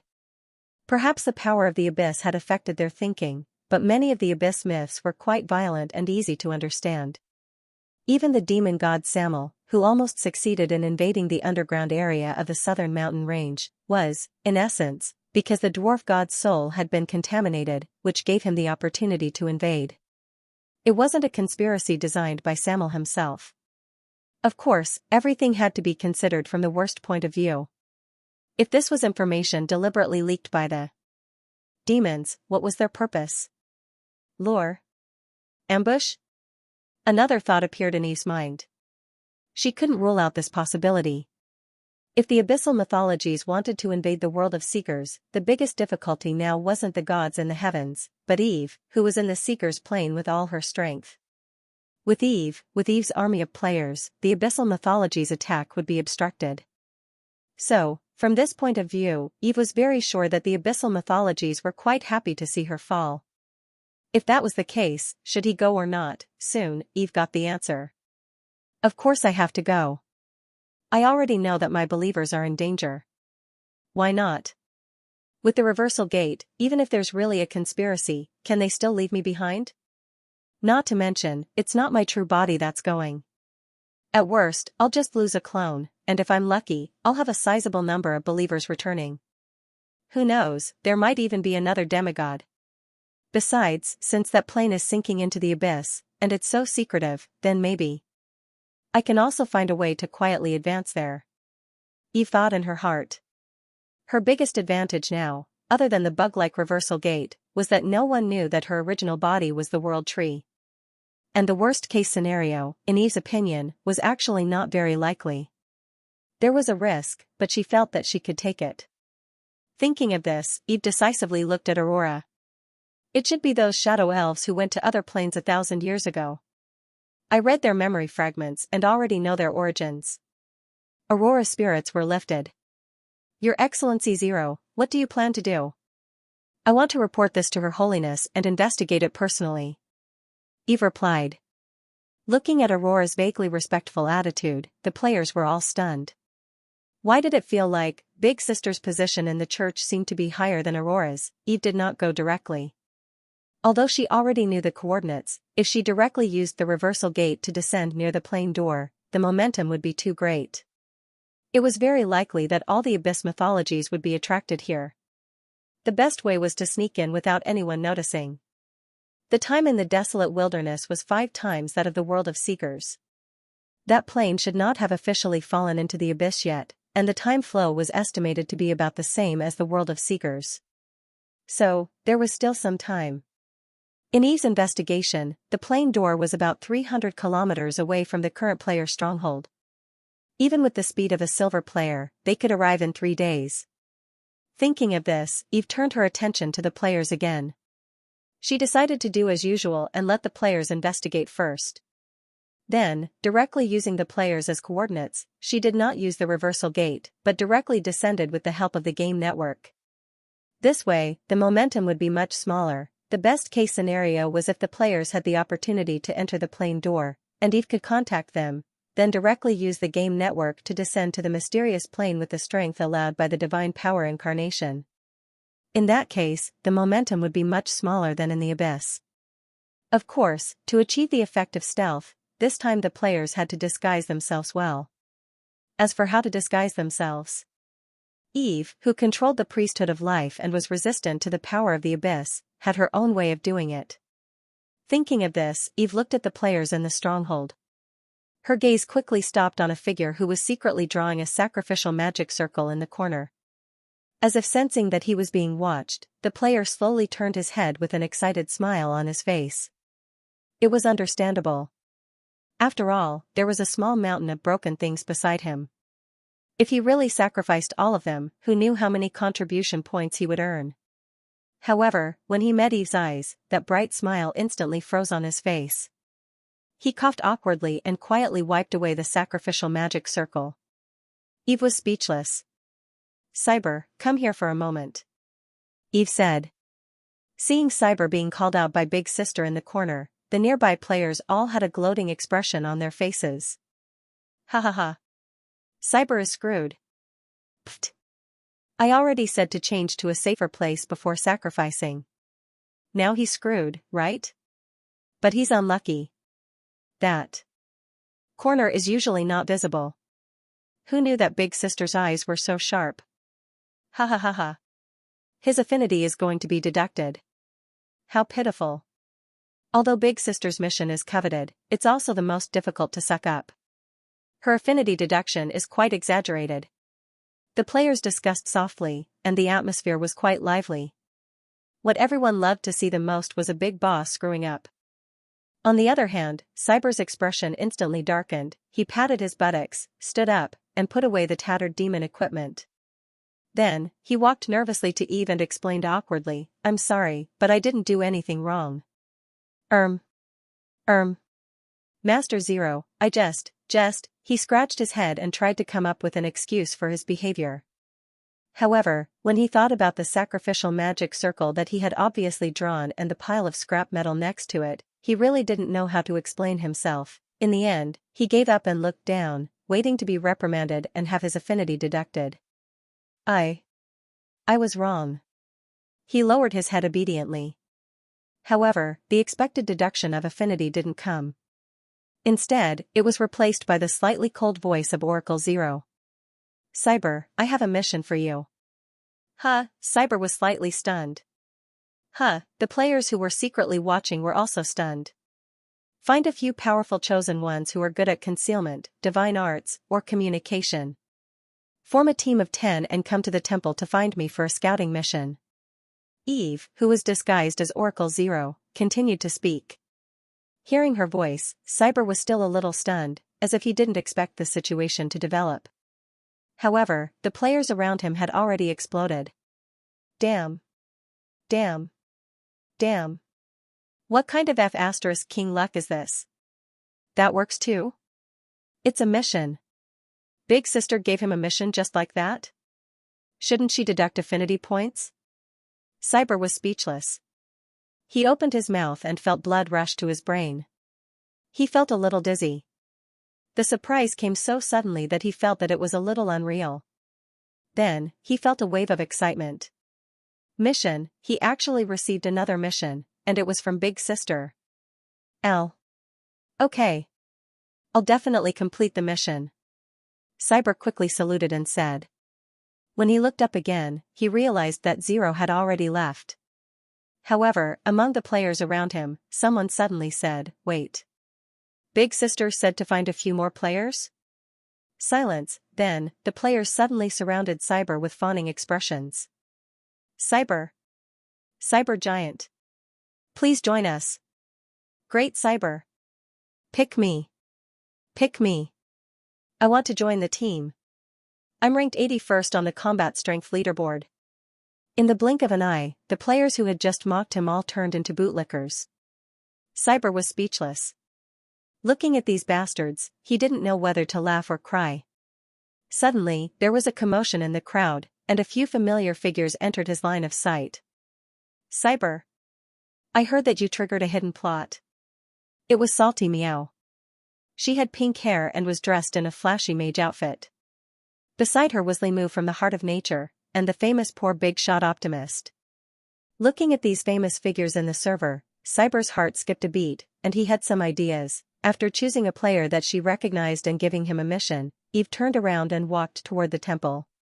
Naturally, a group of players who were unwilling to give up followed behind him. However, because they were afraid that their affinity points would be deducted, they followed from a distance and were quite obedient. The way she looked at Eve was as pitiful as a husky that craved to be fed. However, Cyber's actions gave some of the clever ones some inspiration. Eve didn't know whether to laugh or cry when she realized that someone had run ahead of her and started to draw a sacrificial ritual in front of her. He even swaggered to the side and placed the scrap metal beside him. Of course, Eve didn't care about this. She went straight back to the temple. Only the players were left with regretful expressions. Until a soft sound from the system rang out, causing their expressions to freeze on their faces. Ding, Aurora's affinity points for you decreased by 5 points, their bodies trembled, and they slowly turned around. They saw Demigod Aurora frowning as she looked at the ritual in front of them and the scrap metal beside the ritual. The players were speechless. Cough cough. Master Aurora. Please listen to our explanation. It's a misunderstanding. It's all a misunderstanding. Master Aurora. I was wrong. Thump thump. They all knelt down. Eve didn't have to wait for long before Cyber brought 9 players to the temple to look for her. When she saw the players that Cyber had gathered, she was surprised to find that they were all familiar faces. The top team of the clearers, the 5-man team of Bento Box. Salted Meow the mage, who was rich and overbearing, and who knew how many storage rings he had hidden. The priest player Bayan, who had reached the upper echelons of the Church of Life and was able to chat with Alice, Taylor, and the others. The most popular player in the entire server, the chief commander of the battlefield, the druid Limu, who had great leadership skills. There was also the player who had a wretched smile that was hard to describe. When Eve saw him, she hesitated for a second if it was better to replace him. But in the end, after thinking about his recent changes, she still decided to keep him. The player who had a cunning operation, Demacia. Of course, there was also the legendary player who had completed the mission to rescue the Frost tribe, Cyber. This was the composition of the 10-man team that came to Eve. Master Zero, we are ready. Cyber said respectfully. Eve lightly nodded, and her gaze swept across the players. Facing their expectant gazes, she slowly said, I have a scouting mission for you. This is very likely related to the return of the Shadow Tribe. Ding, you have triggered a hidden mission, the Lost Shadow Tribe. A new system message appeared in the player's field of vision. The black clouds kept rolling, and pale white lightning flashed from time to time. A majestic demon fortress stood tall on the hillside, surrounded by patrolling demon troops. They were in teams of 10, holding torches as they patrolled around the fortress. Outside the fortress, behind a huge rock at the bottom of the hillside. A few demons were hiding behind the rock, peeking their heads out. They were wearing standard demon armor made from the scales of abyss-scaled beasts, and their bodies emitted a strong evil aura. They were relatively petite among the demons, but they looked very tall. They didn't look like demons that had evolved in the Abyss Mother Nest. Instead, they looked like demons that had fallen from the material world. The demon at the front glanced at the fortress on the hillside, then turned to his companions and said, Everyone, the demon fortress in front of Big Sister's mission is the demon fortress. Then, he looked at one of the devils and asked, What's the matter? Cyber, what should we do next? The demon was silent for a few seconds, as if checking something, then said, Brother Moo, the mission has been updated. It's to sneak into the fortress, find the plane door, and cover at least one player to successfully enter without being discovered. What if we're discovered? Then the reward will be halved. Also, tear open the golden scroll that Big Sister gave us, Cyber said. Then, he thought for a moment, looked at the other demons behind him, and said to the leader, Brother Mu, we're going to sneak into the fortress. You'll be in command. I don't have much experience leading a team, so I'm afraid something might go wrong. When the leader of the evil demons heard that, he pondered for a moment before exhaling. All right then, he looked at the others. Everyone, check your equipment. Don't give yourself away. Also, check how long the aura concealment spell lasts. If it's not enough, I still have a few aura concealment scrolls that Big Sister gave us. Hearing his words, the rest of the demons nodded and began to check their bodies. One of the demons took off the ferocious helmet on his head, revealing a sweaty face. He wasn't a demon, but an elf. However, his aura seemed to be concealed by some kind of magic, and he was disguised as a demon. He fanned himself and stuck out his tongue. This demon's armor is really hot. It's suffocating. Running all the way is really tiring. The leading evil demon frowned and looked at him. Put on your helmet, Dima. Don't make any mistakes at the crucial moment. Okay, Brother Mu. The demon who was reprimanded put on the helmet embarrassedly. Alright, let's take a rest and recharge our energy. Then, we'll continue forward. The leader of the devils retracted his gaze and said. After that, the group of people sat down and began to rest, drink water, and check their equipment. The elves who had snuck into the vicinity of the fortress were none other than the players who had accepted the quest from Eve. After a day of desperate running, they finally arrived at the location of the mission. And now, the exploration mission was about to officially begin. After resting for a while, the players adjusted themselves to their best condition. Is everyone ready? Limu asked. The other 9 nodded in agreement. Then let's go. We'll follow the other demons and sneak in through the front door, Limu said. Main entrance? Isn't there any other way? Salty Meow asked. I'm afraid not. I've observed for a while. The fortress is heavily guarded. Limu shook his head. Then, he changed the topic. But, the patrol teams are all 10-man squads. No one checked when we entered the fortress. I think we can also pretend to be a patrol team. No wonder Zero wanted us to form a 10-man squad. Dima nodded thoughtfully. Alright, let's go. I'll take the lead. Those with high combat strength will walk behind me. In order to prevent any unexpected situations. Wait. Meow meow, don't come up. You walk at the back. Let Boxed Lunch and Dima walk in front. Limu said. TSK. My combat strength is the best among the mages, Salty Meow complained. But in the end, she obediently walked to the back of the team. High damage output did not mean that her combat ability was strong. Also, Dima, don't go looking for trouble. Limu reminded a certain someone. Demacia was a little resentful. Don't worry, Brother Mu. Am I so untrustworthy? Not at all. Dima and Salty Meow said in unison. Demacia was speechless. Looking at the big shots of the entire server bickering, Cyber could not help but laugh out loud. Alright, be quiet from now on. If there's anything, just type in the chat. Don't talk. Limu said. The other players nodded. Then, the group followed the example of the other demon patrol teams. They lit the torches made of grease and devil's vines and walked toward the fortress. As they approached the fortress, there were more and more demon patrols nearby. The players became more and more focused. At the same time, they became more and more nervous. However, to everyone's relief, Big Sister's disguise was indeed impressive. They were not stopped by the demons until they swaggered to the gate of the fortress. 2 tall demons stood at the gate of the fortress. They emitted an aura that made them tremble in fear. These were 2 demons whose strength had reached the gold rank. Demons with such strength were already demon overlords in the minds of the players. However, they were only gatekeepers here. After seeing the group of people, the two tall demons instantly cast their gazes over. Being locked on by the powerful aura, the players' nerves were stretched to the limit in an instant.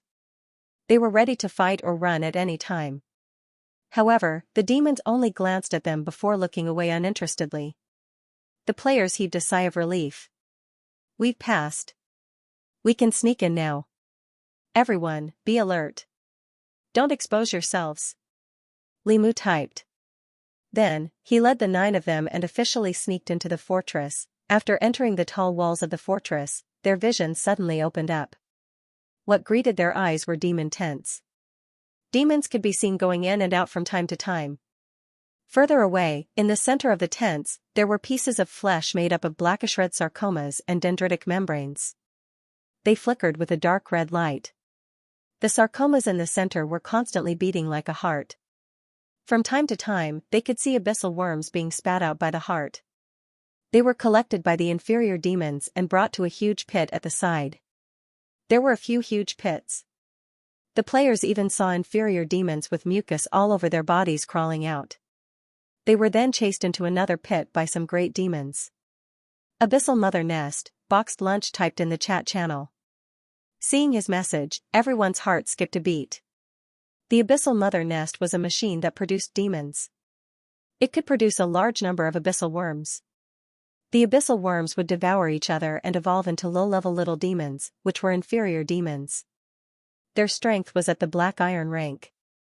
If the inferior demons continued to devour each other, they would evolve into great demons with silver rank strength. Great demons were the main force of the demon army. This was one of the main ways the abyss replenished the blood of the demon army. After playing for so long, the players already knew this information. Without a doubt, the fortress in front of them was the base of the demon army's production. Cyber, share the location of the mission. Limu typed. Okay. Cyber started to control the game system. Looking at the highlighted location on the minimap, Limu nodded silently. Then, he led the team and continued to move forward carefully. They were lucky. There were many demons patrolling in the fortress, and they were all moving in groups of 10. Because of this, their disguise didn't attract too much attention. After going around a few abyssal mother nests, they finally arrived at the highlighted location on the minimap. They were planar gates that were constantly rotating. From time to time, they could see powerful demons walking out. There weren't any demons guarding the dimension door. Instead, there was a pitch-black Cerberus lying beside the dimension door, snoring. Between its breaths, red sparks could be seen constantly spurting out from its nostrils. The terrifying pressure made every demon that passed by unconsciously become cautious. Their eyes were filled with fear when they looked at it. Feeling the terrifying pressure that made them unable to resist, the players' hearts were in their throats. Abyssal myth, the same thought appeared in their minds at the same time. Cyber, there are too many dimension doors here. Which one is the one mentioned in the mission? Limu typed. Cyber swallowed a mouthful of saliva and marked the target on the minimap. Looking at the marked target, everyone felt their scalps go numb. The marked planar gate was none other than the one closest to the Cerberus, which was dozens of meters long. It was right below it. Damn. I knew it. This mission can't be that simple. Demacia complained in the chat channel. Limu looked at the sleeping Cerberus and then at the other players. After pondering for a moment, he typed. Everyone, be careful. Don't wake it up. When we're close to the dimension door, I'll say jump. Then, don't hesitate and jump in. Salty meow, take the golden scroll that Big Sister gave you. If we're discovered, tear it up immediately. The players sent an OK emoji in the chat channel. Then, they followed Limu and continued to approach carefully. They tiptoed, and their hearts pounded with the Cerberus breathing. However, their good luck finally came to an end. Hey! You guys! Why aren't you patrolling properly? Why are you disturbing Lord Cerberus? Demon language, behind them, a demon's roar came. They saw a demon lord standing more than 200 meters away, looking at them with an unfriendly gaze. The next second, the Cerberus snoring stopped. Oh no! The same thought appeared in their minds at the same time. Run! Charge into the planar gate! Limu stopped typing and said quickly. After that, the players didn't hesitate and quickly ran toward the dimension door under the Cerberus. However, before they could get close to the dimension door, the Cerberus opened its eyes. 3 pairs of scarlet eyes looked at the players. In an instant, the players felt an extremely evil aura lock onto them, and an unprecedented fear arose in their hearts. This kind of fear was so real that even Boxed Lunch, who had the strongest psychological ability, stopped running. They couldn't move. It wasn't because of physical control, but because of fear. Fear intimidate, roar. The Cerberus let out a roar at them, and a foul stench spewed out from its mouth, almost causing them to faint from the stench. A cold light flashed in the Cerberus' eyes, and it waved its claws toward the players. We can't dodge it, this thought appeared in the players' minds. Salty meow. Limu roared with a trembling voice. Salty Meow gritted his teeth and struggled to tear the golden scroll in his hand. Golden light bloomed in the scroll. Then, before the Cerberus' huge claws could land, a white arm suddenly appeared from the depths of the void and blocked it. There wasn't too much holy light, and there weren't too many fancy special effects like before. Under the players' astonished gazes, the void in front of them distorted, and a beautiful figure appeared. Damasia's eyes widened, and his mouth formed an O shape. F***CK. New. Goddess? The figure that appeared in front of the players was none other than the goddess of life, Eve, who was dressed in godly equipment. This time, her appearance was unprecedentedly low-key. She tapped the Cerberus' claws lightly, and a faint ripple spread out, and the Cerberus body instantly stiffened. A red light flashed across the Cerberus body. That was the withering heart that Eve had activated. In the next second, this abyss mythical creature trembled slightly and turned into ashes. At this moment, most of the devils in the fortress hadn't noticed what had happened. Only the devil lord not far away widened his eyes in horror. Instant kill, the players were invigorated. However, before they could catch their breath, a total of 13 powerful auras suddenly rose in all directions of the fortress. Under the shocked gazes of the players, figures with auras more terrifying than the Cerberus that the goddess had just killed appeared in the sky one after another. They formed a circle and surrounded the entire devil fortress. The dark abyss power continued to gather, and the dark clouds in the sky were dyed black. Looking at the dozens of abyss mythical creatures that suddenly appeared around her, Eve's expression wasn't flustered at all. She didn't hesitate.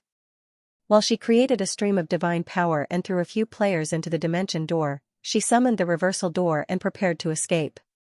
However, after casting the summoning, the reversal door that appeared in front of her didn't succeed in opening a space channel. At the same time, the players that were thrown into the dimension door fell out again. As for the constantly rotating planar gate, it shattered with a loud bang and turned into nothingness. Seeing this scene, Eve frowned slightly. The next moment, 4 purple pillars of light rose into the sky and formed a huge cage that enveloped the entire devil fortress. Immediately after, the most powerful of the 13 auras walked out. An octopus-like head, blue-black scales, a loose robe, it was the abyss demon god Leviathan with great divine power. However, the aura on his body wasn't so powerful that it made people despair. Obviously, he didn't come here with his original body, but an avatar. Even so, he still had the power of a mid-level divine power. He sneered at the beautiful figure that was surrounded and said, "She's a beautiful woman. Her Holiness the Goddess of Life, we finally meet. How is it? Do you like the gift we prepared?" Looking at the 5th demon god that dominated the 3rd level of hell, Eve's expression gradually became serious. The worst-case scenario had finally appeared. This was really a conspiracy against her, and the other party had a way to seal the reversal door's ability. Eve didn't hesitate and instantly burned the divine power in her avatar. The power of her avatar soared all the way from a weak divine power to a mid-level divine power that was the same as her original body. This was a new ability that she had obtained after her godly soul had completely solidified and inherited everything from her predecessor. She could temporarily raise the power of her avatar to the same level as her original body. Not only that, but this avatar of the true god could also form a certain connection with her original body and borrow 30% of the original body's divine territory's power to a certain extent. This was also the trump card that Eve wanted to explore when she knew that it might be a conspiracy. Of course, there was a price to pay for using such power. And the price was that the longer the peak power and the weakened divine territory lasted, the greater the damage to the avatar. In the most serious case, it might even cause the avatar to collapse directly. But now, she couldn't care less. Eve's divine power surged, and a golden light bloomed. Light gold and light green intertwined photons flew and scattered, forming a sacred territory. Within the territory, flowers bloomed and plants grew. It was a weakened version of the divine territory of life and nature. With two divine territories superimposed, even if it was a weakened version, it was still stronger than an ordinary true god. Feeling the powerful power on her body, a trace of fear flashed across the faces of the dozens of abyss mythical gods that surrounded her. Even Leviathan's eyes were filled with a hint of graveness. After Eve summoned the Sword of Damocles, her solemn expression turned into shock and anger. The Sword of Damocles? The Sword of Damocles, as an ancient demon god, Leviathan also recognized this famous true god weapon that had the ability of absolute severing. Eve didn't hesitate. She waved the divine sword and slashed at the four light pillars that formed the cage. She could sense that it was this cage that was imprisoning the power of the reversal door. As long as she cut this cage, she could restart the reversal door. The golden sword slashed down and hit the purple light pillar. Then, the purple light pillar suddenly collapsed. However, before Eve could breathe a sigh of relief, she saw a trace of mockery in Leviathan's eyes from the corner of her eye. Oh no, Eve's heart sank a little.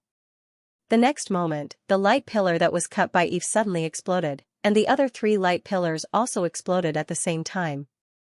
Space suddenly distorted, and the exploded light pillars gathered in the center, forming a huge vortex above the fortress, sucking in everything around it. Even Eve, because she was too close to the vortex, was directly pulled in. A moment later, the world returned to calm. At this moment, the demon fortress on the ground was gone. What was left was only a terrifying crater with a radius of 1,000 meters. Lord Leviathan, how was it? We only lost some demons and a three-headed hellhound, and the goddess of life was locked up by us. An old voice sounded behind Leviathan. Leviathan looked back at the other party and snorted. She was only locked up first. If we had attacked together just now, we might have been able to keep her here. The old voice continued, but in that case, it would be difficult for the seal to maintain in the aftermath of the battle, and she would have a chance to break the seal and escape. Even if we really won, how many of the legends here would still be alive? Lord Leviathan, you don't want to lose too many people, right? After all, you still have to attack the world of seekers. So, it's better to seal the goddess of life in like this. After entering the world you sealed, her divine artifact will lose effect, and she will also become your prisoner. If you destroy the source of her faith, she will completely become water without a source. When her power is exhausted, you can easily take everything from her. You don't even need to fight. Moreover, her appearance can also impact the faith of those creatures you want to subdue. Hearing this, Leviathan's expression gradually eased. But soon, his brows furrowed slightly again. What if she subdues those creatures in the plain?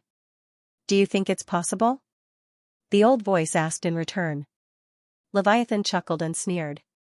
Of course not.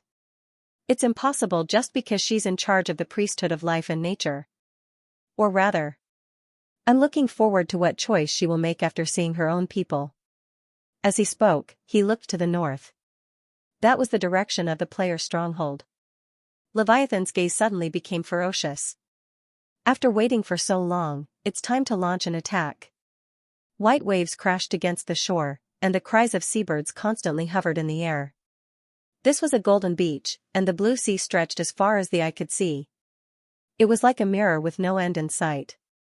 In the distance of the land there was a lush woodland, and occasionally, the cries of birds and beasts could be heard. Suddenly, the clouds in the sky rolled, and the wind blew violently. Bolts of lightning kept moving in the sky, like tongues of fire. Then, the stirred clouds formed a huge vortex, and the space in the center of the vortex became more and more distorted. Lightning kept flashing, and a huge black hole appeared in the sky. A broken fortress, accompanied by monstrous black soil and stones, wrapped in the corpses of demons, was spat out from the black vortex, tilted down, and smashed to the ground, accompanied by a loud explosion. The beautiful beach was covered by ruins, and the falling soil and stones stirred up monstrous waves on the sea surface, which gradually subsided after a long time. Unknown curious beasts were attracted by the sudden arrival of the ruins, and approached carefully, constantly sniffing with their slender noses. Suddenly, the ruins exploded, and the harsh sound frightened the timid beasts, who quickly ran away with their tails between their legs, and disappeared into the forest. The next second, a beautiful figure stood up from the ruins. Silver hair, purple eyes, and a holy dress, it was Eve.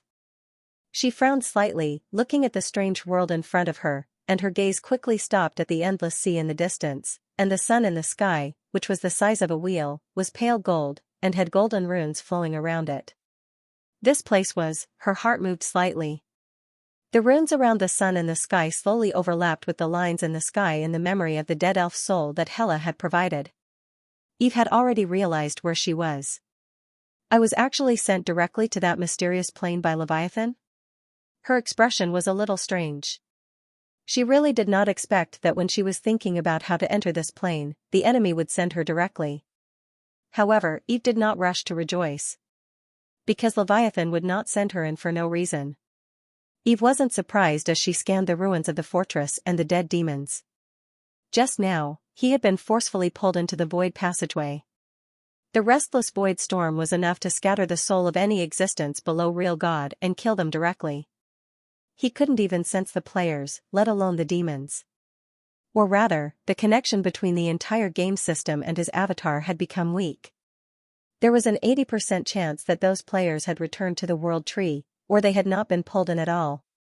Sighing inwardly, Eve knew that she could only do it herself. He closed his eyes and used the power of his soul to sense this world. Soon, he noticed the problem of this world. What a thin mana. Eve frowned slightly when she sensed the mana density in the air, which wasn't much higher than in the Orlos demiplane. It was obvious that the energy level of this world was much lower than that of the Seeker's world. After checking the status of her true god avatar, Eve was even more certain of her guess. I can only display the power of Upper Gold. The highest power that this world can accommodate is no more than legendary. There was a limit to the energy level of every plane, and this limit was also the strongest power that the extraordinaire in the plane could display without destroying the stability of the plane. If this limit was exceeded, it would cause damage to the stability of the plane. At the very least, it would cause semi-permanent mana disorder in the plane. At the very most, it would directly damage the origin, causing the plane's energy level to drop further, and even the entire plane to collapse. However, after Eve probed deeper, she discovered something interesting. No, it's not that the energy level is too low, but that the mana seems to have been greatly absorbed, and the plane hasn't recovered yet. The elemental power in this space is much more stable than in the Orlos demiplane, and its activity is no less than in the world of Seekers. This world, in theory, should be a top-level plane, eh? No, not only is the mana too low, there seems to be some kind of power suppressing me from displaying power beyond gold? My perception seems to have been greatly suppressed. This is the power of the seal? With this thought, Eve looked at the sky. Her gaze paused on the golden runes around the sun, and she had some guesses in her heart. So that's how it is. This world has been sealed. Not only that, but the existence in this plane will also have their strength sealed, and their power will be restricted to the same level as the plane's energy level. This seal seems to be protection? Eve was deep in thought. Let's contact the main body to locate it first. She pondered. However, when Eve tried to locate it, she found that she had failed. In this plane, she could not sense where the world of Seekers was. Locating it required a reference, and without a reference, there was no way to locate it. In Eve's perception, it was as if she had entered a black box, and she could not sense anything outside. This is also a seal. Eve's expression became slightly serious. She tried to summon the reversal gate and the sword of Damocles, and found that she could successfully summon them this time. However, after summoning them, Eve found that these two true god-level artifacts were also sealed. Although they were still useful, the effect of the reversal gate was weakened to the point that it could only teleport within 100 kilometers, and the absolute cut of the sword of Damocles was greatly reduced to the sharpness special effect. What a powerful seal! is this really the work of Leviathan? When did the demon god become so good at seals? Eve exclaimed in her heart. As the inheritor of the World Tree's inheritance, Eve felt that she still had some research on seals. However, even she might not be able to cast such a powerful seal that affected all aspects. This seal was even much stronger than the seal of the world of seekers. From another perspective, the seal of this world is so powerful. If I can find a way to control this seal, perhaps I can find a way to quietly become stronger, Eve pondered. At this time, she could roughly guess what Leviathan was going to do. Leviathan's plan was probably to seal herself here and then prepare for the abyss invasion of the world of seekers. Fortunately, this seal was not strong enough to cut off the connection between her avatar and her main body. Eve could still transfer her main consciousness to her main body in the world of seekers. However, Eve had a feeling that if she really transferred her main consciousness now, she might not be able to contact this true god avatar anymore. In other words, if she could not get this avatar out, she would have to temporarily give up directly controlling her main body, or completely abandon this true god avatar and return to the world of seekers. Of course, this avatar had condensed so much of her effort, and it was so useful to put on a disguise. Eve would naturally not give it up so easily. In the world of seekers, even if she did not directly control her main body, she could use the belief network and the game system to command from a distance. With her main body there, even if the abyss invaded, she could hold on for a while. During this time, Eve had to find a way to become a great divine power as soon as possible. Let's explore this world first. The elves of the Dark Shadow tribe must have settled down somewhere. After finding them, perhaps I can understand this world better and find an opportunity to escape or even advance. Thinking of this, Eve decided to go deeper into the mainland and look for traces of the Dark Shadow elves. She lowered her head and looked at the divine equipment on her body that was transformed by divine power. She thought for a while and decided to change into the appearance of Zero, a god's chosen one. However, at this moment, the ruins not far away suddenly moved. An elf in black armor suddenly struggled to get up and shook his head in a daze. Brown hair and brown eyes. He was the player Optimist. He looked up blankly and happened to meet Eve's eyes. Eve, Optimist. Immediately after, other places in the ruins moved slightly, and one after another, disheveled heads popped out. Accompanied by the crashing sound, the players struggled to get up from the ruins one by one. Like the Optimists, they first looked around blankly, as if they had not figured out what had happened. Then, when they saw the familiar holy figure not far away, they were all stunned. Even the dagger in the hand of the usually calm boxed lunch fell to the ground with a clang. Nobody knew if it was because they had just gotten up from the ruins and their bodies were still unstable after the teleportation, or if they were not mentally prepared, until the sound of the ruins being turned over was heard again, breaking the strange silence. Accompanied by a cloud of dust, a hand reached out from the black bricks. Xianxia, whose afro was dyed gray by the dust, struggled to get out of the ruins. While he checked his body's condition, he complained unhappily. Why did the screen suddenly turn black? I was preparing to watch the goddess and the evil god fight. I was ready to take a screenshot, but why did the plot disappear halfway through? Damn, more than half of my HP was deducted, a little more and I would have entered a continuous bleeding state. I almost went to see the goddess. Thank goodness, thank goodness. However, no one answered his question. Xianxia felt that something was not right. He subconsciously raised his head and looked at the few players in front of him, and found that everyone was looking at him strangely. He chuckled and greeted them. Yo! Everyone is alive. No one said a word. But their gazes were still strange. Xianxia felt a little strange. He lowered his head and looked at the demonic armor on his body. It was a little messed up in the impact just now, but it did not seem strange. Hey! Don't look at me like that. Even if it's me, being stared at by you guys would make my heart feel uneasy. Although I'm handsome and elegant, I'm still a shy big boy, Xianxia said again. As he spoke, he took out a magic replenishing fruit from his arms, took a bite of the essence of the fruit, and recovered his almost empty mana. Then, he threw the rest of the fruit behind him.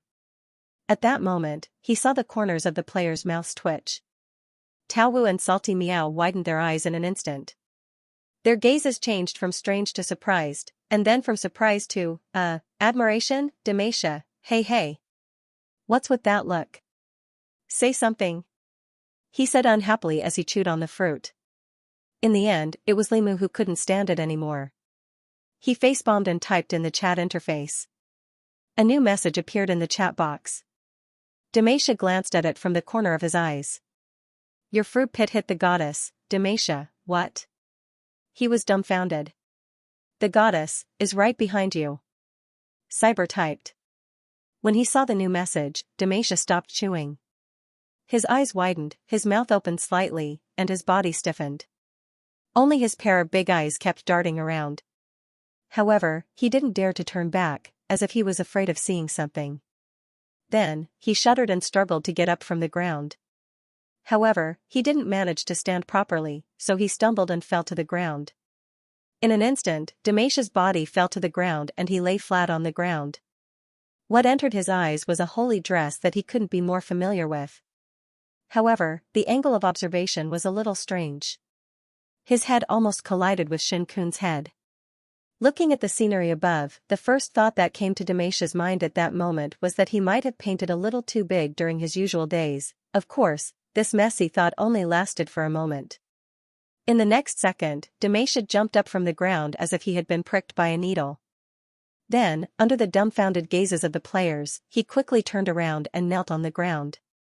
He kept kowtowing and prayed sincerely. Praise nature. Praise life. Praise the great goddess Eve. Eve, all the players, they didn't die. Not a single person died. Even Eve was a little surprised when she saw the players coming out of the ruins.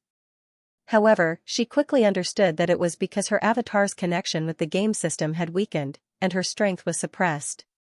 That was why she didn't notice that they had come in. It was quite surprising that no one died. However, their consciousness was protected by the game system, and their souls didn't come over. It was normal for them to survive the havoc of the void storm. It was just that the time of the meeting was a little awkward. She hadn't changed her avatar yet. She was still in the complete state of a goddess. Other than meeting the players, Eve hadn't used her avatar's true appearance to communicate with the players. For a moment, she was a little hesitant about how she should face these players. To the players, the goddess was too far away, but the god's chosen one was very close. Although she was recognized as the most popular NPC, to be honest, in her current state, she was far from being as free as the god's chosen one. 0. If a metaphor had to be used, it would be that as the ultimate faith of the believers of life, the master behind the game, she had been high and mighty for too long. Even Eve would have some kind of idle burden with her current image. No, to a true god, this couldn't be called an idle burden. It should be called a sense of distance and mystery. A sense of distance creates beauty, and mystery creates awe. Yes. That's right. That was it. Compared to the hesitation in her attitude of communication, she didn't care about the fruit core that Demacia had just thrown over that was bounced away by divine power. Eve didn't answer for a while. Instead, following Demacia's actions, the players looked at each other and actually knelt down. Praise nature. Praise life. Praise the great goddess Eve. Eve was speechless. Looking at the cautious and well-behaved attitude of the players who were as obedient as primary school students, he finally realized another problem. That was, not only was she caught off guard by this development, but the players were even more so. But this respectful and well-behaved attitude also helped Eve walk out of her initial thought loop. Yes, she didn't need to think about how to communicate with the players at all. Now, she was a high and mighty goddess, the main character of the camp, and an NPC that was extremely important to the players in all senses of the word. At this time, she just needed to deal with it according to the attitude of a camp leader NPC. She didn't need to say much. She just needed to express a gentle attitude and general direction. With the game system, in most cases, it was enough to directly issue missions. In this case, even if she didn't say much, she could still maintain her sense of mystery to a certain extent so that she wouldn't lose her cool in front of the players. With this in mind, Eve first secretly used the power of her soul to strengthen the connection between her incarnation and the players in front of her. Then, she smiled slightly and said, "Don't be too reserved. Chosen ones, as the chosen children, I need your strength to find the whereabouts of the elves in this world. Are you willing to do it? Listening to Eve's gentle and pleasant voice and looking at her beautiful and moving smile, even the two female players' gazes were slightly dazed for a moment. As the goddess's #1 female fan, Sakura was already stunned. She had subconsciously opened the screenshot interface in her vision and frantically took screenshots. At this moment, there was only one thought in her mind: a goddess with long silver hair wearing a divine dress is so awesome. It had to be said that when the appearance and temperament were high enough to violate the rules, no one could resist her charm. And if some benefits were added to the temptation, it was enough to completely devour people. For example, the goddess favorability. For example, the various store discounts and even the experience and contribution buffs brought by the goddess favorability.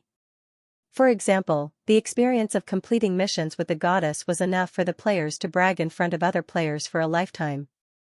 Bragging was what every player yearned for the most. And now, to obtain the goddess's approval and complete missions with the goddess was something that could be bragged about for a lifetime in Elven Kingdom. Not to mention anything else, when they met other Elven NPCs in the future, talking about it could be used as capital to increase their favorability. Facing Eve's smile, the players all said excitedly yes. We're willing. The attitude of blurting out without hesitation was as if they were afraid that Eve would regret it. Ding, with the soft sound of the system, the exploration mission issued by Eve appeared in their vision. Then let's set off. But, before we set off, everyone should change your clothes. Eve continued to smile. The players looked at each other and nodded solemnly. Then, they all ran toward the place where they could hide. Even Demacia, who usually changed his equipment anywhere and had a screen full of holy light, unexpectedly followed Limu into the small forest for the first time. After a while, the players returned, and their appearances had changed drastically. They changed into the equipment that they usually used. The players chosen by Cyber were all high-level players in the game. Even the poorest optimist had a space ring on them, and the ring originally had spare clothes and equipment. When the players returned, they were all stunned again. In their vision, Eve's appearance had changed. Her waist-length hair had turned into a silver ponytail, and the holy dress was no longer there. Instead, it was replaced by a silver skirt armor that was decorated with golden patterns. Beautiful, handsome, and valiant. While being able to integrate with the player's image, she did not have the tackiness of the player's special effects. Instead, she looked otherworldly. The eyes of the players lit up almost instantly. Sienna's eyes widened even more. The system interface was filled with screenshots again. There was only one thought that kept repeating in her mind. The goddess who changed into armor was really awesome. Let's go, Eve said softly. After speaking, she took the lead and walked into the distance. Her combat power was the ceiling of this world. As long as she had not used up her divine power, Leviathan should not deal with her. At most, the forces of Leviathan in this world would come to find trouble with her. Therefore, there was no need for investigation or other preparations. She just went straight out, found the nearby forces, and directly inquired about the whereabouts of the Shadow Elves. Of course, when she really reached the town or the stronghold of some forces, the specific inquiry work would be carried out by the players in the form of missions. She only needed to enjoy the scenery and listen to the reports. Eve left the ruins of the demon fortress and walked into the forest in the distance. The players looked at each other, nodded, and followed her footsteps. Their obedient and neat movements were like a group of death servants protecting a young lady. Of course, if they really encountered something, it was hard to say who would protect who. On the other side, after a few players entered the dungeon and uploaded their photos with the goddess to the official forum of the Elven Kingdom, the entire official forum instantly exploded. Damn. Damn. Damn. There's a hidden mission to be active with the goddess? Who triggered it? Cyber. Cyber again. His luck is too good, isn't it? I'm envious. Big shots, take a few more screenshots. Also, make some videos. I want to see the goddess smile. Ah. I also want to take a close-up photo with the goddess. I'm so envious. Envious +1, envious +2. On the forum, the smell of lemon essence hit one's face. Even in the world chat interface of the game, related repeats and spam began. The few players following behind Eve heard the soft sound of the system notification, and the friend chat bar was almost overloaded with new messages. The popularity of the goddess could be seen from a small glimpse of the big picture. Even Eve herself sensed that something was wrong. Because in her perception, the game system of these players following her was crazily flowing with a huge amount of information. He quietly took a peek through the newly strengthened system connection, and then walked away even more reservedly. She had no choice. Everyone knew that among the 10 people following her, 3.5 of them had started live streaming, and the remaining 2.5, except for the bento boxes, were crazily taking screenshots and recording videos. They would all pay attention to their image. Sigh, this damned idol's burden. Under the leadership of Eve, the group seemed quiet, but in fact, they were moving forward in a lively and bustling manner in another world. The forest was lush, the sky was high, and the clouds were light.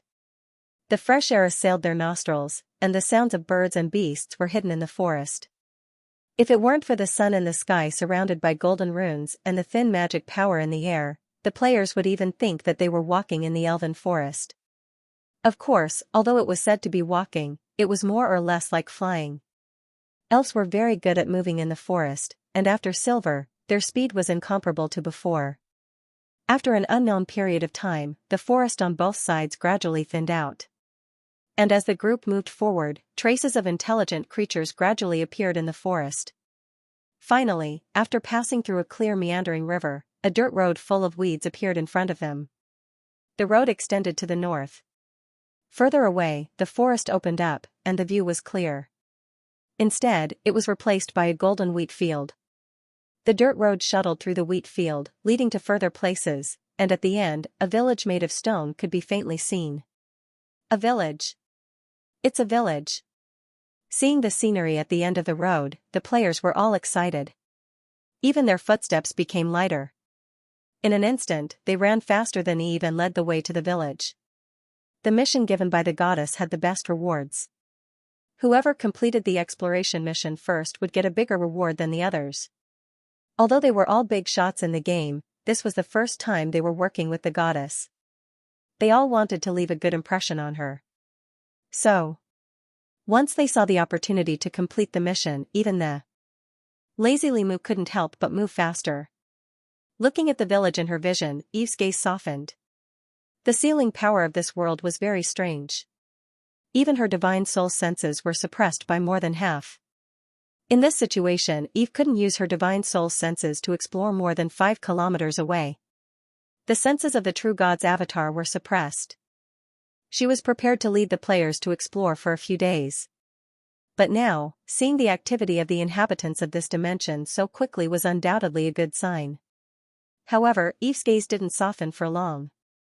After taking a few more steps forward, she suddenly frowned slightly. Her gaze towards the distance had a hint of seriousness. The players didn't notice the expression of the goddess. They couldn't wait to enter the village and talk to the NPCs. However, after running for a few steps, Cyber suddenly stopped. He sniffed the air slightly and looked at the others. "Hey, do you guys smell blood?" "Blood?" The other players were slightly stunned. Demacia sniffed hard and scratched his head. No, however, even if they didn't smell the blood that Cyber was talking about, everyone became alert. Cyber's profession was a hunter. He was quite sensitive to the smell of things. Especially after he gained the ability of a blood elf. Soon, the player at the front of the pack suddenly stopped. He squatted down and checked the wheat by the side of the road.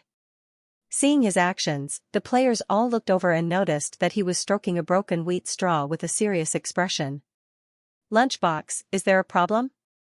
Salty Meow asked cautiously as he tightened his grip on his magic staff. Bento Box nodded. "It seems to have been cut by a sharp weapon." Then, he looked to the side of the road and pointed at a messy wheat bush that might be missed if one didn't look carefully. "There are signs of a fight." Fighting. When everyone heard this, they subconsciously turned to look at the goddess, only to find that the smile on her face had disappeared. It was replaced by a solemn expression. Looking at the goddess's expression, the gamer's expressions turned solemn. If there was anyone who had authority in the team, it would definitely be the goddess. The change in the goddess' expression undoubtedly meant that there was something wrong with the village ahead. Everyone's expression turned serious as they entered a state of preparation for battle. The bento box continued to move forward. The players looked at each other and followed his footsteps. The group continued forward. After a few hundred steps, even Xianxia, who had the weakest perception, smelled the rusty smell of blood. At this moment, the lunchbox suddenly stopped. He walked to the wheat field at the side and used the short knife in his hand to pry open the wheat bush. In the wheat bush, a human dressed as a villager was lying on the ground with farming tools in his hand. He was dead, and there were hideous wounds on his body that seemed to be caused by a sharp weapon. His blood had turned black and dyed the ground dark red. He should be a villager in the village. "This is a human village," the optimist said in a deep voice. Everyone nodded. "He's been dead for a long time. I'm afraid it's been more than a day." Cyber checked the corpse and said. More than a day. The gamer's expressions turned solemn. The corpse was in the wheat bush beside the dirt road.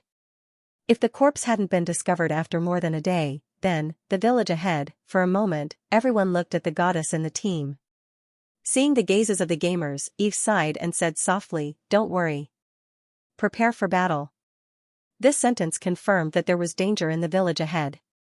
Melee fighters in front, mages at the back. Pay attention to your surroundings, Limu ordered calmly. Following his order, the gamers immediately took action and changed their formation according to the 10-man team formation commonly used in Elven Nation. Although the goddess was right behind them, everyone was still on high alert. When the mission plot was triggered, the background of the mission had already described the goddess's current state. The gamers knew that the goddess's strength was suppressed in this world.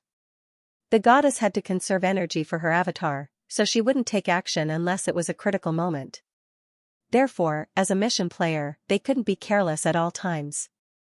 Of course, to Eve, saving energy was just an excuse. The main reason was that since the gamers were around, the leaks would naturally do the dirty work. As long as it didn't affect the efficiency, she didn't have to act like a nanny. After realizing that there was something wrong with the village, the group moved more cautiously. As they gradually approached the village, there were more traces of fighting in the surroundings. The ground was stained with blood, and new corpses could be seen occasionally. Judging by their attire, they were all villagers. The way they died was almost the same. They were all injured by sharp weapons. It looked like a weapon, but some of them also had claw marks on their bodies like that of wild beasts. Many of them had fear on their faces before they died, as if they had seen something terrifying. The gamers looked around as they moved forward and resisted the urge to turn over the corpses. Even among these corpses, there were occasionally humans dressed as soldiers. Their equipment looked good, and they even had a faint elven style. It couldn't be helped. The goddess was right behind them, and the gamers still wanted to save face. Entering the village, what greeted their eyes was a mess as if it had been ransacked by bandits. On the ground, there were more corpses. Not only were they ordinary villagers, but there were also elderly and children. Each one was more miserable than the other, as if they had been tortured to death. Like the villagers in the wheat field, they had died a day ago. This tragic situation made the gamers frown. The two female gamers' faces were even faintly pale, and they only recovered when they adjusted the mosaic mode. Even though they had experienced war after war, the gamers still felt extremely uncomfortable when they saw such a bloody scene in Elven Nation. Should we split up and check if there are any survivors? Xianxia frowned and asked. Limu pondered for a while and looked at Eve subconsciously. He noticed that her gaze was fixed in the distance. Limu's heart skipped a beat. He followed the goddess gaze and saw the elf-style church in the village. His heart skipped a beat, and he said to the other gamers, "No, let's go to the church first." Noticing Limu's obscure gaze, the other gamers nodded and followed. At the same time, they also noticed that the goddess was following them like an NPC in the game. Everyone secretly heaved a sigh of relief. Although the goddess didn't say anything, her actions had indirectly indicated that everyone's choice of route should be correct. The church in the village wasn't far. In less than 5 minutes, the gamers arrived at the door of the church courtyard. However, when they approached, Boxed Lunchbox, who was at the front, suddenly looked serious and raised his hand to signal everyone to be quiet. The gamers held their breaths. Then, they heard a faint conversation coming from the church courtyard. It was a language that they didn't understand, and the voice was a little shrill. When the gamers approached carefully and looked into the courtyard, they finally saw what was talking about. There were 7 or 8 humanoid monsters with fish scales on their bodies. Their heads were like fish, and they were tall and strong. Their strength was around the lower to upper silver level. Beside the humanoid monsters, there were some metal weapons. The shape of the weapons made the gamers unable to help but compare them with the wounds on the villagers' bodies. In an instant, the gamers realized that the village was massacred by something. The monsters were sitting around the bonfire and roasting something. When Feng Lin saw clearly what was roasting on the bonfire, he suddenly felt nauseous. That was a baby still connected to the umbilical cord. On the ground not far away, a priest-like figure was lying on the ground. She had half-pointed ears and a pale face. She was a half-elf. There was a bloody hole in her abdomen, and the blood had long been drained. Obviously, she had been dead for a long time. Blood stained her priestly robe. The style of the robe was 90% similar to that of the Life Church before the Reformation. It was a nature priestess, such a thought surfaced in the minds of the players. Then, they looked at the fish-headed monsters with a cold gaze. Demon god believers, storm fishmen. Eve's emotionless voice echoed in the minds of the gamers. When she saw these monsters, Eve naturally knew their name with the ability of a true god, storm fishmen. These monsters looked exactly like the sea monsters that fought against the elves in the memories of the dead elves provided by Hela. They were Leviathan's believers. Demon god believers, the gamers' gazes gradually turned dangerous. At this moment, in their eyes, these fishmen were no different from dead people. I'll control them first, then everyone will attack together and destroy them. Limu gestured to the others. The gamers nodded and prepared to attack. Limu waved his staff and chanted softly. Then, 8 vines as thick as a bowl broke out of the ground and entangled the storm fishmen. The storm fishmen were caught off guard and were all controlled by the vines summoned by Limu. Then, the gamers roared and rushed forward, brandishing their weapons and using their skills to slash at the fishmen. This was a battle without any suspense. The 10 summoned gamers were the top players among the millions of gamers. They were all at the pinnacle of the middle silver level. Even if there was one silver level existence among the 7 or 8 storm fishmen, it did not react in time to the ambush of the gamers and was quickly chopped into minced meat by the swarm of gamers. However, just before it was chopped to death by the gamers, the strongest storm fishman struggled to raise its head and let out a long roar. *T, it's calling for its comrades. Limu, who had activated Nature's Whispers, had a slight change in expression. In the next second, a commotion was heard from outside the church. Soon, more than 300 storm fishmen ran out from all over the village, waving their sharp and ferocious weapons and surrounding the gamers. Most of them were at the silver level, and one of them gave the gamers a terrifying aura. That was the aura of a gold-level professional. Being surrounded by more than 100 silver-level professionals and a gold-level professional, even if the gamers were powerful, they all became serious. We can't win, such a thought flashed through their minds. However, even so, their expressions were neither panicked nor fearful. The gamers looked at each other and then flocked to Eve's side. My goddess, there are too many enemies, my goddess, there's a gold-level professional among these fishmen. My goddess, what should we do? They all said worriedly. Their intention to ride on her coattails was obvious. Eve was speechless. She glanced at the gamers and then looked at the storm fishmen who were charging at them. Her gaze instantly sharpened. At that moment, all the fishmen who were charging at the gamers stopped. They realized that they could not move. At the same time, an indescribable fear suddenly appeared in the hearts of the storm fishmen. That feeling. It was as if they were being stared at by some indescribable existence. Then, Eve glanced at them indifferently. Her gaze seemed to be filled with some kind of power of the law. Being glanced at, the storm fishmen froze slightly. In the next second, under the shocked gazes of the gamers, these fishmen trembled slightly. Their bodies shattered, turning into pieces of scattered photons and slowly dissipating. It was as if they had never appeared. Seeing this scene, the gold-level storm fisherman was horrified. It was a beautiful scene, but the hidden murderous intent, as well as the power he could not understand, made him feel terrified. He threw down his weapon and turned to flee. But under Eve's gaze, he only managed to escape a single step before he followed in the footsteps of the other fishmen. His body collapsed and turned into ashes. Damn. So strong. She killed him with just a glare. As expected of the goddess, what skill was that just now? Can we learn it? The gamers were envious. Eve did not explain. This was just some kind of application of the power of the law.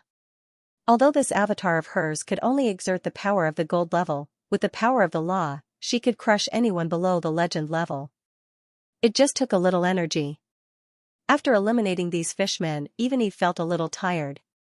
The power of a suppressed avatar was still too limited. But no matter what, in front of the gamers, it was much more cool than attacking directly. Sigh. This damn idle burden. After that, Eve reached out her hand and summoned the soul of the gold-rank Murloc leader. She began to read his memories. If one were to ask which method in the world of Seekers was the most effective way to gather information, it would undoubtedly be soul magic that read memories. For Eve, who had the priesthood of life, this was also her specialty. Following Eve's action, the Murloc leader's soul trembled slightly, and a sea of memories surged into his divine soul. In a trance, Eve saw cave settlements at the bottom of the shallow sea, storm Murlocs praying to the statue of Leviathan, and Murlocs and sea monsters attacking the world on the coast under the orders of the Church of Ocean and Storm. Of course, she also found information regarding the Shadow Elves. Through the memories of the Murlocs, Eve saw the cities on the continent one after another. She saw the Shadow Elves who had been fighting with the Murlocs and sea monsters for nearly 1,000 years, as well as the other intelligent races on the continent. As the images continued to unfold, and as the information continued to be read, Eve gradually gained a preliminary understanding of this plane world. This was a plane world that was 90% ocean, and it was called Minder. There was only a continent island in the center of the entire world. It was vast, and various intelligent species on the continent lived there. The ocean was a paradise for storm Murlocs. They were the most populous intelligent species in this world, and they believed in the god of ocean and storm, Leviathan. In the Murlocs' memories, they believed that this plane was the entire world, and they did not believe that there was a wider universe outside of this plane. At the same time, the Murloc leader believed that there was only one true god in this world, and that was the god of ocean and storm, Leviathan. Not only that, there was no difference between camps in their understanding. In the universe of Seekers, demons were seen as evil existences by all living beings, but in the Murlocs' understanding, demons were the oracles of true gods. Brutal, bloodthirsty, some of the characteristics of demons were also shared by the sea creatures in this world. In this world, since 1,000 years ago, the sea creatures and the land creatures had been fighting for the control of the coast. As amphibious storm Murlocs, they had the desire to step onto the fertile land. This was because although 90% of this world was water, the ocean was relatively barren compared to the land. However, other than destroying part of the coastal cities, the sea creatures did not succeed in defeating the intelligent species on the continent. The war between the two sides had been going on and off for 1,000 years. It was worth mentioning that in this world where the sea creatures had an absolute advantage in numbers, the reason why the land races could persist until now was because of the elves' leadership. In the Murlocs' memories, the land races in this plane world were elves, half-elves, humans, lizard men, halves, and several other races. They were the common enemies of the sea creatures. Among all the intelligent species on the continent, the elves were the elves. However, the elves were the leaders of all the intelligent races on land, and they were also the main members of the Mother Goddess Church. Goddess Church, in the Murlocs' memories, that was the most powerful of the land races. Unlike the sea creatures, the intelligent races on land did not believe in the god of ocean and storm. Instead, they believed in a gigantic divine tree, which the elves called the world tree Yggdrasil. All the land intelligent species to the world's world. When Eve opened her eyes again, a trace of surprise flashed through her eyes. When she saw the elf-style church in the village, she had already guessed that the elves in this world might have developed a great force. But after reading the relevant content from the Murlocs' memory, Eve couldn't help but feel surprised. World Tree Yggdrasil, in the entire world of seekers, there could not be a second one with this name. In the past, it was her predecessor, but now, it was her. At this time, Eve Seekers had some guesses about the method the Dark Shadow tribe had chosen to revive the Mother Goddess. They might have chosen to directly summon the World Tree with the power of faith. For this reason, they might have even used the honorific name of the Mother Goddess among their believers. The Mother Goddess Church might have relied on the Druidic order to rebuild a new church in order to revive the World Tree. She did not know how many believers the Dark Shadow tribe had in this plain world. After all, this world was mainly of the sea, but since they could fight against the sea creatures, their numbers were definitely not small. Although her strength was suppressed, Eve Seekers could not directly explore the size of the entire world like she did when she first entered the Orlos demiplane. However, as a formed main material plane, the area was definitely bigger than Orlos. After reading the memories, Eve Seekers could not calm down for a long time. If he was not wrong, this plane was likely to become a source of his faith, as long as she accepted the Mother Goddess Church and completed the connection with the faith of this world. Thinking of this, Eve Seekers looked at the corpses in the churchyard again. They, including the humans in the village outside, were all believers of the Mother Goddess Church. Eve Seekers sighed softly and waved her hand gently. The golden photons slowly flew up like a dream, drifting around the entire village like dancing butterflies of light. They shone on the corpses in the village, and the corpses gradually emitted light. Finally, they turned into photons and slowly dissipated. Rest in peace, devout souls, Eve Seekers sighed softly. This was the soul-calming divine spell cast by a true god. It could purify the corpses and send the souls wandering in the mortal world after death to the corresponding divine kingdom or the underworld. Of course, she could also read their memories while she was at it. However, after Eve cast this divine spell, other than the corpses in the village being purified, the souls she expected to fly towards her did not appear. At this time, Eve Seekers suddenly realized that the souls of these dead villagers and the half-elves in the church had disappeared. After noticing this, Eve Seekers' expression was slightly solemn. This world was sealed by some kind of power. If Eve Seekers was not wrong, after the creatures of this world died, it should be difficult for their souls to return to the underworld. And even if they returned to the underworld, it would be impossible for their souls to be weakened to the extent of being attracted by the power of the underworld without a few days after death. Then, there were only two situations where the souls disappeared in just one day. Either they returned to the kingdom of a true god, or they were swallowed. However, for existences below the legendary level, swallowing souls would always leave clues. Eve Seekers did not find such clues.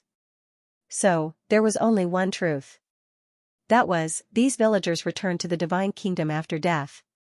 But, they believed in the World Tree, Yggdrasil. In other words, they believed in Eve Seekers herself. And Eve Seekers herself did not establish a connection with the faith of this world before, nor did she accept strange souls. Then, where did their souls go? The souls that returned to the embrace of a true god had to have a place to go after all. Then, who was the one who accepted these souls? Thinking of this, Eve Seekers looked at the church in front of her again. Her gaze was slightly solemn. Vaguely, she had a premonition. Perhaps, the Mother Church was not as simple as she thought. Striding forward, Eve Seekers walked towards the door of the church. Under the influence of her mind, the door of the church automatically opened for her. Along with creaking sounds, light seeped into the simple yet solemn hall. In the church, it was also chaotic. It seemed that a battle had happened, and there were still some bloodstains on the ground. And in the center of the hall, there was an altar used to worship the statue of a god. However, when Eve Seekers shifted her gaze to the altar, her gaze was a little surprised. On the altar, there was no statue of her like the Frost Elves, but only a symbol that Eve Seekers was very familiar with. It was a tree-shaped symbol, very similar to the sacred emblem that had been eliminated by Eve Seekers. However, this sacred emblem was more complicated than the simplified tree-shaped symbol, and it looked more like a real world tree. On the altar, there was even a line of words written in the language of elves: the great mother of gods, the master of life and nature, the protector of elves, the world tree, Yggdrasil. This direction was already very obvious. But Eve Seekers' frown deepened. Because she did not resonate with the sacred emblem on the altar. Severing the connection of faith with believers was not an unforeseeable thing for a true god who believed in him. A demigod who believed in a true god could even support an incomplete network of faith with his own ability after severing the connection with a true god and continue to maintain the faith of a true god. However, this kind of disconnection, when a true god of faith reappeared nearby, theoretically speaking, the network of faith would automatically reconnect. It was like the Wi-Fi signal in her previous life. But now, when Eve Seekers appeared here, not to mention reconnecting the faith, the sacred emblem did not even have the corresponding halo appear. At the same time, Eve Seekers could detect a trace of pure power of faith from this sacred emblem. This meant that the sacred emblem was indeed operating, and it was operating quite normally. This was not normal. To use an analogy, it was like Eve Seekers had automatically connected to the Wi-Fi and turned on her personal terminal, but the Wi-Fi did not recognize her and directly showed that the password was wrong. Eve Seekers pondered for a few seconds, then took the initiative to release her divine power and tried to form a connection with the sacred emblem. However, the moment Eve Seekers connected her consciousness to the sacred emblem, she sensed a familiar yet unfamiliar aura rushing toward her. Immediately after, the sacred emblem transmitted a confused emotion, like a child who had just woken up. And this emotion quickly turned into anger after sensing Eve's invasion. But the anger did not last long. In Eve Seeker's perception, as her aura was completely revealed, the other party's anger quickly turned into fear. Then, under Eve's surprised gaze, the World Tree sacred emblem on the altar trembled slightly, suddenly cracked, and finally collapsed on its own. Interesting. Eve Seekers narrowed her eyes slightly. She already knew what had happened. This sacred emblem already had an owner. A certain existence took over the direction of this sacred emblem and became the World Tree Yggdrasil. Not only that existence was very likely to have some kind of connection with Eve Seekers because Eve Seekers sensed a familiar and amiable smell. The thought that came just now, was it fear? It was afraid of me? Who is it? Were the souls of those believers also collected by it? Its mood changed drastically after it sensed my aura. Does it know my identity? Eve Seekers was deep in thought. The next moment, her heart suddenly skipped a beat, and she looked around. Inexplicably, Eve Seekers suddenly felt a kind of oppression and rejection. This world, it seemed to be faintly rejecting her. This feeling had just begun. It was not strong, but it did exist. The will of the world? This plane already has an owner? And, the owner is not Leviathan? Is it the aura that made me feel familiar yet unfamiliar?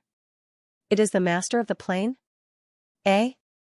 This repulsive force is not obvious. It doesn't seem to be strong?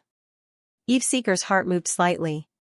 She did not hesitate and immediately used her divine power and soul to lock onto this repulsive force. At the same time, she began to trace this repulsive force and tried to locate the existence that was secretly hostile and afraid of her. As long as the location was successful, Eve Seekers would be able to find the other party. Her actions seemed to have frightened the other party. Almost in an instant, Eve Seekers sensed that the repulsive force had disappeared. The other party had given up. However, Eve Seekers already knew the other party's approximate location. North? She looked out of the window of the church. That was the direction of the hinterland of the Mindel Plain. After pondering for a moment, Eve Seekers looked at the players who were happily picking up the Murlocs equipment outside the church. Without her watching by the side, these people let themselves loose and began to pick up the scraps. They were all high-end players who were at the peak of the mid-silver level, but in the end they still could not resist the temptation of picking up the equipment. Curious, Eve Seekers listened for a while. It seemed that the Gourd had identified some extremely rare magical materials in the world of Seekers. They were priceless. So, except for Salty Meow, everyone went crazy. Especially the silver players who were famous for being poor and optimistic. With a laugh, Eve Seekers released a new system message to the few of them. Ding, a new mission is about to begin. Please rush to the vicinity of the goddess within 30 seconds, overdue punishment. Goddess favorability -1, punctuality reward, special prize pool lottery ticket X1. The next moment, the players who were still picking up the equipment jumped up almost instantly. They looked around and quickly locked onto Eve Seekers who had walked out of the church. Then, with a reluctant look, they looked at the equipment that had not been finished picking up and ran over. The reward was nothing. But the goddess of punishment's favorability, compared to a few pieces of equipment, it was nothing. Go north. Looking at the players who came to her, Eve Seekers ordered. Then, she took the lead and walked out of the city. The players looked at the Murloc's equipment regretfully and followed her reluctantly. Abyss, Nirvana Wasteland. Outside the towering city walls, there was an endless army of demons and monsters. Even the sides of the city walls were filled with demons of all sizes. They either used their claws to grab onto the city walls or climbed up ladders to reach the top of the city walls. The sky was filled with flying demons that revolved around the city walls protected by divine spells. On the city walls, the players held bows and magic guns as they shot at the sky and the ground. The spellcasters cast buff spells on their teammates or cast offensive spells at the ground and the sky, creating dazzling fireworks. The melee players and Grim Reaper's heroic spirit army stood at the front of the city walls and fought the demons that climbed up. The sound of arrows flying, magic explosions, weapons clashing, demons and monsters roaring, and players shouting, all intertwined. Demigod Aurora stood on the tower of the city walls. She looked at the endless demon army that seemed to have occupied the entire world. Her gaze turned solemn. It had been a month since the war in Nirvana Wasteland began. In this month, more and more demons attacked the stronghold, and the abyss mythologies behind the demon army increased as well. The war in Nirvana Wasteland had reached an unprecedented climax with the abyss mythologies' continuous reinforcements. This confirmed Aurora's suspicions that Nirvana Wasteland was the biggest bridgehead for the abyss to invade the world of Seekers. Fortunately, although the number of demons attacking the stronghold was increasing, and there was a huge gap between the number of chosen ones guarding the stronghold, they were still unable to break through the elves' defense line. This was all thanks to the addition of the heroic spirits, as well as the chosen one's battle passion that even Aurora was impressed with. The heroic spirit army was a force that grew stronger and stronger as they fought.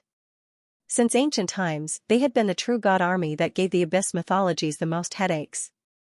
As for the elves, although they were not as tireless as the heroic spirits and could turn the demons that died in battle into their companions, as the war continued, the demons became more and more fearful. The higher the level, the more skillful the fighters, and the more exquisite the cooperation. For the players who participated in the war mission, this kind of prolonged war was a process of accumulating experience and becoming more proficient as they fought. Although the casualties were heavy, the efficiency of the players' reinforcements was something that Aurora admired. Unlimited resurrection gave the players the courage to press forward. The temptation of EXP and contribution points gave every participant the morale and fighting spirit to fight to the end. A sufficient number of players ensured that there would always be a portion of online players defending the city walls at all times.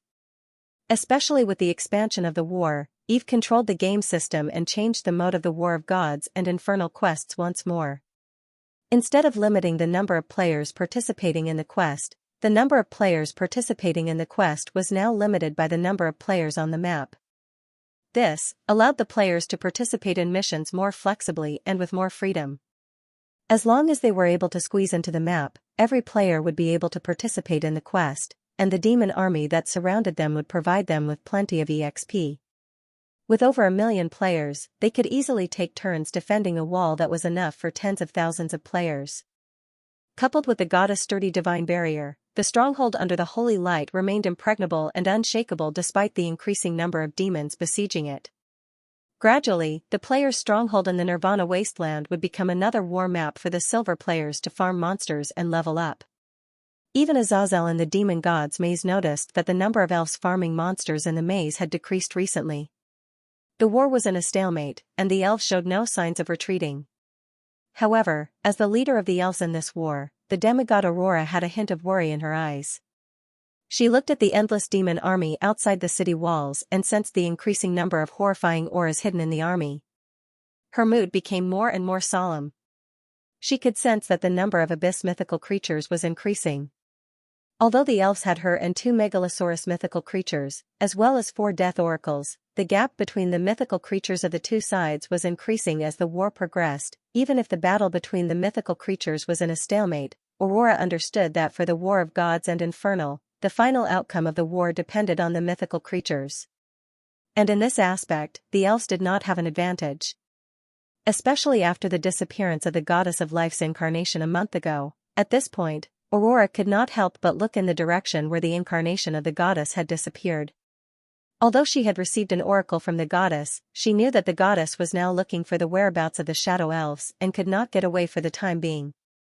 But knowing was one thing, Aurora knew very well that without the incarnation of the goddess, as long as a mythical master that they could not contend against appeared from the abyss, the stronghold would definitely be lost. At that time, they could only retreat to the world of Seekers and rely on the world of Seekers' seal barrier that could suppress their strength to resist the invasion of the mythical creatures.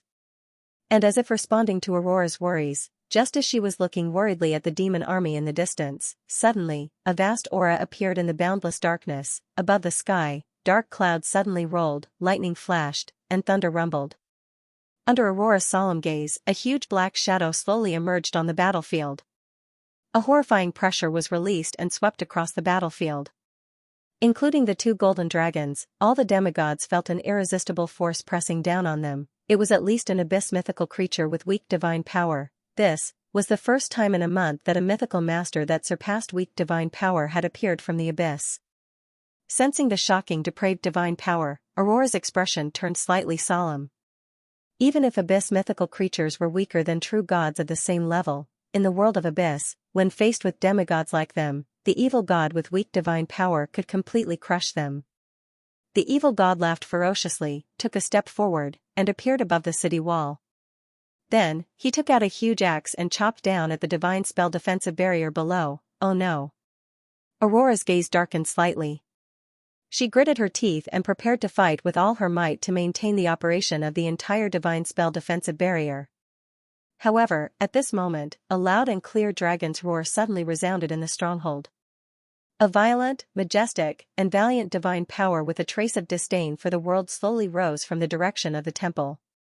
Aurora turned around in shock and saw that there was suddenly a huge black shadow in the sky. It was a colossal black dragon with a body of nearly 500 meters. Its body was covered with shiny black dragon scales that shone with a deep radiance, and its body was slender and strong. It hovered above the sky like a huge floating fortress. Its gaze toward the abyss mythical creatures had a trace of battle intent. Feeling the extreme draconic force on its body, looking at its huge body and the faint radiance that shone on its body, Golden Dragon Mars' gaze flashed with a touch of complexity.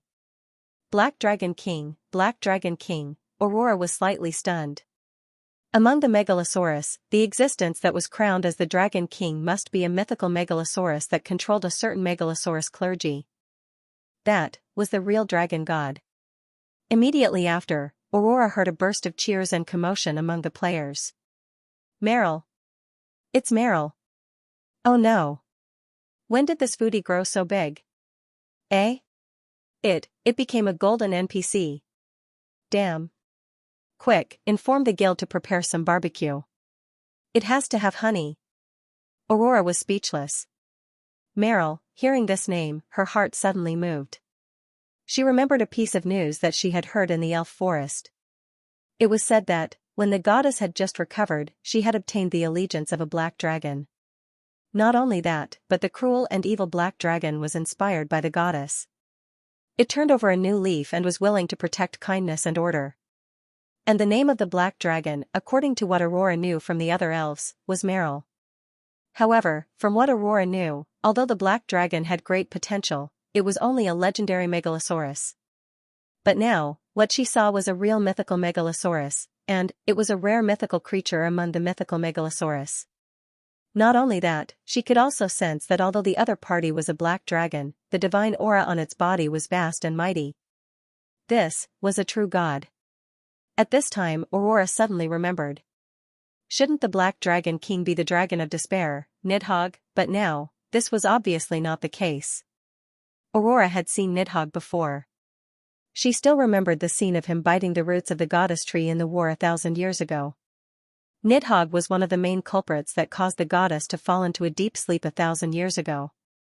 At this time, Golden Dragon Mars' slightly emotional and envious voice came from the side. Meryl. It seems that he has successfully integrated with the Black Dragon divinity provided by the goddess. Black Dragon divinity, Aurora was slightly startled. Wait, could it be? Could it be that the goddess had already killed Nidhogg? Aurora quickly guessed the cause and effect. Since a new Black Dragon King had appeared, the answer was very clear. Thinking of this, she could not help but look at the sky. Looking at the huge black shadow, her eyes were tinged with a trace of fanaticism.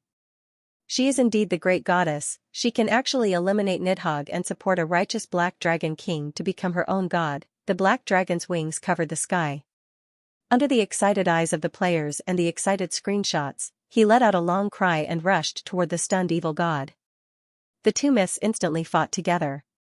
The next moment, a dark light spread in the sky. That was the divine realm of the Black Dragon King. The clouds rolled, and divine power exploded.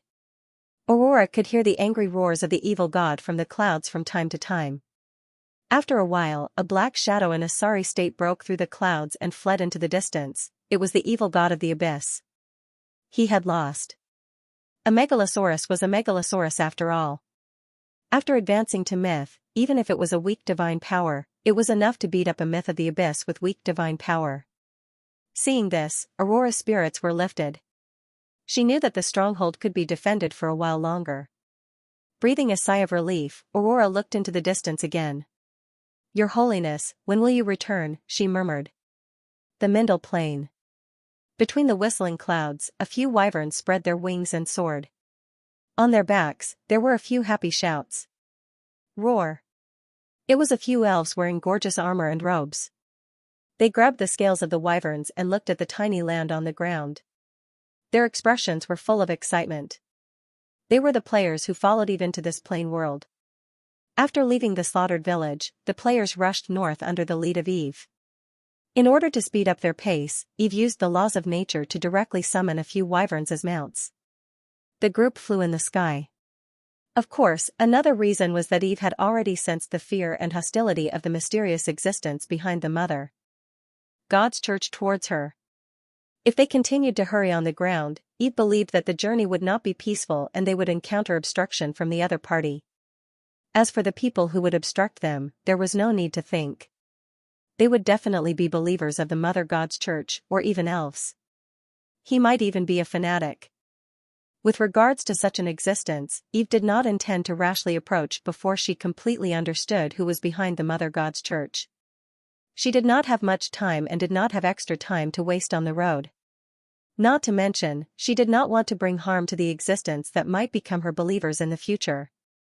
The best and most effective way now was to hurry to the location that she had locked onto as soon as possible and then investigate in detail. The wyverns continued to fly while the players admired the magnificent rivers and mountains on the ground. Except for Limu, who was a little afraid of heights, who was pale and trembling with his eyes closed, most of the players were very excited. Although almost all of the 10 people who came to this plane had flying magical beasts, it was the first time that they had flown for such a long time. The sea of clouds churned, and the fog-like clouds loomed around the players.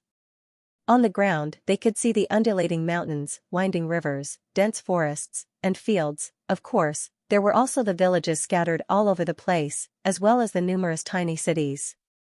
The Mindel Plain was huge, very huge. Just from what the players had seen along the way, the area that they had passed through might have exceeded the size of the elven forest. Riding on the back of the wyverns, it was hard for them not to imagine what the ground looked like and what races lived there. The more they flew, the more the players felt that they were insignificant, and the more they were shocked by the grand worldview and background of the Elven Kingdom. Finally, the group of people crossed the plains, crossed the rivers, and flew in front of a towering mountain range. Eve, who was at the front, sensed that the location that she had locked onto earlier was getting closer and closer. She patted the wyverns under her, and the wyverns hummed affectionately and flew around the mountain range. The snow-capped mountain range kept shifting, and the field of vision suddenly widened. However, when the players saw the scene behind the mountain range, the cheers suddenly stopped. A hint of astonishment appeared in their eyes. Even Eve, who was at the front, was slightly startled. Behind the mountain range, there was a wide basin. In the basin, there was a magnificent and huge city. However, what made the players and Eve slightly startled was not the huge city, but the existence on the hill behind the city. It was a lush and majestic giant tree. Or rather, a world tree that was like Eve's original body. The appearance of the giant tree was very similar to the world tree that the players were familiar with. It could even be said that they were completely carved from the same mold. However, compared to the world tree wonder in the city of Heaven's Chosen, which was tens of thousands of meters tall, the giant tree in front of them looked much smaller. However, no matter how small it looked at least over 1,000 meters tall. Compared to the things around it, it was already enough to be called grand. It stood on a hill, and the hill was in the center of the basin. Surrounding it was a huge city that surrounded the giant tree. It looked very shocking. In the distance, tiny flying magic beasts could be seen flying around the giant tree or shuttling back and forth in the sky above the grand city.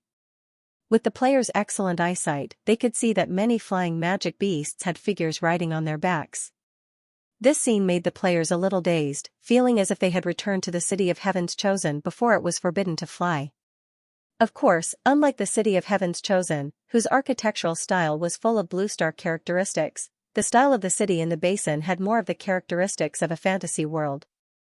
The grayish-white spires and domes were a little like the elven style that the players were familiar with, but upon closer inspection, they also had some characteristics similar to the buildings of the human countries in the world of seekers. However, at this moment, the players' focus was naturally not on the city. They glanced at the giant tree on the hill and couldn't help but look at the goddess at the front, their hearts full of curiosity. "My lady goddess, is this another world tree?" In the end, it was Salty Meow who couldn't help but speak first. Demacia was even more straightforward. He had already started typing in the chat channel. Huh? Does the goddess have other relatives in the game? He had suffered too much, so he could only casually talk about it in the chat channel. Even so, Demacia seemed to have an illusion that the goddess's gaze had just swept over him slightly. The players looked at the giant tree in the distance in surprise and curiosity, but Eve didn't immediately answer Salty Meow's question. She looked at the world tree on the hill, her eyes moved slightly, and her body rippled with divine power. Spots of light flowed in her purple eyes, and an obscure thought was released from her body, sweeping toward the target on the hill. This was the mythical level, identify, skill. Of course, at the mythical level, appraisal was no longer called appraisal, but eye of truth. This was also an ability that every mythical creature could grasp. As long as one's power could penetrate the target's concealment power, one would be able to see the target's origins. Of course, under normal circumstances, myths and legends were rarely used. This was because mythical existences could use the power of laws and divine power to protect their secrets. Without exhausting the other party's divine power, opposing mythical existences could not use the eye of truth to see through each other. For myths and legends, this ability was often used to investigate things that they had never seen before, as well as demigods who were not true gods. The reason why Eve used this ability here was because she sensed that the opponent's true strength had yet to reach the level of a true god. With a sweep of her mind, Eve soon felt a familiar resistance, the same as the one she felt in the village. At the same time, a faint sense of rejection came from heaven and earth, as if the entire world was helping the other party to resist Eve's probing. However, even so, Eve still penetrated the opponent's divine power defense and learned some information from the soul. That information quickly appeared in Eve's consciousness in the form of a system that she liked: frowny face race, tree of life, level, demigod peak, the tree of life. Eve was slightly stunned. She immediately flipped through the inheritance of the world tree and found that there were no records related to the tree of life. What was the tree of life? What did it have to do with her? Eve was a little curious. She could feel that she definitely had some kind of connection with this tree, because after coming here and feeling the other party's aura, the sense of familiarity became stronger. Not only was it familiar, but she could even feel an inexplicable sense of closeness. Even if the other party showed hostility to her. Goddess? Salty Meow's voice came again. He tilted his head and looked curiously at the goddess, who was in a daze. The other players also cast curious gazes at Eve. Feeling everyone's gaze, Eve slowly shook her head. No. Her voice was calm and indifferent, as if everything was under her control. This is a tree of life. A tree of life? The players looked at each other, and the curiosity in their eyes grew stronger. At this moment, Eve's heart suddenly moved slightly, and she looked into the distance. She pondered for a moment and said to the players, "Heaven's chosen ones. I have a mission for you to do." The goddess mission was here, the players were energized, and their original curiosity about the Tree of Life and the idea of asking questions were immediately thrown out of the window. With that said, Eve looked at the city below. I want you to enter this city and find out all kinds of information about this world. With the soft sound of the system, the mission prompt box appeared in the vision of every player. Looking at the generous rewards, the players' breathing became heavy. Especially the optimists. Salty Meow was not interested in contribution points, artifact repair points scrolls, and the like, but he was quite interested in the goddess's favorability +1. As you wish, Your Majesty the Great Goddess. The players imitated the tone of the elven believers and said excitedly. With that said, they did not look at the goddess anymore. Leaving Eve behind, they scrambled to ride the wyverns and landed on the city on the ground. After seeing the players leave, Eve withdrew her gaze and looked in the direction of the Tree of Life again. She patted the wyvern under her lightly and cancelled the summoning. Then, she flew in the direction of the Tree of Life alone. Eve's movements were fast. Under the faint halo, she arrived near the hillside where the Tree of Life was in a few seconds. As she flew very high and concealed her breath, she was not noticed by the flying magic beast knights below. But when Eve came near the Tree of Life, she suddenly felt the inexplicable repulsion suddenly increase. At this moment, the whole world seemed to have become Eve's enemy. It felt as if she was in the divine territory of an enemy god. And when she flew forward, Eve was surprised to find that there was an invisible barrier in front of her, blocking her advance. The barrier was very strange and seemed to be very strong. Eve was surprised to find that with the strength of her incarnation, she could not break through it for a while. Of course, the suppression of the incarnation's strength was one of the reasons. And in the next second, Eve suddenly sensed that there were weak breaths in the distance rapidly flying toward her. She looked into the distance and saw that black spots suddenly rose around the Tree of Life. They were constantly gathering and arranging themselves into a formation. Then, they quickly flew in the direction of Eve. It was a group of knights riding on flying dragons. They were uniformly wearing silver armor with patterns of flowers and plants. The difference was that some of the decorative ribbons on the armor were golden, some were silver, and some were light green. The leader was a few wyvern knights in silver armor with golden ribbons. They had outstanding appearances and pointed ears. They were actually elves. There were a dozen of them, and most of them had black hair and black eyes. Next were the knights with silver ribbons. Their ears were half-pointed, and they were half-elves. There were more half-elves than elves. There were more than 50 half-elves behind the elves. However, most of them were light green knights. The total number was probably more than 300, and they were at the back of the team. Their races were more mixed.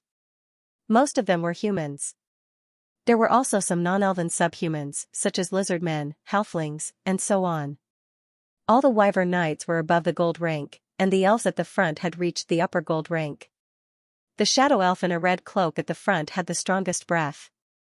He was probably at the peak of the gold rank. Although this strength was still not enough in Eve's eyes, her heart was full of surprise. The concentration of magic in this world called Minder was very low. The maximum combat power that could be exerted was not at the legendary level. Suddenly, there were hundreds of gold professionals in this world. It was not inferior to the sudden appearance of hundreds of demigods in the world of seekers.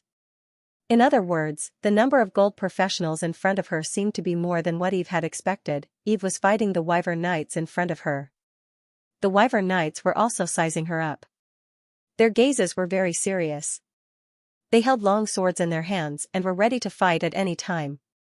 Outsiders are forbidden to approach the great mother goddess. The shadow elf in the lead said expressionlessly. However, when he saw Eve's appearance clearly, his gaze was obviously in a trance for a moment. A flash of surprise flashed across his face.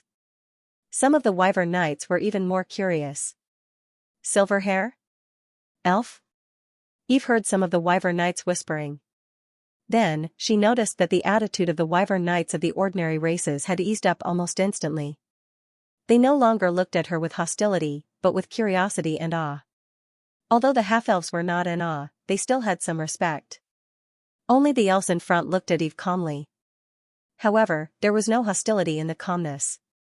Instead, they had eased up. Noticing these changes, and seeing the elf's hair color, Eve immediately had a few thoughts. The elves in this world did not know what she looked like. The elves that came to this world were not only from the Shadow tribe. There were also other tribes, but there should not be the silver-haired Moonlight tribe. The elves had a very high status in this world and were respected by the other races. Your Excellency, according to the rules of the church, no one can easily approach the Mother Goddess, and no one is allowed to use magic to fly near the forbidden area. Please leave as soon as possible. The shadow elf in the lead said. Hearing the elf's words, Eve's heart moved slightly, and she was ready to respond. However, at this moment, the hundreds of wyvern knights in front of her suddenly twitched, and their expressions were painful. Under Eve's slightly focused gaze, she saw that the skin on their bodies instantly shrank and became like tree bark. Their hair mutated into branches and leaves. In the blink of an eye, these hundreds of wyvern knights of various races had turned into treants one after another. As for the wyverns beneath them, they had also mutated and turned into plants. They were like dragon-shaped monsters woven from plants. Little red lights rose in their eye sockets, and their aura instantly rose.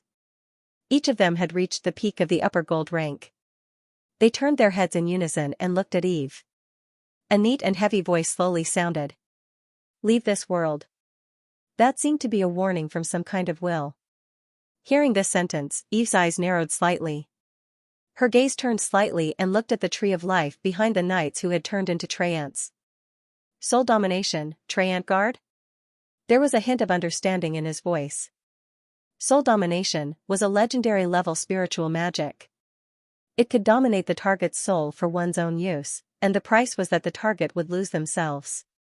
Treant guard irreversibly turned the target into a treant warrior, greatly increasing their strength. The price was to burn their life, and they would die after the battle. Leave this world. The neat voice sounded again. Eve did not move. The next moment, hundreds of treants whose strength had reached the peak of the gold rank raised their weapons and rushed towards her. Looking at their empty red eyes, Eve shook her head. Faint divine power gathered on her body and kept spreading. Little golden photons scattered and danced in the air. When the photons touched the treants trembled slightly, and their bodies suddenly collapsed. Even though Eve could only exert the strength of the upper gold rank, a true god was a true god after all. The existence that controlled the law was not something that these puppets who had temporarily increased their strength could deal with. In just a moment, the hundreds of treants that rushed up turned into ashes, merged with the photons, and finally disappeared. After the treants disappeared, Eve sensed that the souls of the wyvern knights had disappeared. The giant tree on the hillside trembled slightly. At this moment, Eve sensed an even stronger hostility from the tree of life. Even further away, more wyvern knights slowly rose into the air and flew in this direction. Eve's eyes narrowed slightly. She glanced at the giant tree indifferently. After thinking for a while, she sighed and decided to leave for the time being. The treant puppets that the wyvern knights turned into could not pose a threat to her. However, the actions of the giant tree of life made Eve realize that it did not care about the lives of the elves and other creatures that believed in it. It would not hesitate to turn these creatures into treant puppets. After hearing the prayers of these creatures, Eve had already listed them as her preparatory believers in her heart. If possible, she hoped that her actions would minimize the harm to them as much as possible. As for the tree of life, Eve could sense that although the other party only had the strength of a demigod peak, it would be extremely difficult for her to defeat the other party by relying on this clone whose strength was suppressed. This tree of life seemed to have some connection with the origin of this world. At that time, it was really hard for her to predict what the other party would do. Eve decided to leave first and make further plans.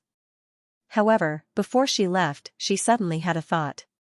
Turning back, Eve released a camp investigation on the tree of life. And when he saw the camp halo that was revealed, his gaze became deeper and deeper.